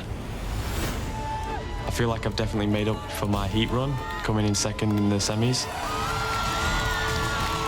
And I know I'm susceptible to slipping up, but it's not going to stop me going as fast as I can go. And I'm going to smash that buzzer and be ready for stage 2. 16th in his heat, then just centimetres away from beating Charlie Robbins on the semi-final power tower. Consistency is an issue for Matthew Bowles, but when he puts it all together, this kid has something special. Certainly does, and that's his mate Leonard on the sideline. Hope he's got his running shoes on. Let's go, let's go. There's the buzzer, 3:45 on the clock, and Matthew Bowles flies through the snake run, already onto the rolling log. Grabs a hold. Starts to roll. Not as great with the grip as other ninjas. Oh. He's hanging on, though. Makes it to the end. Yeah, there was a big gap between his body and the log, but he held on. 20 seconds gone now. He's got to now shake it off. He looks a little unsteady. That's really knocked him about. Shaking that head. Does it turn? Come on, Matthew, straighten up. Not the start he was looking for. Time's ticking away. Now he'll take off on the diving boards, and he makes it. A few uncomfortable moments, though. He's going to need to pick up the pace, Ben, on this ring turn. He's 6 seconds faster than Sam, and that is not enough. He's up onto the first ring, trying to push it through his hands. It's not really happening for him. He's struggling here, fighting with the ring, trying to lock it in. Now he gives it a big shove, locks it into place at last. He's lost even more time. Now on the second ring. He's moving this one much faster, and that is better for Matthew Bowles. Here he comes now, off ring 1, onto ring 2, and hopefully onto ring 3. Gets it. Now he's got to swing for the dismount. He's off. This is a real battle, you can see. You know what to do. He's feeling the pace. 4 obstacles done, 5 still to come. 2:05 on the clock. He's in a fight for his grand final night. Up onto the flying shelf. He knows he needs to start clawing back some of the time. Well, he's caught with the side. Normally a lot of the ninjas catch in front and then put the hands around to the side. He's going straight to the side. Knows he needs to make up a bit of time on the clock. Crawford hits the 3rd shelf. Dismount, and it's the walk wall next. The time is starting to concern me. He has got a real fast finish on his hand if he's going to make it happen. He's got 1 minute 30 and 3 obstacles. Well, what he can't afford to do right now is take his time on the Ferris wheel. I know he's looking at this obstacle because he's never seen anything like it before, but he does not have the luxury now of taking his time. He needs to get on that pole and onto the Ferris wheel quick, smart. Now Matthew Bowles gets ready to take on the first wheel. The clock counts down to the 1 minute mark. I'm getting worried for him now, Ben. Really, really worried. Quickly, onto the second wheel. This is where Sam Goodall realised the game was up. Matthew Bowles, can he beat the Ferris wheel? He needs it to roll around and lock into place. There it is. Now the dismount, and he'll have 2 obstacles left to get in under 45 seconds. Missed the opportunity to get off. Come on. Yes, lands it. The question is, how good is Matthew Bowles? We are about to find out. You're right about that, Beck. This is going to be a hell of a finish. Get ready to watch something special. He sticks the spider jump. He is going to have to fly through this. 22 seconds left on the clock. Can he do it, Beck? This is going to be unbelievably tight. Out of the spider ball, he sprints to the chimney sweep. He's got less than 15 seconds. Up he goes. Come on, Matthew Bowles. That's the hooter. Under 10 seconds to go. Matthew Bowles is going to do it. He books his place in part 2 of the Ninja Warrior Grand Final. Now that's what I'm talking about. That's it, champ. skin of his teeth, Matthew Bowles becomes the first ninja into stage 2. Time pressure was enormous. He had a tricky start, all at sea on the rolling log, lost his way on the ring turn, but his natural ability and sheer determination dragged him up that chimney. Take a bow, Matthew Bowles. It looked impossible at one stage, but he managed to pull it off, and that means he is heading to stage 2 tomorrow night. Coming up tonight, Grand Final Stage 1. The best of the best race to hit the buzzer before time runs out. Who can take a giant step towards Mount Midoriyama and the chance of becoming Australia's first Ninja Warrior? Will it be one of our returning champions, Fred Dorrington, Rob Patterson, or last year's furthest fastest, Charlie Robbins? Or the only Australian female ever to reach the grand final, Olivia Vivian? Can new favourite Zach Stoltz raise the bar? Or will experience count for contenders Bryson Klein and Ben Paulson? They're on course next. Welcome back to the Australian Ninja Warrior Grand Final. Tonight is stage 1, a race against the clock to qualify for stages 2 and 3 and the right to take on the mighty Mount Midoriyama. After being a runner-up in the last 2 seasons, our next ninja is more determined than ever to take out this year's competition. Here is Bryson Klein. To get to this grand final has taken a lifetime of training. Everything I feel in my life has prepped me quite well to be here. Yeah. Training for this season, I've got a trainer. Oh, yeah. It's been a multi-month process. Look at him go straight through. He's like lightning. I've been runner-up 2 years in a row. I think he's going to do it, Beck. Oh, no. He could have done it. But this year, I truly believe I can win it all. That's just what I come to do. And there's Bryson's sister Tessa, hoping that he can book his place in stage 2 tonight. Season 2 runner-up, Season 3 runner-up. Second by less than a second to Charlie Robbins in the heats and on the power tower. Tonight he won't accept anything less than a win. He wants to be our first Australian Ninja Warrior. Bryson Klein is feeling fine. You watch this man go. He is going to set the course alight. Okay, 3:45 on the clock, and Bryson shows light feet through the snake run, and he is quickly onto the rolling log. Let's see how he goes. He's the perfect shape for Ninja Warrior. Tall and lean, 185 centimetres, 75 kilos. Bam! I don't know whether it helped on the rolling log. It dumped him onto the mat.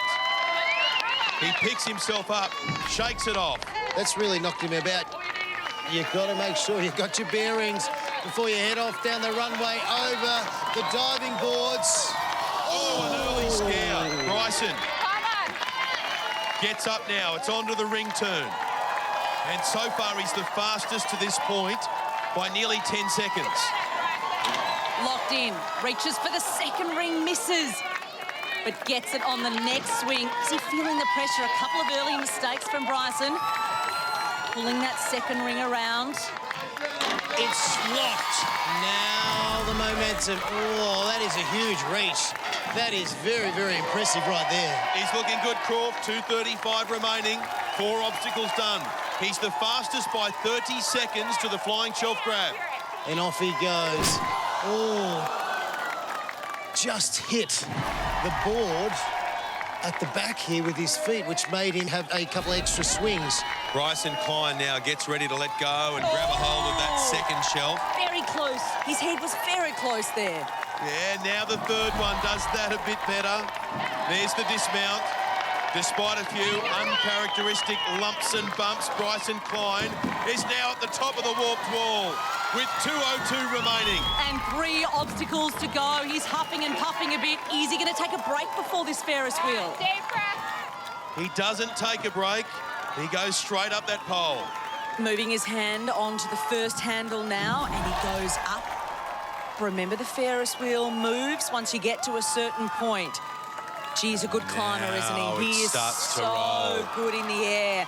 The first wheel locks into place. Now for the transfer. He's got to get across, then work his way over the top again. And now on the second wheel, Bryson Klein. He's a no-nonsense operator, but I just love watching him because he gets the job done, Beck. He is looking really good. There's the lock. A minute 5 on the clock now as he makes his dismount, ready to take on the spider jump. He's at the second last obstacle in good time. Bryson Klein closing in on another grand final stage 2 appearance. Here he goes. Hits the tramp. Yes. Sticks it as he makes his way through the spider jump now.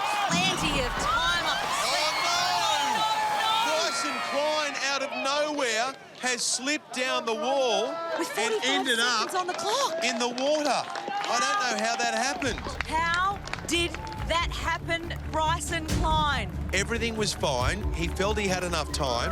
And then towards the end of the spider jump, all of a sudden, there was just one minor mistake, a loss of traction in one foot, and it cost his entire dream in season 4 of this competition. Bryson, what do you say to that? Far out. That's, I suppose, take a good life lesson out of that. Got my goals, had my ambitions, I knew I could do it, and I slipped up. You know, life sometimes throws a slippery spider ball at you. Silly mistake, silly mistake. I'll learn from it, I'll come back better next time. We'll see you back then. Well done. We love what you bring to the course. You're awesome. Thank you so much, appreciate it. Well, that is a huge shock that will rock all the other ninjas. Bryson Klein will not make stage 2 of the grand final this year. One tiny error of judgment and this course will punish you. A harsh lesson that our next ninja also learned in the semi-finals. Now in the grand final, he's looking to bounce back in a big way. Give it up for the one and only Ben Paulsen. Season 1 and Season 2, I was a grand finalist. Yes, the fastest time of the night by over 3 minutes. Good times, we're rolling.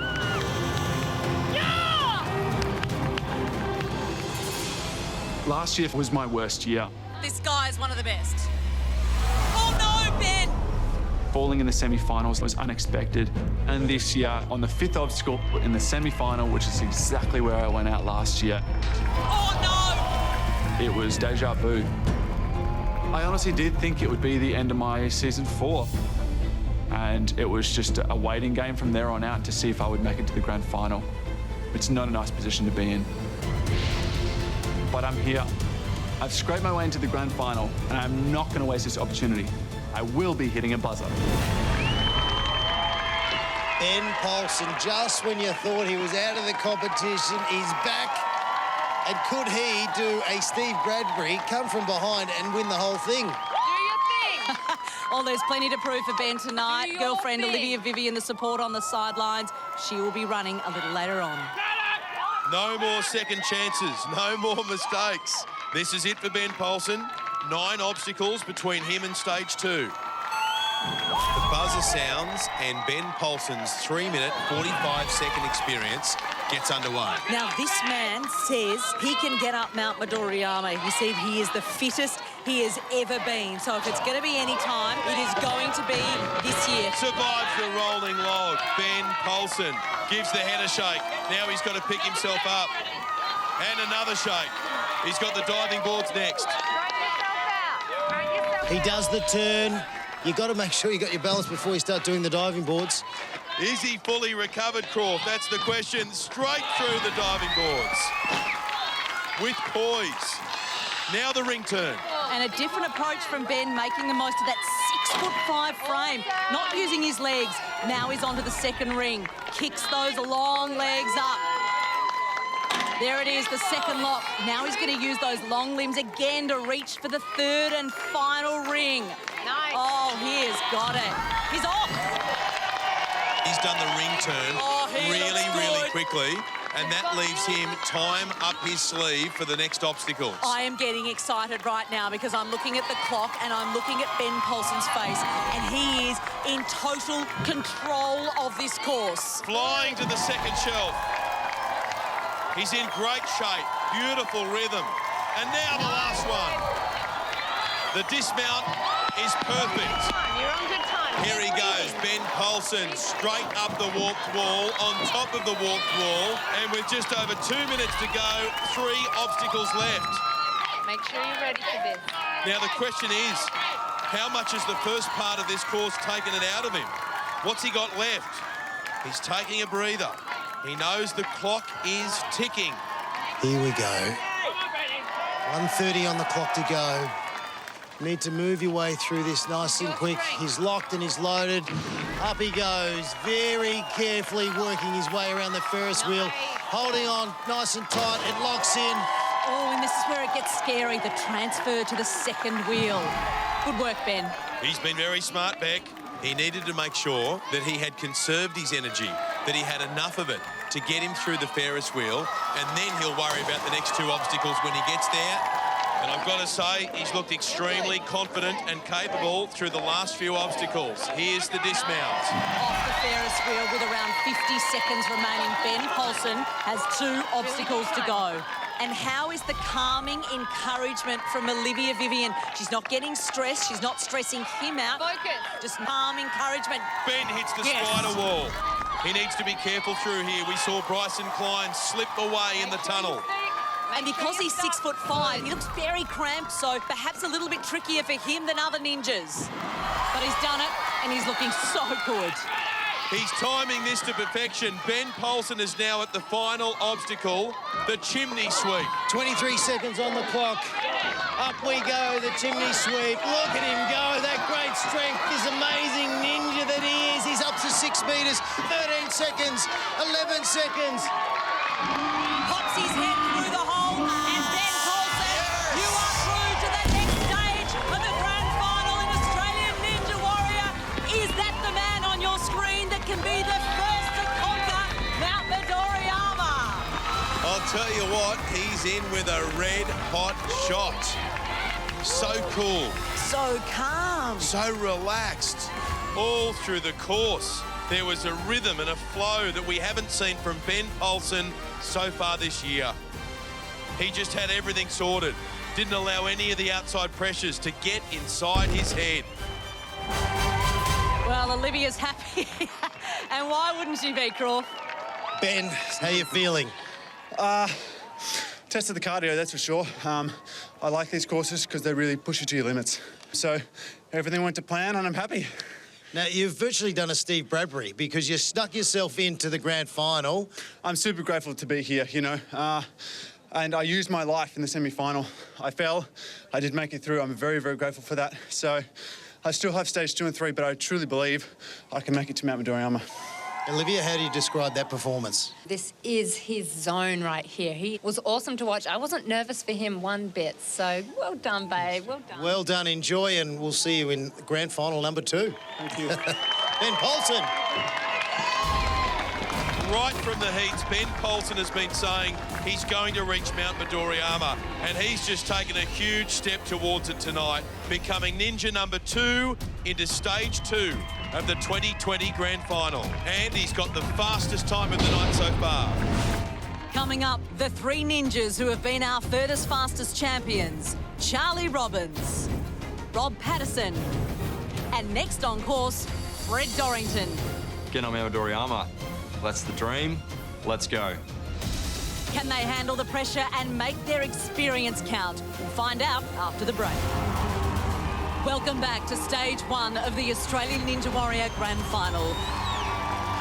2 ninjas have completed the course and booked their place in stage 2. Now that's what I'm talking about! Moving another step closer to the ultimate goal of taking on Mount Midoriyama. And that's the dream for a trailblazing ninja who's in the warm-up gym having a little chat with Croft. Thanks, guys. Here with Olivia Vivian, the only female into the grand final. What an achievement. Oh, thank you so much. Look, I am proud. I'm super honoured to be in the grand final, and I'll be doing it for all the ladies. Absolutely. Now, so far, you've been taking your time and making your way down the course beautifully. Tonight, it's about the clock. Yeah, absolutely. Look, I've been very strategic in the heats and the semis. They were very tough courses. Tonight, I'm just going to have to, switch off the brain a little and let my muscle memory my body do the work. Good luck, Beck and Ben. She's ready to go. Oh, you do not want to miss Olivia Vivian on this grand final course. That's coming up soon. One of only 5 to finish the course in his semi. Our season 1 champion knows what it takes to get that job done. Fred Dorrington. My game plan is always hitting buzzers. Come on, Fred Dorrington! Yes, he's done it! Keeping it controlled, keeping it smooth. A cool and calm operator, Fred Dorrington. How good was that? Not push it and go crazy and slip on something silly or injure myself. Just need to hit a buzzer and get out of there. Bang on the buzzer! I'm going through to the grand final. Job done. I don't just go training for fun. It's always, how is this going to help me achieve my Mount Midoriya goal? And how am I going to get to the top? I'm really ready to go. This is the season to do it. I want to wake up the day after the grand final, 400 grand richer, first Australian Ninja Warrior. Let's go. He sounds confident, that's for sure. And when you talk about pedigree, this guy's got it all. Furthest, fastest, season 1. He's appeared in every single grand final. Is this the year he puts all the experience together and finally climbs the mountain?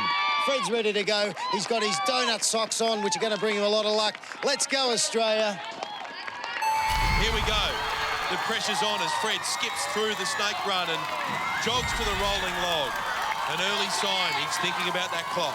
He'll be trying to strike that balance between speed and safety. He's done it all. He was furthest, fastest in season 1, so he knows what this is all about, and he wants to go a whole lot further this year. That is beautifully done, Fred. He means business. He wants to win this thing. Croft's trying to keep up. Fred's got to keep his head. This is where Matthew Bowles struggled to clear his head earlier. Fred's got to deal with the diving boards. 1, 2, 3. Sorted. Straight onto the ring turn now. He's moving really well. He is the fastest to obstacle 4 by a second. And he's locked in that first ring. He turns himself around to reach for the second, grabs a hold of it. Confidence. And he is in full flight right now. Fred is putting on a show. Well done. Oh, look at this. He's going to go one grab. You watch this. One grab to the third ring. Bang.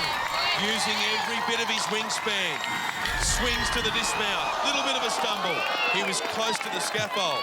And had he hit it, he could have been disqualified. Oh, no, bit of a scare for Fred, but he's OK. Now onto the flying shelf grab with 2:25 remaining.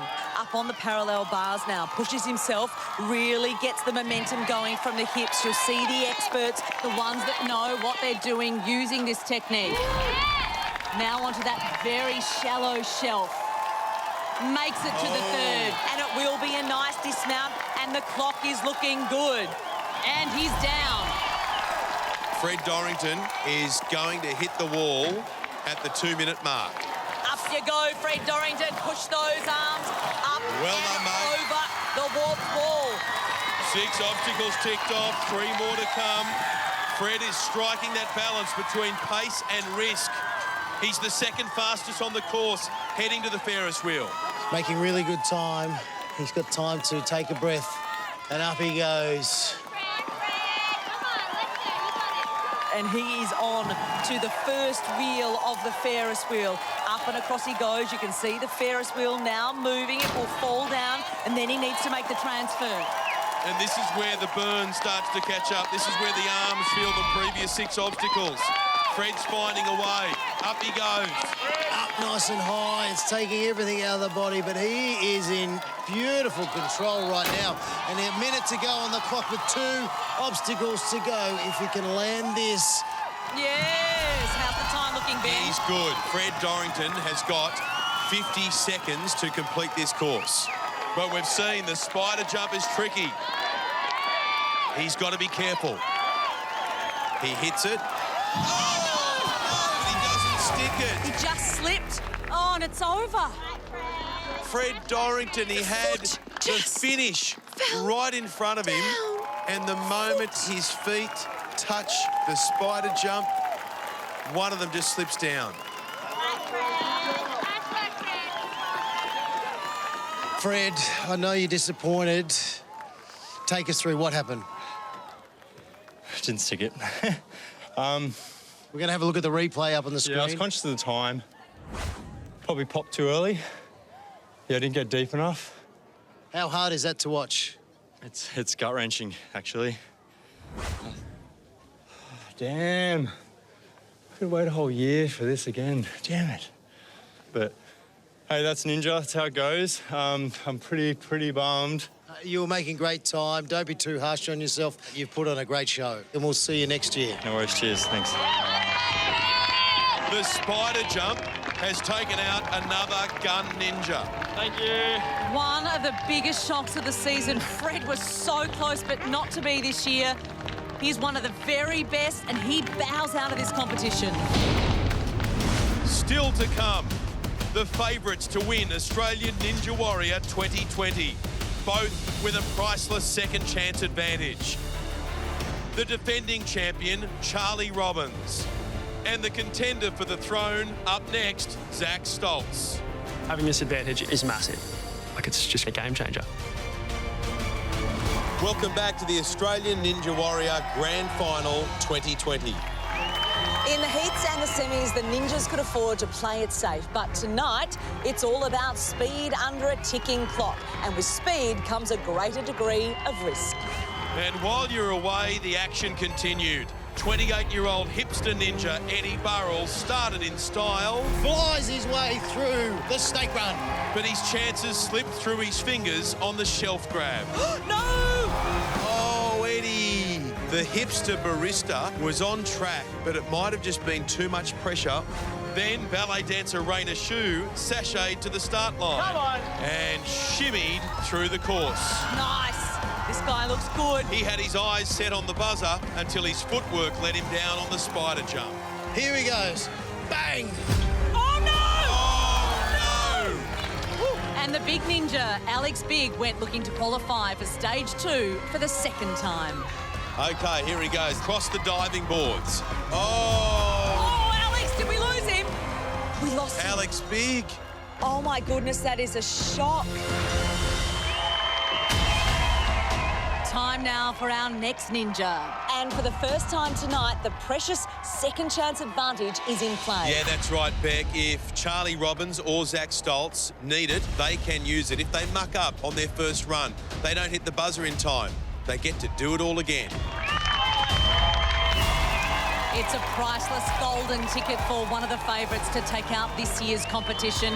He looked almost unstoppable in his semi-final. And if he can keep that form going, this could be the year for this 21-year-old superstar. Ladies and gentlemen, it is Zach Stoltz. Semis. Wow, it was fun. He is moving super fast. He is undoubtedly one of the strongest ninjas tonight. Good, Zachy. He's about a minute faster than Rob Patterson. It's the first time I've been for this fastest, so it's pretty exciting. I have this awesome opportunity tonight. Aiming to be super fast. Go, go, go, go, go. Knowing I have the chance to fall and it's not the end of the world. I think that's a game changer. Here comes Zach Stoltz. He made it to the second stage of the grand final last year. And after looking so good in the semi-finals and having the second chance advantage, he'll be confident of going all the way. All his mates on the sideline cheering him on, and very familiar faces. Yeah, there's Ashlyn Herbert and Dirt alongside Zach's mum, Joanna. Dirt will be on the course later on, his first grand final appearance. Zach attack. Zach attack. The boy from the peninsula. Can he deliver? Yes, he can. He's giving me a wink. He's ready to go. Let's see how he goes, Croft. He's in the form of his life, but that means nothing until you test it on a course like this. And that's the buzzer. We are away with Zach Stoltz. 3 minutes 45 on the clock. 9 obstacles between him and Grand Final 2. Already onto the rolling log. 8 metres, it's going to throw him around. Down he goes. Lands it safely. Gets up. And there it is, the thumbs up. Tries to shake out the cobwebs. Has a little spin. Now he's got 3 diving boards to face. Here he goes, Zach, attack. Watch him attack the diving boards. Look at that, he went with the hands in the air. That is a different technique, but it worked. Now the ring turn. Gets that first ring moving. His legs are up. He's pulling the ring instead of pushing it. Locks it in. What a great technique. Grabs onto that second ring, kicks up the legs to save his arms. He is doing this faster than anybody else. And here he goes, Zach attack, locks it in, ready to get swinging.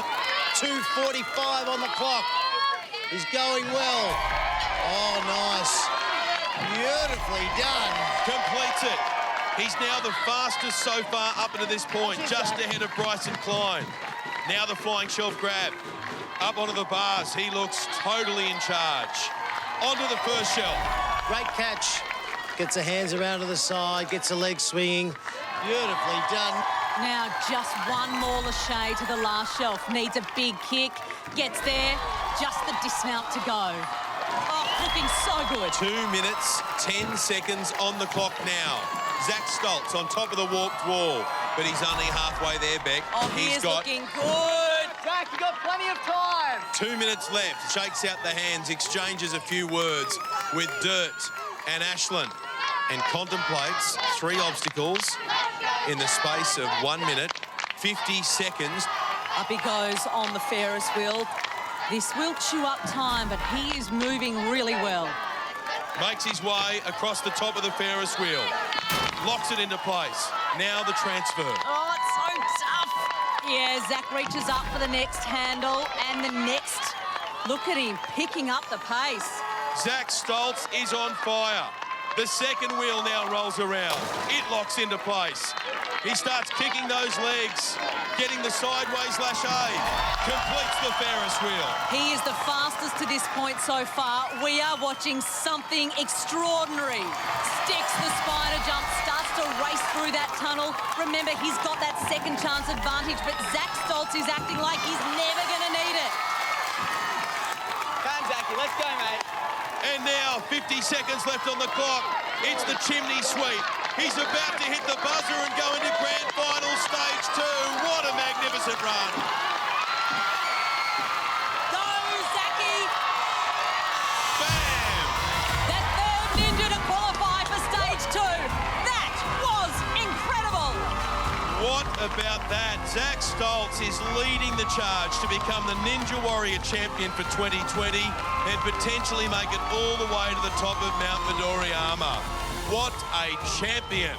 Zach's secret is that he sees time-saving opportunities other ninjas don't, like a big jump onto the ring turn to start it moving, then pulling rather than pushing to get it through his hands, and reaching up for a higher handle while transferring on the Ferris wheel. Minor adjustments that save seconds off his time. And so far, he's the ninja to beat in 2020. Zach attack. That was attacking the course like no one else. It is the fastest time of the night, so well done. Thank you very much. Cheers. Not even puffing. Oh, it wasn't easy. And that's Mum. How proud are you of this man? Oh, my God, he's amazing. Sorry, he's amazing. Hey, Zach, you're a massive chance to go all the way. Well done. $400,000. Would you share it with your mates? Probably not. Good answer.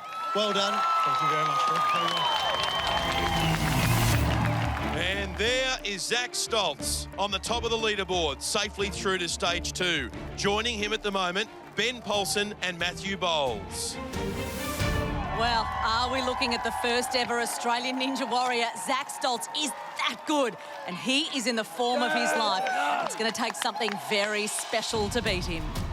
We're a long way from finished. Coming up, the seasoned contenders. 4 former grand finalists ready to take the next step. Gun gymnast Jordan Papandrea, WA's Zed Colback, the Mighty Mo, Alex Matthews, and everybody's favourite stuntman, Mike Snow. This is where the pressure really comes in. It's buzzer or nothing. Welcome back to the Australian Ninja Warrior Grand Final. As you'd expect, at this level of the competition, we've seen some astonishing runs already. Speed is of the essence tonight. The ninjas are racing the clock. And during the break, 2 more contenders took on this formidable challenge. The last of the Mornington Peninsula boys, Troy Dirt Cullen, got off to a flying start. The underdog story of Ninja Warrior for 2020. but came back down to earth on the Ferris wheel. Oh, he's struggling a little bit here, Dirt. He missed that grab. But look at the determination. Look at the fight. Can he grab this handle? Oh, no, we lost Dirt. Good work, Rosa. Good work, mate. Then Sam Goodall's brother-in-law, Zed Colback, also discovered the Ferris wheel isn't always fun. I am worried. He just needs to get off this obstacle. With time running out, he botched the dismount. Oh, no! Zed Colback, well, he's got what it takes to be a brilliant diver. That was one of the more spectacular dives we've seen on Ninja. Now, it's time for a two-time grand finalist who has totally transformed his body and is training for one sole purpose, to climb Mount Midoriyama. It is Mike Snow. As far as DIY Mount Midoriyamas go, Woo! Bryson Klein and Sam Goodall, they've got their backyard Mount Midoriyamas.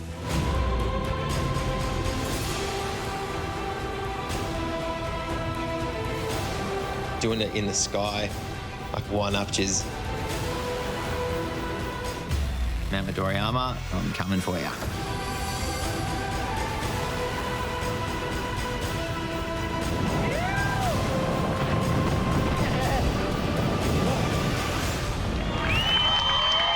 Wow, one of only 17 ninjas to compete in all 4 seasons. This guy is a contender this year.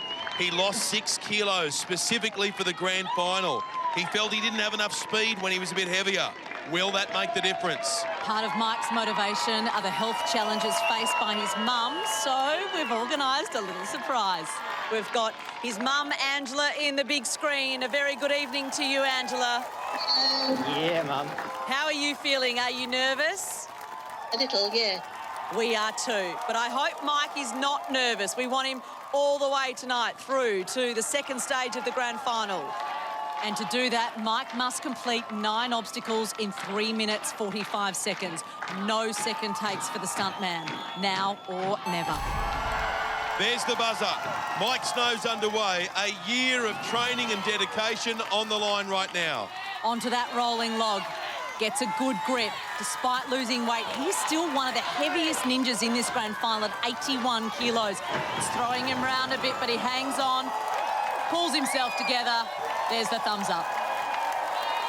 Good start for Mike Snow. He's at the diving boards in about 25 seconds. And he needs to hit the centre of each spring-loaded board. Here he goes. Oh, skips, no problem at all. He's neck and neck with the fastest time to the ring turn set by Zach Stoltz. Wraps his leg around that big ring, pushing it through his hands. He'll get it locked in. There it is. Ring number 1 locked. Making the early transition to the second one. Looking good on this tough obstacle, Ben. Yeah, Beck, he needs to deal with these rings. He's gone all out with his training methods this year. And so far, his time is good. He's now got 2 minutes 40 left on the clock. You're absolutely right, and he will fly through this flying shelf grab. And just to compare, he's now faster than Zach Stoltz to the 4th obstacle. What about the muscles on this guy? He is trained to perfection. Yes, Mike Snow. And look at the strength to get his legs up nice and high. Very hard to do. Come on, get there, Mike Snow. Well done. And he's away. He's got 2 minutes and 10 seconds as he hits the warped wall. He's matching the fastest times tonight. Up he goes.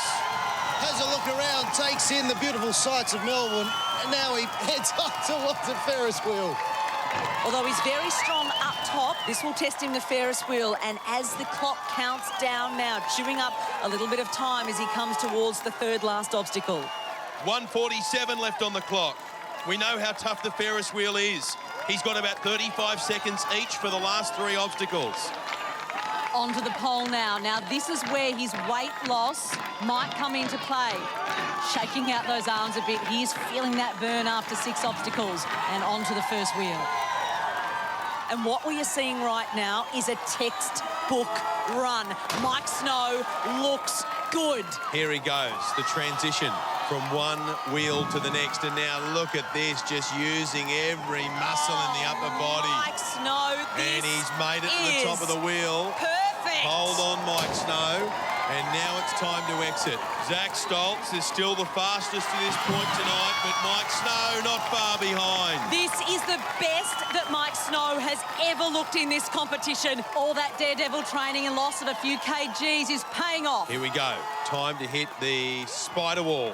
Oh, gosh, it frightens me. And he is racing through that spider wall now. Clock is ticking down.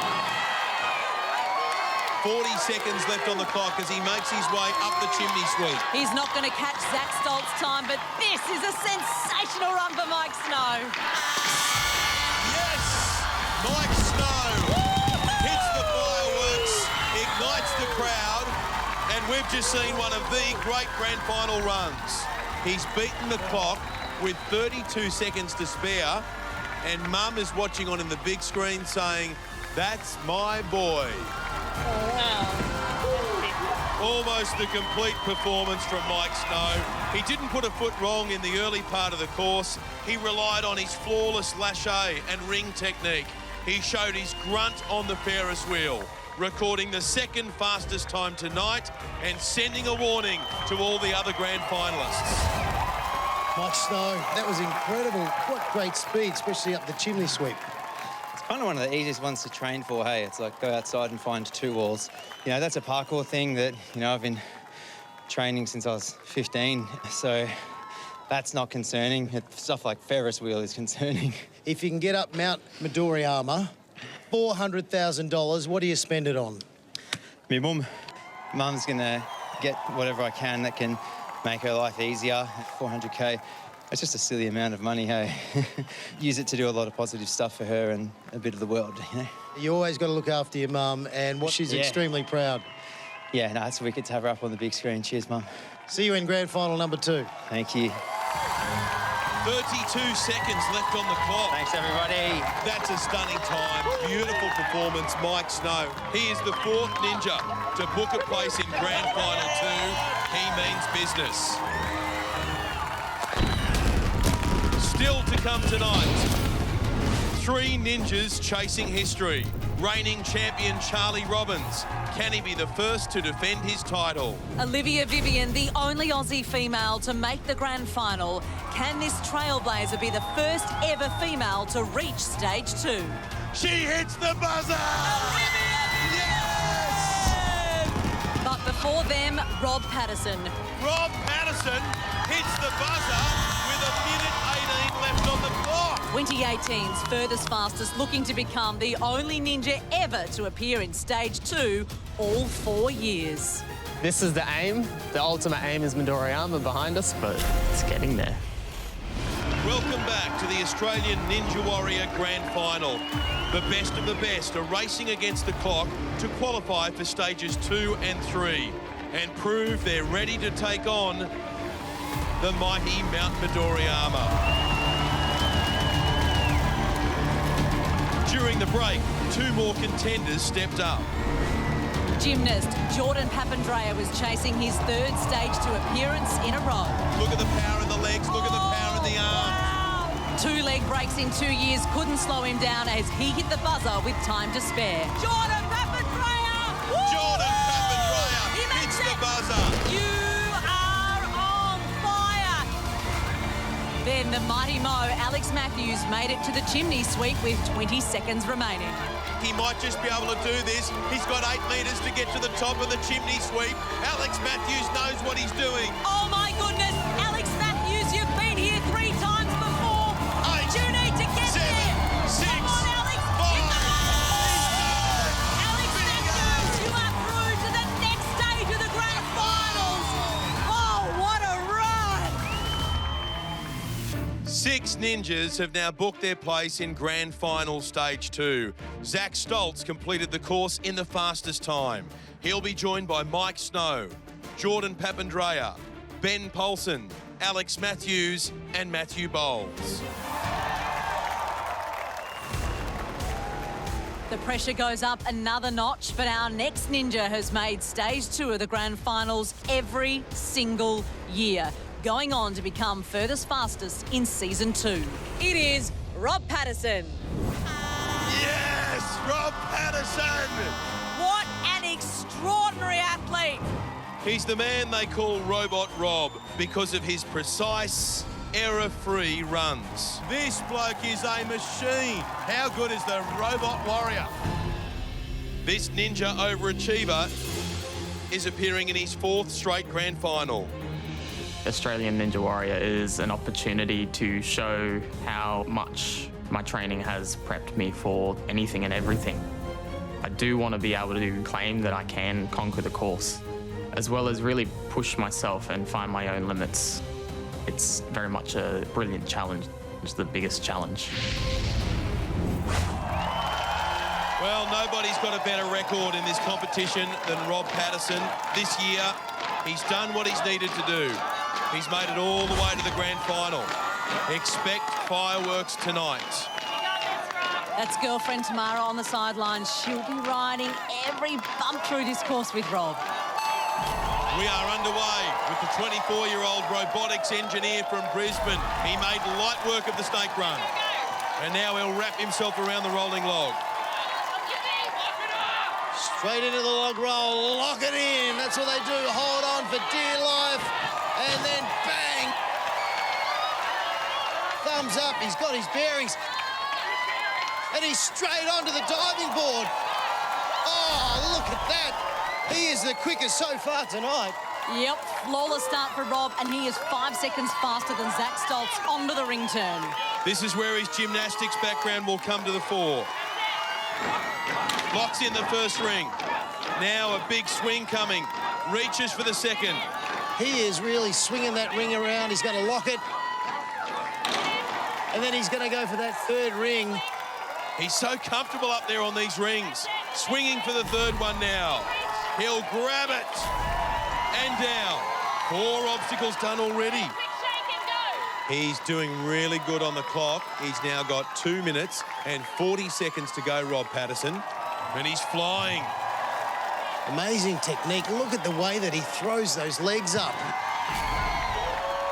He's one of the visual reminders, isn't he, Beck, that you don't have to be the muscle man, you don't have to be the biggest. He's actually got the perfect power to weight ratio, weighs 68 kilograms, 173 centimetres tall, and he is strong, make no mistake about that. Takes a quick glance at the clock and realises he's got more than 2 minutes up his sleeve, and that is the perfect position to be in the grand final. And Beck, Rob Patterson is the fastest to the warped wall by a couple of seconds. He's dominating the course. Yep, good advice from the sidelines because the Ferris wheel is next. He's been so fast through the first 6 obstacles. He's got time to rest just a little. This is looking like an extraordinary grand final. We have some of the best already through tonight. Will Rob Patterson join them? At the moment, he's on track to record the fastest time of the night. But the Ferris wheel, we know how tough this is.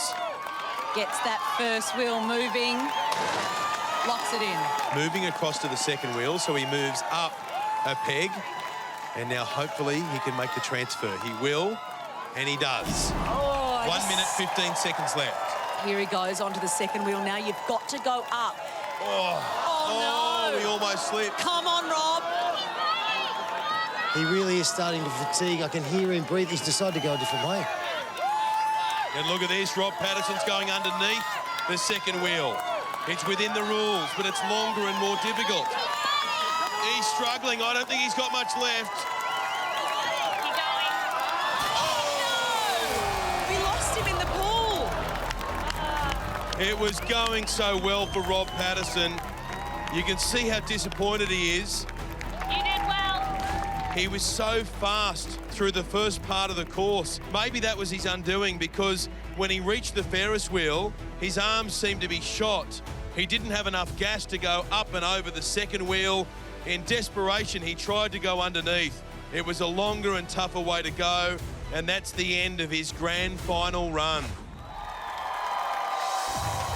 What an extraordinary grand final this is turning out to be. Good job. We started tonight with 3 returning champions, but Fred Dorrington is out and now Rob Patterson gone too. Season 3's furthest fastest, Charlie Robbins, is the last champion standing. Pressure's on Charlie. He'll be on the course next.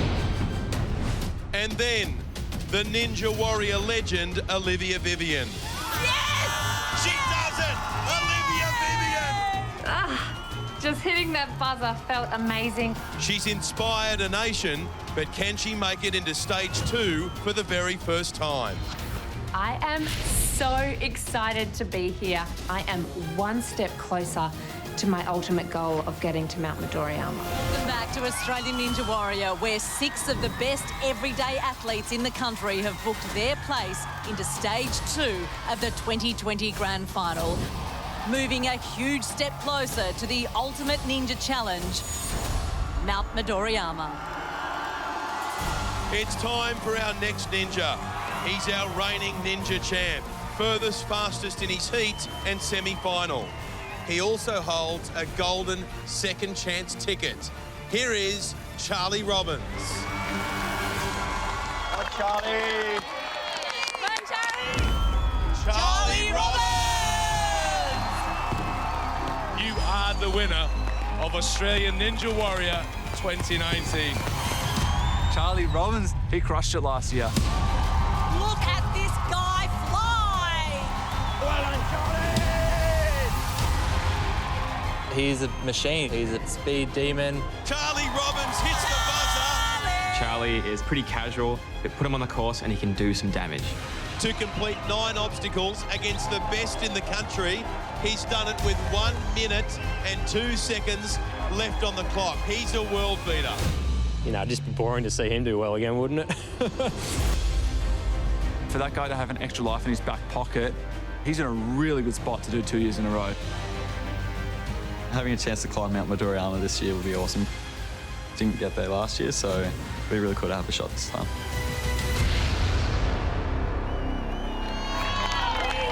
So we've already seen Season 1 furthest fastest Fred Dorrington, as well as Season 2's champ Rob Patterson fall short tonight. So the pressure is on Charlie.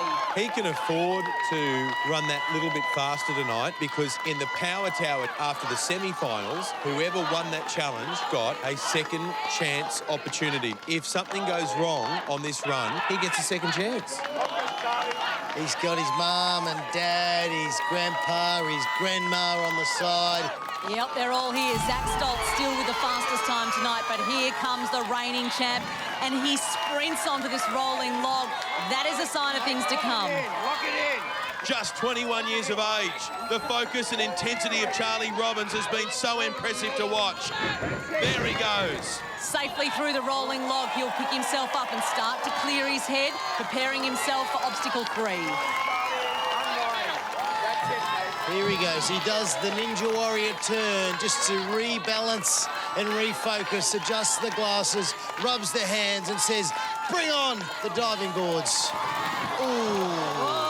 Whoa, bit of a forward roll, but Charlie's through, and he's at the ring turn just a few seconds slower than Zach Stoltz, and he's straight up and working that ring around. Look, he's already locked in the first ring. Reaches across for the second, misses it. A bit of a surprise. He'll get it on the next swing. He does. Working hand over hand, moving that ring. Locked into place, and now he will swing for the third ring. There he goes, he's got it. Charlie Robbins through. And now he meets the flying shelf grab. Straight onto the first shelf. You've got these, mate. You've got that. This guy is on fire. Here he goes, beautifully done. And what a really good catch. Didn't catch at full extension. He catches with a little bit of a bend. That just shows he's in full control. And now he's onto the warp wall. With 2 minutes and 13 seconds to go, Charlie Robbins faces the warped wall. He's up. It's a dead heat with Zach Stoltz through the first part of the course. The last 3 obstacles will test his endurance. And this is where it all fell apart for Rob Patterson on the Ferris wheel. Now Charlie Robbins makes his way onto the first of the two wheels. Making his way up the top, then the wheel just starts moving to drag you down. And he actually lowers himself, holding on to two different ones. That's the first time any ninja has approached the Ferris wheel that way tonight. He's Charlie Robbins. He won the series last year. He can do it any way he wants. Go, Charlie. Come on, man. Stay focused.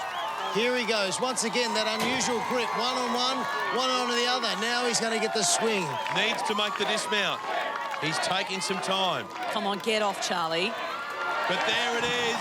He's down. And now onto the spider jump. And here is where it all went wrong for Fred Dorrington as well as Bryson Klein. And Charlie, he just looks absolutely shattered. Has he got enough left in the tank? Pretty deep, pretty deep.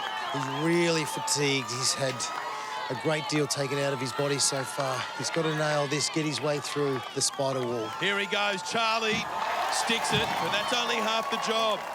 Being so tired, he needs to be careful through this tunnel. Oh, he's not doing it as smoothly as some of the other ninjas. Definitely feeling the pace, but he'll make it through, and he has just one obstacle to come. Go, Charlie. Charlie Robbins enters the chimney sweep. There's 30 seconds to go right now. Up the chimney he goes. Both Zach Stoltz and Mike Snow had finished by this stage. 4 metres, 5 metres, 6 metres. He's just nailing this chimney sweep. Incredible, Charlie Robbins. Hit the buzzer, Charlie.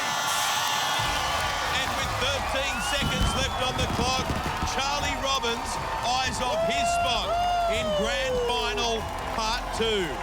He looks exhausted, but now he can go away, rest and prepare for his assault on Mount Midoriyama. He did it. Oh, it wasn't flawless from Charlie. He missed the grab on the ring turn, but still matched the fastest ninjas through the course until the last few obstacles where he was noticeably fatigued. But he showed all the grit and determination of a true champion to finish the job and book his place in stage 2. Charlie, how you feeling? Yeah, pretty good after. I'm pretty knackered.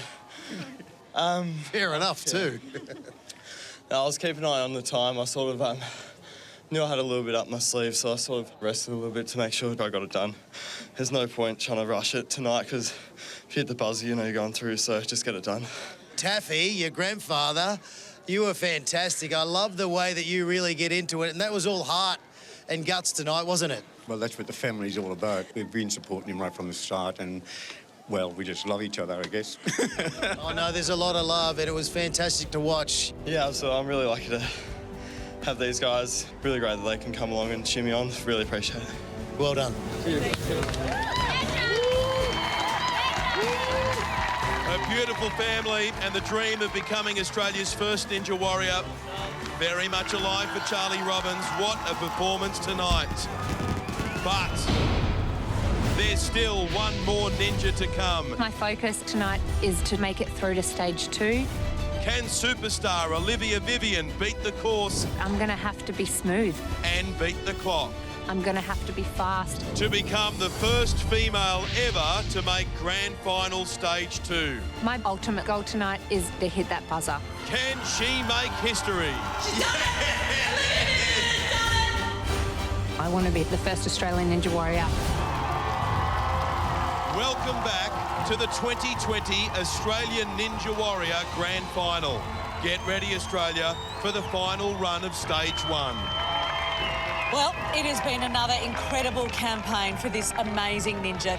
She's the only Australian woman to ever make a grand final, and tonight she's ready to storm into stage 2 and make history again. Please give her the biggest welcome. It is Olivia Vivian.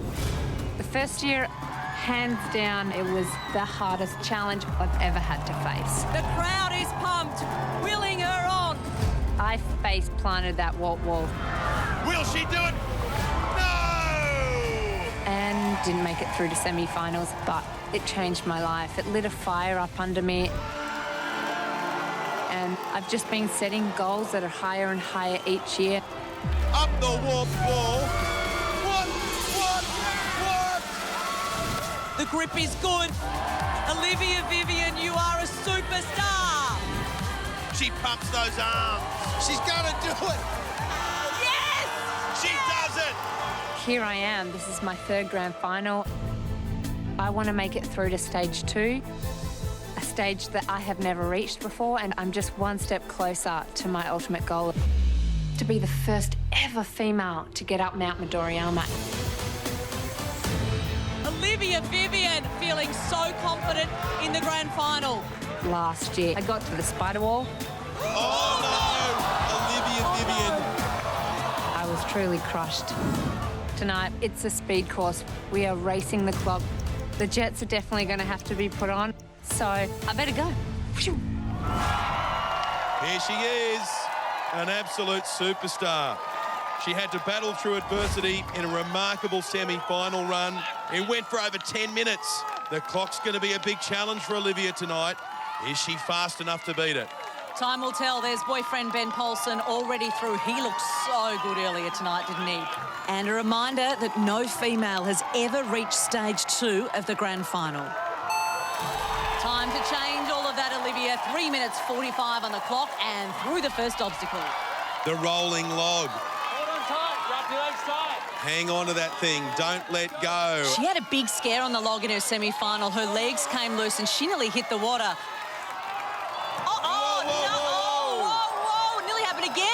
Nearly thrown off. She survives. Oh, Olivia. That's a real let-off for Olivia Vivian. She needs to compose herself now and get back on track. And what pressure Olivia Vivian has on her shoulders, being the only woman to make it to the grand final. Here she goes on the diving boards, taking her time, and that is wise, even though our athletes are running against the clock. She's nailed the diving boards. When you're ready. When you're ready. As a former gymnast, she'll be more comfortable on this, the ring turn. She's got here in the second slowest time of the night. She needs to crank it up. Come on, Olivia Vivian. Starts moving for the second one. Misses it. There we go. Next one. This is it. Big swings, big hips. She's getting some great coaching on the side from her partner, Ben Paulson. She made the transfer and then just locked her legs in on the first one to make sure that she can lock that second ring into its latch. There she goes. She's now secure, just needs to get untangled. She'll get the momentum up to make it through to the third ring. This is an absolute warrior right there. Down she goes to the other side. 2:15 on the clock. She steps up to the flying shelf grab. This is obstacle 5. 4 more to go after this. Here we go. The lache coming to the first shelf. Look how high she kicks up the legs. Great technique. She flies now to the second shelf.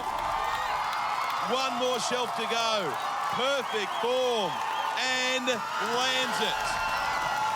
Olivia Vivian is about to face the warped wall with 1 minute and 46 seconds left on the clock. No time for any tricks today. She's just got to get up and over, and that's exactly what she does. Big, deep breaths draw as she comes over the wall. She's got 1 minute 30 left with 3 obstacles to go from now. It is going to be close, Ben. And look at her, desperately trying to get some feeling back into her arms. Once you're on, use your hips. Here we go, up the pole. 1:18 on the clock. This is going to go down to the wire. Side to side, that's it. She's working her way around the top of the wheel. She'll get to a point where it drops down. There you go. Now, she's locked and ready to transfer. Oh, we're down to 1 minute on the clock, working away around the Ferris wheel. Come on, Olivia. You can do it. The whole of Australia is right behind you.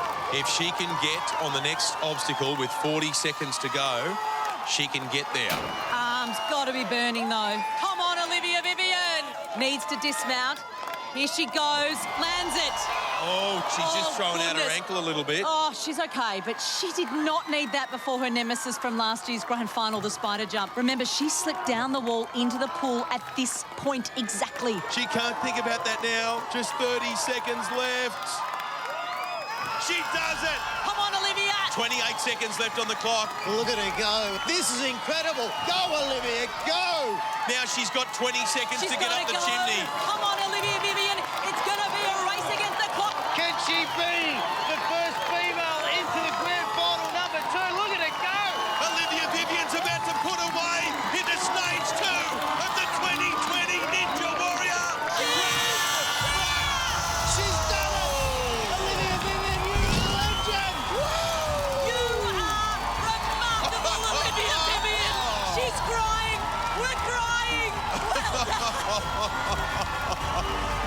Well done, babe. Take my pulse. Get me an ambulance. Someone help me. What just happened? Olivia Vivian has just posted her best result in the history of Australian Ninja Warrior. It gives you chills. It gives you tears in the eyes. That was something special to watch. Well done, Olivia Vivian. What can you say about Olivia Vivian? She nearly came unstuck on the rolling log, felt the burn on the Ferris wheel, smashed through the spider wall and still managed to beat the clock. What an unbelievable ninja this woman is. And into the history books she goes. Olivia, oh my goodness. Oh my God. 6 seconds to go. Okay. You're showing the boys how it's done. Oh, far out. I mean, I did honestly doubt myself a little bit going through that Ferris wheel. It's just a matter of using my hips, my brain, and I had to dig deep, but oh my God! Yes! Oh, we're all excited. Don't you worry about that. Hey, you are amazing. You are incredible. We love watching what you bring. You're into grand final number 2. Congratulations. Thank you so much. There's magic in the air tonight, and it's Olivia Vivian who cast the spell. Oh my God! An incredible performance to hit the buzzer with just 6 seconds left on the clock. And for the first time ever, Olivia Vivian is in stage 2 of the grand final. Let's have a look at the leaderboard. 8 ninjas have made it into stage 2. Zach Stoltz leads the way. He was in top form tonight, followed by Mike Snow in second, faster than ever. Then Jordan Papandreou, 2019 champ Charlie Robbins finishes in 4th.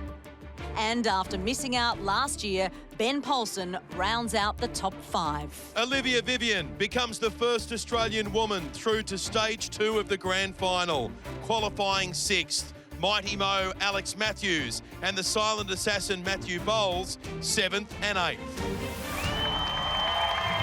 I don't know about you, but I can't wait to find out who can pull it all together right at the right moment on our grand final 2 courses and take away that first prize bag of $100,000. And with the mighty Mount Midoriyama in their sights, one ninja has the chance to change their lives by winning $400,000 and becoming the first Australian Ninja Warrior. Tomorrow night, we'll see if a ninja has earned the right to climb Mount Midoriyama. We'll catch you for the thrilling conclusion to the Australian Ninja Warrior Grand Final.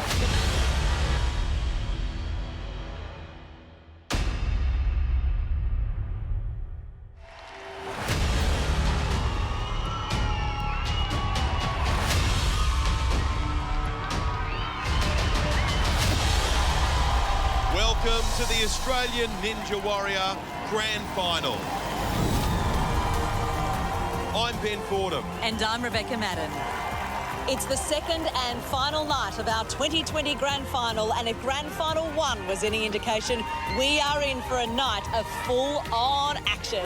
Absolutely, Beck. Just look at the lineup. Olivia Vivian, Ben Paulson, Jordan Papandreou, Alex Matthews, Mike Snow, Zach Stoltz, Matthew Bowles, and last year's furthest fastest, Charlie Robbins.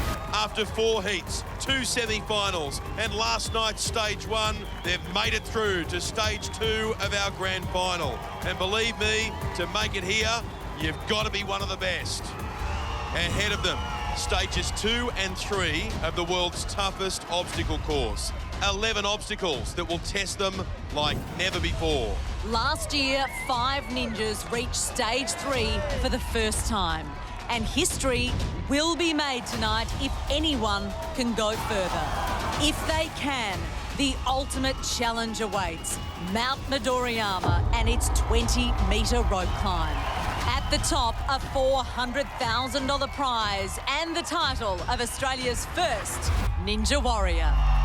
Now, because of ongoing health concerns, tonight our ninjas will compete without their family and friends on the sidelines. But don't worry, we know, Australia, that our ninjas are getting all the support they need from you at home as we welcome you to the 2020 Australian Ninja Warrior Grand Final. Tonight it all starts with stage 2, where our ninjas must complete 6 demanding obstacles within 2 minutes, 15 seconds. Beginning with the rope jungle. After a running start, ninjas use the ropes to swing across the pool. The fewer ropes used, the faster the crossing. Second is a brand new obstacle, the spin hopper. Ninjas hop up 5 red pills to a central bar, then descend 5 more on the other side. Caution is needed as 2 pills on each side will spin, and ninjas will be disqualified if they handle anything other than the pills. Next is the salmon ladder to unstable bridge, an old favourite that burns through the clock and the upper body strength. Ninjas hop up 3 rungs on the ladder, then shimmy across 2 floating boards. One wrong move and they're tipped into the pool. With time fast running out, ninjas will reach obstacle 4, the wing nuts. Here, they must generate enough momentum to make tricky sideways lâchers between 3 suspended nuts. Ninjas will need to block out the clock on the penultimate obstacle, the cat grab, which demands perfect footwork as they leap between 3 walls, each 2.6 metres apart. The 6th and final obstacle is the wall lift. Ninjas must lift and move under 3 walls of increasing weight, 20, 30, then 40 kilograms. Hit the buzzer inside 2 minutes 15 and you're through to stage 3. Okay, no more waiting. Let's get rolling with our first ninja of the night. After qualifying with just 4 seconds to spare, this ninja appears in Grand Final Stage 2 for the 4th time in a row. With a reputation for finding a way, he'll be hoping tonight is the night he can break through to the next level. It's Alex Matthews. So, yeah, I've been here since season 1. It's not my first rodeo. Super Mario, eat your heart out. Stage 2, season 4. This is the 4th time I've been here.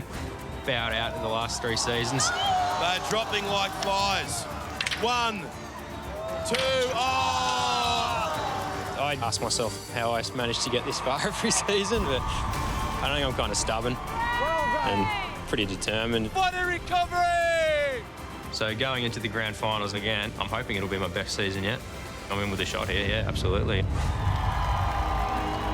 There's a lot of love for this ninja. He's a superstar. He's a man with the mo. He's got a fro. Alex.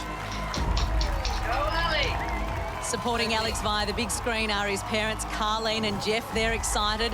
Alex, the oldest ninja in stage 2, and there is a question mark about whether he has the speed to beat the clock. He cut it fine in stage 1, making it with just 4 seconds to spare. So, is the clock going to beat Alex Matthews, or will Alex Matthews beat the clock? 6 obstacles in 2 minutes, 15 seconds. It works out to be about 22.5 seconds per obstacle.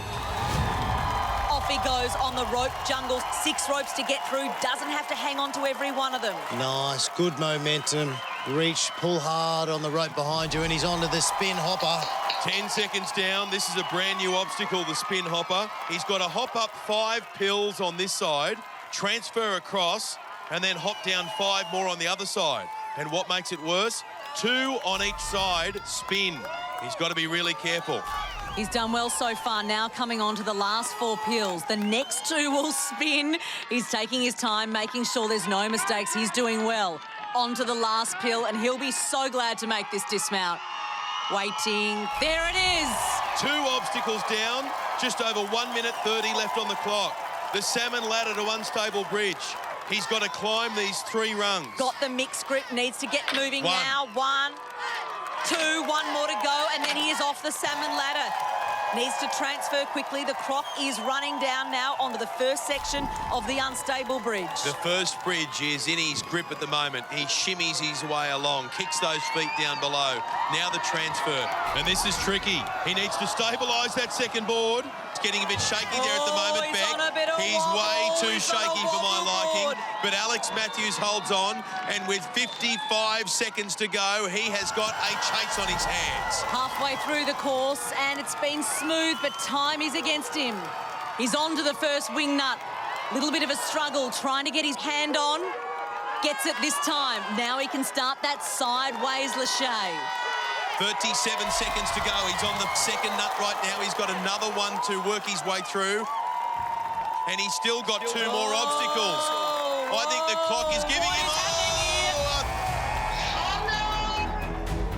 I think the clock is giving him a headache. He looked unstable on the wing nuts from the beginning. He wasn't full of confidence, was he? And Alex, the Mo Matthews, goes home at this point in the competition. With the clock ticking, Alex struggled on the unstable bridge. It took him valuable seconds to get control and dismount safely. He tried to hurry through the wing nuts, but launched himself at the final nut too early and too flat. He just couldn't stick the landing. And that's the end of stage 2 for the mighty Mo. Alex, the wing nuts, hey? I felt all right, yeah. A little bit gassed, but I thought I'd get through them. I just, I don't know, messed about a little bit, didn't have the grip right and didn't get a big enough swing. I think the time was probably playing on my mind a little bit, but, you know, there's a clock for a reason. Yeah, no, I'm pretty happy with my performance, so. Good on you, mate. Thanks, mate. Appreciate it. Cheers. Thank you. 4 grand finals in a row for Alex. He's got every right to be happy with that, but tonight was not his night, and our first ninja in stage 2 crashes out on obstacle 4. Well, we can already see how tough it's going to be for anyone to beat this course and beat the clock tonight. Imagine it was our next ninja. After recovering from a broken leg, he broke it again. He didn't even know if he'd make the heats. But he's got better and better, and now he's a genuine contender for the title. He's got the talent, he's got the belief. He is Jordan Papandreou.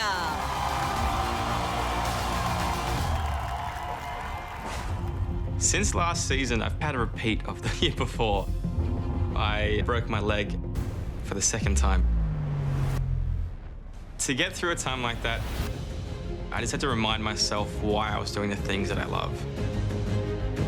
Coming to the competition, I didn't know how I was going to perform. Oh, it was a shaky, nervy dismount. Semi-final one went really, really well. Jordan Papandreou is through. Stage 2 is the furthest I've got every year for the past 3 years. I've gotten to the salmon ladder every year. Oh, no! What happens at the salmon ladder? I never really know. You know how to do the ladder? Yes, yes. One moment you're on it. There's one. There's... Oh! And the next moment you're off. I'm not gonna lie, there's a part in my head that's freaking out a little bit. I know that I have the ability. I just have to get through each stage one at a time, each obstacle one at a time. You can do this. Go, Jordan. And joining us via the big screen tonight is Jordan's dad, Len, and girlfriend, Tilly. Hello, guys. Hi, how are you? Tilly, have you got a special message for him? I would say break a leg, but you've already done that twice. All right, it's such a tense moment. It's great to see you've got a great sense of humour. 6 obstacles ahead of him, 2:15 on the clock. Here we go, got a big run up. Jordan Papandreou straight into it, grabs on nice, gives it a good swing, onto the next one, and then he's going to launch himself towards the spin hoppers. Off we go. Keep up with him, Prof. 10 pills to make it across, the second and third on each side spin. So now he'll hop up, yes. Goes with an underhand grip now. Oh, he's struggling here. All of a sudden, Jordan Papandreou is in trouble. He needs to get a hold of the third pill. He's got it. Oh, no! Jordan Papandreou has struggled on the pills. He's ended up in the pool, and that is a major shock. Have a look at Len and Tilly. He just didn't quite get the grip right, Beck, and it absolutely stung him. He had it in his hands, then he had it around his wrists. He was in real trouble because you're not allowed to touch anything except the pill, so he couldn't steady himself on the frame or anything else, and he just didn't have enough control with that underhand grip and slipped right off. Oh, that is a huge shock, and you know what, to be honest, a huge loss for this competition. He's looking up at that obstacle thinking, what just happened? Why? Don't worry, buddy. Jordan, Mate. the spin hopper. Oh, I know what happened. Just my instinct was to pump through my chest, and I just ended up like this. Such a rookie mistake, but hey, that's just what happens in comp. You just do things that you're not prepared for, and you have to deal with it. And you know, it's going to take this one on the chin. It's tough because it's the first time you see obstacles like this, and you've got to work it out as you go. Yeah, exactly. Like you said, you work out as you go. And I just made the wrong decision. That's it. Well done for being a part of it. Yeah, we'll see you next year. All right, thanks, mate. Yeah, all right. What about that? 2 top ninjas already gone on the first 4 obstacles. We knew this year's Stage 2 course was tougher than ever, and there's the proof. It's going to take an extraordinary effort to beat the course and the clock tonight.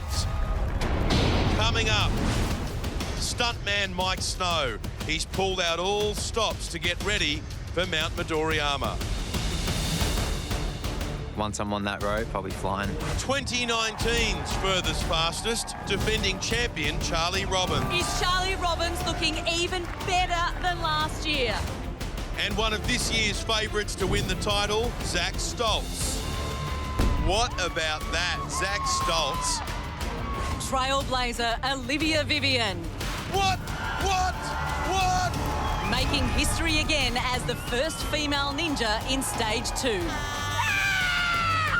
Her partner making his 3rd Grand Final Stage 2 appearance, Ben Paulson. He is in total control of this course. But next, he's fast and furious. He's only 10 seconds in, he's completed 2 obstacles. The silent assassin, Matthew Bowles. He books his place in part 2! Mount Midoriyama awaits. Welcome back to Australian Ninja Warrior. This is Grand Final Stage 2. Tonight, history could be made if any of the 6 remaining ninjas complete Stages 2 and 3. They'll then face the greatest challenge of all, Mount Midoriyama. Reach the top and $400,000 awaits, as does the glory of becoming the first Australian Ninja Warrior. Well, this ninja certainly lives on the edge every time he takes to the course. He left just 3 seconds on last night's clock, giving us all heart palpitations. It is Matthew Bowles.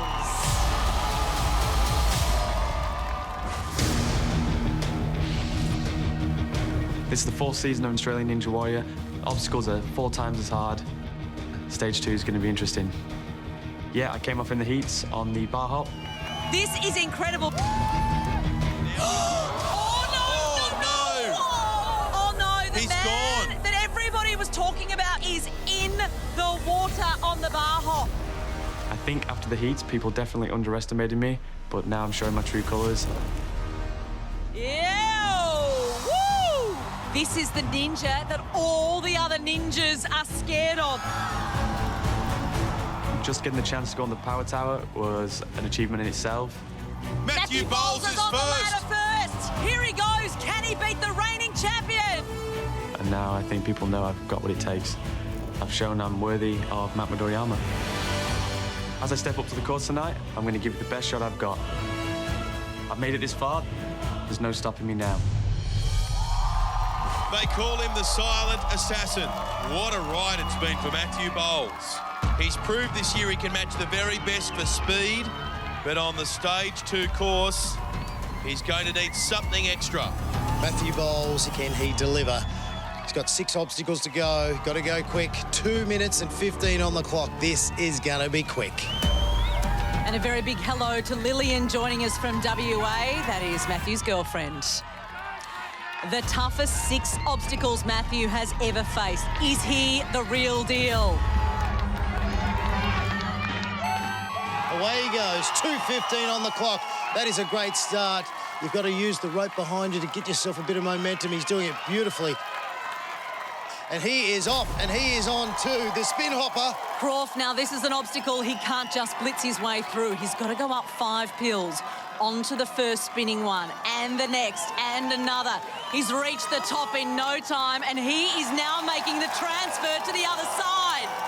Impressive from Matthew Bowles. Now the descent onto the 3rd spinning pill. He's looking solid. Almost off. Just over 1:30 to go. He's taking a moment to shake out his arms.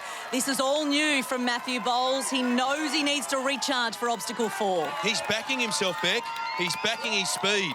1:20 left on the clock. Up he comes, onto the salmon ladder. He is aware that the clock is counting down. 1, I'm sure of that, but he 2, needs to get a wriggle 3. on. Now he can make his way across. Yes, he's doing that really well. Looking at the clock, 1:10 on the clock. He starts to hop along the first bridge. Now the transition to number 2 and across in a lot more control than Alex Matthews. He is under a minute. The next obstacle is difficult. He won't be looking forward to that one either. It's the wing nuts. They're 1.8 metres apart and nobody has got past them yet. Have a look at the clock. 3 obstacles to go in 45 seconds. We're going to need some of that red-hot pace if he's going to do this. Come on, Matthew. This man from Perth is just 22 years of age. His dream come true is to be here in this stage of the grand final on Australian Ninja Warrior. Oh, he's onto the second nut and kicking up those legs for the sideways Lachey. Gets it, hangs on, and the dream is well and truly alive for Matthew Bowles. 20 seconds left. On the cat grab now. This is a huge leap over the top. 15 seconds. Whoa, big one to the third. Here 10 seconds to go. The first one's up. The second one's up. 7 seconds to go. 5 seconds to go. He's done it. He's done it. I can't believe it. Matthew Bowles has given us another heart attack with just 4 seconds on the clock, but he is through to stage 3. What do you think of that, Lillian? The first ninja to complete stage 2 and take a giant step closer to Mount Midoriyama. Phenomenal effort. Matthew Bowles, with just a fraction of time left on the clock, books his spot into the next stage of this grand final. We knew how fast he was, but Matthew just showed perfect energy and time management, understanding when to press and when to take a moment's rest. I mean, he must have had a real sense of time because we were watching for the last 3 obstacles saying, there's no way in the world he's going to get there. Wow. Matthew, well done, through to grand final number 3. How'd you find that? Oh, that was a tough course for sure. Bring on stage 3. You love getting in by the skin of your teeth. I still had 4 seconds to rest, didn't I? Well, I noticed you did take your time. You really were composed, but you knew towards the end you had to go. Those sprinting hoppers, they were harder than they look. I did not expect them to be as gassy as I thought, but I'm happy to make it through. I'm ready for stage 3, and I'm ready for Mount Midoriyama.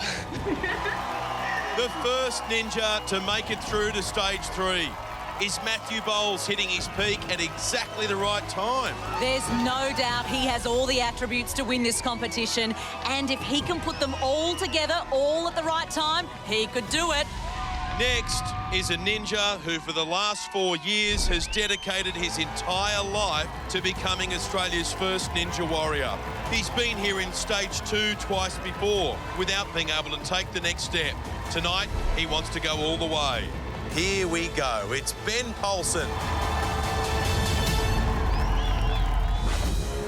I was not your average kid at school. I got bullied quite a lot, and it took a massive hit to my confidence and self-belief. It wasn't until I discovered Ninja that I really found the confidence to just be myself. Conquering Mount Midoriyama, I feel I would be conquering the fears and doubts that I had as a kid. Stage 2 is the furthest I've ever made it, and very few ever have made it to stage 3. And I think that's because people are mentally and physically exhausted by the time they get to stage 2. If you make one mistake, it's game over. The rail runner took a lot out of him, Beck. Danelle, oh, what? Oh, my goodness. I have trained harder this year than I've ever trained in my entire life. Tonight, I'm going to analyse the obstacles, I'm going to execute the motions, and I am going to complete this stage. Great pedigree for Ben, 2-time grand finalist, but perhaps his biggest motivation came from going out in the semi-finals last year.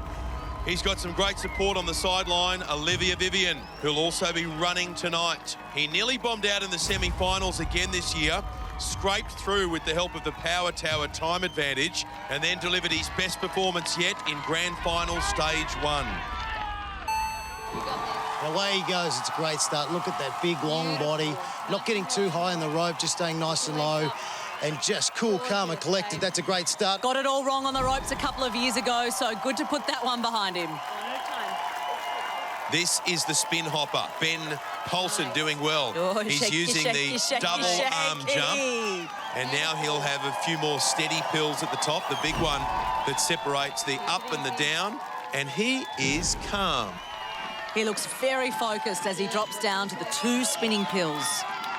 And Ben Paulson is in full control. This is a good performance. Yeah, it is. It's a dead heat at this point with Matthew Bowles to the salmon ladder. Matthew finishing with just 4 seconds left. He's on the bar now. Overhand, underhand, mixed grip. Up he goes. You only need to go 3 rungs. 1, 2, 3. Now he's ready to move to the unstable bridge. There are 2 of them. And you can make up a lot of time here. The clock now getting to 1 minute 10 to go. He now has to transition to the other bridge. He just reaches out with one hand and does it timidly but effectively. Ben Paulson has 1 minute left from now. Losing a little bit of time with the dismount here. He is now slower than Matthew Bowles, but the wing nuts are next. That's what you need. He's our tallest ninja, 6'5", and he has that great wingspan, which will really make it easy for him. A 205-centimetre wide wingspan, Beck, and look at this. He won't even need to lash out. Oh, look at that, just like Tarzan through the jungle. He's now 10 seconds faster than Matthew Bowles. This is all yours, babe. 2 obstacles left, 30 seconds on the clock. This is the cat grab. There's the first big jump. Now to the second. Oh, he slides down the side. This is different. Yes! Oh, what form! 20 seconds left. You've got this. Here he comes, the wall lift. 20 kilograms, 30 kilograms. Ben Paulson is looking really good as he 40 kilograms. Wall up and smashes that out on the buzzer. The second ninja into stage 3. Another chapter in the incredible Ben Paulson story on Australian Ninja Warrior. Get a load of that, because this bloke is the real deal. That was phenomenal. I don't think we've ever seen Ben Paulson in such control, precision and patience when called for, using his physical advantages on the wing nuts, thinking his way through the cat grab. He was getting faster and faster, finishing with 9 seconds to spare. What a smart, confident performance from Ben Paulson. That's so good. Stage 3, baby. Woo. It's about time. Ben Paulson, that was perfect. Thank you so much. Executed exactly as I planned, using my arm span where I can, so I was happy with it. Yeah, the wing nuts, you do it very different to everyone else. That's the advantage of being a big ninja. It sure is. It's a huge advantage, and I feel previous seasons I haven't been using my height as much as I would like. I was a little bit afraid. That's something fresh for me to do that, but it obviously paid off in a huge way, so I'm grateful. Olivia, you were happy with what you saw? That was amazing. I mean, I never doubted him for a second, but to actually see him use his wingspan and trust himself was a big move for Ben. Well done. Look forward to seeing you at stage 3. Thanks, Shane. Appreciate it. Well done. Ben Paulson through to grand final stage 3 for the very first time, and that was impressive, Ben. It was perfect, Beck, and that's going to be a huge confidence boost moving forward for Ben Paulson, and maybe for Olivia too. She's on the course a little later. Coming up tonight, who will make history?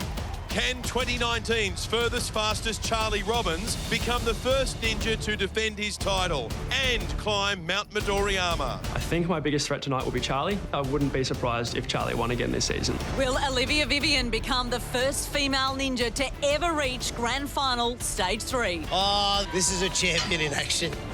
And the new favourite, Zach Stoltz. He is looking good. Can he go further than anyone before and make it to the top of Mount Midoriyama? Welcome back to Australian Ninja Warrior Grand Final Stage 2. 2 ninjas have booked their place in Stage 3, one giant step closer to making history and climbing Mount Midoriyama to win $400,000 and becoming the first ever Australian Ninja Warrior. Running next is a ninja with his eyes firmly on that prize. Last night's second quickest ninja was all smiles after a textbook run. Right now, he's on a roll and he'll be hard to stop. It's the super stuntman, Mike Snow. Last year, you know, it was epic to get to the last 11, and then it all came crashing down very quickly. Just preparing for the transfer. Come on, Mike. Hold it, no! Mike Snow's gone! Oh, my God! sometimes you just have a bit of a brain fart. I'll come back and crush it next year. I have a better feeling about this year. I'm much more prepared for it. What we are seeing right now is a textbook run. My stage 1 grand final run was the best run in my ninja career. Oh, plenty of time in his back pocket for Mike Snow. I was pretty pumped to get the time that I did. Woo!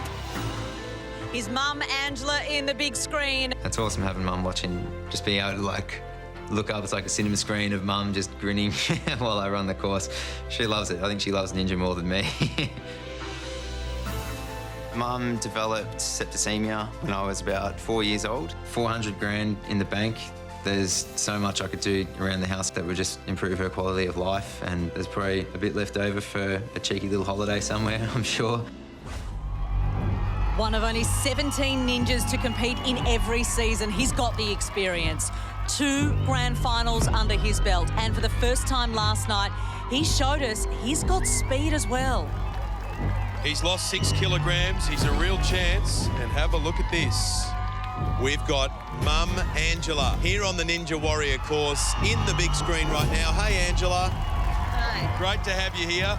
Enjoy the ride. Mike Snow, second fastest in stage 1 of the grand final, and he is definitely the one to watch. There we go, the buzzer, and he makes a flying leap onto the rope jungle.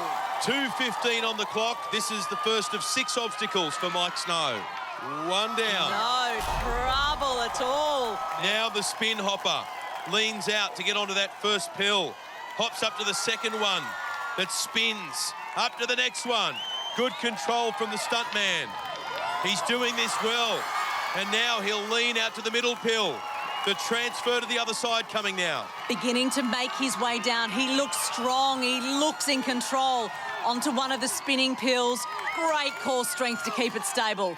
Down to the final pill. Hang on a moment. The red lights are on. Oh, no. And there's a problem here for Mike Snow. Something on the spin hopper.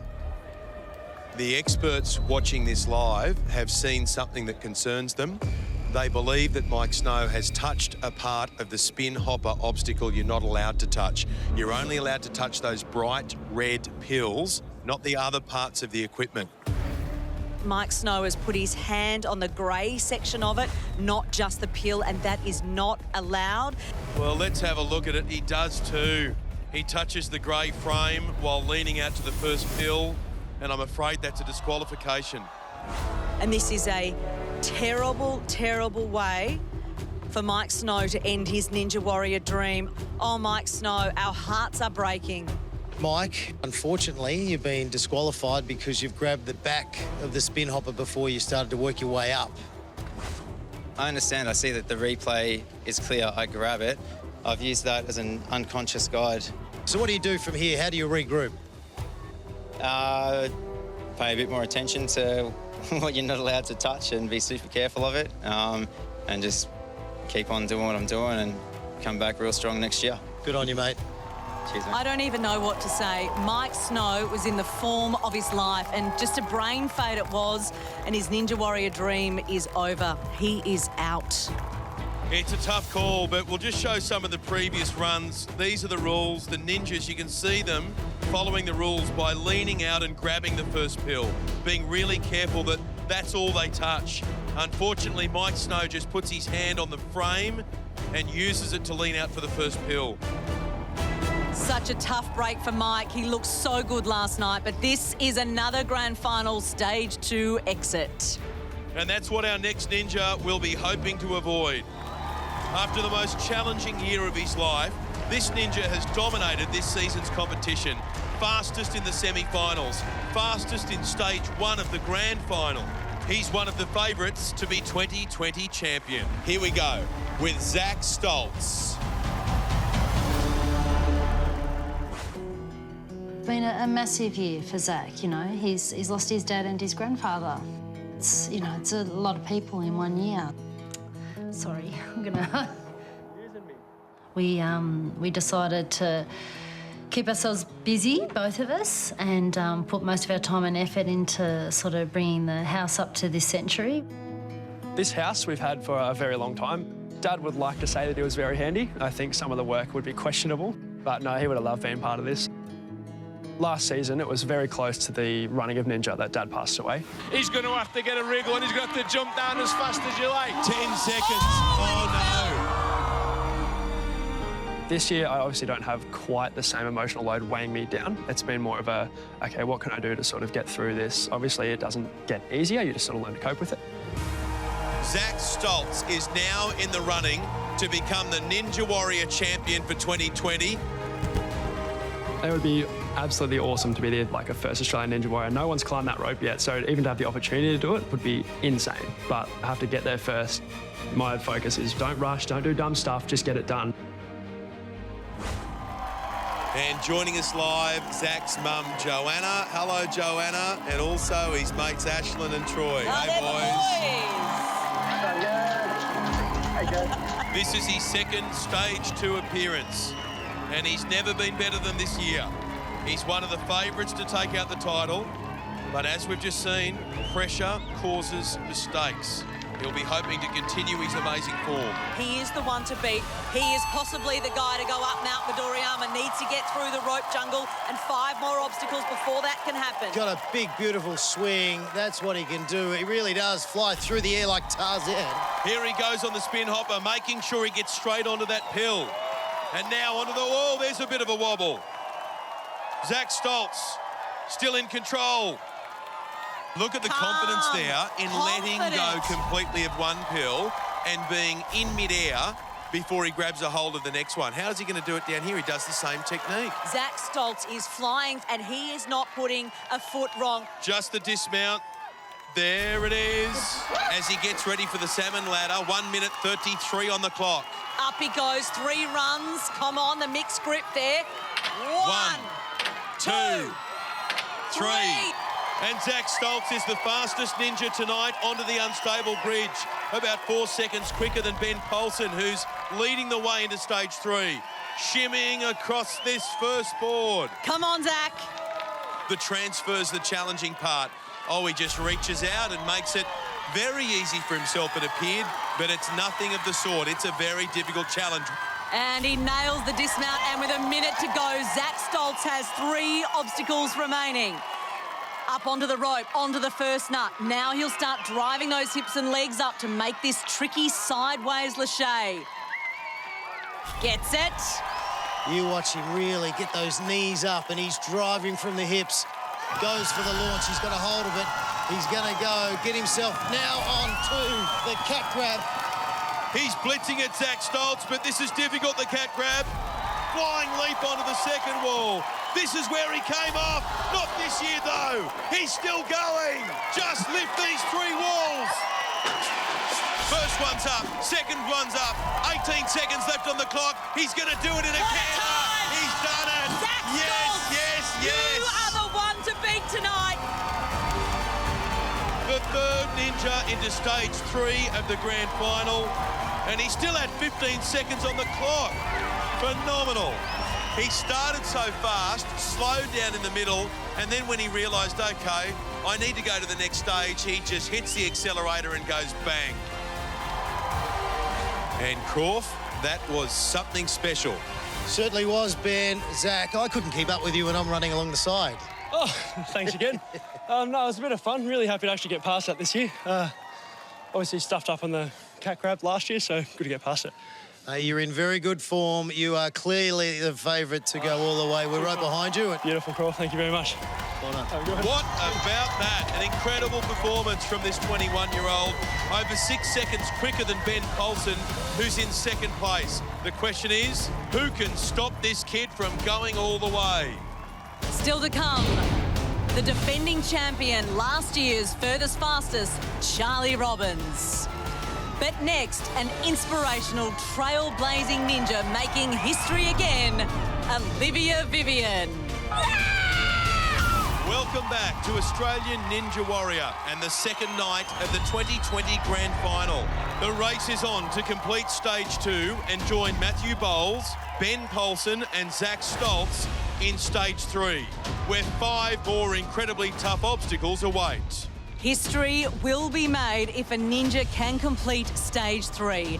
Then they'll face the ultimate challenge, climbing Mount Midoriyama to become Australia's first ever Ninja Warrior. Our next ninja is a former Commonwealth and Olympic Games gymnast and a 7-time national champion. She's the first Australian woman ever into stage 2 of the grand final. And tonight, she has history in her sights again. It is the incredible Olivia Vivian.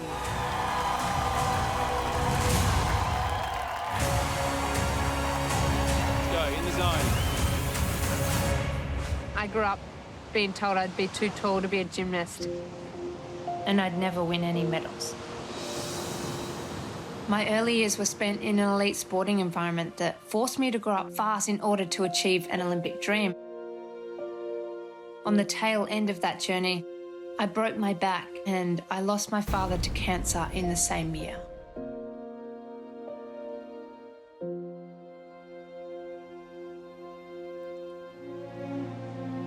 A lot of elite athletes, you know, they transition out of the sport.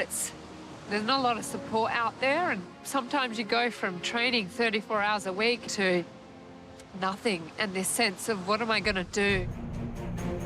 Coming onto season 1 changed my life. Moves very well through the air. I've been training all year for this moment.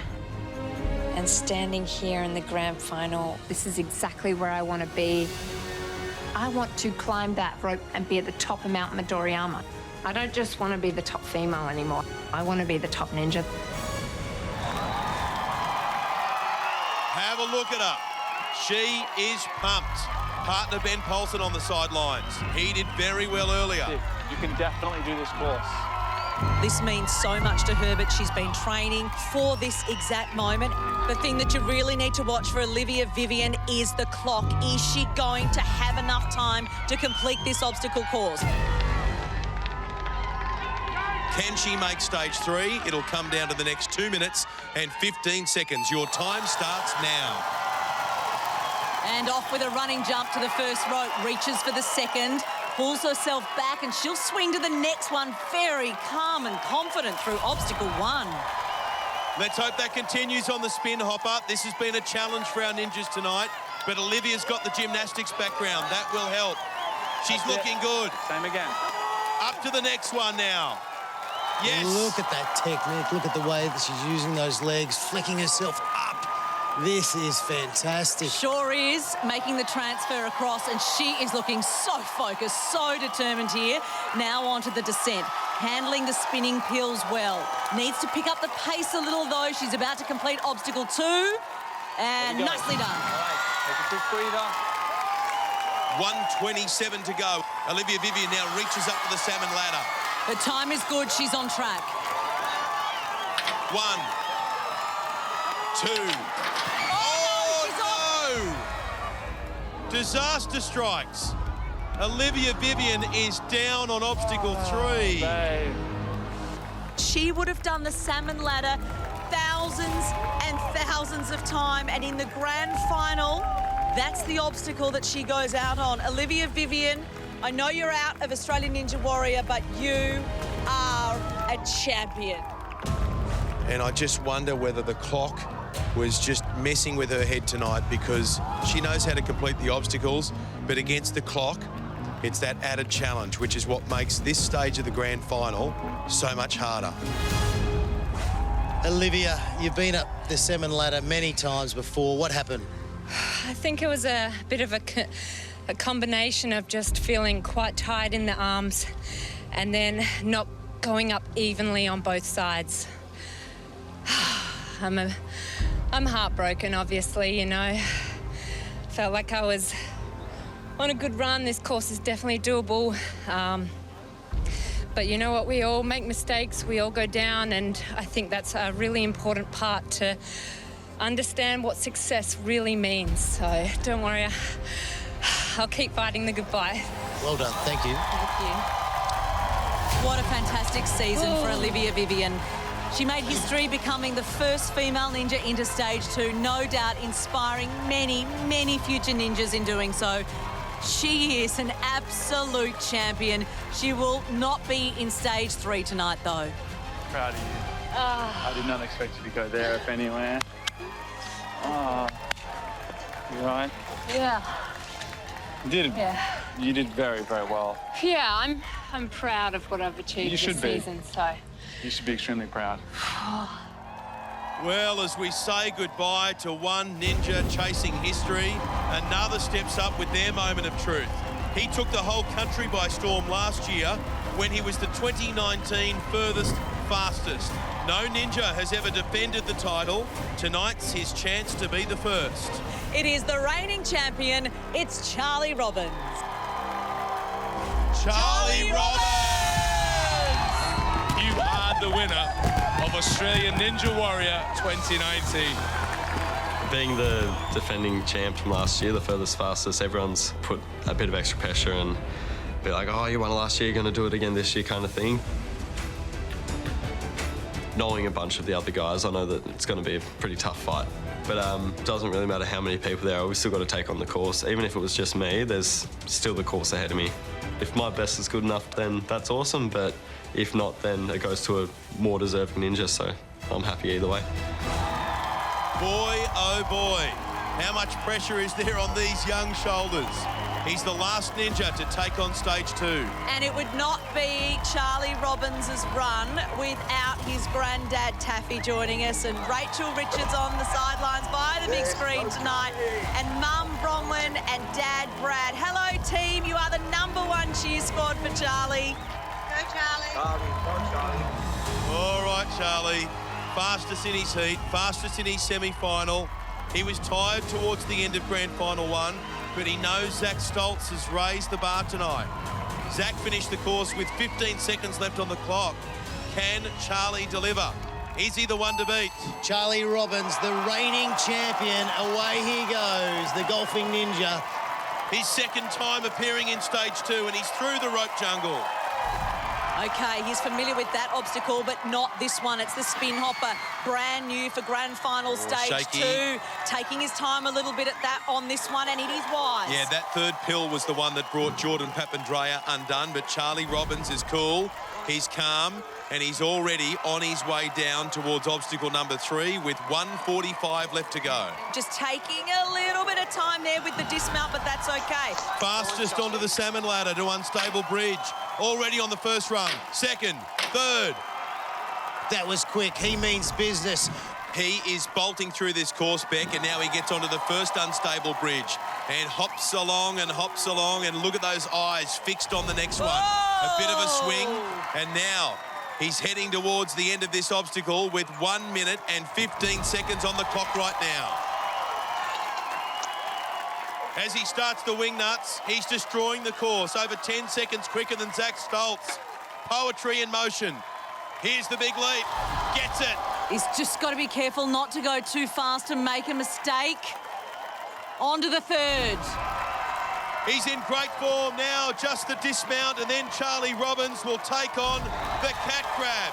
46 seconds left on the clock. He is slowing down a little bit here, Ben, but he's still more than 10 seconds quicker than Zach Stoltz. Got to get across to that third wall. 35 seconds from this moment now. Charlie Robbins has now got to lift up the 3 walls. The first is 20 kilograms. Does it? The second, Charlie. 30 kilograms. Does it? The third, 40 kilograms. Does it? And with 22 seconds left on the clock, Charlie Robbins becomes the 4th ninja through to stage 3. 7 seconds faster than Zach Stoltz. Sensational from the defending champ. He's seen all his rivals raise their game and qualify for stage 3. So to deal with that pressure and then come out and flow so smoothly, that was just something special. Finishing with over 20 seconds left, Charlie Robbins, he's still the one to beat. Charlie, the fastest ninja of the night. Well done. Thank you. Yeah, I had no idea about the time on that one. I thought if I waste a second looking for the clock, then that could be my second that I've missed the buzzer by, but no, I'm pretty happy with that one. You got the family behind you. Could you hear them screaming? Yeah, no, it's really good having there. It's a shame they couldn't be here in person, but it was really, really good to have them in the background on the screen. So thanks, guys. Well done and good luck. Thank you. Cheers. What a statement from the reigning champion. That run brings us to the end of stage 2 of what has proven to be an absolute nightmare of a course so far, Beck. Yeah. 8 ninjas had high hopes of moving on to stage 3, but we now have just 4 remaining. 4 left. With that incredible run, Charlie Robbins finished the course fastest with 22 seconds remaining. Zach Stoltz finishes second, 6 seconds slower with 15 still on the clock, with Ben Polson just getting better and better in third. And Matthew Bowles with another heart-stopping run, hitting the buzzer with 4 seconds left. On we go then to stage 3 of the 2020 Grand Final. The 5 toughest obstacles the ninjas have ever faced. The hang climb, the body prop, the crazy cliffhanger, the floating doors, the flying bar. No clock to beat this time. They just have to complete the course, something no ninja has ever managed to do in Australia. But if history can be made and stage 3 defeated, then Mount Midoriyama awaits with $400,000 and the title of Australia's first Ninja Warrior. Don't go anywhere. All the stage 3 grand final action is up next. In the first 2 seasons of Australian Ninja Warrior, all roads to Mount Midoriyama ended at stage 2. Last year, 5 ninjas broke through into stage 3 for the very first time. Charlie Robbins becoming 2019's fastest on the penultimate obstacle, the floating doors. But no ninja completed the course, meaning no one earned the right to take on Mount Midoriyama. Tonight, the best 4 ninjas in the country will try to make history by completing stage 3.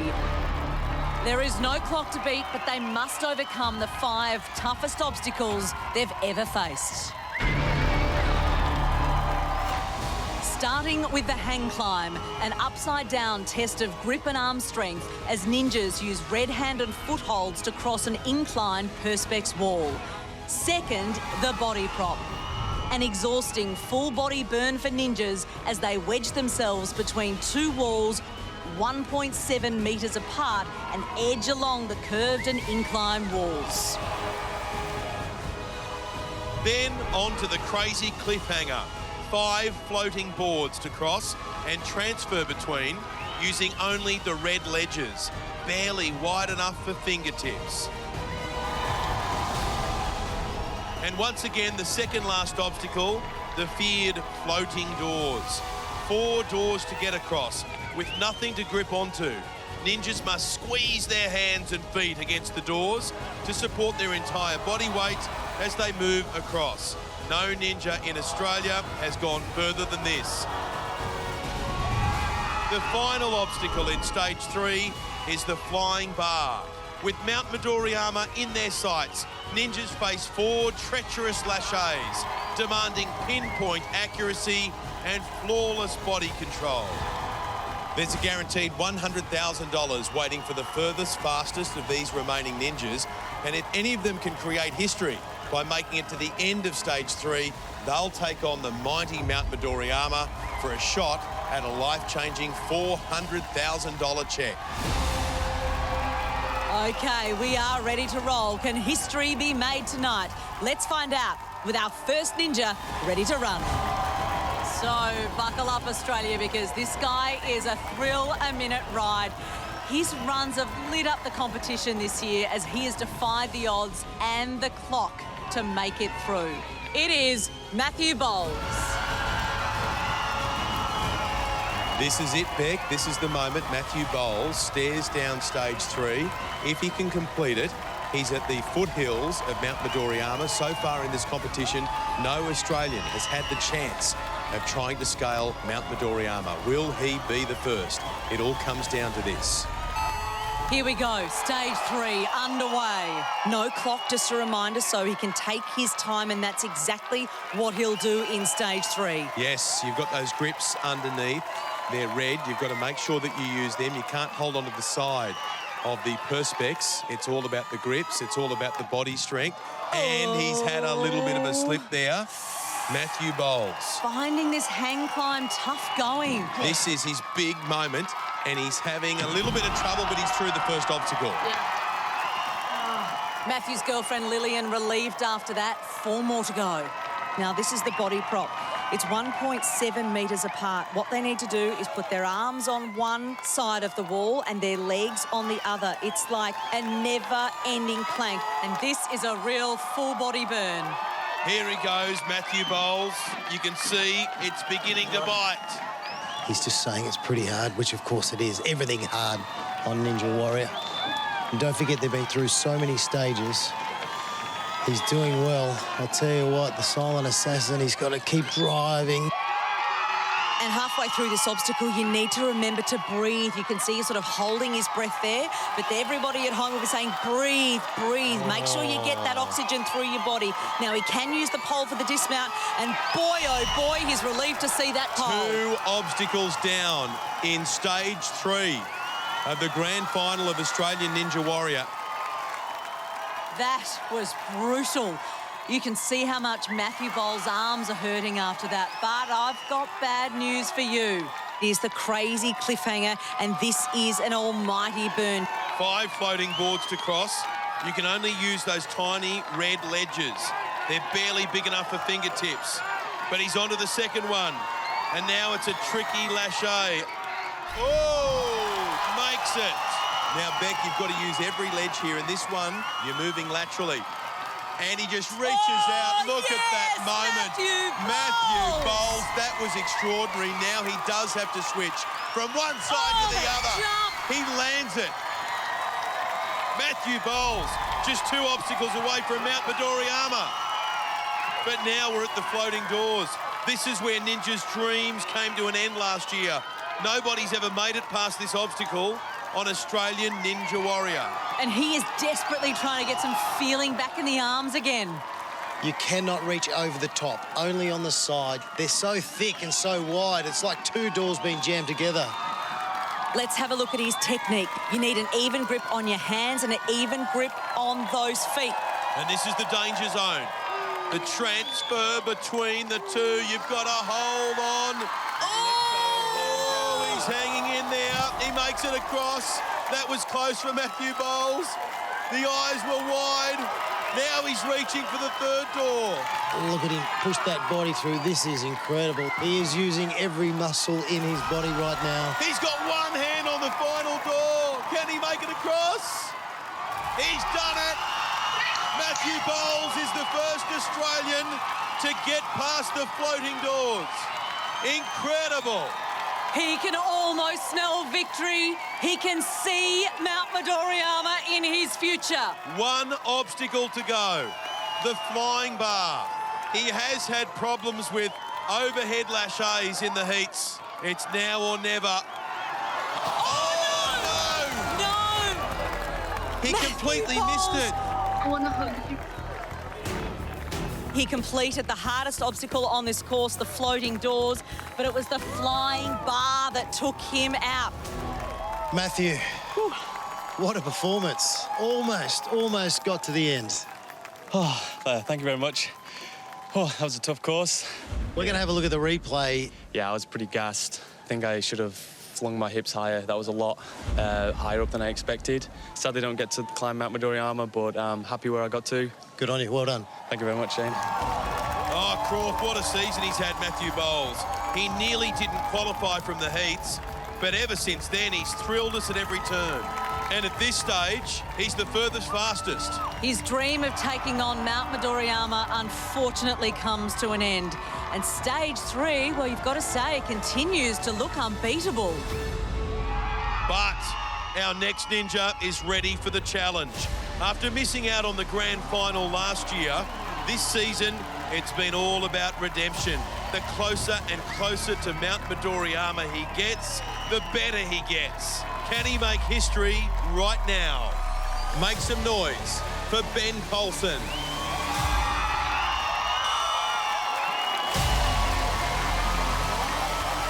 And there is Olivia on the sideline. Couldn't quite make it to stage 3 tonight, but she will be right behind Ben every step of the way.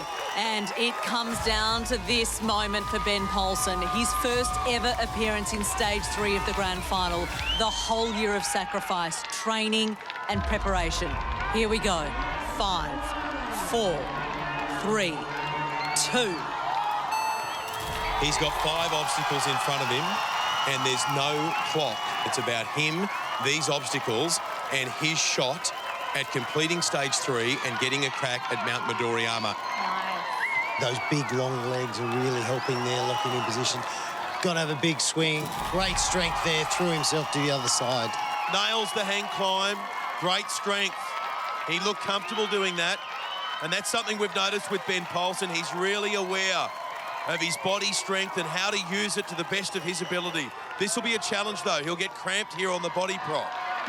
He's got a bit of a bend in the middle of the body while some other ninjas have to stretch right out. His body's actually way above the top of the obstacle. This is quite incredible that he is fitting in there. This is making it more difficult for him, that's for sure. The face is a bit of a giveaway on the body prop because you can get some sense on how he's handling it. Remember to breathe and don't take too much time. The longer you're on there, the more your body says, I've had enough. He wants to get to the end. Oh, he's having a bit of trouble. Come on, you're almost there. Ben Poulsen's got the shakes. Can he get there? He reaches out and grabs the pole and he beats it. Thank goodness. Fantastic effort from Ben Poulsen. I have never seen Olivia Vivian so stressed. 2 obstacles down for Ben Poulsen, Beck. Now the crazy cliffhanger. He's got to be smart with his body here and watch the legs as he transfers. You can see how small the ledge is. This needs to be millimetre perfect. And it is. Nice. Use that swing. Onto the 3rd board now. His legs are a little wild, but he's just getting himself set for the next lâché. Goes for it. Yes! Sticks it! Ben Poulsen is looking so good on this course, but he's having to dig really deep. This is the last transition before he's home and Ben Poulsen nails it. He's 2 obstacles away. Will he be our first ninja to take a shot at Mount Midoriyama? This is your moment, Ben. Ben Poulsen knows that he has to get through the floating doors, arguably the hardest obstacle in this stage. Trust in your training. Getting some advice from his partner, Olivia. Trust in your training. That's what she's saying from the sidelines. Trust in your training. It's all about technique, this one. It is all about technique. You need to get comfortable with your hands and you need to get comfortable with your feet. He's nice and outstretched. That's what the experts like to see. Needs to move the feet now, though. There's a real danger transferring between the doors. He grabs it with the feet, now the hands. Door number 3. He's holding on to it. Can he make the transfer? He does. 85 kilograms. He's got to hold up. 1 more door. All of Australia is Yes, hoping he's to get done to it. the There you go. He's done it. He is through the floating doors. He is 1 obstacle away from Mount Midoriyama. This is massive. Ben Poulsen needs to get everything out of his body to finish this apparatus. Here we go. This is going to be special if he can get to the line. Ben's also had his problems with similar obstacles. He went out on the slingshot in his heat. No room for any mistakes now. Here's the first lâché. He catches it. Oh, he's right on the edge. Corrects it. Now the next lâché. Oh, it's the same thing again. He's just hanging on. Ben Poulsen, can you believe it? Can he do it? He's almost there. We need him there. He's done it for himself. He's done it for every other ninja. Ben Poulsen, what a man, what a ninja. After 4 years and 20,000 applications, more than 600 ninja runs, 106 grand final attempts, we have one hero at the foothills of Mount Midoriyama. He's the only ninja ever to get to the bottom of Mount Midoriyama. The only problem is he's got to get up it. Just look at that rope. Just look at what Ben Poulsen now faces. Is he going to be the first to scale Mount Midoriyama? Oh, no. We've watched so many people have a crack at this show, Beck, but to have someone standing there at the base of Mount Midoriyama is a historic moment. Let him soak it up right now. This is your moment, Ben Poulsen. Ben Poulsen, unbelievable. You are the first ninja in the history of Australia to get a crack at Mount Midoriyama. How are you feeling? A little bit overwhelmed, to be honest. When you believe for so long that you can accomplish something, And time again, you try and you fail. And then when it all finally comes together, well, there are no words, you know, there are no words, but the mountain is behind me and I know I'm capable. I've been practicing, so I'm really excited to give it a crack, that's for sure. On the last obstacle, your very first lock-in, it was right on the edge. It's only centimetres away from dropping, yet you held it together and you finished the whole obstacle. You know, and that is a perfect example of Ninja Warrior. You're this close to failing at any point through any single obstacle, any single stage. Fortunately for me, I was lucky enough to make it, and here I am. I'm very, very grateful to be here. We cannot wait to see you get to the summit. This is going to be as good as it can possibly get. Yes, we are all very happy. We are jumping for joy. He's going to have a crack at Mount Midoriyama. Can he do it? Of course he can. He's Ben Poulsen. Will Ben Poulsen be alone? Now all the pressure switches to Zach Stoltz and Charlie Robbins. They'll be taking on stage 3 right after the break. Welcome back to Australian Ninja Warrior. Before the break, Ben Poulsen made ninja history, becoming the first Aussie to complete Grand Final Stage 3. He's advanced to the final challenge, the pinnacle, Mount Midoriyama. This season, 2 ninjas have led the way, Zach Stoltz and Charlie Robbins. Now it's their turn to face stage 3. Is there more history in the making? Next on the course, the most consistent ninja of the year. He's one of the favourites to become Australia's first Ninja Warrior, and right now, this is his chance to prove it. He is the one to watch. It is Zach Stoltz. The pressure is on Zach Stoltz. Ben Poulsen's made sure of that. Let's go through the equation. Complete all 5 obstacles, and it's on to Mount Midoriyama. There's no clock. Zach's mum, Joanna, and mates Ashlyn and Dirt are joining us via the big screen, all ready to see something special. The Zach attack, he's ready to rock and roll. He's been the most consistent ninja throughout this series. Can he bring it home? Zach Stoltz gets his hands on those grips, and this is obstacle number 1, the hang climb. Off to a controlled start, and we've seen him right throughout this series. He never stresses, and that's going to hold him in good stead tonight. Oh, very good. Swing those hips, goes for it. That is a good start. 1 obstacle down, now the body prop. It's all about core strength, keeping the hands on one side of the body prop and the feet on the other, and hopefully not falling in the middle. And look how high he is. He's got a lot of stamina there. He's almost halfway. Great concentration. Look at the concentration on his face. He can't afford a lapse here, Croft. Got to push those arms, got to push those legs, get his way towards that pole. This is the exit. Oh, hang on, yes! Unconventional, but it worked. That's exactly, take your time. 2 obstacles down, 3 to go. Shaking out the arms before the crazy cliffhanger. 5 boards to get across. You can only touch those red ledges on each board, which seem way too small to hold on to. This is the hard bit. You've got to cross from one side of the obstacle to the other. He gets those legs swinging, makes sure of the catch. Zach Stoltz. Arguably, this is even tougher because you're not going from one to the other. You're side to side, but he grips that one too, Beth. And what about the strength required to hang on to such a teeny tiny ledge? Makes the transfer, and Zach Stoltz is down. 2 obstacles to go for Zach Stoltz. He'd be feeling the burn now, trying to get some blood back into those arms. He's got to deal with the floating doors now. And this is by far the worst obstacle in this section. There is nothing to grab onto. Can Zach Stoltz become only the 3rd ninja ever to beat this obstacle? Here he goes. You're not allowed to touch the top of them. It's all about the hands and the feet, and hopefully getting them all working together at once. There was a bit of a slip there. Let's hope Zach Stoltz can rectify the situation. I think he has. His form looks great. He is gripping so tight with his feet, but he's grimacing on his face. He's undoubtedly in pain right now. Oh, he's done it! Zach Stoltz becomes the 3rd ninja to get past the floating doors. He's 1 obstacle away from joining Ben Poulsen at the foot of Mount Midoriyama.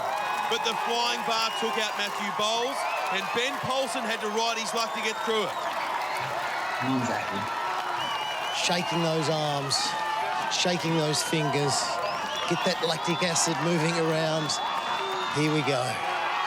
Up he goes onto the first bar. He needs to take that bar with him, and he has to go up higher on these first two jumps. Oh, Beck. Come on, Zach Stoltz. You've trained for this moment. Yes! As he makes the first leap, needs to make another one now. Here he goes, Zach. He's halfway. He catches it. Now he's got two more to go. He's gone straight away. He's going to do it. He's going to do it. He's Zach almost Stoltz. home. Come on, you are home, baby. Stoltz. You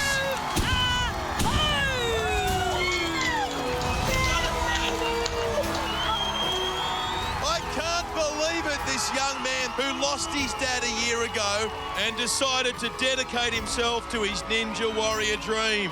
And now his dream is a reality. Zach Stoltz has a shot at Mount Midoriyama. This is an ordinary bloke who has just completed the extraordinary. He now is at the base of Mount Midoriyama. He's going to look across at that and say, I want that $400,000. He's been one of the best ninjas all season. He's shown us he's got what it takes to go all the way to the top. Zach, oh my goodness, well done, mate. You are the second person in Australian history to reach Mount Midoriyama, and that was just very special to watch. Thank you very much. I can't believe that just happened. My idea was to try and go nice and quick, but keep it within my bounds of actually being capable of doing it. So, stoked that it worked out. I mean, I can't complain. Good on you, mate. Well done. Thank you very much, bro. Two ninjas are through. Two ninjas will have a crack at Mount Midoriyama. The ultimate challenge has now become the ultimate race. It's no longer about who can conquer it. It's about who can do it the fastest. The final ninja to take on stage 3 has raised his game every time he's been challenged, including setting the fastest time of the night in stage 2. With his rivals progressing, it's time once again for the reigning champion to show us what he's got. It's the one, the only, Charlie Robbins. Here he is, 2019's furthest fastest. He knows Zach Stoltz getting a crack at Mount Midoriyama. He knows Ben Polson's getting a crack. Can he do it too? His family's watching on at the moment. On the big screen, Granddad Taffy. He'll be nervous right now. Focus, mate. Focus. He's the golfing ninja tonight. He's not going to par the course. He needs to birdie it. And if anyone can do it, it's Charlie Robbins. And the buzzer goes. Off he goes onto the hang climb. Straight into it, not mucking about. Good footwork. Look at that. He knows what he's doing. This is going to be about how well Charlie handles the pressure. He looks comfortable through the hang climb, and that is one down for the champ. If he's going to do better than Ben Polson and Zach Stoltz, he needs full concentration on the body prop. Charlie Robbins. There's not a lot of him. He weighs 68 kilograms. He's 175 centimetres tall. He's now in the middle of the body prop. It's 1.7 metres wide, working his way through well.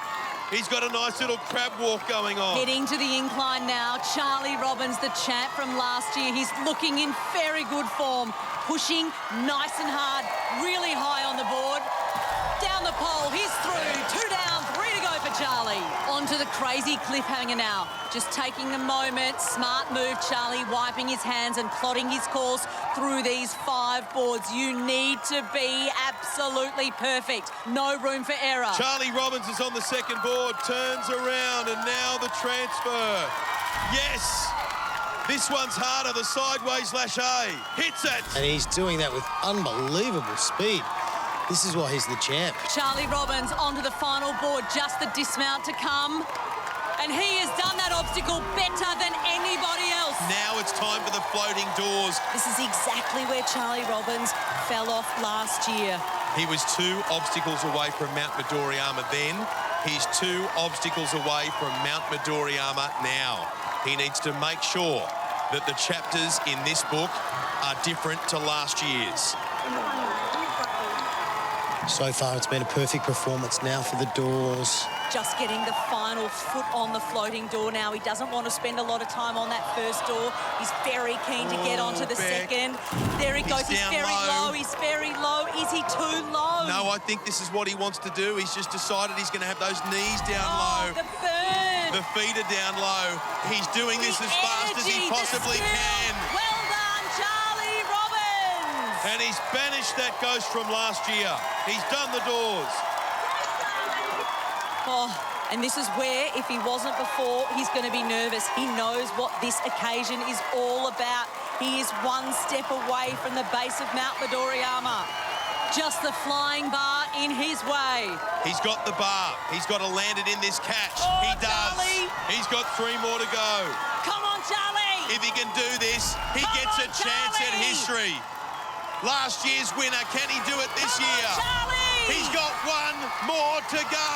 Yes, Charlie Robbins. Charlie Robbins, the winner of Australian Ninja Warrior last year, becomes a contender for Mount Midoriyama in 2020. What a moment. The 3rd ninja to complete stage 3. He's better than ever. Charlie Robbins, you bloody legend. The 21-year-old golfer gets a shot to scale that massive mountain we know as Mount Midoriyama. It's 20 metres high and it's there for the taking. A junior golfing champion. He reminds us of that right now. We've been waiting for 4 years for someone to make history, complete stage 3 and take on Mount Midoriyama. And with that run, under tremendous pressure, Charlie Robbins becomes the 3rd ninja to make it through. He had a scary moment or two, but Charlie has just shown everybody he is a champion. Charlie Robbins, thank you. Champion from last year. You now get your very first chance at climbing Mount Midoriyama. How are you feeling? I'm pretty stoked right now. When I knew I was through to stage 3, the only thing really on my mind was those doors. Obviously, I fell on them last year, so I was pretty nervous stepping up onto them. I had a little bit of a slip up about 1st and 2nd one, but yeah, I just gripped as hard as I possibly could and just did not want to let go there. So I'm pretty stoked about all that. The way that you flew through the course, it's like you've left a little bit up your sleeve just for the very end. Yeah, I'm not sure about that. This is a do or die. There's no point holding anything in the tank for tomorrow morning or anything. There's going to be nothing left out here at the end of the night. Well done. The golfing ninja on fire. Let's hope you can bring it home. Thank you very much. An amazing performance from Charlie Robbins, the 3rd ninja to finish stage 3. He was faster than Ben Poulsen and Zach Stoltz. We are heading towards a big climax. This is history in the making, Beck. For the first time, we have not one, but 3 ninjas who will attempt the mighty Mount Midoriyama for the title of Australian Ninja Warrior and $400,000. It's Ben Poulsen, Zach Stoltz and Charlie Robbins head-to-head after the break.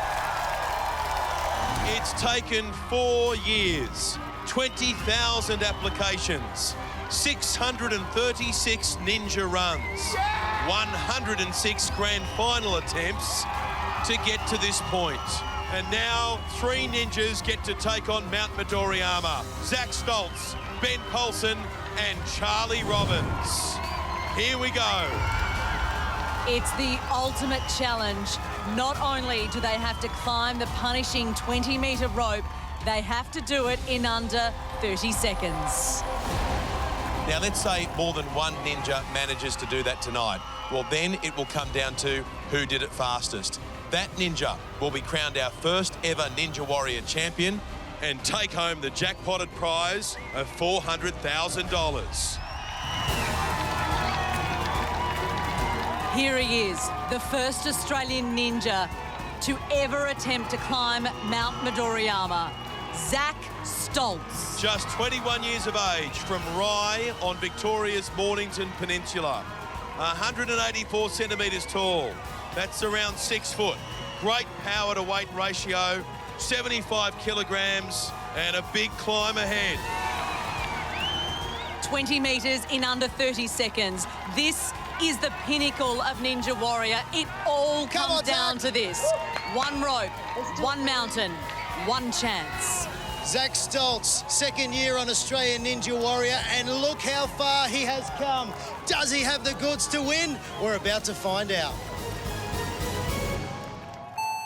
Zach Stoltz is up and away in the most important climb of his life. He's doing this for Mum Joanne, his biggest fan. He's about 10 metres up. It's been a great start, but there's a long, long way to go. He needs to dig deep. He's driving those legs, driving those arms.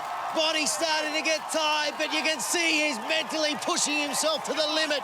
He's struggling a little bit, but he's closing in on the top of Mount Midoriya. Only 3 seconds left, nearing the top. Is he going to make it? He's done it! Yes! He's done it! He's made it! He's made it to the top of Mount Midoriya! Zach Stoltz has beaten Mount Midoriya in a time of 29.8 seconds. And for the first time in Australia, we have a ninja on top of the mountain. You are a hero, Zach Stoltz! What does it feel like to be on top of the world? Feels unreal, man. It's an awesome view from up here. See all the course we've done in the past, and man, it's beautiful. Come down and enjoy it, mate. Zach Stoltz conquers Mount Midoriya.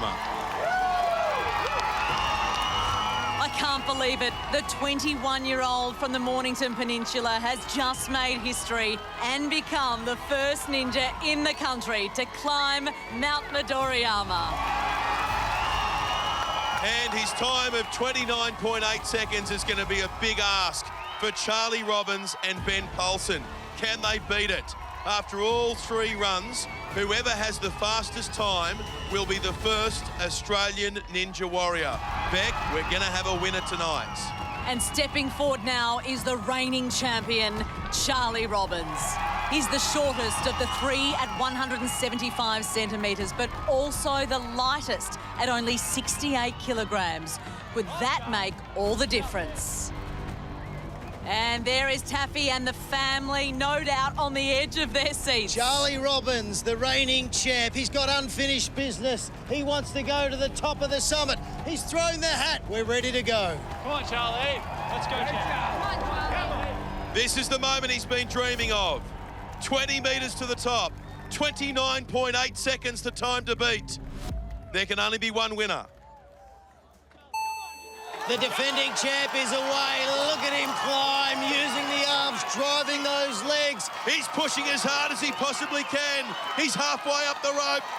29.8 is the time to beat. Can he do it? He's starting to really find it tough, but he won't give up. He's got a huge heart. He's driving right to the top.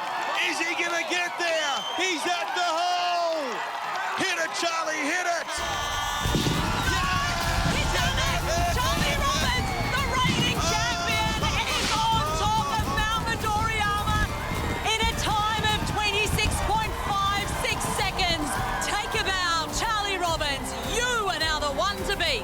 The golfing champion from Portsea Golf Club has just conquered Mount Midoriya. 3 seconds faster than Zach Stoltz. What a sensation! Well, there are very few ninjas in the world, Charlie Robbins, that have been standing right where you are tonight. You didn't do this alone, though, Charlie. The family support for you has been amazing. No, family's been awesome. Unfortunately, they couldn't be here tonight, but it was great to have them. But friends as well. Zach's one of my best mates going around. You've done it. You've done it. You have done it. I didn't think we could top Zach Stoltz's climb, but Charlie Robbins has just done it. He was fast, he was strong, and when he needed to dig in, that's exactly what he did. Hitting the buzzer in 26.56 seconds. What an incredible time. Can it be beaten by Ben Poulsen? Charlie Robbins, what a legend you are. Winner last year. This year, you conquered Mount Midoriya. You must really love it. I've been really, really lucky the last 2 years. I've met some amazing people. I'm surrounded by some amazing people. I've got to do things that are just once-in-a-lifetime experiences. So I'm so stoked that I got up there. So no matter what happens, I'm happy. Congratulations. We love watching you. Well done. Thanks, Shane. Well, the drama goes up another notch. Charlie Robbins, finishing 3 seconds faster than Zach Stoltz, is now in pole position to become the first Australian Ninja Warrior. There's just one more ninja to go. One more attempt to conquer Mount Midoriyama. Can Ben Poulsen defy the odds and create Ninja Warrior history? You're watching the grand final climax of Australian Ninja Warrior. After the break, we'll answer the question, who is our first ever champion? Welcome back to the Australian Ninja Warrior Grand Final on a night where history has been made. For the very first time, 2 ninjas have conquered the ultimate ninja challenge, Mount Midoriyama. Zach Stoltz battled his way to the top of the 20-metre rope climb in 29.8 seconds. Only to be outdone by reigning champion Charlie Robbins, who hit the buzzer in just 26.56 seconds to lead the way. At this point in time, he has one hand on the $400,000 jackpot. Only Ben Poulsen can snatch it from him. Tonight, we will crown the first ever Australian Ninja Warrior. Come on, Ben! And that's exactly what our final ninja, Ben Poulsen, has been dreaming of for 4 years. Go, champ! Let's go, champ. The Breathe! 27-year-old is the tallest ninja at about 6'5". He's also the heaviest ninja at 85 kilos, and that could be an issue the further he gets up the rope. It all comes down to this, Australia. If Ben Poulsen can get up that rope inside 26.56 seconds, he'll become the first ever Australian Ninja Warrior and walk away with 400 grand. Anything less, and Charlie Robbins is the champion again. He'll get the cash and the title. Ben Poulsen is ready to go. Mount Midoriyama, look out. 4 years he's been waiting for this. History in the making. Ben Poulsen set for the most important climb of his life. Trust your training. I don't know who is more nervous at this point, Olivia Vivian or Ben Poulsen. Here we go. Ben Poulsen's moment of truth. He's got to make a good start here to have any chance. Look at the arms pumping. Look at the legs pumping. He's looking fantastic. He's neck and neck with Charlie Robbins as we hit the halfway point. But we know Ben Poulsen is a machine. This man is conquering this almighty beast. Mount Midoriyama is almost done. He gets up through the hole. He's got to go for the buzzer. He hits it. Ben Poulsen! He's done it! On the top of Mount Midoriyama, Ben Poulsen, the 2020 champion. There was only 1 second in it. He's beaten Charlie Robbins and taken the title. The first Australian Ninja Warrior is Ben Poulsen. He's joined an elite group. Let's go, champ! Let's go. Only a handful of ninjas across the globe have conquered Mount Midoriyama and won. He knew he could do it, and he's just proved it to us all. Look how high up he is up there. How are you feeling right now? I feel fantastic, you know. I'm super stoked to be here. Well, so close for Charlie Robbins and Zach Stoltz, both proving they've got what it takes to beat Mount Midoriyama. But tonight is Ben Poulsen's night. He's the Ninja Warrior champion. But this moment didn't just start tonight. Any time that a mountain has been conquered, it started with a first step. For Ben Poulsen, that was 4 years ago. And this was the driving force behind the countless hours of training and dedication. It was all about standing at the foot of Mount Midoriyama, putting his hands on the rope in the belief that he could become the first ever Australian Ninja Warrior. We've wished and we've waited, and tonight we've been rewarded. Ben Poulsen has not only conquered Mount Midoriyama, he did it in the fastest time. So now, ladies and gentlemen, we can confirm the winner of Australian Ninja Warrior 2020, Ben Poulsen! Here we go, you superstar. Well done. Grab a hold of that. It's nice and heavy. Ladies and gentlemen, the Australian Ninja Warrior champion, the first to conquer Mount Midoriyama and claim the prize, Ben Paulson. And Olivia, you better come in here Yes, and come give on in. your man a big kiss.